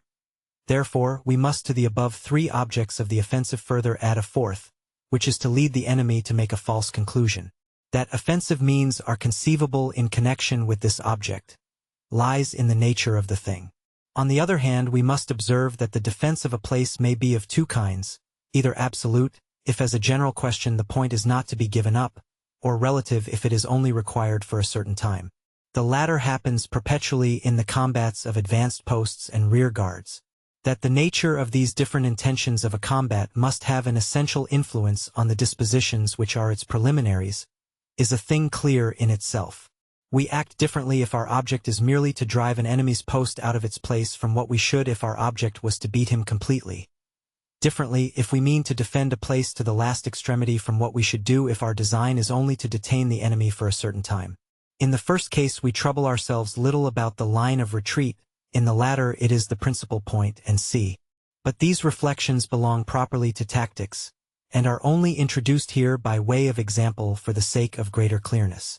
What strategy has to say on the different objects of the combat will appear in the chapters which touch upon these objects. Here we have only a few general observations to make. First, that the importance of the object decreases nearly in the order as they stand above, therefore, that the first of these objects must always predominate in the great battle. Lastly, that the 2 last in a defensive battle are in reality such as yield no fruit, they are, that is to say, purely negative and can therefore only be serviceable indirectly by facilitating something else which is positive. It is, therefore, a bad sign of the strategic situation if battles of this kind become too frequent. Chapter 6. Duration of combat. If we consider the combat no longer in itself but in relation to the other forces of war, then its duration acquires a special importance. This duration is to be regarded to a certain extent as a second subordinate success. For the conqueror the combat can never be finished too quickly. For the vanquished it can never last too long. A speedy victory indicates a higher power of victory. A tardy decision is, on the side of the defeated, some compensation for the loss. This is in general true, but it acquires a practical importance in its application to those combats, the object of which is a relative defense. Here the whole success often lies in the mere duration. This is the reason why we have included it amongst the strategic elements. The duration of a combat is necessarily bound up with its essential relations. These relations are absolute magnitude of force, relation of force and of the different arms mutually, and nature of the country. 20,000 men do not wear themselves out upon one another as quickly as 2,000. We cannot resist an enemy double or 3 times our strength as long as one of the same strength. A cavalry combat is decided sooner than an infantry combat, and a combat between infantry only quicker than if there is artillery ** as well. In hills and forests we cannot advance as quickly as on a level country. All this is clear enough. **. The increase in the relative range of artillery and the introduction of shrapnel has altogether modified this conclusion. From this it follows, therefore, that strength, relation of the 3 arms, and position must be considered if the combat is to fulfill an object by its duration. But to set up this rule was of less importance to us in our present considerations than to connect with it at once the chief results which experience gives us on the subject.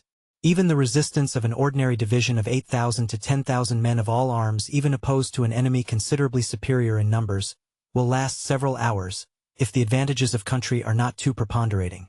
And if the enemy is only a little, or not at all, superior in numbers, the combat will last half a day. A corps of 3 or 4 divisions will prolong it to double the time, an army of 80,000 or 100,000 to 3 or 4 times. Therefore the masses may be left to themselves for that length of time, and no separate combat takes place if within that time other forces can be brought up, whose cooperation mingles then at once into one stream with the results of the combat which has taken place. These calculations are the result of experience, but it is important to us at the same time to characterize more particularly the moment of the decision, and consequently the termination. Chapter 7. Decision of the combat. No battle is decided in a single moment, although in every battle there arise moments of crisis, on which the result depends. The loss of a battle is, therefore, a gradual falling of the scale. But there is in every combat a point of time asterisk. Asterisk, under the then existing conditions of armament understood. This point is of supreme importance, as practically the whole conduct of a great battle depends on a correct solution of this question, viz., how long can a given command prolong its resistance? If this is incorrectly answered in practice, the whole maneuver depending on it may collapse, e.g., Kuropatkin at Liaoyang, September 1904, when it may be regarded as decided, in such a way that the renewal of the fight would be a new battle, not a continuation of the old one. To have a clear notion on this point of time is very important, in order to be able to decide whether, with the prompt assistance of reinforcements, the combat can again be resumed with advantage. Often in combats which are beyond restoration new forces are sacrificed in vain. Often through neglect the decision has not been seized when it might easily have been secured. Here are 2 examples which could not be more to the point. When the Prince of Hohenlohe in 1806 at Jena, with 35,000 men opposed to from 60,000 to 70,000 under Bonaparte, had accepted battle and lost it, but lost it in such a way that the 35,000 might be regarded as dissolved, General Ruchel undertook to renew the fight with about 12,000. The consequence was that in a moment his force was scattered in like manner. October 14, 1806. On the other hand, on the same day at Auerstadt, the Prussians maintained a combat with 25,000, against Davoust, who had 28,000 until midday without success, it is true, but still without the force being reduced to a state of dissolution without even greater loss than the enemy, who was very deficient in cavalry. But they neglected to use the reserve of 18,000 under General Kockruth to restore the battle which, under these circumstances, it would have been impossible to lose. Each combat is a whole in which the partial combats combine themselves into one total result. In this total result lies the decision of the combat. This success need not be exactly a victory such as we have denoted in the 6th chapter, for often the preparations for that have not been made, often there is no opportunity if the enemy gives way too soon, and in most cases the decision, even when the resistance has been obstinate, takes place before such a degree of success is attained as would completely satisfy the idea of a victory. We therefore ask which is commonly the moment of the decision, that is to say, that moment when a fresh, effective, of course not disproportionate, force can no longer turn a disadvantageous battle. If we pass over false attacks, which in accordance with their nature are properly without decision, then 1. If the possession of a movable object was the object of the combat, the loss of the same is always the decision. 2. If the possession of ground was the object of the combat, then the decision generally lies in its loss. Still not always, only if this ground is of peculiar strength, ground which is easy to pass over, however important it may be in other respects, can be retaken without much danger. 3. But in all other cases, when these 2 circumstances have not already decided the combat, therefore, particularly in case the destruction of the enemy's force is the principal object, the decision is reached at that moment when the conqueror ceases to feel himself in a state of disintegration, that is, of unserviceableness to a certain extent, when therefore, there is no further advantage in using the successive efforts spoken of in the 12th chapter of the 3rd book. On this ground we have given the strategic unity of the battle its place here. A battle, therefore, in which the assailant has not lost his condition of order and perfect efficiency at all, or at least only in a small part of his force, whilst the opposing forces are, more or less, disorganized throughout, is also not to be retrieved, and just as little if the enemy has recovered his efficiency. The smaller, therefore, that part of a force is which has really been engaged, the greater that portion which as reserve has contributed to the result only by its presence. So much the less will any new force of the enemy wrest again the victory from our hands, and that commander who carries out to the furthest with his army the principle of conducting the combat with the greatest economy of forces, and making the most of the moral effect of strong reserves, goes the surest way to victory. We must allow that the French, in modern times, especially when led by Bonaparte, have shown a thorough mastery in this. Further, the moment when the crisis stage of the combat ceases with the conqueror, and his original state of order is restored, takes place sooner the smaller the unit he controls.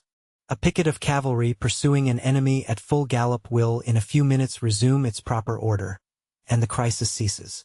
A whole regiment of cavalry requires a longer time.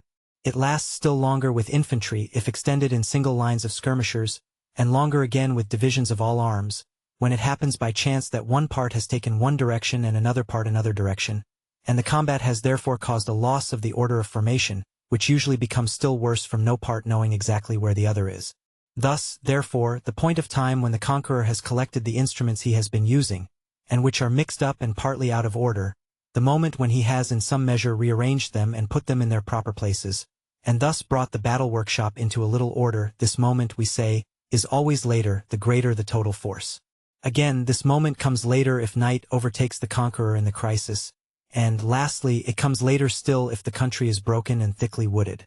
But with regard to these 2 points, we must observe that night is also a great means of protection, and it is only seldom that circumstances favor the expectation of a successful result from a night attack, as on March 10, 1814, at Laon, where York against Marmont gives us an example completely in place here. In the same way, a wooded and broken country will afford protection against a reaction to those who are engaged in the long crisis of victory. Both, therefore, the night as well as the wooded and broken country are obstacles which make the renewal of the same battle more difficult instead of facilitating it. The celebrated charge at night upon Marmont's corps. Hitherto we have considered assistance arriving for the losing side as a mere increase of force, therefore as a reinforcement coming up directly from the rear, which is the most usual case. But the case is quite different if these fresh forces come upon the enemy in flank or rear. On the effect of flank or rear attacks so far as they belong to strategy, we shall speak in another place. Such a one as we have here in view, intended for the restoration of the combat, belongs chiefly to tactics, and is only mentioned because we are here speaking of tactical results. Our ideas, therefore, must trench upon the province of tactics. By directing a force against the enemy's flank and rear, its efficacy may be much intensified. But this is so far from being a necessary result always that the efficacy may, on the other hand, be just as much weakened. The circumstances under which the combat has taken place decide upon this part of the plan as well as upon every other, without our being able to enter thereupon here. But, at the same time, there are in it 2 things of importance for our subject. First, flank and rear attacks have, as a rule, a more favorable effect on the consequences of the decision than upon the decision itself. Now, as concerns the retrieving a battle, the first thing to be arrived at above all is a favorable decision and not magnitude of success. In this view, one would therefore think that a force which comes to re-establish our combat is of less assistance if it falls upon the enemy in flank and rear, therefore separated from us, than if it joins itself to us directly. Certainly, cases are not wanting where it is so, but we must say that the majority are on the other side, and they are so on account of the second point which is here important to us. This second point is the moral effect of the surprise, which, as a rule, a reinforcement coming up to re-establish a combat has generally in its favor. Now, the effect of a surprise is always heightened if it takes place in the flank or rear, and an enemy completely engaged in the crisis of victory in his extended and scattered order is less in a state to counteract it. Who does not feel that an attack in flank or rear, which at the commencement of the battle, when the forces are concentrated and prepared for such an event would be of little importance, gains quite another weight in the last moment of the combat? We must, therefore, at once admit that in most cases a reinforcement coming up on the flank or rear of the enemy will be more efficacious, will be like the same weight at the end of a longer lever, and therefore that under these circumstances, we may undertake to restore the battle with the same force which employed in a direct attack would be quite insufficient. Here results almost defy calculation, because the moral forces gain completely the ascendancy. This is therefore the right field for boldness and daring. The eye must, therefore, be directed on all these objects. All these moments of cooperating forces must be taken into consideration, when we have to decide in doubtful cases whether or not it is still possible to restore a combat which has taken an unfavorable turn. If the combat is to be regarded as not yet ended, Then the new contest which is opened by the arrival of assistants fuses into the former. Therefore they flow together into one common result, and the first disadvantage vanishes completely out of the calculation. But this is not the case if the combat was already decided. Then there are two results separate from each other. Now if the assistance which arrives is only of a relative strength, that is, if it is not in itself alone a match for the enemy, then a favorable result is hardly to be expected from this second combat. But if it is so strong that it can undertake the second combat without regard to the first, then it may be able by a favorable issue to compensate or even overbalance the first combat, but never to make it disappear altogether from the account. At the Battle of Kunersdorf, Frederick the Great at the first onset carried the left of the Russian position, and took 70 pieces of artillery. At the end of the battle both were lost again, and the whole result of the first combat was wiped out of the account. Had it been possible to stop at the first success, and to put off the second part of the battle to the coming day, then, even if the king had lost it, the advantages of the first would always have been a set-off to the second. August 12, 1759. But when a battle proceeding disadvantageously is arrested and turned before its conclusion, its minus result on our side not only disappears from the account, but also becomes the foundation of a greater victory. If, for instance, we picture to ourselves exactly the tactical course of the battle, we may easily see that until it is finally concluded all successes in partial combats are only decisions in suspense, which by the capital decision may not only be destroyed, but changed into the opposite. The more our forces have suffered, the more the enemy will have expended on his side. The greater, therefore, will be the crisis for the enemy, and the more the superiority of our fresh troops will tell. If now the total result turns in our favor, if we wrest from the enemy the field of battle and recover all the trophies again, then all the forces which he has sacrificed in obtaining them become sheer gain for us, and our former defeat becomes a stepping stone to a greater triumph. The most brilliant feats which with victory the enemy would have so highly prized that the loss of forces which they cost would have been disregarded, leave nothing now behind but regret at the sacrifice entailed. Such is the alteration which the magic of victory and the curse of defeat produces in the specific weight of the same elements. Therefore, even if we are decidedly superior in strength, and are able to repay the enemy his victory by a greater still, it is always better to forestall the conclusion of a disadvantageous combat, if it is of proportionate importance, so as to turn its course rather than to deliver a second battle. Field Marshal Daun attempted in the year 1760 to come to the assistance of General Laudon at Lainitz, whilst the battle lasted. But when he failed, he did not attack the king next day, although he did not want for means to do so. For these reasons serious combats of advance guards which precede a battle are to be looked upon only as necessary evils, and when not necessary they are to be avoided. This, however, was not Napoleon's view. A vigorous attack of his advance guard he held to be necessary always, to fix the enemy's attention and paralyze his independent willpower. It was the failure to make this point which, in August 1870, led von Moltke repeatedly into the very jaws of defeat, from which only the lethargy of Bazaine on the one hand and the initiative of his subordinates, notably of von Alvensleben, rescued him. This is the essence of the new strategic doctrine of the French General Staff. See the works of Bonnel, Foch, and Seated Editor. We have still another conclusion to examine. If on a regular pitched battle the decision has gone against one, this does not constitute a motive for determining on a new one. The determination for this new one must proceed from other relations. This conclusion, however, is opposed by a moral force, which we must take into account. It is the feeling of rage and revenge. From the oldest field marshal to the youngest drummer boy this feeling is general, and, therefore, troops are never in better spirits for fighting than when they have to wipe out a stain.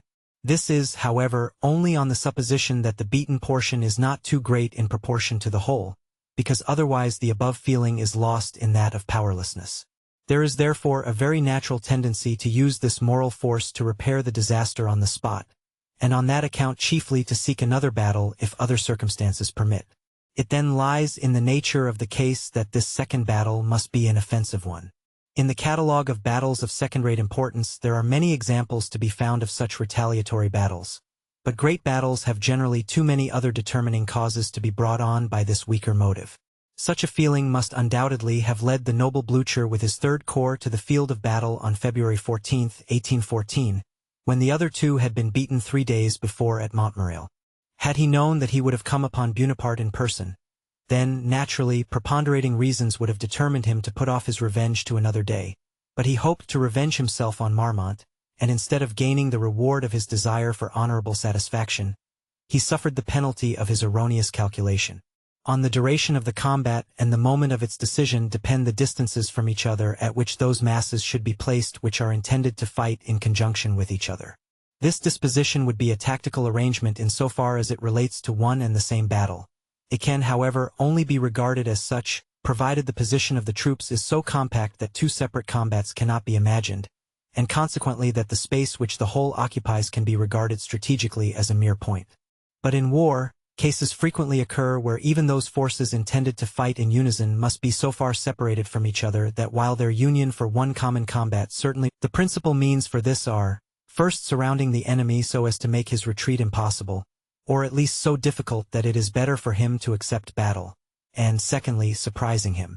This last way, for which there was a motive formerly in the extreme difficulty of all movements, has become in modern times very inefficacious. From the pliability and maneuvering capabilities of troops in the present day, one does not hesitate to commence a retreat even in sight of the enemy, and only some special obstacles in the nature of the country can cause serious difficulties in the operation. As an example of this kind, the Battle of Narasheim may be given, fought by the Archduke Charles with Moreau in the Rau Alp, August 11, 1796, merely with a view to facilitate his retreat, although we freely confess we have never been able quite to understand the argument of the renowned general and author himself in this case. The Battle of Rosbach * is another example, if we suppose the commander of the Allied army had not really the intention of attacking Frederick the Great. * November 5, 1757.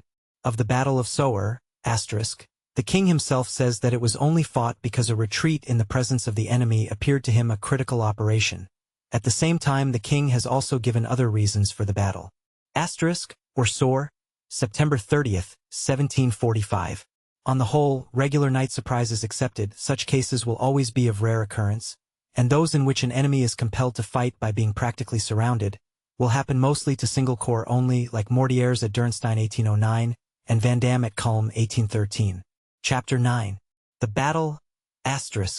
Clausewitz still uses the word Die Hauptschlacht, but modern usage employs only the word Die Schlacht to designate the decisive act of a whole campaign.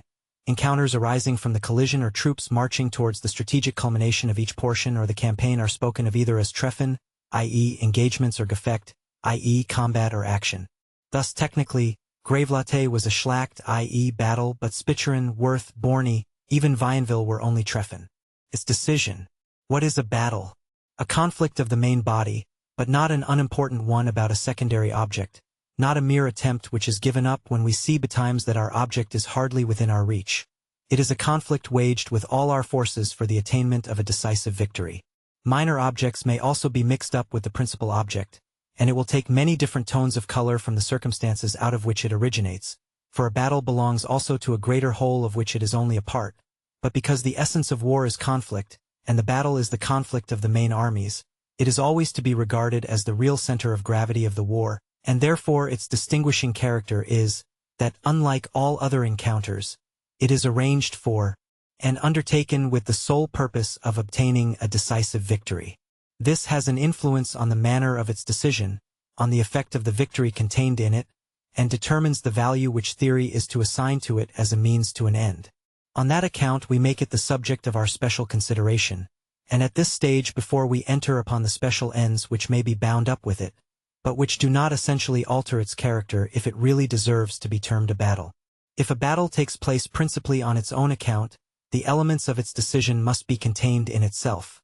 In other words, victory must be striven for as long as a possibility or hope remains.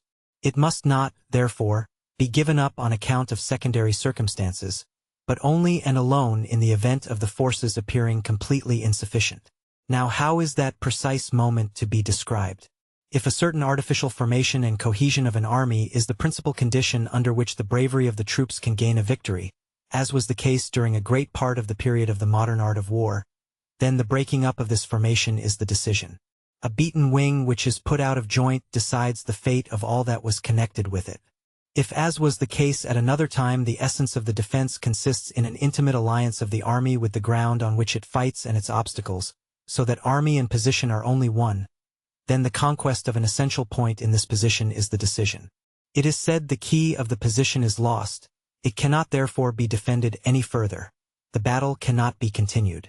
In both cases the beaten armies are very much like the broken strings of an instrument which cannot do their work.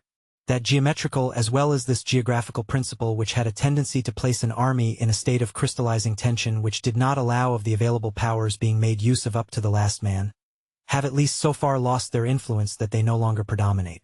Armies are still led into battle in a certain order, but that order is no longer of decisive importance. Obstacles of ground are also still turned to account to strengthen a position, but they are no longer the only support. We attempted in the second chapter of this book to take a general view of the nature of the modern battle.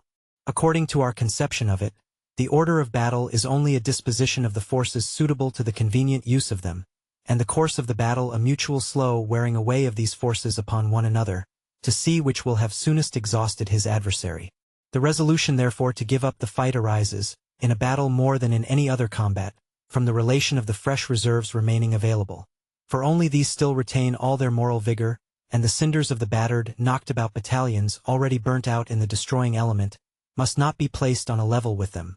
Also lost ground, as we have elsewhere said, is a standard of lost moral force. It therefore comes also into account, but more as a sign of loss. Suffered then for the loss itself, and the number of fresh reserves is always the chief point to be looked at by both commanders. In general, an action inclines in one direction from the very commencement, but in a manner little observable. This direction is also frequently given in a very decided manner by the arrangements which have been made previously, and then it shows a want of discernment in that general who commences battle under these unfavorable circumstances without being aware of them.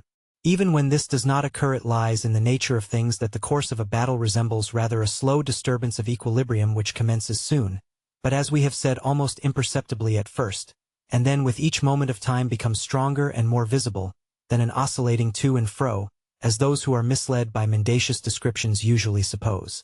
But whether it happens that the balance is for a long time little disturbed, or that even after it has been lost on one side it rights itself again, and is then lost on the other side, it is certain at all events that in most instances the defeated general foresees his fate long before he retreats, and that cases in which some critical event acts with unexpected force upon the course of the whole have their existence mostly in the coloring with which everyone depicts his lost battle.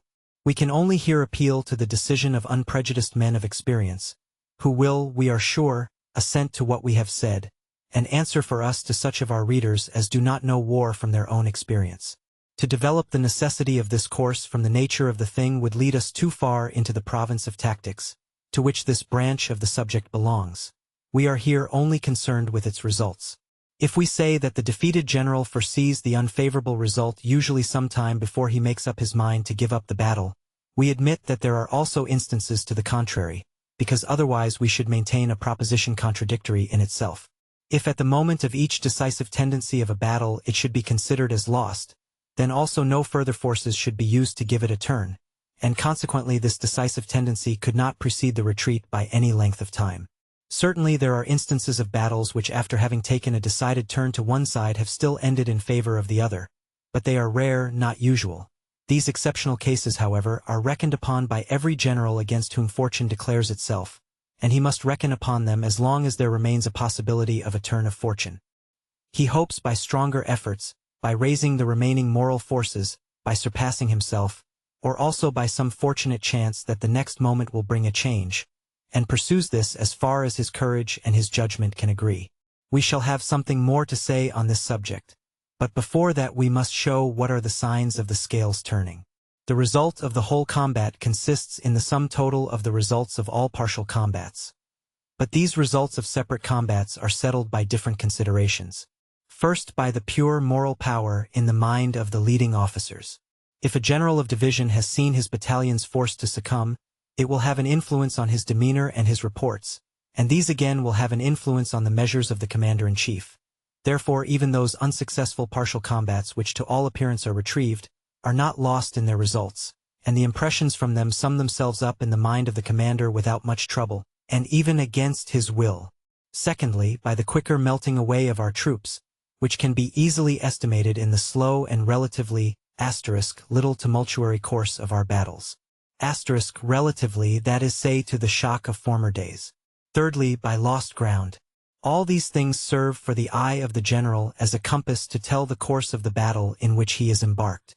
If whole batteries have been lost and none of the enemies taken, if battalions have been overthrown by the enemy's cavalry, whilst those of the enemy everywhere present impenetrable masses, if the line of fire from his order of battle wavers involuntarily from one point to another, if fruitless efforts have been made to gain certain points, and the assaulting battalions each time been scattered by well-directed volleys of grape and case, if our artillery begins to reply feebly to that of the enemy, if the battalions under fire diminish unusually fast because with the wounded crowds of unwounded men go to the rear, if single divisions have been cut off and made prisoners through the disruption of the plan of the battle, if the line of retreat begins to be endangered, the commander may tell very well in which direction he is going with his battle. The longer this direction continues, the more decided it becomes, so much the more difficult will be the turning, so much the nearer the moment when he must give up the battle. We shall now make some observations on this moment. We have already said more than once that the final decision is ruled mostly by the relative number of the fresh reserves remaining at the last. That commander who sees his adversary is decidedly superior to him in this respect makes up his mind to retreat. It is the characteristic of modern battles that all mischances and losses which take place in the course of the same can be retrieved by fresh forces, because the arrangement of the modern order of battle, and the way in which troops are brought into action, allow of their use almost generally and in each position. So long, therefore, as that commander against whom the issue seems to declare itself still retains a superiority in reserve force, he will not give up the day. But from the moment that his reserves begin to become weaker than his enemies, the decision may be regarded as settled, and what he now does depends partly on special circumstances, partly on the degree of courage and perseverance which he personally possesses, and which may degenerate into foolish obstinacy. How a commander can attain to the power of estimating correctly the still remaining reserves on both sides is an affair of skillful practical genius, which does not in any way belong to this place. We keep ourselves to the result as it forms itself in his mind. But this conclusion is still not the moment of decision properly, for a motive which only arises gradually does not answer to that, but is only a general motive towards resolution, and the resolution itself requires still some special immediate causes. Of these there are two chief ones which constantly recur, that is, the danger of retreat and the arrival of night. If the retreat with every new step which the battle takes in its course becomes constantly in greater danger, and if the reserves are so much diminished that they are no longer adequate to get breathing room, then there is nothing left but to submit to fate, and by a well-conducted retreat to save what, by a longer delay ending in flight and disaster, would be lost. But night as a rule puts an end to all battles, because a night combat holds out no hope of advantage except under particular circumstances. And as night is better suited for a retreat than the day, so, therefore, the commander who must look at the retreat as a thing inevitable, or as most probable, will prefer to make use of the night for his purpose. That there are, besides the above two usual and chief causes, yet many others also, which are less or more individual and not to be overlooked, is a matter of course. For the more a battle tends towards a complete upset of equilibrium, the more sensible is the influence of each partial result in hastening the turn. Thus the loss of a battery, a successful charge of a couple of regiments of cavalry, may call into life the resolution to retreat already ripening.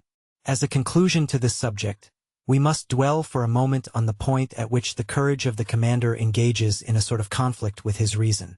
If, on the one hand, the overbearing pride of a victorious conqueror, if the inflexible will of a naturally obstinate spirit, if the strenuous resistance of noble feelings will not yield the battlefield, where they must leave their honor, yet, on the other hand, reason counsels not to give up everything, not to risk the last upon the game, but to retain as much over as is necessary for an orderly retreat. However highly we must esteem courage and firmness in war, and however little prospect there is of victory to him who cannot resolve to seek it by the exertion of all his power, still there is a point beyond which perseverance can only be termed desperate folly, and therefore can meet with no approbation from any critic. In the most celebrated of all battles, that of Belle Alliance, Bonaparte used his last reserve in an effort to retrieve a battle which was past being retrieved. He spent his last farthing, and then, as a beggar, abandoned both the battlefield and his crown. Chapter 10. Effects of victory. According to the point from which our view is taken, we may feel as much astonished at the extraordinary results of some great battles as at the want of results in others. We shall dwell for a moment on the nature of the effect of a great victory. Three things may easily be distinguished here: the effect upon the instrument itself, that is, upon the generals and their armies, the effect upon the states interested in the war, and the particular result of these effects as manifested in the subsequent course of the campaign. If we only think of the trifling difference which there usually is between victor and vanquished in killed, wounded, prisoners, and artillery lost on the field of battle itself, the consequences which are developed out of this insignificant point seem often quite incomprehensible, and yet, usually, everything only happens quite naturally. We have already said in the 7th chapter that the magnitude of a victory increases not merely in the same measure as the vanquished forces increase in number, but in a higher ratio. The moral effects resulting from the issue of a great battle are greater on the side of the conquered than on that of the conqueror. They lead to greater losses in physical force, which then in turn react on the moral element, and so they go on mutually supporting and intensifying each other. On this moral effect we must therefore lay special weight. It takes an opposite direction on the one side from that on the other. As it undermines the energies of the conquered, so it elevates the powers and energy of the conqueror. But its chief effect is upon the vanquished, because here it is the direct cause of fresh losses, and besides it is homogeneous in nature with danger, with the fatigues, the hardships, and generally with all those embarrassing circumstances by which war is surrounded, therefore enters into league with them and increases by their help, whilst with the conqueror all these things are like weights which give a higher swing to his courage. It is therefore found that the vanquished sinks much further below the original line of equilibrium than the conqueror raises himself above it. On this account, if we speak of the effects of victory, we allude more particularly to those which manifest themselves in the army. If this effect is more powerful in an important combat than in a smaller one, so again it is much more powerful in a great battle than in a minor one. The great battle takes place for the sake of itself, for the sake of the victory which it is to give, and which is sought for with the utmost effort. Here on this spot, in this very hour, to conquer the enemy is the purpose in which the plan of the war with all its threads converges, in which all distant hopes, all dim glimmerings of the future meet. Fate steps in before us to give an answer to the bold question. This is the state of mental tension not only of the commander but of his whole army down to the lowest wagon driver, no doubt in decreasing strength but also in decreasing importance. According to the nature of the thing, a great battle has never at any time been an unprepared, unexpected, blind routine service, but a grand act, which, partly of itself and partly from the aim of the commander, stands out from amongst the mass of ordinary efforts, sufficiently to raise the tension of all minds to a higher degree. But the higher this tension with respect to the issue, the more powerful must be the effect of that issue. Again, the moral effect of victory in our battles is greater than it was in the earlier ones of modern military history. If the former are, as we have depicted them, a real struggle of forces to the utmost, then the sum total of all these forces, of the physical as well as the moral, must decide more than certain special dispositions or mere chance. A single fault committed may be repaired next time. From good fortune and chance we can hope for more favor on another occasion. But the sum total of moral and physical powers cannot be so quickly altered, and, therefore, what the award of a victory has decided appears of much greater importance for all futurity. Very probably, of all concerned in battles, whether in or out of the army, very few have given a thought to this difference. But the course of the battle itself impresses on the minds of all present in it such a conviction, and the relation of this course in public documents, however much it may be colored by twisting particular circumstances, shows also, more or less, to the world at large that the causes were more of a general than of a particular nature. He who has not been present at the loss of a great battle will have difficulty in forming for himself a living or quite true idea of it, and the abstract notions of this or that small untoward affair will never come up to the perfect conception of a lost battle. Let us stop a moment at the picture. The first thing which overpowers the imagination, and we may indeed say also the understanding, is the diminution of the masses. Then the loss of ground, which takes place always more or less, and, therefore, on the side of the assailant also, if he is not fortunate. Then the rupture of the original formation, the jumbling together of troops, the risks of retreat, which, with few exceptions, may always be seen sometimes in a less, sometimes in a greater degree. Next the retreat, the most part of which commences at night, or, at least, goes on throughout the night. On this first march we must at once leave behind a number of men completely worn out and scattered about, often just the bravest, who have been foremost in the fight who held out the longest. The feeling of being conquered, which only seized the superior officers on the battlefield, now spreads through all ranks, even down to the common soldiers, aggravated by the horrible idea of being obliged to leave in the enemy's hands so many brave comrades, who but a moment since were of such value to us in the battle, and aggravated by a rising distrust of the chief, to whom, more or less, every subordinate attributes as a fault the fruitless efforts he has made. And this feeling of being conquered is no ideal picture over which one might become master. It is an evident truth that the enemy is superior to us, a truth of which the causes might have been so latent before that they were not to be discovered, but which, in the issue, comes out clear and palpable, or which was also, perhaps, before suspected, but which, in the want of any certainty, we had to oppose by the hope of chance, reliance on good fortune, providence, or a bold attitude. Now, all this has proved insufficient, and the bitter truth meets us harsh and imperious. All these feelings are widely different from a panic, which in an army fortified by military virtue never, and in any other only exceptionally, follows the loss of a battle. They must arise even in the best of armies, and although long habituation to war and victory together with great confidence in a commander may modify them a little here and there, they are never entirely wanting in the first moment. They are not the pure consequences of lost trophies. These are usually lost at a later period, and the loss of them does not become generally known so quickly. They will therefore not fail to appear even when the scale turns in the slowest and most gradual manner, and they constitute that effect of a victory upon which we can always count in every case. We have already said that the number of trophies intensifies this effect. It is evident that an army in this condition, looked at as an instrument, is weakened. How can we expect that when reduced to such a degree that, as we said before, it finds new enemies in all the ordinary difficulties of making war, it will be able to recover by fresh efforts what has been lost? Before the battle there was a real or assumed equilibrium between the two sides. This is lost, and, therefore, some external assistance is requisite to restore it. Every new effort without such external support can only lead to fresh losses. Thus, therefore, the most moderate victory of the chief army must tend to cause a constant sinking of the scale on the opponent's side, until new external circumstances bring about a change.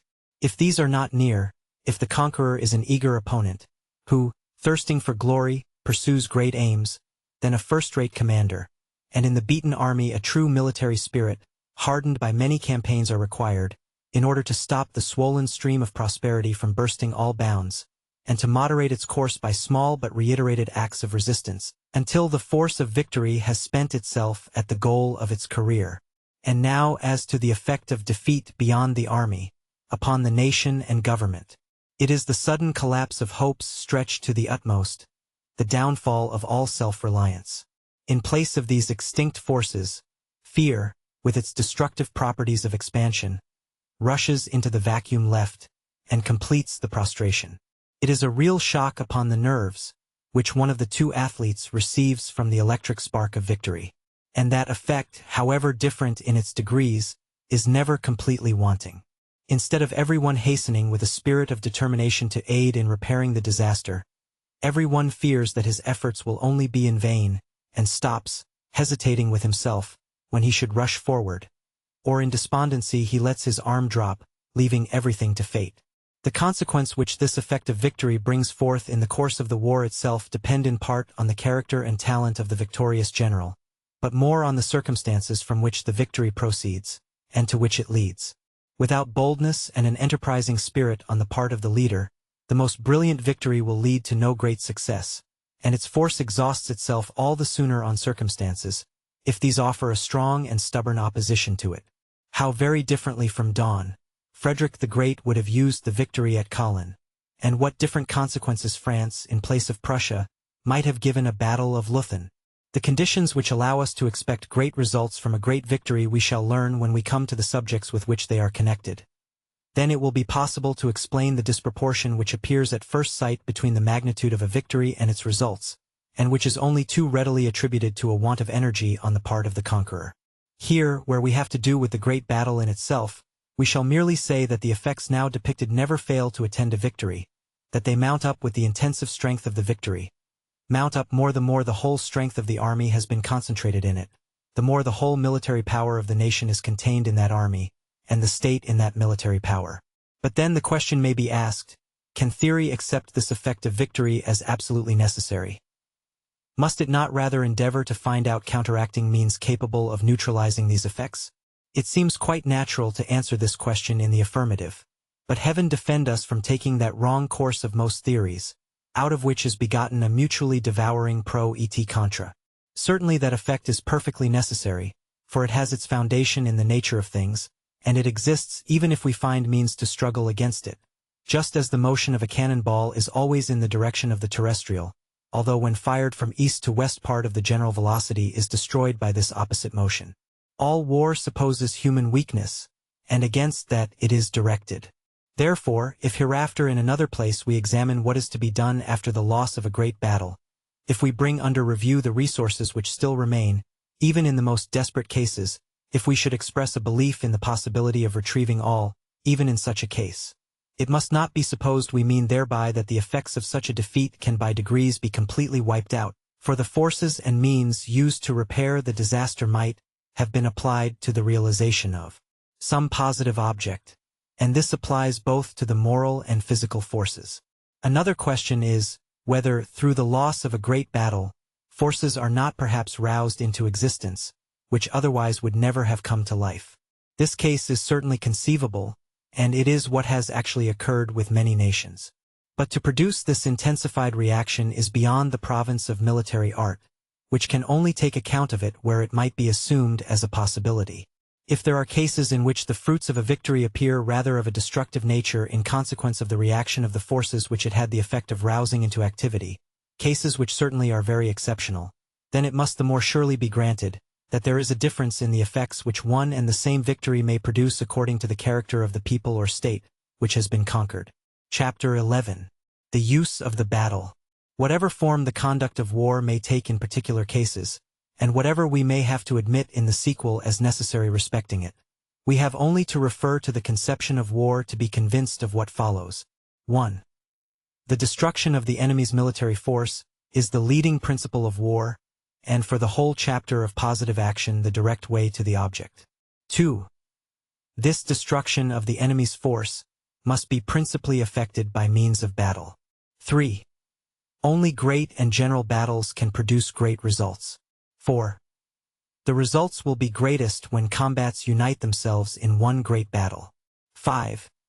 It is only in a great battle that the general-in-chief commands in person, and it is in the nature of things that he should place more confidence in himself than in his subordinates. From these truths a double law follows, the parts of which mutually support each other. Namely, that the destruction of the enemy's military force is to be sought for principally by great battles, and their results, and that the chief object of great battles must be the destruction of the enemy's military force. No doubt the annihilation principle is to be found more or less in other means.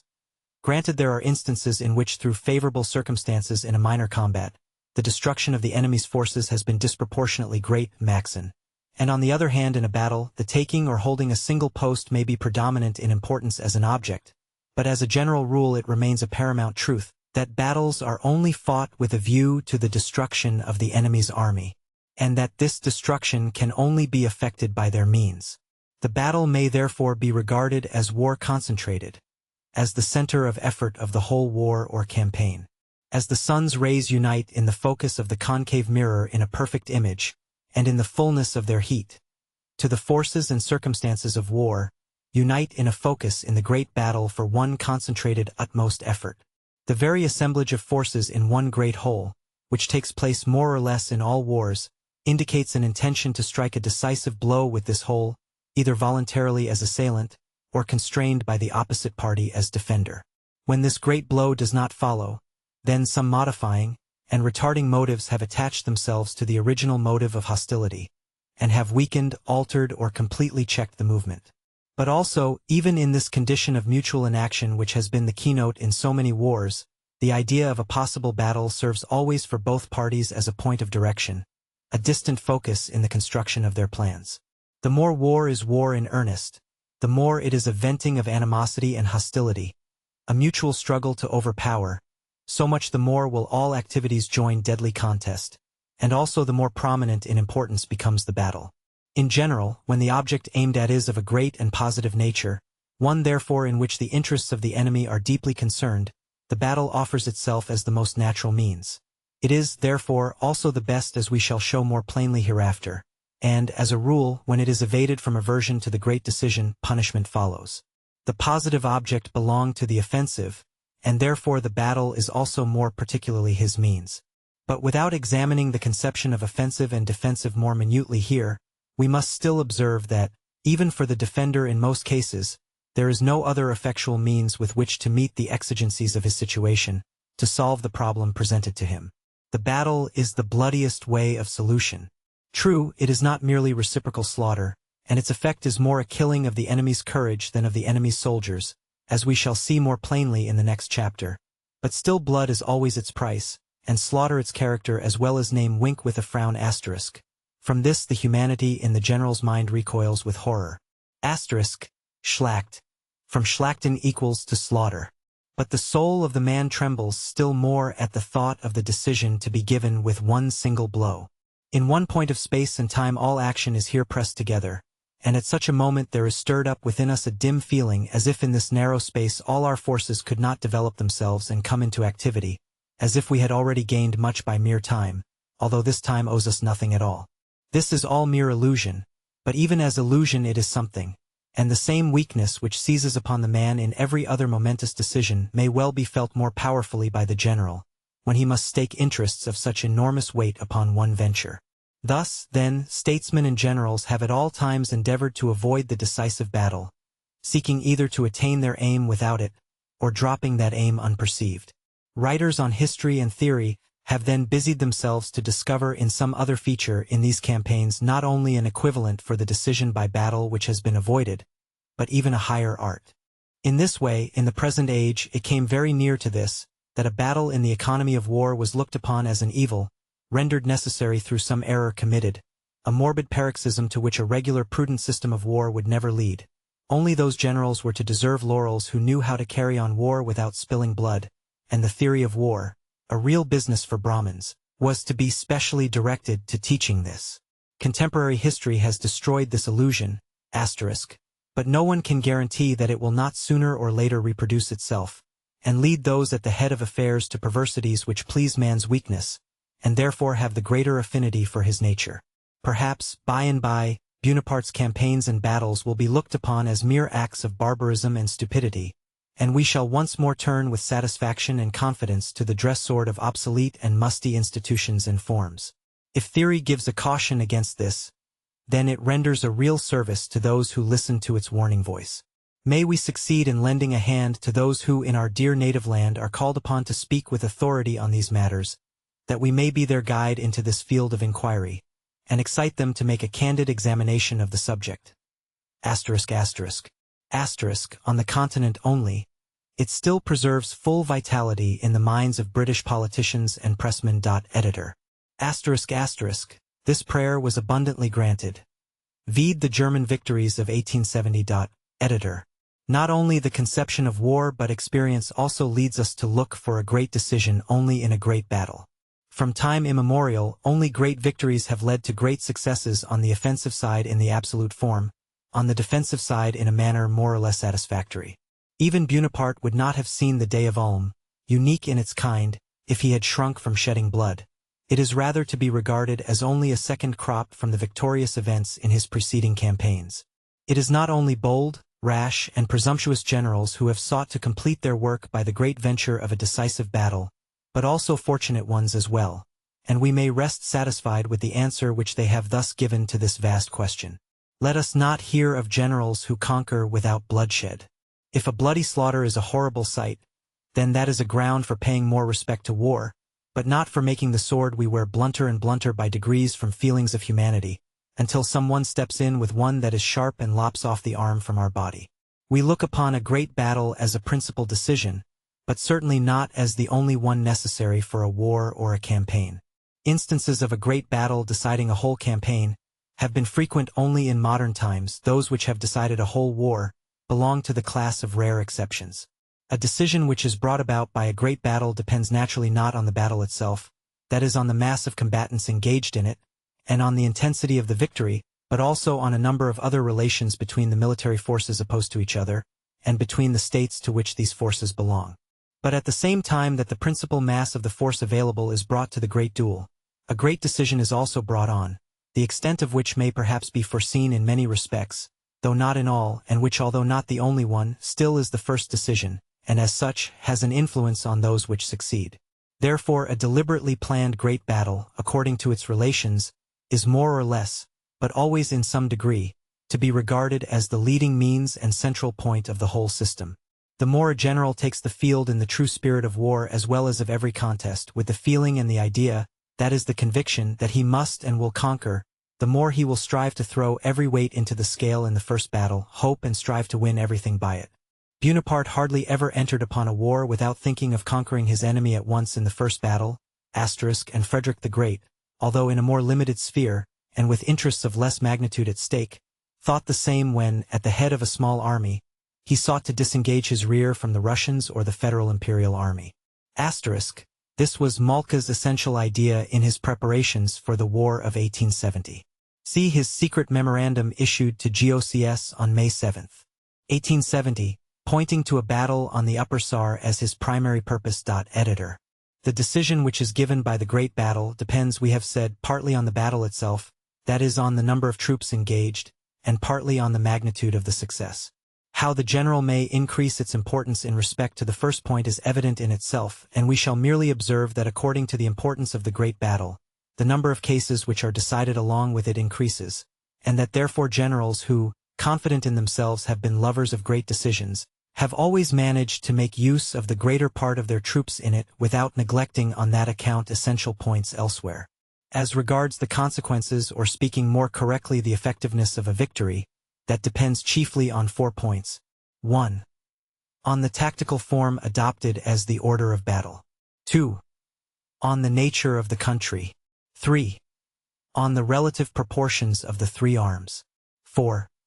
On the relative strength of the 2 armies.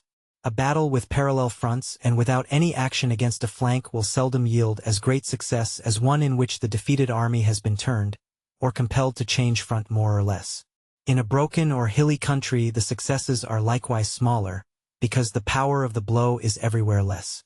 If the cavalry of the vanquished is equal or superior to that of the victor, then the effects of the pursuit are diminished, and by that great part of the results of victory are lost.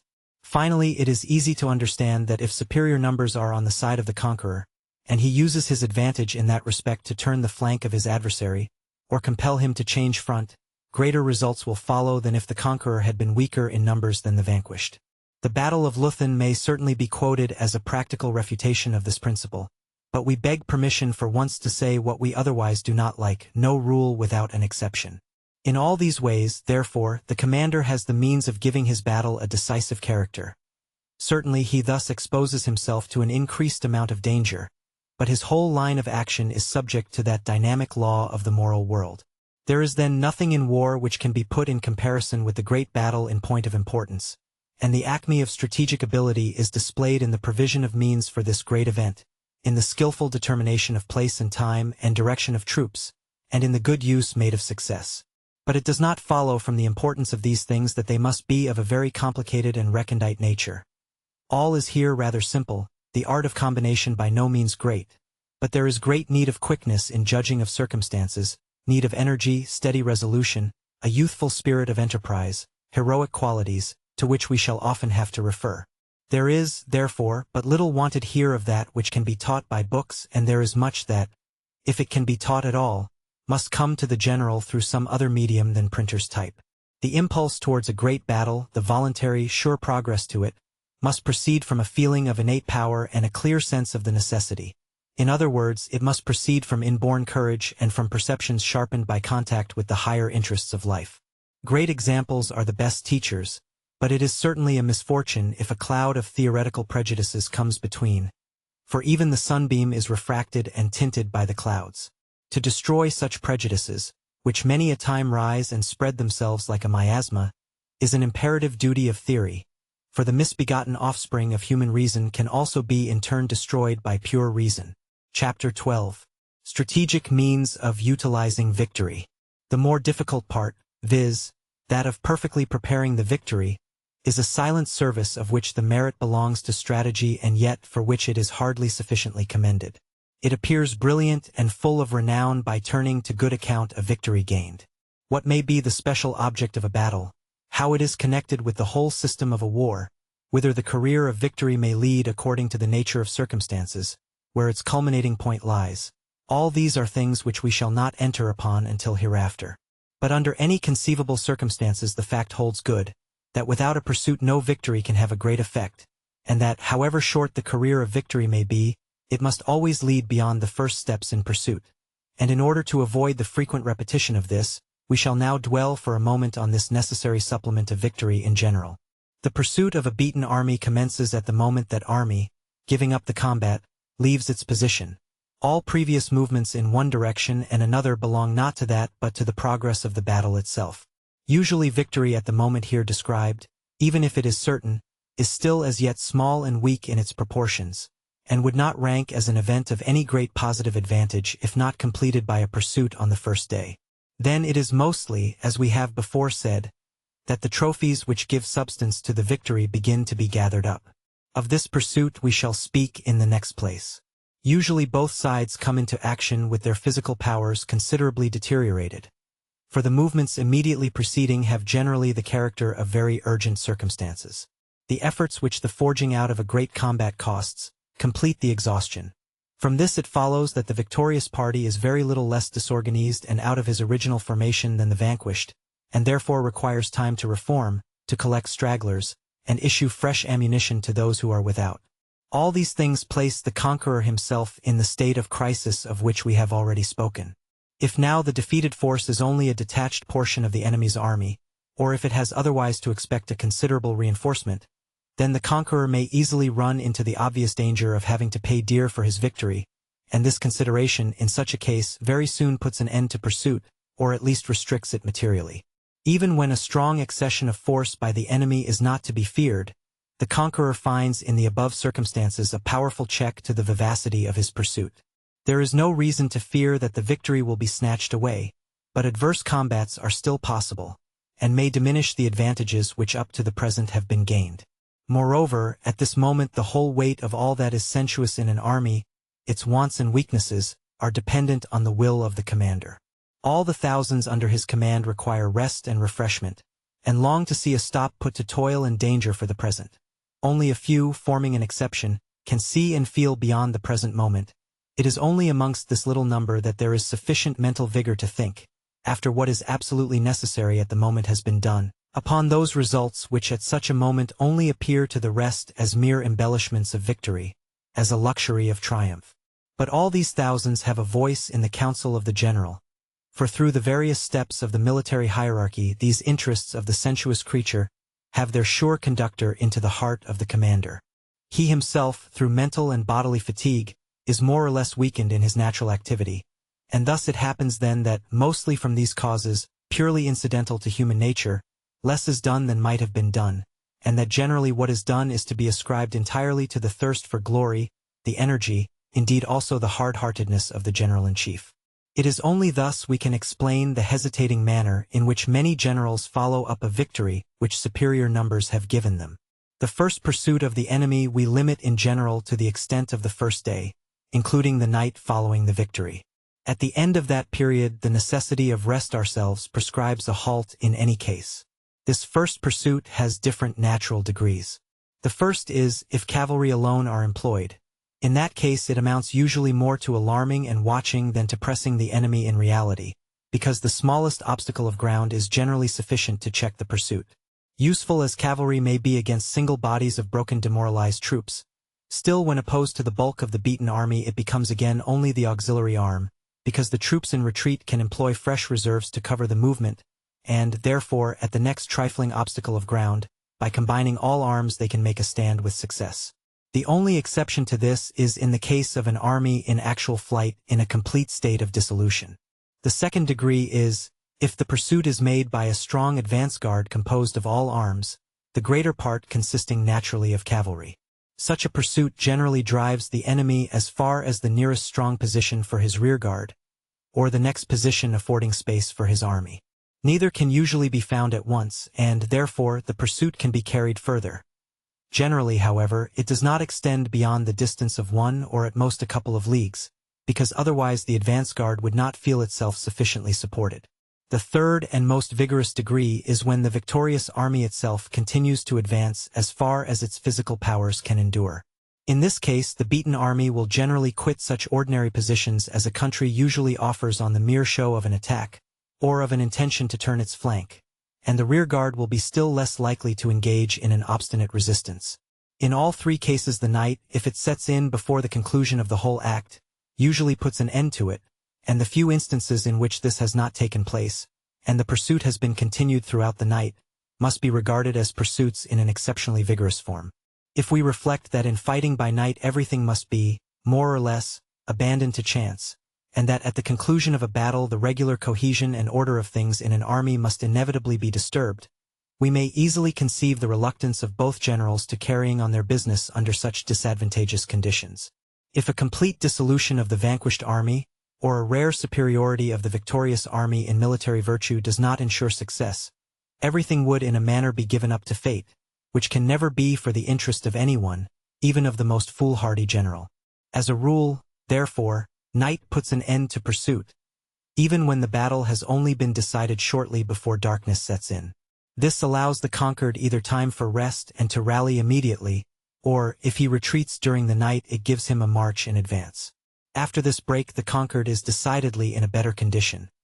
Much of that which had been thrown into confusion has been brought again into order, ammunition has been renewed, the whole has been put into a fresh formation. Whatever further encounter now takes place with the enemy is a new battle, not a continuation of the old, and although it may be far from promising absolute success, still it is a fresh combat, and not merely a gathering up of the debris by the victor. When, therefore, the conqueror can continue the pursuit itself throughout the night, if only with a strong advance guard composed of all arms of the service, the effect of the victory is immensely increased. Of this the battles of Leuthen and La Belle Alliance are examples. Waterloo. The whole action of this pursuit is mainly tactical, and we only dwell upon it here in order to make plain the difference which through it may be produced in the effect of a victory. This first pursuit, as far as the nearest stopping point, belongs as a right to every conqueror, and is hardly in any way connected with his further plans and combinations. These may considerably diminish the positive results of a victory gained with the main body of the army, but they cannot make this first use of it impossible. At least cases of that kind, if conceivable at all, must be so uncommon that they should have no appreciable influence on theory. And here certainly we must say that the example afforded by modern wars opens up quite a new field for energy. In preceding wars, resting on a narrower basis and altogether more circumscribed in their scope, there were many unnecessary conventional restrictions in various ways, but particularly in this point. The conception, honor of victory seemed to generals so much by far the chief thing that they thought the less of the complete destruction of the enemy's military force, as in point of fact that destruction of force appeared to them only as one of the many means in war, not by any means as the principal, much less as the only means, so that they the more readily put the sword in its sheath the moment the enemy had lowered his. Nothing seemed more natural to them than to stop the combat as soon as the decision was obtained, and to regard all further carnage as unnecessary cruelty. Even if this false philosophy did not determine their resolutions entirely, still it was a point of view by which representations of the exhaustion of all powers, and physical impossibility of continuing the struggle, obtained readier evidence and greater weight.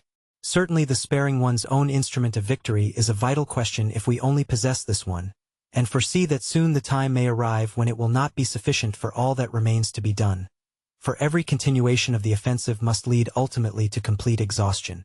But this calculation was still so far false, as the further loss of forces by a continuance of the pursuit could bear no proportion to that which the enemy must suffer. That view, therefore, again could only exist because the military forces were not considered the vital factor. And so we find that in former wars real heroes only, such as Charles XII, Marlborough, Eugene, Frederick the Great, added a vigorous pursuit to their victories when they were decisive enough, and that other generals usually contented themselves with the possession of the field of battle. In modern times the greater energy infused into the conduct of wars through the greater importance of the circumstances from which they have proceeded has thrown down these conventional barriers. The pursuit has become an all-important business for the conqueror, Trophies have on that account multiplied in extent, and if there are cases also in modern warfare in which this has not been the case, still they belong to the list of exceptions, and are to be accounted for by peculiar circumstances. At Gorschen, and Bautzen nothing but the superiority of the Allied cavalry prevented a complete rout. At Gross-Bieren and Dennewitz the ill will of Bernadotte, the Crown Prince of Sweden. At Laon the enfeebled personal condition of Blücher, who was then 70 years old and at the moment confined to a dark room owing to an injury to his eyes. Gorschen or Lutzen, May 2, 1813. Gross-Bieren and Dennewitz, August 22, 1813. Bautzen, May 22, 1913. Laon, March 10, 1813. But Borodino is also an illustration to the point here, and we cannot resist saying a few more words about it, partly because we do not consider the circumstances are explained simply by attaching blame to Bonaparte, partly because it might appear as if this, and with it a great number of similar cases, belong to that class which we have designated as so extremely rare, cases in which the general relations seize and fetter the general at the very beginning of the battle. French authors in particular, and great admirers of Bonaparte, Vaudincourt, Chambray, Segur, have blamed him decidedly because he did not drive the Russian army completely off the field, and use his last reserves to scatter it, because then what was only a lost battle would have been a complete rout. We should be obliged to diverge too far to describe circumstantially the mutual situation of the two armies. But this much is evident, that when Bonaparte passed the Niemen with his army, the same corps which afterwards fought at Borodino numbered 300,000 men, of whom now only 120,000 remained, he might therefore well be apprehensive that he would not have enough left to march upon Moscow, the point on which everything seemed to depend. The victory which he had just gained gave him nearly a certainty of taking that capital, for that the Russians would be in a condition to fight a second battle within 8 days seemed in the highest degree improbable, and in Moscow he hoped to find peace. No doubt the complete dispersion of the Russian army would have made this peace much more certain. But still the first consideration was to get to Moscow, that is, to get there with a force with which he should appear dictator over the capital, and through that over the empire and the government. The force which he brought with him to Moscow was no longer sufficient for that, as shown in the sequel, but it would have been still less so if, in scattering the Russian army, he had scattered his own at the same time. Bonaparte was thoroughly alive to all this, and in our eyes he stands completely justified. But on that account this case is still not to be reckoned amongst those in which, through the general relations, the general is interdicted from following up his victory, for there never was in his case any question of mere pursuit. The victory was decided at 4 o'clock in the afternoon, but the Russians still occupied the greater part of the field of battle. They were not yet disposed to give up the ground, and if the attack had been renewed, they would still have offered a most determined resistance, which would have undoubtedly ended in their complete defeat, but would have cost the conqueror much further bloodshed. We must therefore reckon the Battle of Borodino as amongst battles, like Bautzen, left unfinished. At Bautzen the vanquished preferred to quit the field sooner. At Borodino the conqueror preferred to content himself with a half-victory, not because the decision appeared doubtful, but because he was not rich enough to pay for the whole. Returning now to our subject, the deduction from our reflections in relation to the first stage of pursuit is, that the energy thrown into it chiefly determines the value of the victory. That this pursuit is a second act of the victory, in many cases more important also than the first, and that strategy, whilst here approaching tactics to receive from it the harvest of success, exercises the first act of her authority by demanding this completion of the victory. But further, the effects of victory are very seldom found to stop with this first pursuit. Now first begins the real career to which victory lent velocity. This course is conditioned, as we have already said, by other relations of which it is not yet time to speak. But we must here mention what there is of a general character in the pursuit in order to avoid repetition when the subject occurs again. In the further stages of pursuit, again, we can distinguish 3 degrees: the simple pursuit, a hard pursuit, and a parallel march to intercept. The simple following or pursuing causes the enemy to continue his retreat until he thinks he can risk another battle. It will therefore in its effect suffice to exhaust the advantages gained, and besides that, all that the enemy cannot carry with him, sick, wounded, and disabled from fatigue, quantities of baggage and carriages of all kinds, will fall into our hands. But this mere following does not tend to heighten the disorder in the enemy's army, an effect which is produced by the 2 following causes. If, for instance, instead of contenting ourselves with taking up every day the camp the enemy has just vacated, occupying just as much of the country as he chooses to abandon, we make our arrangements so as every day to encroach further, and accordingly with our advance guard organized for the purpose, attack his rear guard every time it attempts to halt, then such a course will hasten his retreat, and consequently tend to increase his disorganization. This it will principally affect by the character of continuous flight, which his retreat will thus assume. Nothing has such a depressing influence on the soldier as the sound of the enemy's cannon afresh at the moment when, after a forced march, he seeks some rest. If this excitement is continued from day to day for some time, it may lead to a complete rout. There lies in it a constant admission of being obliged to obey the law of the enemy, and of being unfit for any resistance, and the consciousness of this cannot do otherwise than weaken the moral of an army in a high degree. The effect of pressing the enemy in this way attains a maximum when it drives the enemy to make night marches. If the conqueror scares away the discomfited opponent at sunset from a camp which has just been taken up either for the main body of the army, or for the rear guard, the conquered must either make a night march or alter his position in the night, retiring further away, which is much the same thing. The victorious party can on the other hand pass the night in quiet. The arrangement of marches and the choice of positions depend in this case also upon so many other things, especially on the supply of the army, on strong natural obstacles in the country, on large towns and sea, that it would be ridiculous pedantry to attempt to show by a geometrical analysis how the pursuer, being able to impose his laws on the retreating enemy, can compel him to march at night while he takes his rest. But nevertheless it is true and practicable that marches in pursuit may be so planned as to have this tendency, and that the efficacy of the pursuit is very much enhanced thereby. If this is seldom attended to in the execution, it is because such a procedure is more difficult for the pursuing army than a regular adherence to ordinary marches in the daytime. To start in good time in the morning, to encamp at midday, to occupy the rest of the day in providing for the ordinary wants of the army, and to use the night for repose, is a much more convenient method than to regulate one's movements exactly according to those of the enemy. Therefore to determine nothing till the last moment, to start on the march, sometimes in the morning, sometimes in the evening, to be always for several hours in the presence of the enemy, and exchanging cannon shots with him, and keeping up skirmishing fire, to plan maneuvers to turn him, in short, to make the whole outlay of tactical means which such a course renders necessary. All that naturally bears with a heavy weight on the pursuing army, and in war, where there are so many burdens to be borne, men are always inclined to strip off those which do not seem absolutely necessary. These observations are true, whether applied to a whole army or, as in the more usual case, to a strong advance guard. For the reasons just mentioned, this second method of pursuit, this continued pressing of the enemy pursuit, is rather a rare occurrence.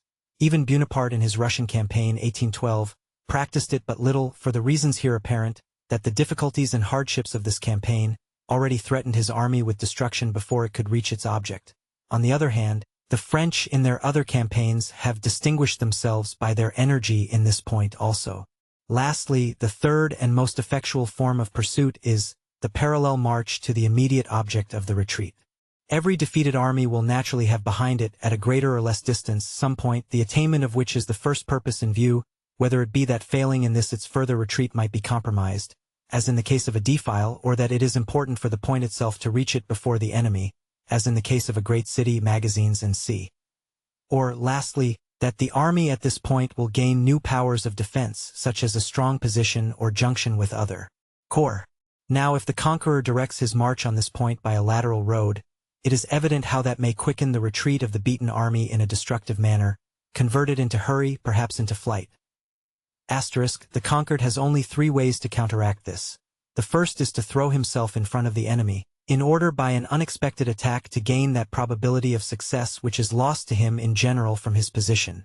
This plainly supposes an enterprising bold general, and an excellent army, beaten but not utterly defeated. Therefore, it can only be employed by a beaten army in very few cases. This point is exceptionally well treated by von Bernhardi in his Cavalry in Future Wars. London, Murray, 1906. The second way is hastening the retreat. But this is just what the conqueror wants, and it easily leads to immoderate efforts on the part of the troops, by which enormous losses are sustained in stragglers, broken guns, and carriages of all kinds. The third way is to make a detour, and get round the nearest point of interception, to march with more ease at a greater distance from the enemy, and thus to render the haste required less damaging. This last way is the worst of all. It generally turns out like a new debt contracted by an insolvent debtor, and leads to greater embarrassment. There are cases in which this course is advisable, others where there is nothing else left, also instances in which it has been successful. But upon the whole, it is certainly true that its adoption is usually influenced less by a clear persuasion of its being the surest way of attaining the aim than by another inadmissible motive. This motive is the dread of encountering the enemy. Woe to the commander who gives in to this. However much the moral of his army may have deteriorated, and however well-founded may be his apprehensions of being at a disadvantage in any conflict with the enemy, the evil will only be made worse by too anxiously avoiding every possible risk of collision. Bonaparte in 1813 would never have brought over the Rhine with him the 30,000 or 40,000 men who remained after the Battle of Hanau, if he had avoided that battle and tried to pass the Rhine at Mannheim or Koblenz. It is just by means of small combats carefully prepared and executed, and in which the defeated army being on the defensive, has always the assistance of the ground. It is just by these that the moral strength of the army can first be resuscitated. At Hanau, October 30, 1813. The Bavarians, some 50,000 strong, threw themselves across the line of Napoleon's retreat from Leipzig. By a masterly use of its artillery, the French tore the Bavarians asunder and marched on over their bodies. Editor. The beneficial effect of the smallest successes is incredible. But with most generals, the adoption of this plan implies great self-command. The other way, that of evading all encounter, appears at first so much easier, that there is a natural preference for its adoption. It is therefore usually just this system of evasion which best promotes the view of the pursuer, and often ends with the complete downfall of the pursued. We must, however, recollect here that we are speaking of a whole army, not of a single division, which, having been cut off, is seeking to join the main army by making a detour. In such a case circumstances are different, and success is not uncommon. But there is one condition requisite to the success of this race of two corps for an object, which is that a division of the pursuing army should follow by the same road which the pursued has taken, in order to pick up stragglers, and keep up the impression which the presence of the enemy never fails to make. Blücher neglected this in his, in other respects unexceptionable, pursuit after La Belle Alliance. Such marches tell upon the pursuer as well as the pursued, and they are not advisable if the enemy's army rallies itself upon another considerable one, if it has a distinguished general at its head, and if its destruction is not already well prepared. But when this means can be adopted, it acts also like a great mechanical power. The losses of the beaten army from sickness and fatigue are on such a disproportionate scale, the spirit of the army is so weakened and lowered by the constant solicitude about impending ruin, that at last anything like a well-organized stand is out of the question. Every day thousands of prisoners fall into the enemy's hands without striking a blow. In such a season of complete good fortune, the conqueror need not hesitate about dividing his forces in order to draw into the vortex of destruction everything within reach of his army, to cut off detachments, to take fortresses unprepared for defense, to occupy large towns and see. He may do anything until a new state of things arises, and the more he ventures in this way the longer will it be before that change will take place. There is no want of examples of brilliant results from grand decisive victories, and of great and vigorous pursuits in the wars of Bonaparte. We need only quote Jena 1806, Ratisbon 1809, Leipzig 1813, and Belle Alliance 1815. Chapter 13. Retreat after a lost battle. In a lost battle, the power of an army is broken, the moral to a greater degree than the physical.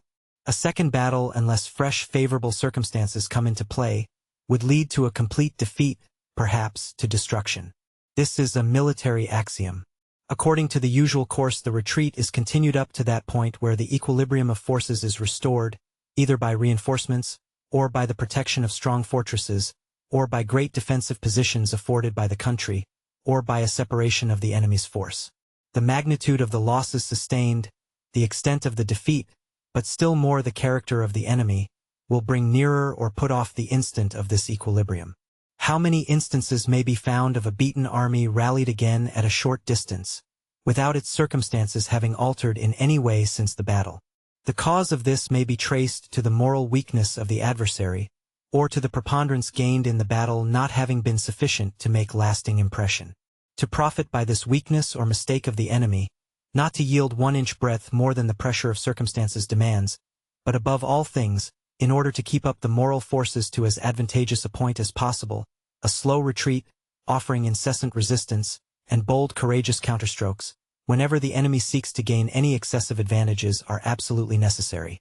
Retreats of great generals and of armies inured to war have always resembled the retreat of a wounded lion. Such is, undoubtedly, also the best theory. It is true that at the moment of quitting a dangerous position we have often seen trifling formalities observed which caused a waste of time, and were, therefore, attended with danger, whilst in such cases everything depends on getting out of the place speedily. Practiced generals reckon this maxim a very important one. But such cases must not be confounded with a general retreat after a lost battle. Whoever then thinks by a few rapid marches to gain a start, and more easily to recover a firm standing, commits a great error. The first movements should be as small as possible, and it is a maxim in general not to suffer ourselves to be dictated to by the enemy. This maxim cannot be followed without bloody fighting with the enemy at our heels, but the gain is worth the sacrifice. Without it we get into an accelerated pace which soon turns into a headlong rush, and costs merely in stragglers more men than rearguard combats, and besides that extinguishes the last remnants of the spirit of resistance.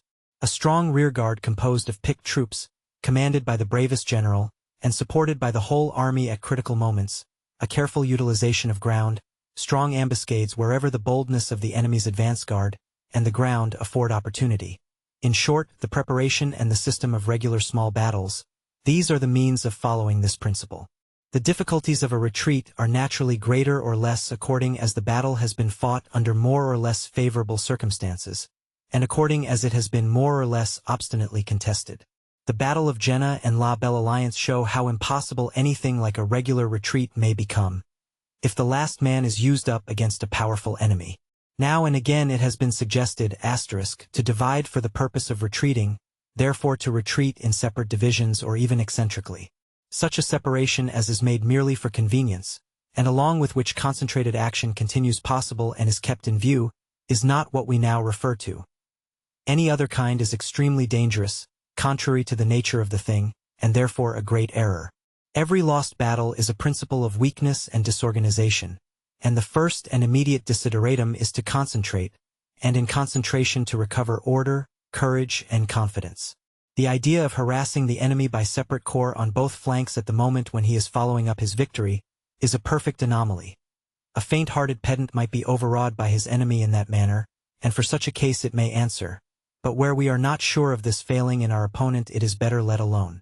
If the strategic relations after a battle require that we should cover ourselves right and left by detachments, so much must be done, as from circumstances is unavoidable, but this fractioning must always be regarded as an evil, and we are seldom in a state to commence it the day after the battle itself. Allusion is here made to the works of Lloyd Bulow and others. If Frederick the Great after the Battle of Kolin, and the raising of the siege of Prague retreated in 3 columns, that was done not out of choice, but because the position of his forces, and the necessity of covering Saxony, left him no alternative. Bonaparte after the Battle of Brienne, sent Marmont back to the Aube, whilst he himself passed the Seine and turned towards Troyes, but that this did not end in disaster, was solely owing to the circumstance that the Allies, instead of pursuing, divided their forces in like manner, turning with the one part, Blücher, towards the Marne, while with the other, Schwarzenberg, from fear of being too weak, they advanced with exaggerated caution. June 19, 1757. January 30, 1814. Chapter 14. Night Fighting. The manner of conducting a combat at night, and what concerns the details of its course, is a tactical subject. We only examine it here so far as in its totality it appears as a special strategic means. Fundamentally, every night attack is only a more vehement form of surprise. Now, at the first look of the thing, such an attack appears quite preeminently advantageous, for we suppose the enemy to be taken by surprise, the assailant naturally to be prepared for everything which can happen. What an inequality! Imagination paints to itself a picture of the most complete confusion on the one side, and on the other side the assailant only occupied in reaping the fruits of his advantage. Hence the constant creation of schemes for night attacks by those who have not to lead them, and have no responsibility, whilst these attacks seldom take place in reality. These ideal schemes are all based on the hypothesis that the assailant knows the arrangements of the defender because they have been made and announced beforehand, and could not escape notice in his reconnaissances and inquiries. That on the other hand, the measures of the assailant, being only taken at the moment of execution, cannot be known to the enemy. But the last of these is not always quite the case, and still less is the first. If we are not so near the enemy as to have him completely under our eye, as the Austrians had Frederick the Great before the Battle of Hochkirch, 1758, then all that we know of his position must always be imperfect, as it is obtained by reconnaissances, patrols, information from prisoners and spies, sources on which no firm reliance can be placed because intelligence thus obtained is always more or less of an old date, and the position of the enemy may have been altered in the meantime. Moreover, with the tactics and mode of encampment of former times, it was much easier than it is now to examine the position of the enemy. A line of tents is much easier to distinguish than a line of huts or a bivouac, and an encampment on a line of front, fully and regularly drawn out, also easier than one of divisions formed in columns, the mode often used at present. We may have the ground on which a division bivouacs in that manner completely under our eye, and yet not be able to arrive at any accurate idea. But the position again is not all that we want to know. The measures which the defender may take in the course of the combat are just as important, and do not by any means consist in mere random shots. These measures also make night attacks more difficult in modern wars than formerly, because they have in these campaigns an advantage over those already taken. In our combats, the position of the defender is more temporary than definitive, and on that account the defender is better able to surprise his adversary with unexpected blows than he could formerly. All these difficulties obviously become increased as the power of the weapons in use tends to keep the combatants further apart. Editor. Therefore, what the assailant knows of the defensive previous to a night attack is seldom or never sufficient to supply the want of direct observation. But the defender has on his side another small advantage as well, which is that he is more at home than the assailant, on the ground which forms his position, and therefore, like the inhabitant of a room, will find his way about it in the dark with more ease than a stranger. He knows better where to find each part of his force, and therefore can more readily get at it than is the case with his adversary. From this it follows, that the assailant in a combat at night feels the want of his eyes just as much as the defender, and that therefore only particular reasons can make a night attack advisable. Now these reasons arise mostly in connection with subordinate parts of an army, rarely with the army itself. It follows that a night attack also as a rule can only take place with secondary combats, and seldom with great battles. We may attack a portion of the enemy's army with a very superior force, consequently enveloping it with a view either to take the whole, or to inflict very severe loss on it by an unequal combat, provided that other circumstances are in our favor. But such a scheme can never succeed except by a great surprise, because no fractional part of the enemy's army would engage in such an unequal combat, but would retire instead. But a surprise on an important scale, except in rare instances in a very close country, can only be effected at night. If therefore we wish to gain such an advantage as this from the faulty disposition of a portion of the enemy's army, then we must make use of the night, at all events, to finish the preliminary part even if the combat itself should not open till towards daybreak. This is therefore what takes place in all the little enterprises by night against outposts, and other small bodies, the main point being invariably through superior numbers, and getting round his position, to entangle him unexpectedly in such a disadvantageous combat, that he cannot disengage himself without great loss. The larger the body attacked, the more difficult the undertaking, because a strong force has greater resources within itself to maintain the fight long enough for help to arrive. On that account the whole of the enemy's army can never in ordinary cases be the object of such an attack, for although it has no assistance to expect from any quarter outside itself, still, it contains within itself sufficient means of repelling attacks from several sides, particularly in our day, when everyone from the commencement is prepared for this very usual form of attack. Whether the enemy can attack us on several sides with success depends generally on conditions quite different from that of its being done unexpectedly. Without entering here into the nature of these conditions, we confine ourselves to observing that with turning an enemy, great results as well as great dangers are connected. That therefore, if we set aside special circumstances, nothing justifies it but a great superiority, just such as we should use against a fractional part of the enemy's army. But the turning and surrounding a small fraction of the enemy, and particularly in the darkness of night, is also more practicable for this reason, that whatever we stake upon it, and however superior the force used may be, still probably it constitutes only a limited portion of our army, and we can sooner stake that than the whole on the risk of a great venture. Besides, the greater part or perhaps the whole serves as a support and rallying point for the portion risked, which again very much diminishes the danger of the enterprise. Not only the risk, but the difficulty of execution as well confines night enterprises to small bodies. As surprise is the real essence of them, so also stealthy approach is the chief condition of execution. But this is more easily done with small bodies than with large, and for the columns of a whole army is seldom practicable. For this reason such enterprises are in general only directed against single outposts, and can only be feasible against greater bodies if they are without sufficient outposts, like Frederick the Great at Hochkirch. This will happen seldomer in future to armies themselves than to minor divisions. October 14, 1758. In recent times, when war has been carried on with so much more rapidity and vigor, it has in consequence often happened that armies have encamped very close to each other, without having a very strong system of outposts, because those circumstances have generally occurred just at the crisis which precedes a great decision. But then at such times the readiness for battle on both sides is also more perfect. On the other hand, in former wars it was a frequent practice for armies to take up camps in sight of each other, when they had no other object but that of mutually holding each other in check, consequently for a longer period. How often Frederick the Great stood for weeks so near to the Austrians, that the two might have exchanged cannon shots with each other.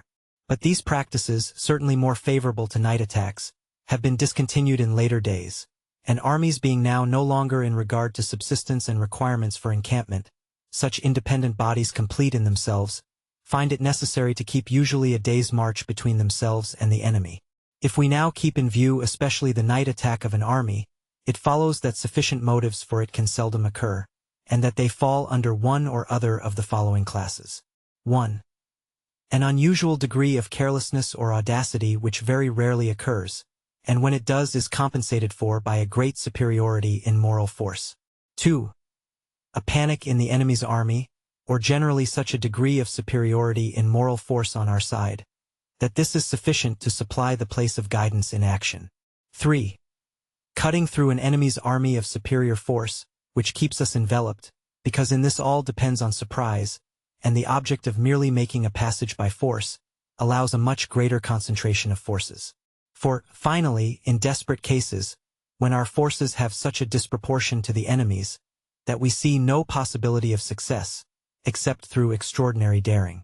But in all these cases there is still the condition that the enemy's army is under our eyes, and protected by no advance guard.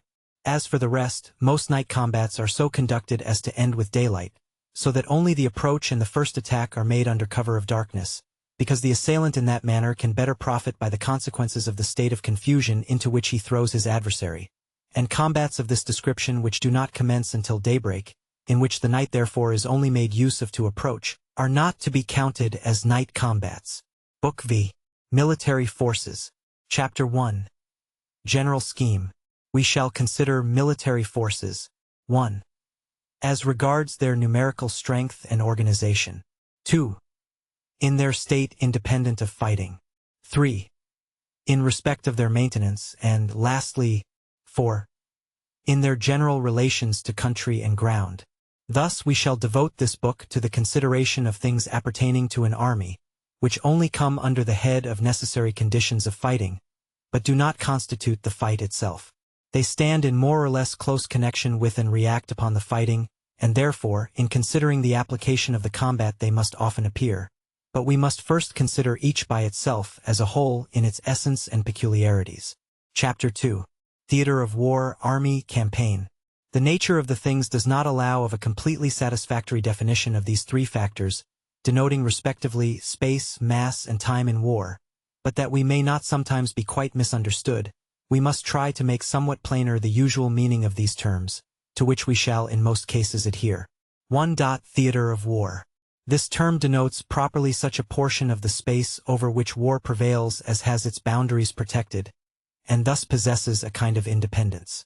This protection may consist in fortresses, or important natural obstacles presented by the country, or even in its being separated by a considerable distance from the rest of the space embraced in the war. Such a portion is not a mere piece of the whole, but a small whole complete in itself, and consequently it is more or less in such a condition that changes which take place at other points in the seat of war have only an indirect and no direct influence upon it. To give an adequate idea of this, we may suppose that on this portion an advance is made, whilst in another quarter a retreat is taking place, or that upon the one an army is acting defensively, whilst an offensive is being carried on upon the other. Such a clearly defined idea as this is not capable of universal application. It is here used merely to indicate the line of distinction. 2. Army. With the assistance of the conception of a theater of war, it is very easy to say what an army is. It is, in point of fact, the mass of troops in the same theater of war. But this plainly does not include all that is meant by the term in its common usage. Blucher and Wellington commanded each a separate army in 1815, although the two were in the same theater of war. The chief command is, therefore, another distinguishing sign for the conception of an army. At the same time, this sign is very nearly allied to the preceding, for where things are well organized, there should only exist one supreme command in a theater of war, and the commander-in-chief in a particular theater of war should always have a proportionate degree of independence. The mere absolute numerical strength of a body of troops is less decisive on the subject than might at first appear. For where several armies are acting under one command, and upon one and the same theater of war, they are called armies, not by reason of their strength, but from the relations antecedent to the war, 1813, the Silesian Army, the Army of the North, etc. And although we should divide a great mass of troops intended to remain in the same theater into corps, we should never divide them into armies. At least, such a division would be contrary to what seems to be the meaning which is universally attached to the term. On the other hand, it would certainly be pedantry to apply the term army to each band of irregular troops acting independently in a remote province. Still, we must not leave unnoticed that it surprises no one when the army of the Vendeans in the Revolutionary War is spoken of, and yet it was not much stronger. The conceptions of army and theater of war, therefore, as a rule, go together and mutually include each other. 3. Campaign. Although the sum of all military events which happen in all the theaters of war in one year is often called a campaign, still, however, it is more usual and more exact to understand by the term the events in one single theater of war. But it is worse still to connect the notion of a campaign with the period of 1 year, for wars no longer divide themselves naturally into campaigns of a year's duration by fixed and long periods in winter quarters.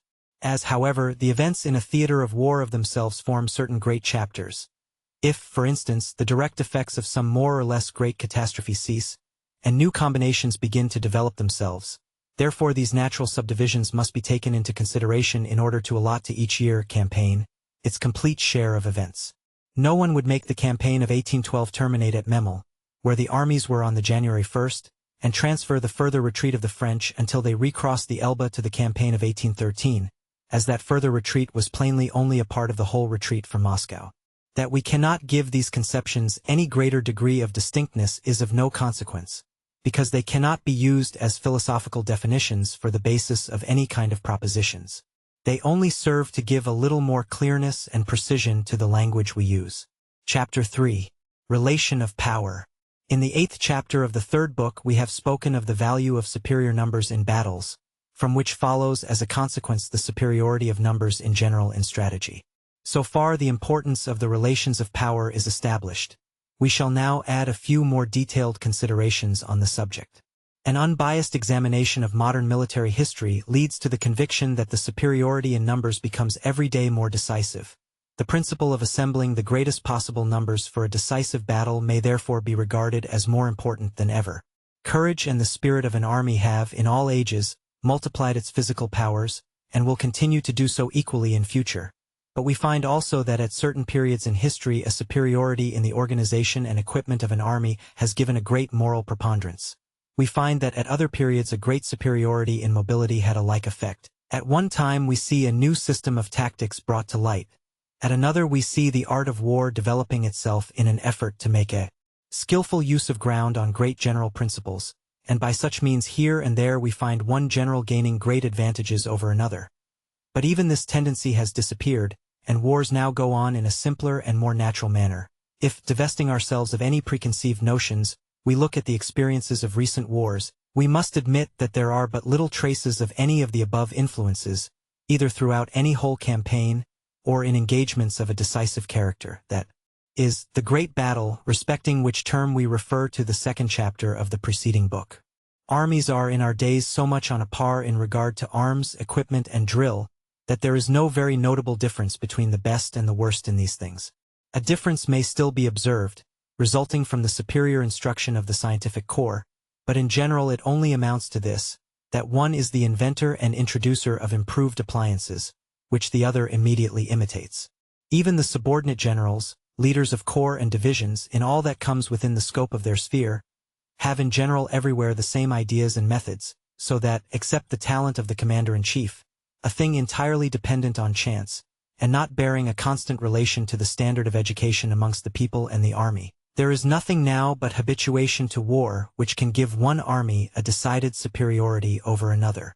The nearer we approach to a state of equality in all these things, the more decisive becomes the relation in point of numbers. The character of modern battles is the result of this state of equality. Take for instance the Battle of Borodino, where the first army in the world, the French, measured its strength with the Russian, which, in many parts of its organization, and in the education of its special branches, might be considered the furthest behindhand. In the whole battle there is not one single trace of superior art or intelligence.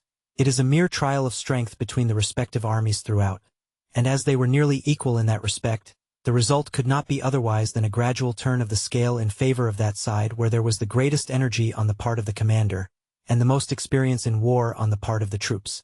We have taken this battle as an illustration, because in it there was an equality in the numbers on each side such as is rarely to be found.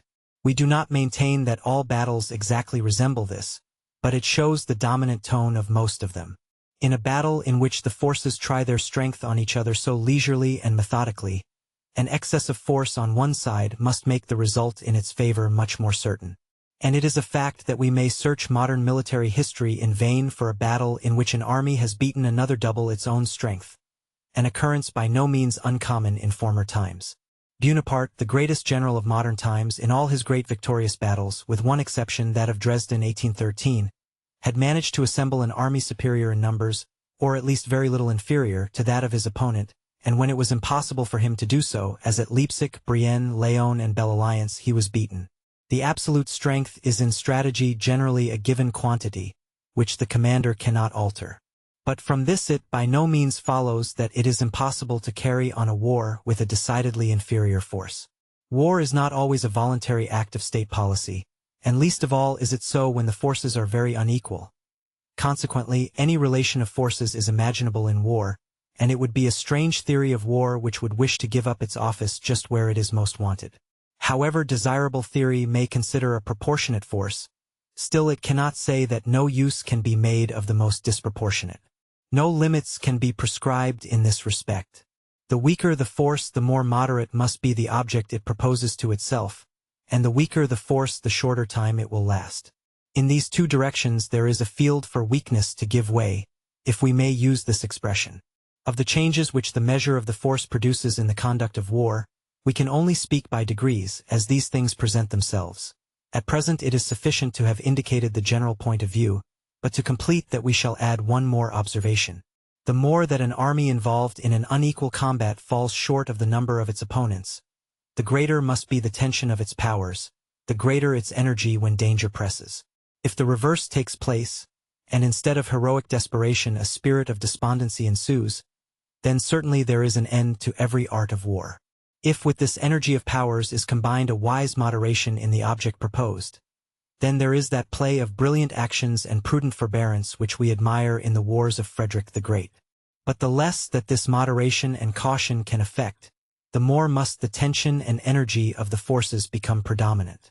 When the disproportion of forces is so great that no modification of our own object can ensure us safety from a catastrophe, or where the probable continuance of the danger is so great that the greatest economy of our powers can no longer suffice to bring us to our object, then the tension of our powers should be concentrated for one desperate blow. He who is pressed on all sides expecting little help from things which promise none, will place his last and only reliance in the moral ascendancy, which despair gives to courage, and look upon the greatest daring as the greatest wisdom. At the same time employ the assistance of subtle stratagem, and if he does not succeed, will find in an honorable downfall the right to rise hereafter. Chapter 4. Relation of the three arms. We shall only speak of the three principal arms: infantry, cavalry, and artillery. We must be excused for making the following analysis, which belongs more to tactics, but is necessary to give distinctness to our ideas. The combat is of two kinds, which are essentially different: the destructive principle of fire, and the hand-to-hand or personal combat. This latter, again, is either attack or defense. As we here speak of elements, attack and defense are to be understood in a perfectly absolute sense. Artillery, obviously, acts only with the destructive principle of fire. Cavalry only with personal combat. Infantry with both. In close combat, the essence of defense consists in standing firm, as if rooted to the ground. The essence of the attack is movement.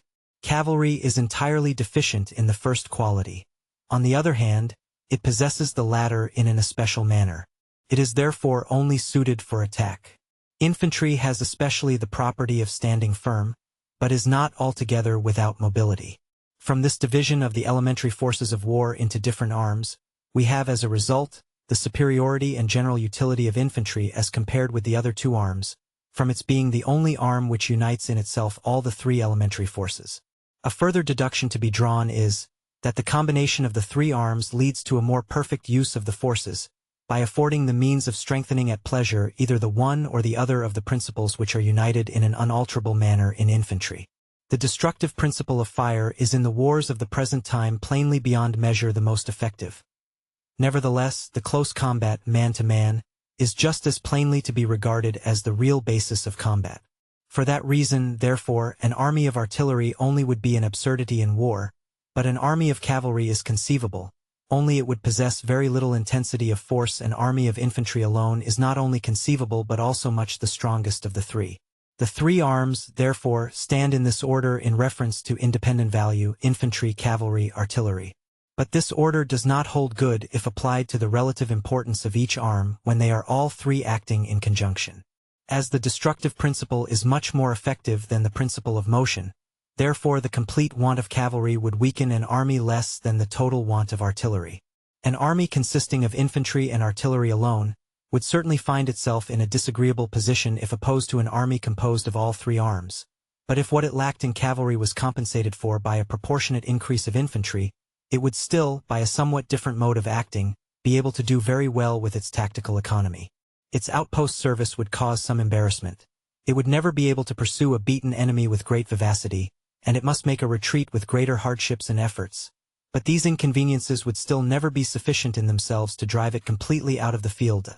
On the other hand, such an army opposed to one composed of infantry and cavalry only would be able to play a very good part, while it is hardly conceivable that the latter could keep the field at all, against an army made up of all three arms.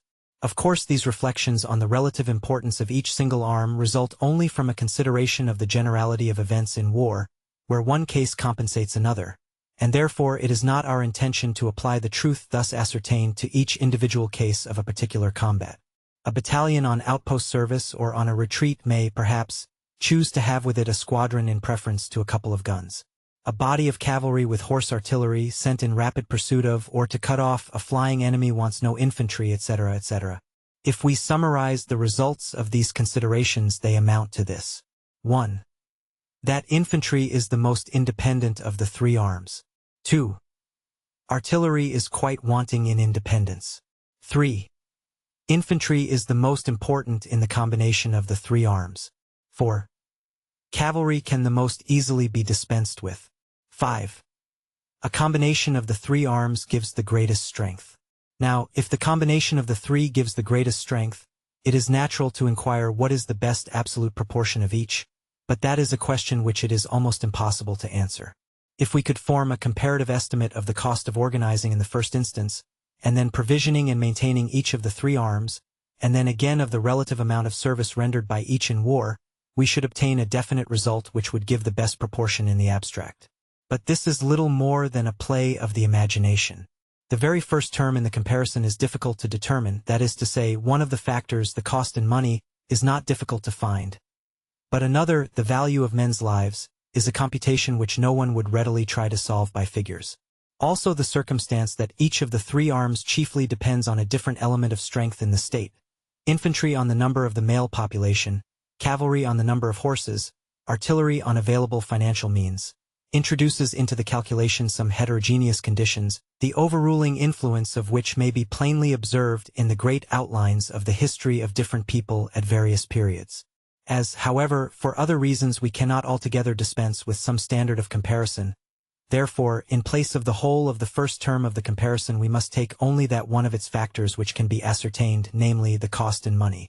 Now on this point it is sufficient for our purpose to assume that, in general, a squadron of 150 horsemen, a battalion of infantry 800 strong, a battery of artillery consisting of 8 6-pounders, cost nearly the same, both as respects the expense of formation and of maintenance.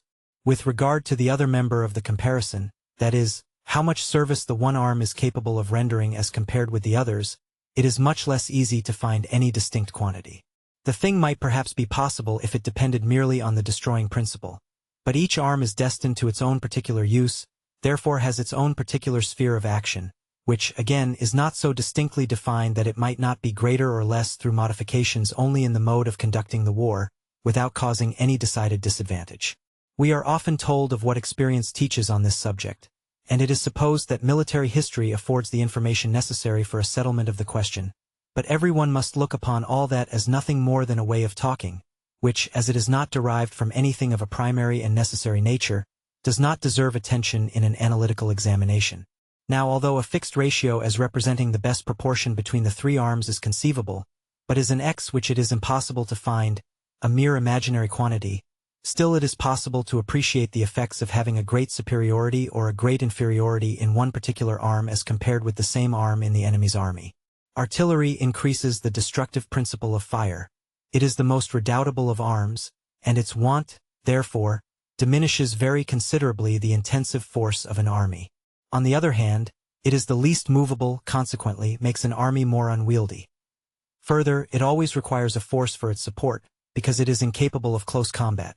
If it is too numerous, so that the troops appointed for its protection are not able to resist the attacks of the enemy at every point, it is often lost, and from that follows a fresh disadvantage. Because of the three arms it is the only one which in its principal parts, that is guns and carriages, the enemy can soon use against us. Cavalry increases the principle of mobility in an army. If too few in number, the brisk flame of the elements of war is thereby weakened, because everything must be done slower, on foot. Everything must be organized with more care. The rich harvest of victory, instead of being cut with a scythe, can only be reaped with a sickle. An excess of cavalry can certainly never be looked upon as a direct diminution of the combatant force, as an organic disproportion, but it may certainly be so indirectly, on account of the difficulty of feeding that arm, and also if we reflect that instead of a surplus of 10,000 horsemen not required we might have 50,000 infantry. These peculiarities arising from the preponderance of one arm are the more important to the art of war in its limited sense, as that art teaches the use of whatever forces are forthcoming. And when forces are placed under the command of a general, the proportion of the three arms is also commonly already settled without his having had much voice in the matter. If we would form an idea of the character of warfare modified by the preponderance of one or other of the three arms, it is to be done in the following manner. An excess of artillery leads to a more defensive and passive character in our measures. Our interest will be to seek security in strong positions, great natural obstacles of ground, even in mountain positions, in order that the natural impediments we find in the ground may undertake the defense and protection of our numerous artillery, and that the enemy's forces may come themselves and seek their own destruction. The whole war will be carried on in a serious formal minuet step.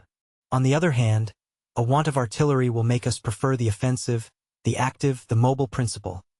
Marching, fatigue, exertion, become our special weapons. Thus the war will become more diversified, more lively, rougher.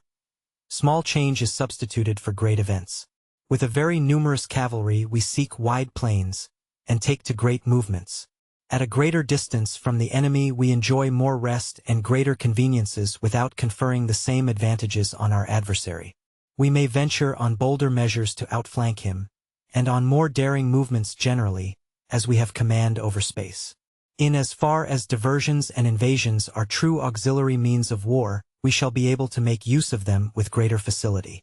A decided want of cavalry diminishes the force of mobility in an army without increasing its destructive power as an excess of artillery does. Prudence and method become then the leading characteristics of the war. Always to remain near the enemy in order to keep him constantly in view, no rapid, still less hurried movements, everywhere a slow pushing on of well-concentrated masses, a preference for the defensive and for broken country, and, when the offensive must be resorted to, the shortest road direct to the center of force in the enemy's army. These are the natural tendencies or principles in such cases. These different forms which warfare takes according as one or other of the three arms preponderates, seldom have an influence so complete and decided as alone, or chiefly to determine the direction of a whole undertaking. Whether we shall act strategically on the offensive or defensive, the choice of a theater of war, the determination to fight a great battle or adopt some other means of destruction, are points which must be determined by other and more essential considerations. At least, if this is not the case, it is much to be feared that we have mistaken minor details for the chief consideration. But although this is so, although the great questions must be decided before on other grounds, there still always remains a certain margin for the influence of the preponderating arm, for in the offensive we can always be prudent and methodical, in the defensive bold and enterprising, etc., etc., through all the different stages and gradations of the military life. On the other hand, the nature of a war may have a notable influence on the proportions of the three arms. First, a national war, kept up by militia and a general levy Landsturm, must naturally bring into the field a very numerous infantry. For in such wars there is a greater want of the means of equipment than of men, and as the equipment consequently is confined to what is indisputably necessary, we may easily imagine that for every battery of 8 pieces not only 1, but 2 or 3 battalions might be raised. Second, if a weak state opposed to a powerful one cannot take refuge in a general call of the male population to regular military service, or in a militia system resembling it, then the increase of its artillery is certainly the shortest way of bringing up its weak army nearer to an equality with that of the enemy, for it saves men, and intensifies the essential principle of military force, that is, the destructive principle. Anyway, such a state will mostly be confined to a limited theater, and therefore this arm will be better suited to it. Frederick the Great adopted this means in the later period of the 7 Years' War. Third, cavalry is the arm for movement and great decisions.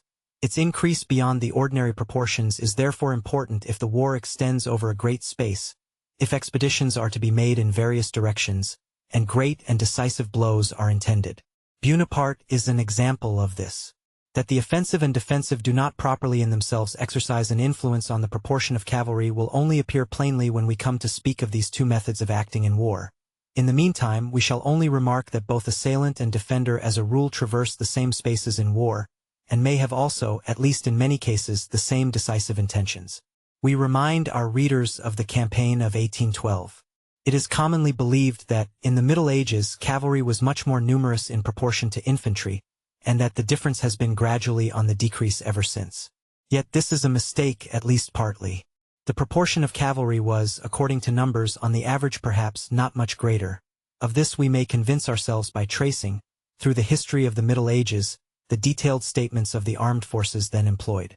Let us only think of the masses of men on foot who composed the armies of the Crusaders, or the masses who followed the emperors of Germany on their Roman expeditions. It was in reality the importance of the cavalry which was so much greater in those days. It was the stronger arm, composed of the flower of the people, so much so that, although always very much weaker actually in numbers, it was still always looked upon as the chief thing. Infantry was little valued, hardly spoken of. Hence has arisen the belief that its numbers were few. No doubt it happened oftener than it does now, that in incursions of small importance in France, Germany, and Italy, a small army was composed entirely of cavalry. As it was the chief arm, there is nothing inconsistent in that. But these cases decide nothing if we take a general view, as they are greatly outnumbered by cases of greater armies of the period constituted differently. It was only when the obligations to military service imposed by the feudal laws had ceased, and wars were carried on by soldiers enlisted, hired, and paid, when, therefore, wars depended on money and enlistment, that is, at the time of the 30 Years' War, and the wars of Louis XIV. That this employment of great masses of almost useless infantry was checked, and perhaps in those days they might have fallen into the exclusive use of cavalry, if infantry had not just then risen in importance. Through the improvements in firearms, by which means it maintained its numerical superiority in proportion to cavalry. At this period, if infantry was weak, the proportion was as 1 to 1, if numerous as 3 to 1. Since then cavalry has always decreased in importance according as improvements in the use of firearms have advanced. This is intelligible enough in itself, but the improvement we speak of does not relate solely to the weapon itself and the skill in handling it. We advert also to greater ability in using troops armed with this weapon. At the Battle of Mollwitz the Prussian army had brought the fire of their infantry to such a state of perfection, that there has been no improvement since then in that sense.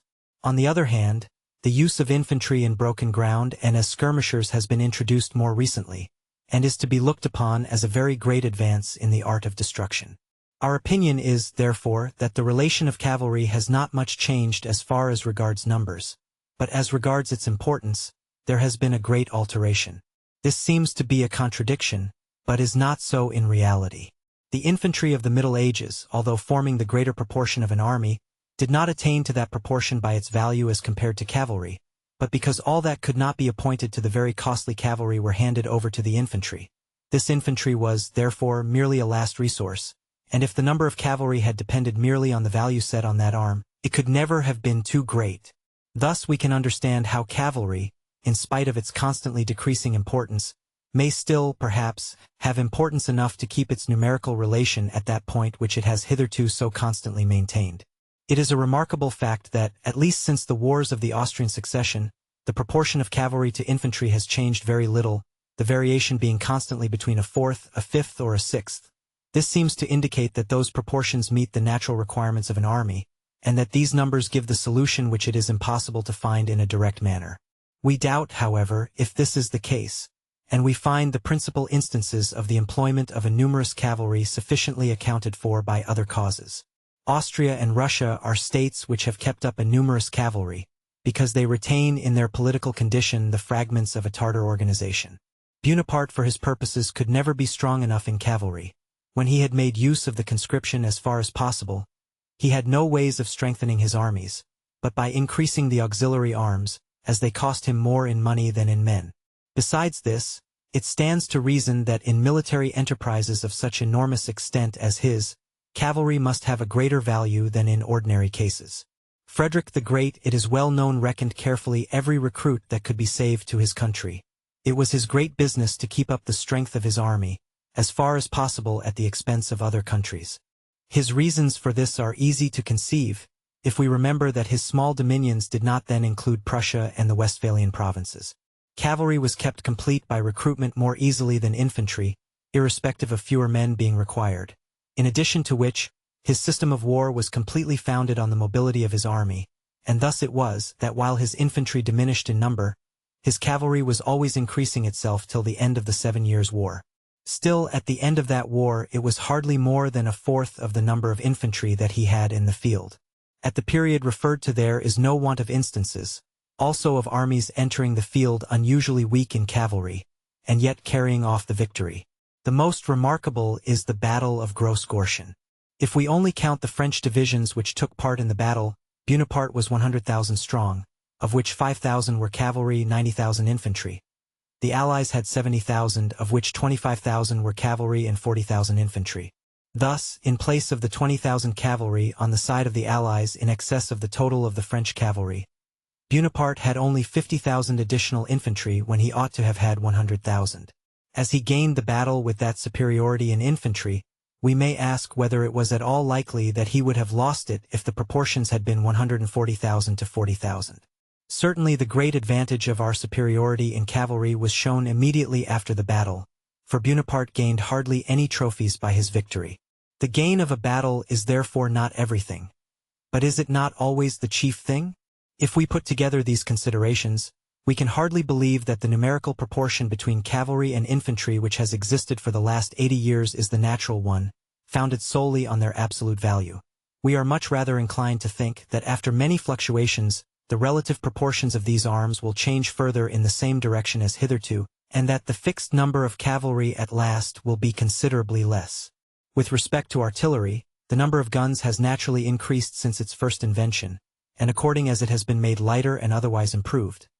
Still, since the time of Frederick the Great, it has also kept very much to the same proportion of 2 or 3 guns per 1,000 men, we mean at the commencement of a campaign, for during its course artillery does not melt away as fast as infantry. Therefore, at the end of a campaign the proportion is generally notably greater, perhaps 3, 4, or 5 guns per 1,000 men. Whether this is the natural proportion, or that the increase of artillery may be carried still further, without prejudice to the whole conduct of war, must be left for experience to decide. The principal results we obtain from the whole of these considerations are 1. That infantry is the chief arm to which the other two are subordinate. 2. That by the exercise of great skill and energy in command, the want of the two subordinate arms may in some measure be compensated for, provided that we are much stronger in infantry, and the better the infantry the easier this may be done. 3. That it is more difficult to dispense with artillery than with cavalry, because it is the chief principle of destruction, and its mode of fighting is more amalgamated with that of infantry. 4. That artillery being the strongest arm as regards destructive action, and cavalry the weakest in that respect, the question must in general arise, how much artillery can we have without inconvenience, and what is the least proportion of cavalry we require? Chapter 5. Order of battle of an army. The order of battle is that division and formation of the different arms into separate parts or sections of the whole army, and that form of general position or disposition of those parts which is to be the norm throughout the whole campaign or war. It consists, therefore, in a certain measure of an arithmetical and a geometrical element, the division and the form of disposition. The first proceeds from the permanent peace organization of the army, adopts as units certain parts, such as battalions, squadrons, and batteries, and with them forms units of a higher order up to the highest of all, the whole army, according to the requirements of predominating circumstances. In like manner, the form of disposition comes from the elementary tactics, in which the army is instructed and exercised in time of peace, which must be looked upon as a property in the troops that cannot be essentially modified at the moment war breaks out. The disposition connects these tactics with the conditions which the use of the troops in war and in large masses demands, and thus it settles in a general way the rule or norm in conformity with which the troops are to be drawn up for battle. This has been invariably the case when great armies have taken the field, and there have been times when this form was considered as the most essential part of the battle. In the 17th and 18th centuries, when the improvements in the firearms of infantry occasioned a great increase of that arm, and allowed of its being deployed in such long thin lines, the order of battle was thereby simplified, but at the same time it became more difficult and more artificial in the carrying out, and as no other way of disposing of cavalry at the commencement of a battle was known but that of posting them on the wings, where they were out of the fire and had room to move, therefore in the order of battle the army always became a closed inseparable whole. If such an army was divided in the middle, it was like an earthworm cut in two. The wings had still life and the power of motion, but they had lost their natural functions. The army lay, therefore, in a manner under a spell of unity, and whenever any parts of it had to be placed in a separate position, a small organization and disorganization became necessary. The marches which the whole army had to make were a condition in which, to a certain extent, it found itself out of rule. If the enemy was at hand, the march had to be arranged in the most artificial manner, and in order that one line or one wing might be always at the prescribed distance from the other, the troops had to scramble over everything. Marches had also constantly to be stolen from the enemy, and this perpetual theft only escaped severe punishment through one circumstance, which was that the enemy lay under the same ban.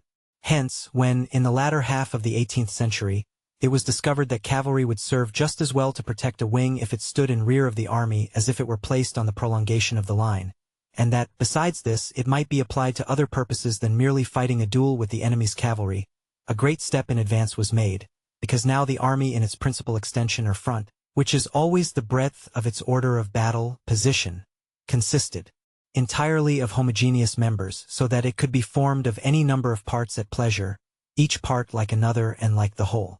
In this way it ceased to be one single piece and became an articulated whole, consequently pliable and manageable. The parts might be separated from the whole and then joined on again without difficulty. The order of battle always remained the same. Thus arose the corps consisting of all arms, that is, thus such an organization became possible, for the want of it had been felt long before. That all this relates to the combat is very natural. The battle was formerly the whole war and will always continue to be the principal part of it. But the order of battle belongs generally more to tactics than strategy, and it is only introduced here to show how tactics in organizing the whole into smaller wholes made preparations for strategy. The greater armies become, the more they are distributed over wide spaces and the more diversified the action and reaction of the different parts amongst themselves, the wider becomes the field of strategy, and, therefore, then the order of battle, in the sense of our definition, must also come into a kind of reciprocal action with strategy, which manifests itself chiefly at the extreme points where tactics and strategy meet, that is, at those moments when the general distribution of the combatant forces passes into the special dispositions for the combat. We now turn to those 3 points, the division, combination of arms, and order of battle disposition, in a strategic point of view. 1. Division. In strategy we must never ask what is to be the strength of a division or a corps, but how many corps or division an army should have. There is nothing more unmanageable than an army divided into 3 parts, except it be one divided into only 2, in which case the chief command must be almost neutralized.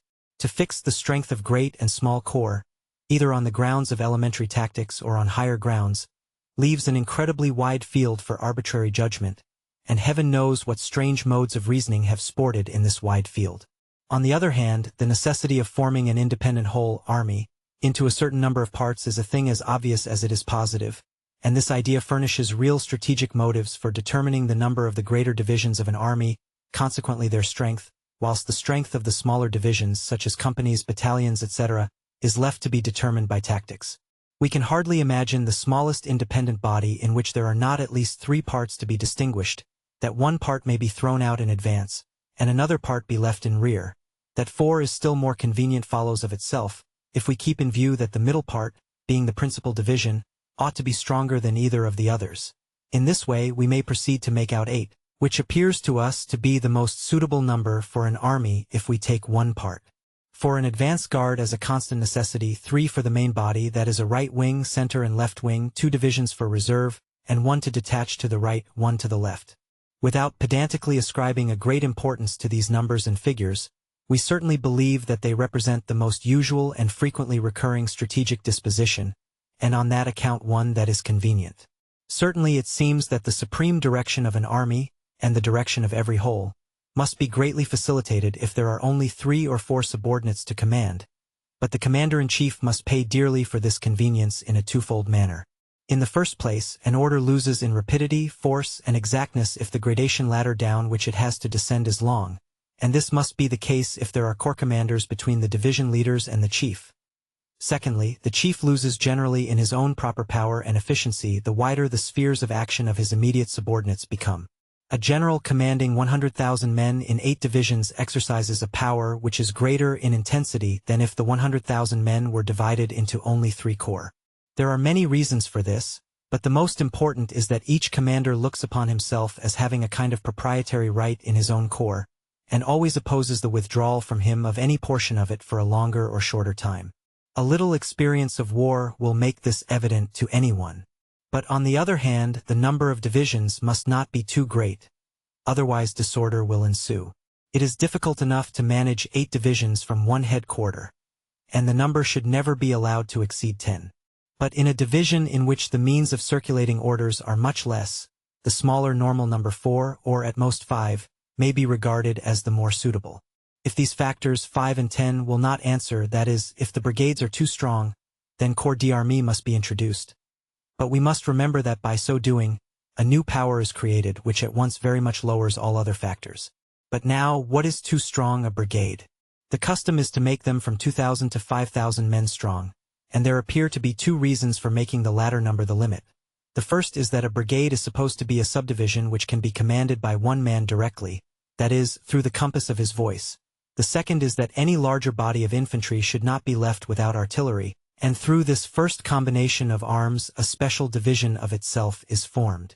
We do not wish to involve ourselves in these tactical subtleties, neither shall we enter upon the disputed point, where and in what proportions the combination of all 3 arms should take place, whether with divisions of 8,000 to 12,000 men, or with corps which are 20,000 to 30,000 men strong. The most decided opponent of these combinations will scarcely take exception at the mere assertion that nothing but this combination of the 3 arms can make a division independent, and that therefore, for such as are intended to be frequently detached separately, it is at least very desirable. An army of 200,000 men in 10 divisions, the divisions composed of 5 brigades each, would give brigades 4,000 strong. We see here no disproportion. Certainly this army might also be divided into 5 corps, the corps into 4 divisions, and the division into 4 brigades, which makes the brigade 2,500 men strong.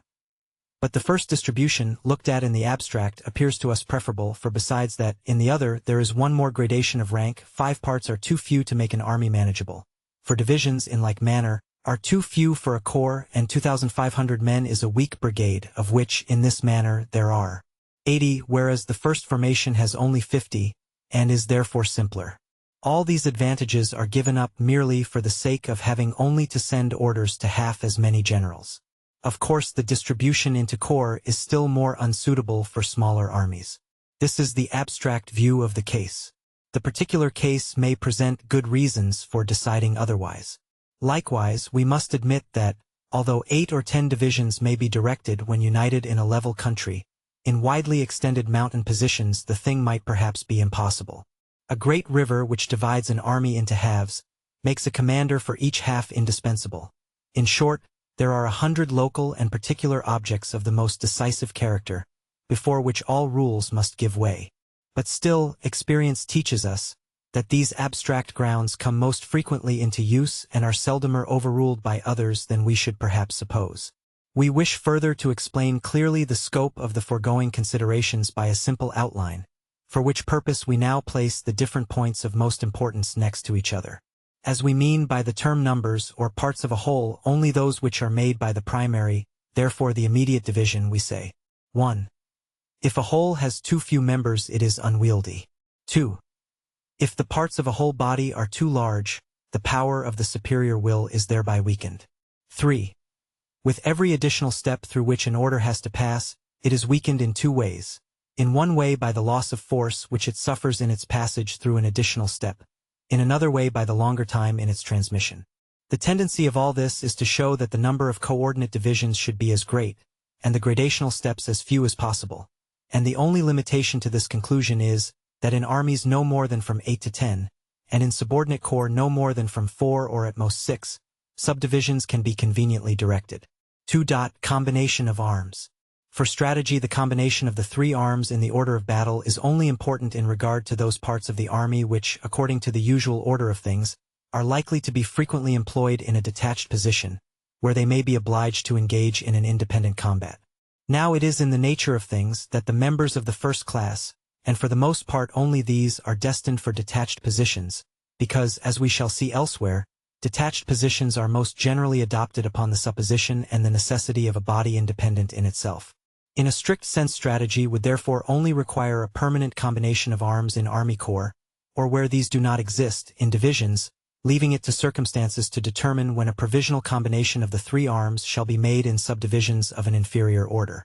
But it is easy to see that, when corps are of considerable size, such as 30,000 or 40,000 men, they can seldom find themselves in a situation to take up a completely connected position in mass.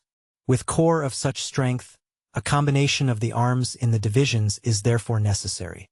No one who has had any experience in war will treat lightly the delay which occurs when pressing messages have to be sent to some other perhaps distant point before cavalry can be brought to the support of infantry, to say nothing of the confusion which takes place. The details of the combination of the 3 arms, how far it should extend, how low down it should be carried, what proportions should be observed, the strength of the reserves of each to be set apart, these are all purely tactical considerations. 3. The disposition. The determination as to the relations in space, according to which the parts of an army amongst themselves are to be drawn up in order of battle, is likewise completely a tactical subject, referring solely to the battle. No doubt there is also a strategic disposition of the parts, but it depends almost entirely on determinations and requirements of the moment, and what there is in it of the rational does not come within the meaning of the term order of battle. We shall therefore treat of it in the following chapter under the head of disposition of an army. The order of battle of an army is therefore the organization and disposition of it in mass ready prepared for battle. Its parts are united in such a manner that both the tactical and strategical requirements of the moment can be easily satisfied by the employment of single parts drawn from the general mass. When such momentary exigency has passed over, these parts resume their original place, and thus the order of battle becomes the first step to, and principal foundation of, that wholesome methodicism which, like the beat of a pendulum, regulates the work in war, and of which we have already spoken in the 4th chapter of the 2nd book. Chapter 6. General disposition of an army. Between the moment of the first assembling of military forces, and that of the solution arrived at maturity when strategy has brought the army to the decisive point, and each particular part has had its position and role pointed out by tactics, there is in most cases a long interval. it is the same between one decisive catastrophe and another. Formerly these intervals in a certain measure did not belong to war at all. Take for example the manner in which Luxembourg encamped and marched, as armies, partly on account of their numerous cavalry, which in the decline of its splendor was still regarded, particularly by the French, as the principal arm, partly on account of the unwieldy organization of their order of battle, could not fight in every description of country. An army in a close broken country was as it were under the protection of a neutral territory, and as it could itself make but little use of broken ground, therefore it was deemed preferable to go to meet an enemy, seeking battle. We know, indeed, that Luxembourg's battles at Fleurus, Steenkerk, and Neerwinden were conceived in a different spirit. But this spirit had only just then under this great general freed itself from the old method, and it had not yet reacted on the method of encampment. Alterations in the art of war originate always in matters of a decisive nature, and then lead by degrees to modifications in other things. The expression il va à la guerre, used in reference to a partisan setting out to watch the enemy, shows how little the state of an army in camp was considered to be a state of real warfare. It was not much otherwise with the marches, for the artillery then separated itself completely from the rest of the army, in order to take advantage of better and more secure roads, and the cavalry on the wings generally took the right alternately, that each might have in turn its share of the honor of marching on the right. At present, that is, chiefly since the Silesian Wars, the situation out of battle is so thoroughly influenced by its connection with battle that the two states are in intimate correlation, and the one can no longer be completely imagined without the other. Formerly in a campaign the battle was the real weapon, the situation at other times only the handle, the former the steel blade, the other the wooden haft glued to it, the whole therefore composed of heterogeneous parts. Now the battle is the edge, the situation out of the battle the back of the blade, the whole to be looked upon as metal completely welded together, in which it is impossible any longer to distinguish where the steel ends and the iron begins. This state in war outside of the battle is now partly regulated by the organization and regulations with which the army comes prepared from a state of peace, partly by the tactical and strategic arrangements of the moment. The three situations in which an army may be placed are in quarters, on a march, or in camp. All three belong as much to tactics as to strategy, and these two branches, bordering on each other here in many ways, often seem to, or actually do, incorporate themselves with each other so that many dispositions may be looked upon at the same time as both tactical and strategic. We shall treat of these three situations of an army outside of the combat in a general way, before any special objects come into connection with them. But we must, first of all, consider the general disposition of the forces, because that is a superior and more comprehensive measure, determining as respects camps, cantonments, and marches. If we look at the disposition of the forces in a general way, that is, leaving out of sight any special object, we can only imagine it as a unit, that is, as a whole, intended to fight all together, for any deviation from this simplest form would imply a special object. Thus arises, therefore, the conception of an army, let it be small or large. Further, when there is an absence of any special end, there only remains as the sole object the preservation of the army itself, which of course includes its security. That the army shall be able to exist without inconvenience, and that it shall be able to concentrate without difficulty for the purpose of fighting, are, therefore, the two requisite conditions. From these result, as desirable, the following points more immediately applying to subjects concerning the existence and security of the army. 1. Facility of subsistence. 2. Facility of providing shelter for the troops. 3. Security of the rear. 4. An open country in front. 5. The position itself in a broken country. 6. Strategic points d'appui. 7. A suitable distribution of the troops. Our elucidation of these several points is as follows. The first two lead us to seek out cultivated districts, and great towns and roads. They determine measures in general rather than in particular. In the chapter on lines of communication will be found what we mean by security of the rear. The first and most important point in this respect is that the center of the position should be at a right angle with the principal line of retreat adjoining the position. Respecting the fourth point, an army certainly cannot look over an expanse of country in its front as it overlooks the space directly before it when in a tactical position for battle. But the strategic eyes are the advance guard, scouts and patrols sent forward, spies, etc., etc., and the service will naturally be easier for these in an open than in an intersected country. The fifth point is merely the reverse of the fourth. Strategical points d'appui differ from tactical in these two respects, that the army need not be in immediate contact with them, and that, on the other hand, they must be of greater extent. The cause of this is that, according to the nature of the thing, the relations to time and space in which strategy moves are generally on a greater scale than those of tactics. If, therefore, an army posts itself at a distance of a mile from the sea coast or the banks of a great river, it leans strategically on these obstacles, for the enemy cannot make use of such a space as this to effect a strategic turning movement. Within its narrow limits, he cannot adventure on marches miles in length, occupying days and weeks. On the other hand, in strategy, a lake of several miles in circumference is hardly to be looked upon as an obstacle. In its proceedings, a few miles to the right or left are not of much consequence. Fortresses will become strategic points d'appui, according as they are large, and afford a wide sphere of action for offensive combinations. The disposition of the army in separate masses may be done with a view either to special objects and requirements, or to those of a general nature. Here we can only speak of the latter. The first general necessity is to push forward the advanced guard and the other troops required to watch the enemy. The second is that, with very large armies, the reserves are usually placed several miles in rear, and consequently occupy a separate position. Lastly, the covering of both wings of an army usually requires a separate disposition of particular corps.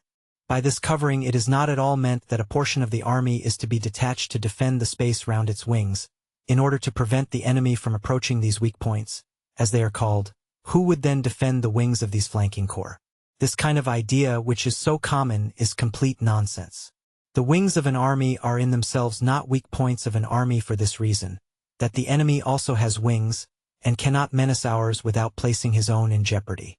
It is only if circumstances are unequal, if the enemy's army is larger than ours, if his lines of communication are more secure, see lines of communication, it is only then that the wings become weak parts.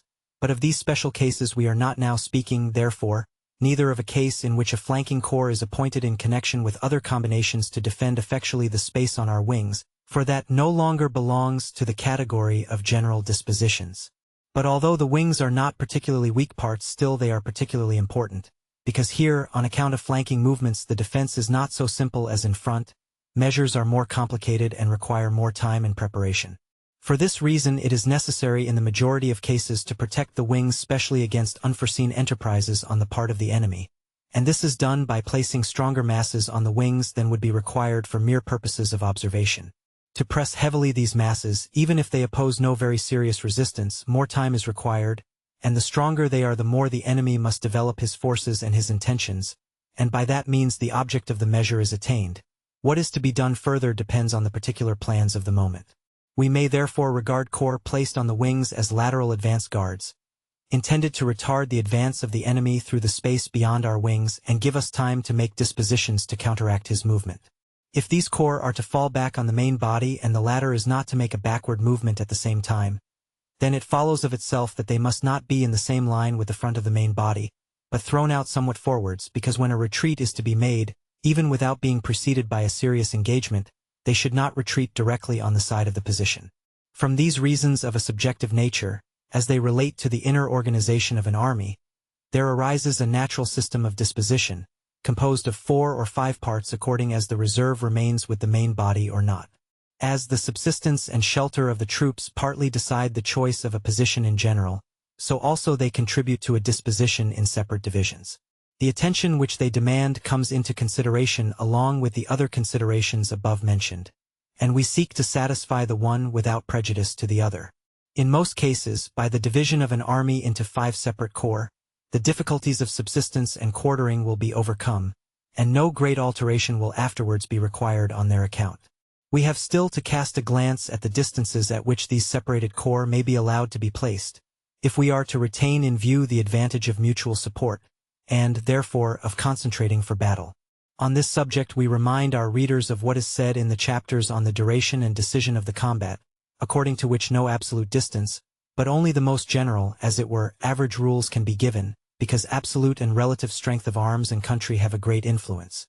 The distance of the advance guard is the easiest to fix, as in retreating it falls back on the main body of the army, and, therefore, may be at all events at a distance of a long day's march without incurring the risk of being obliged to fight an independent battle.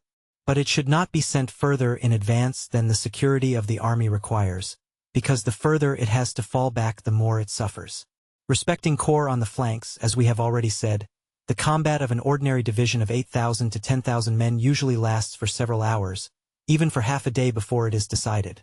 On that account, therefore, there need be no hesitation in placing such a division at a distance of some leagues or 1 or 2 miles, and for the same reason, corps of 3 or 4 divisions may be detached a day's march or a distance of 3 or 4 miles. From this natural and general disposition of the main body, in 4 or 5 divisions at particular distances, a certain method has arisen of dividing an army in a mechanical manner whenever there are no strong special reasons against this ordinary method.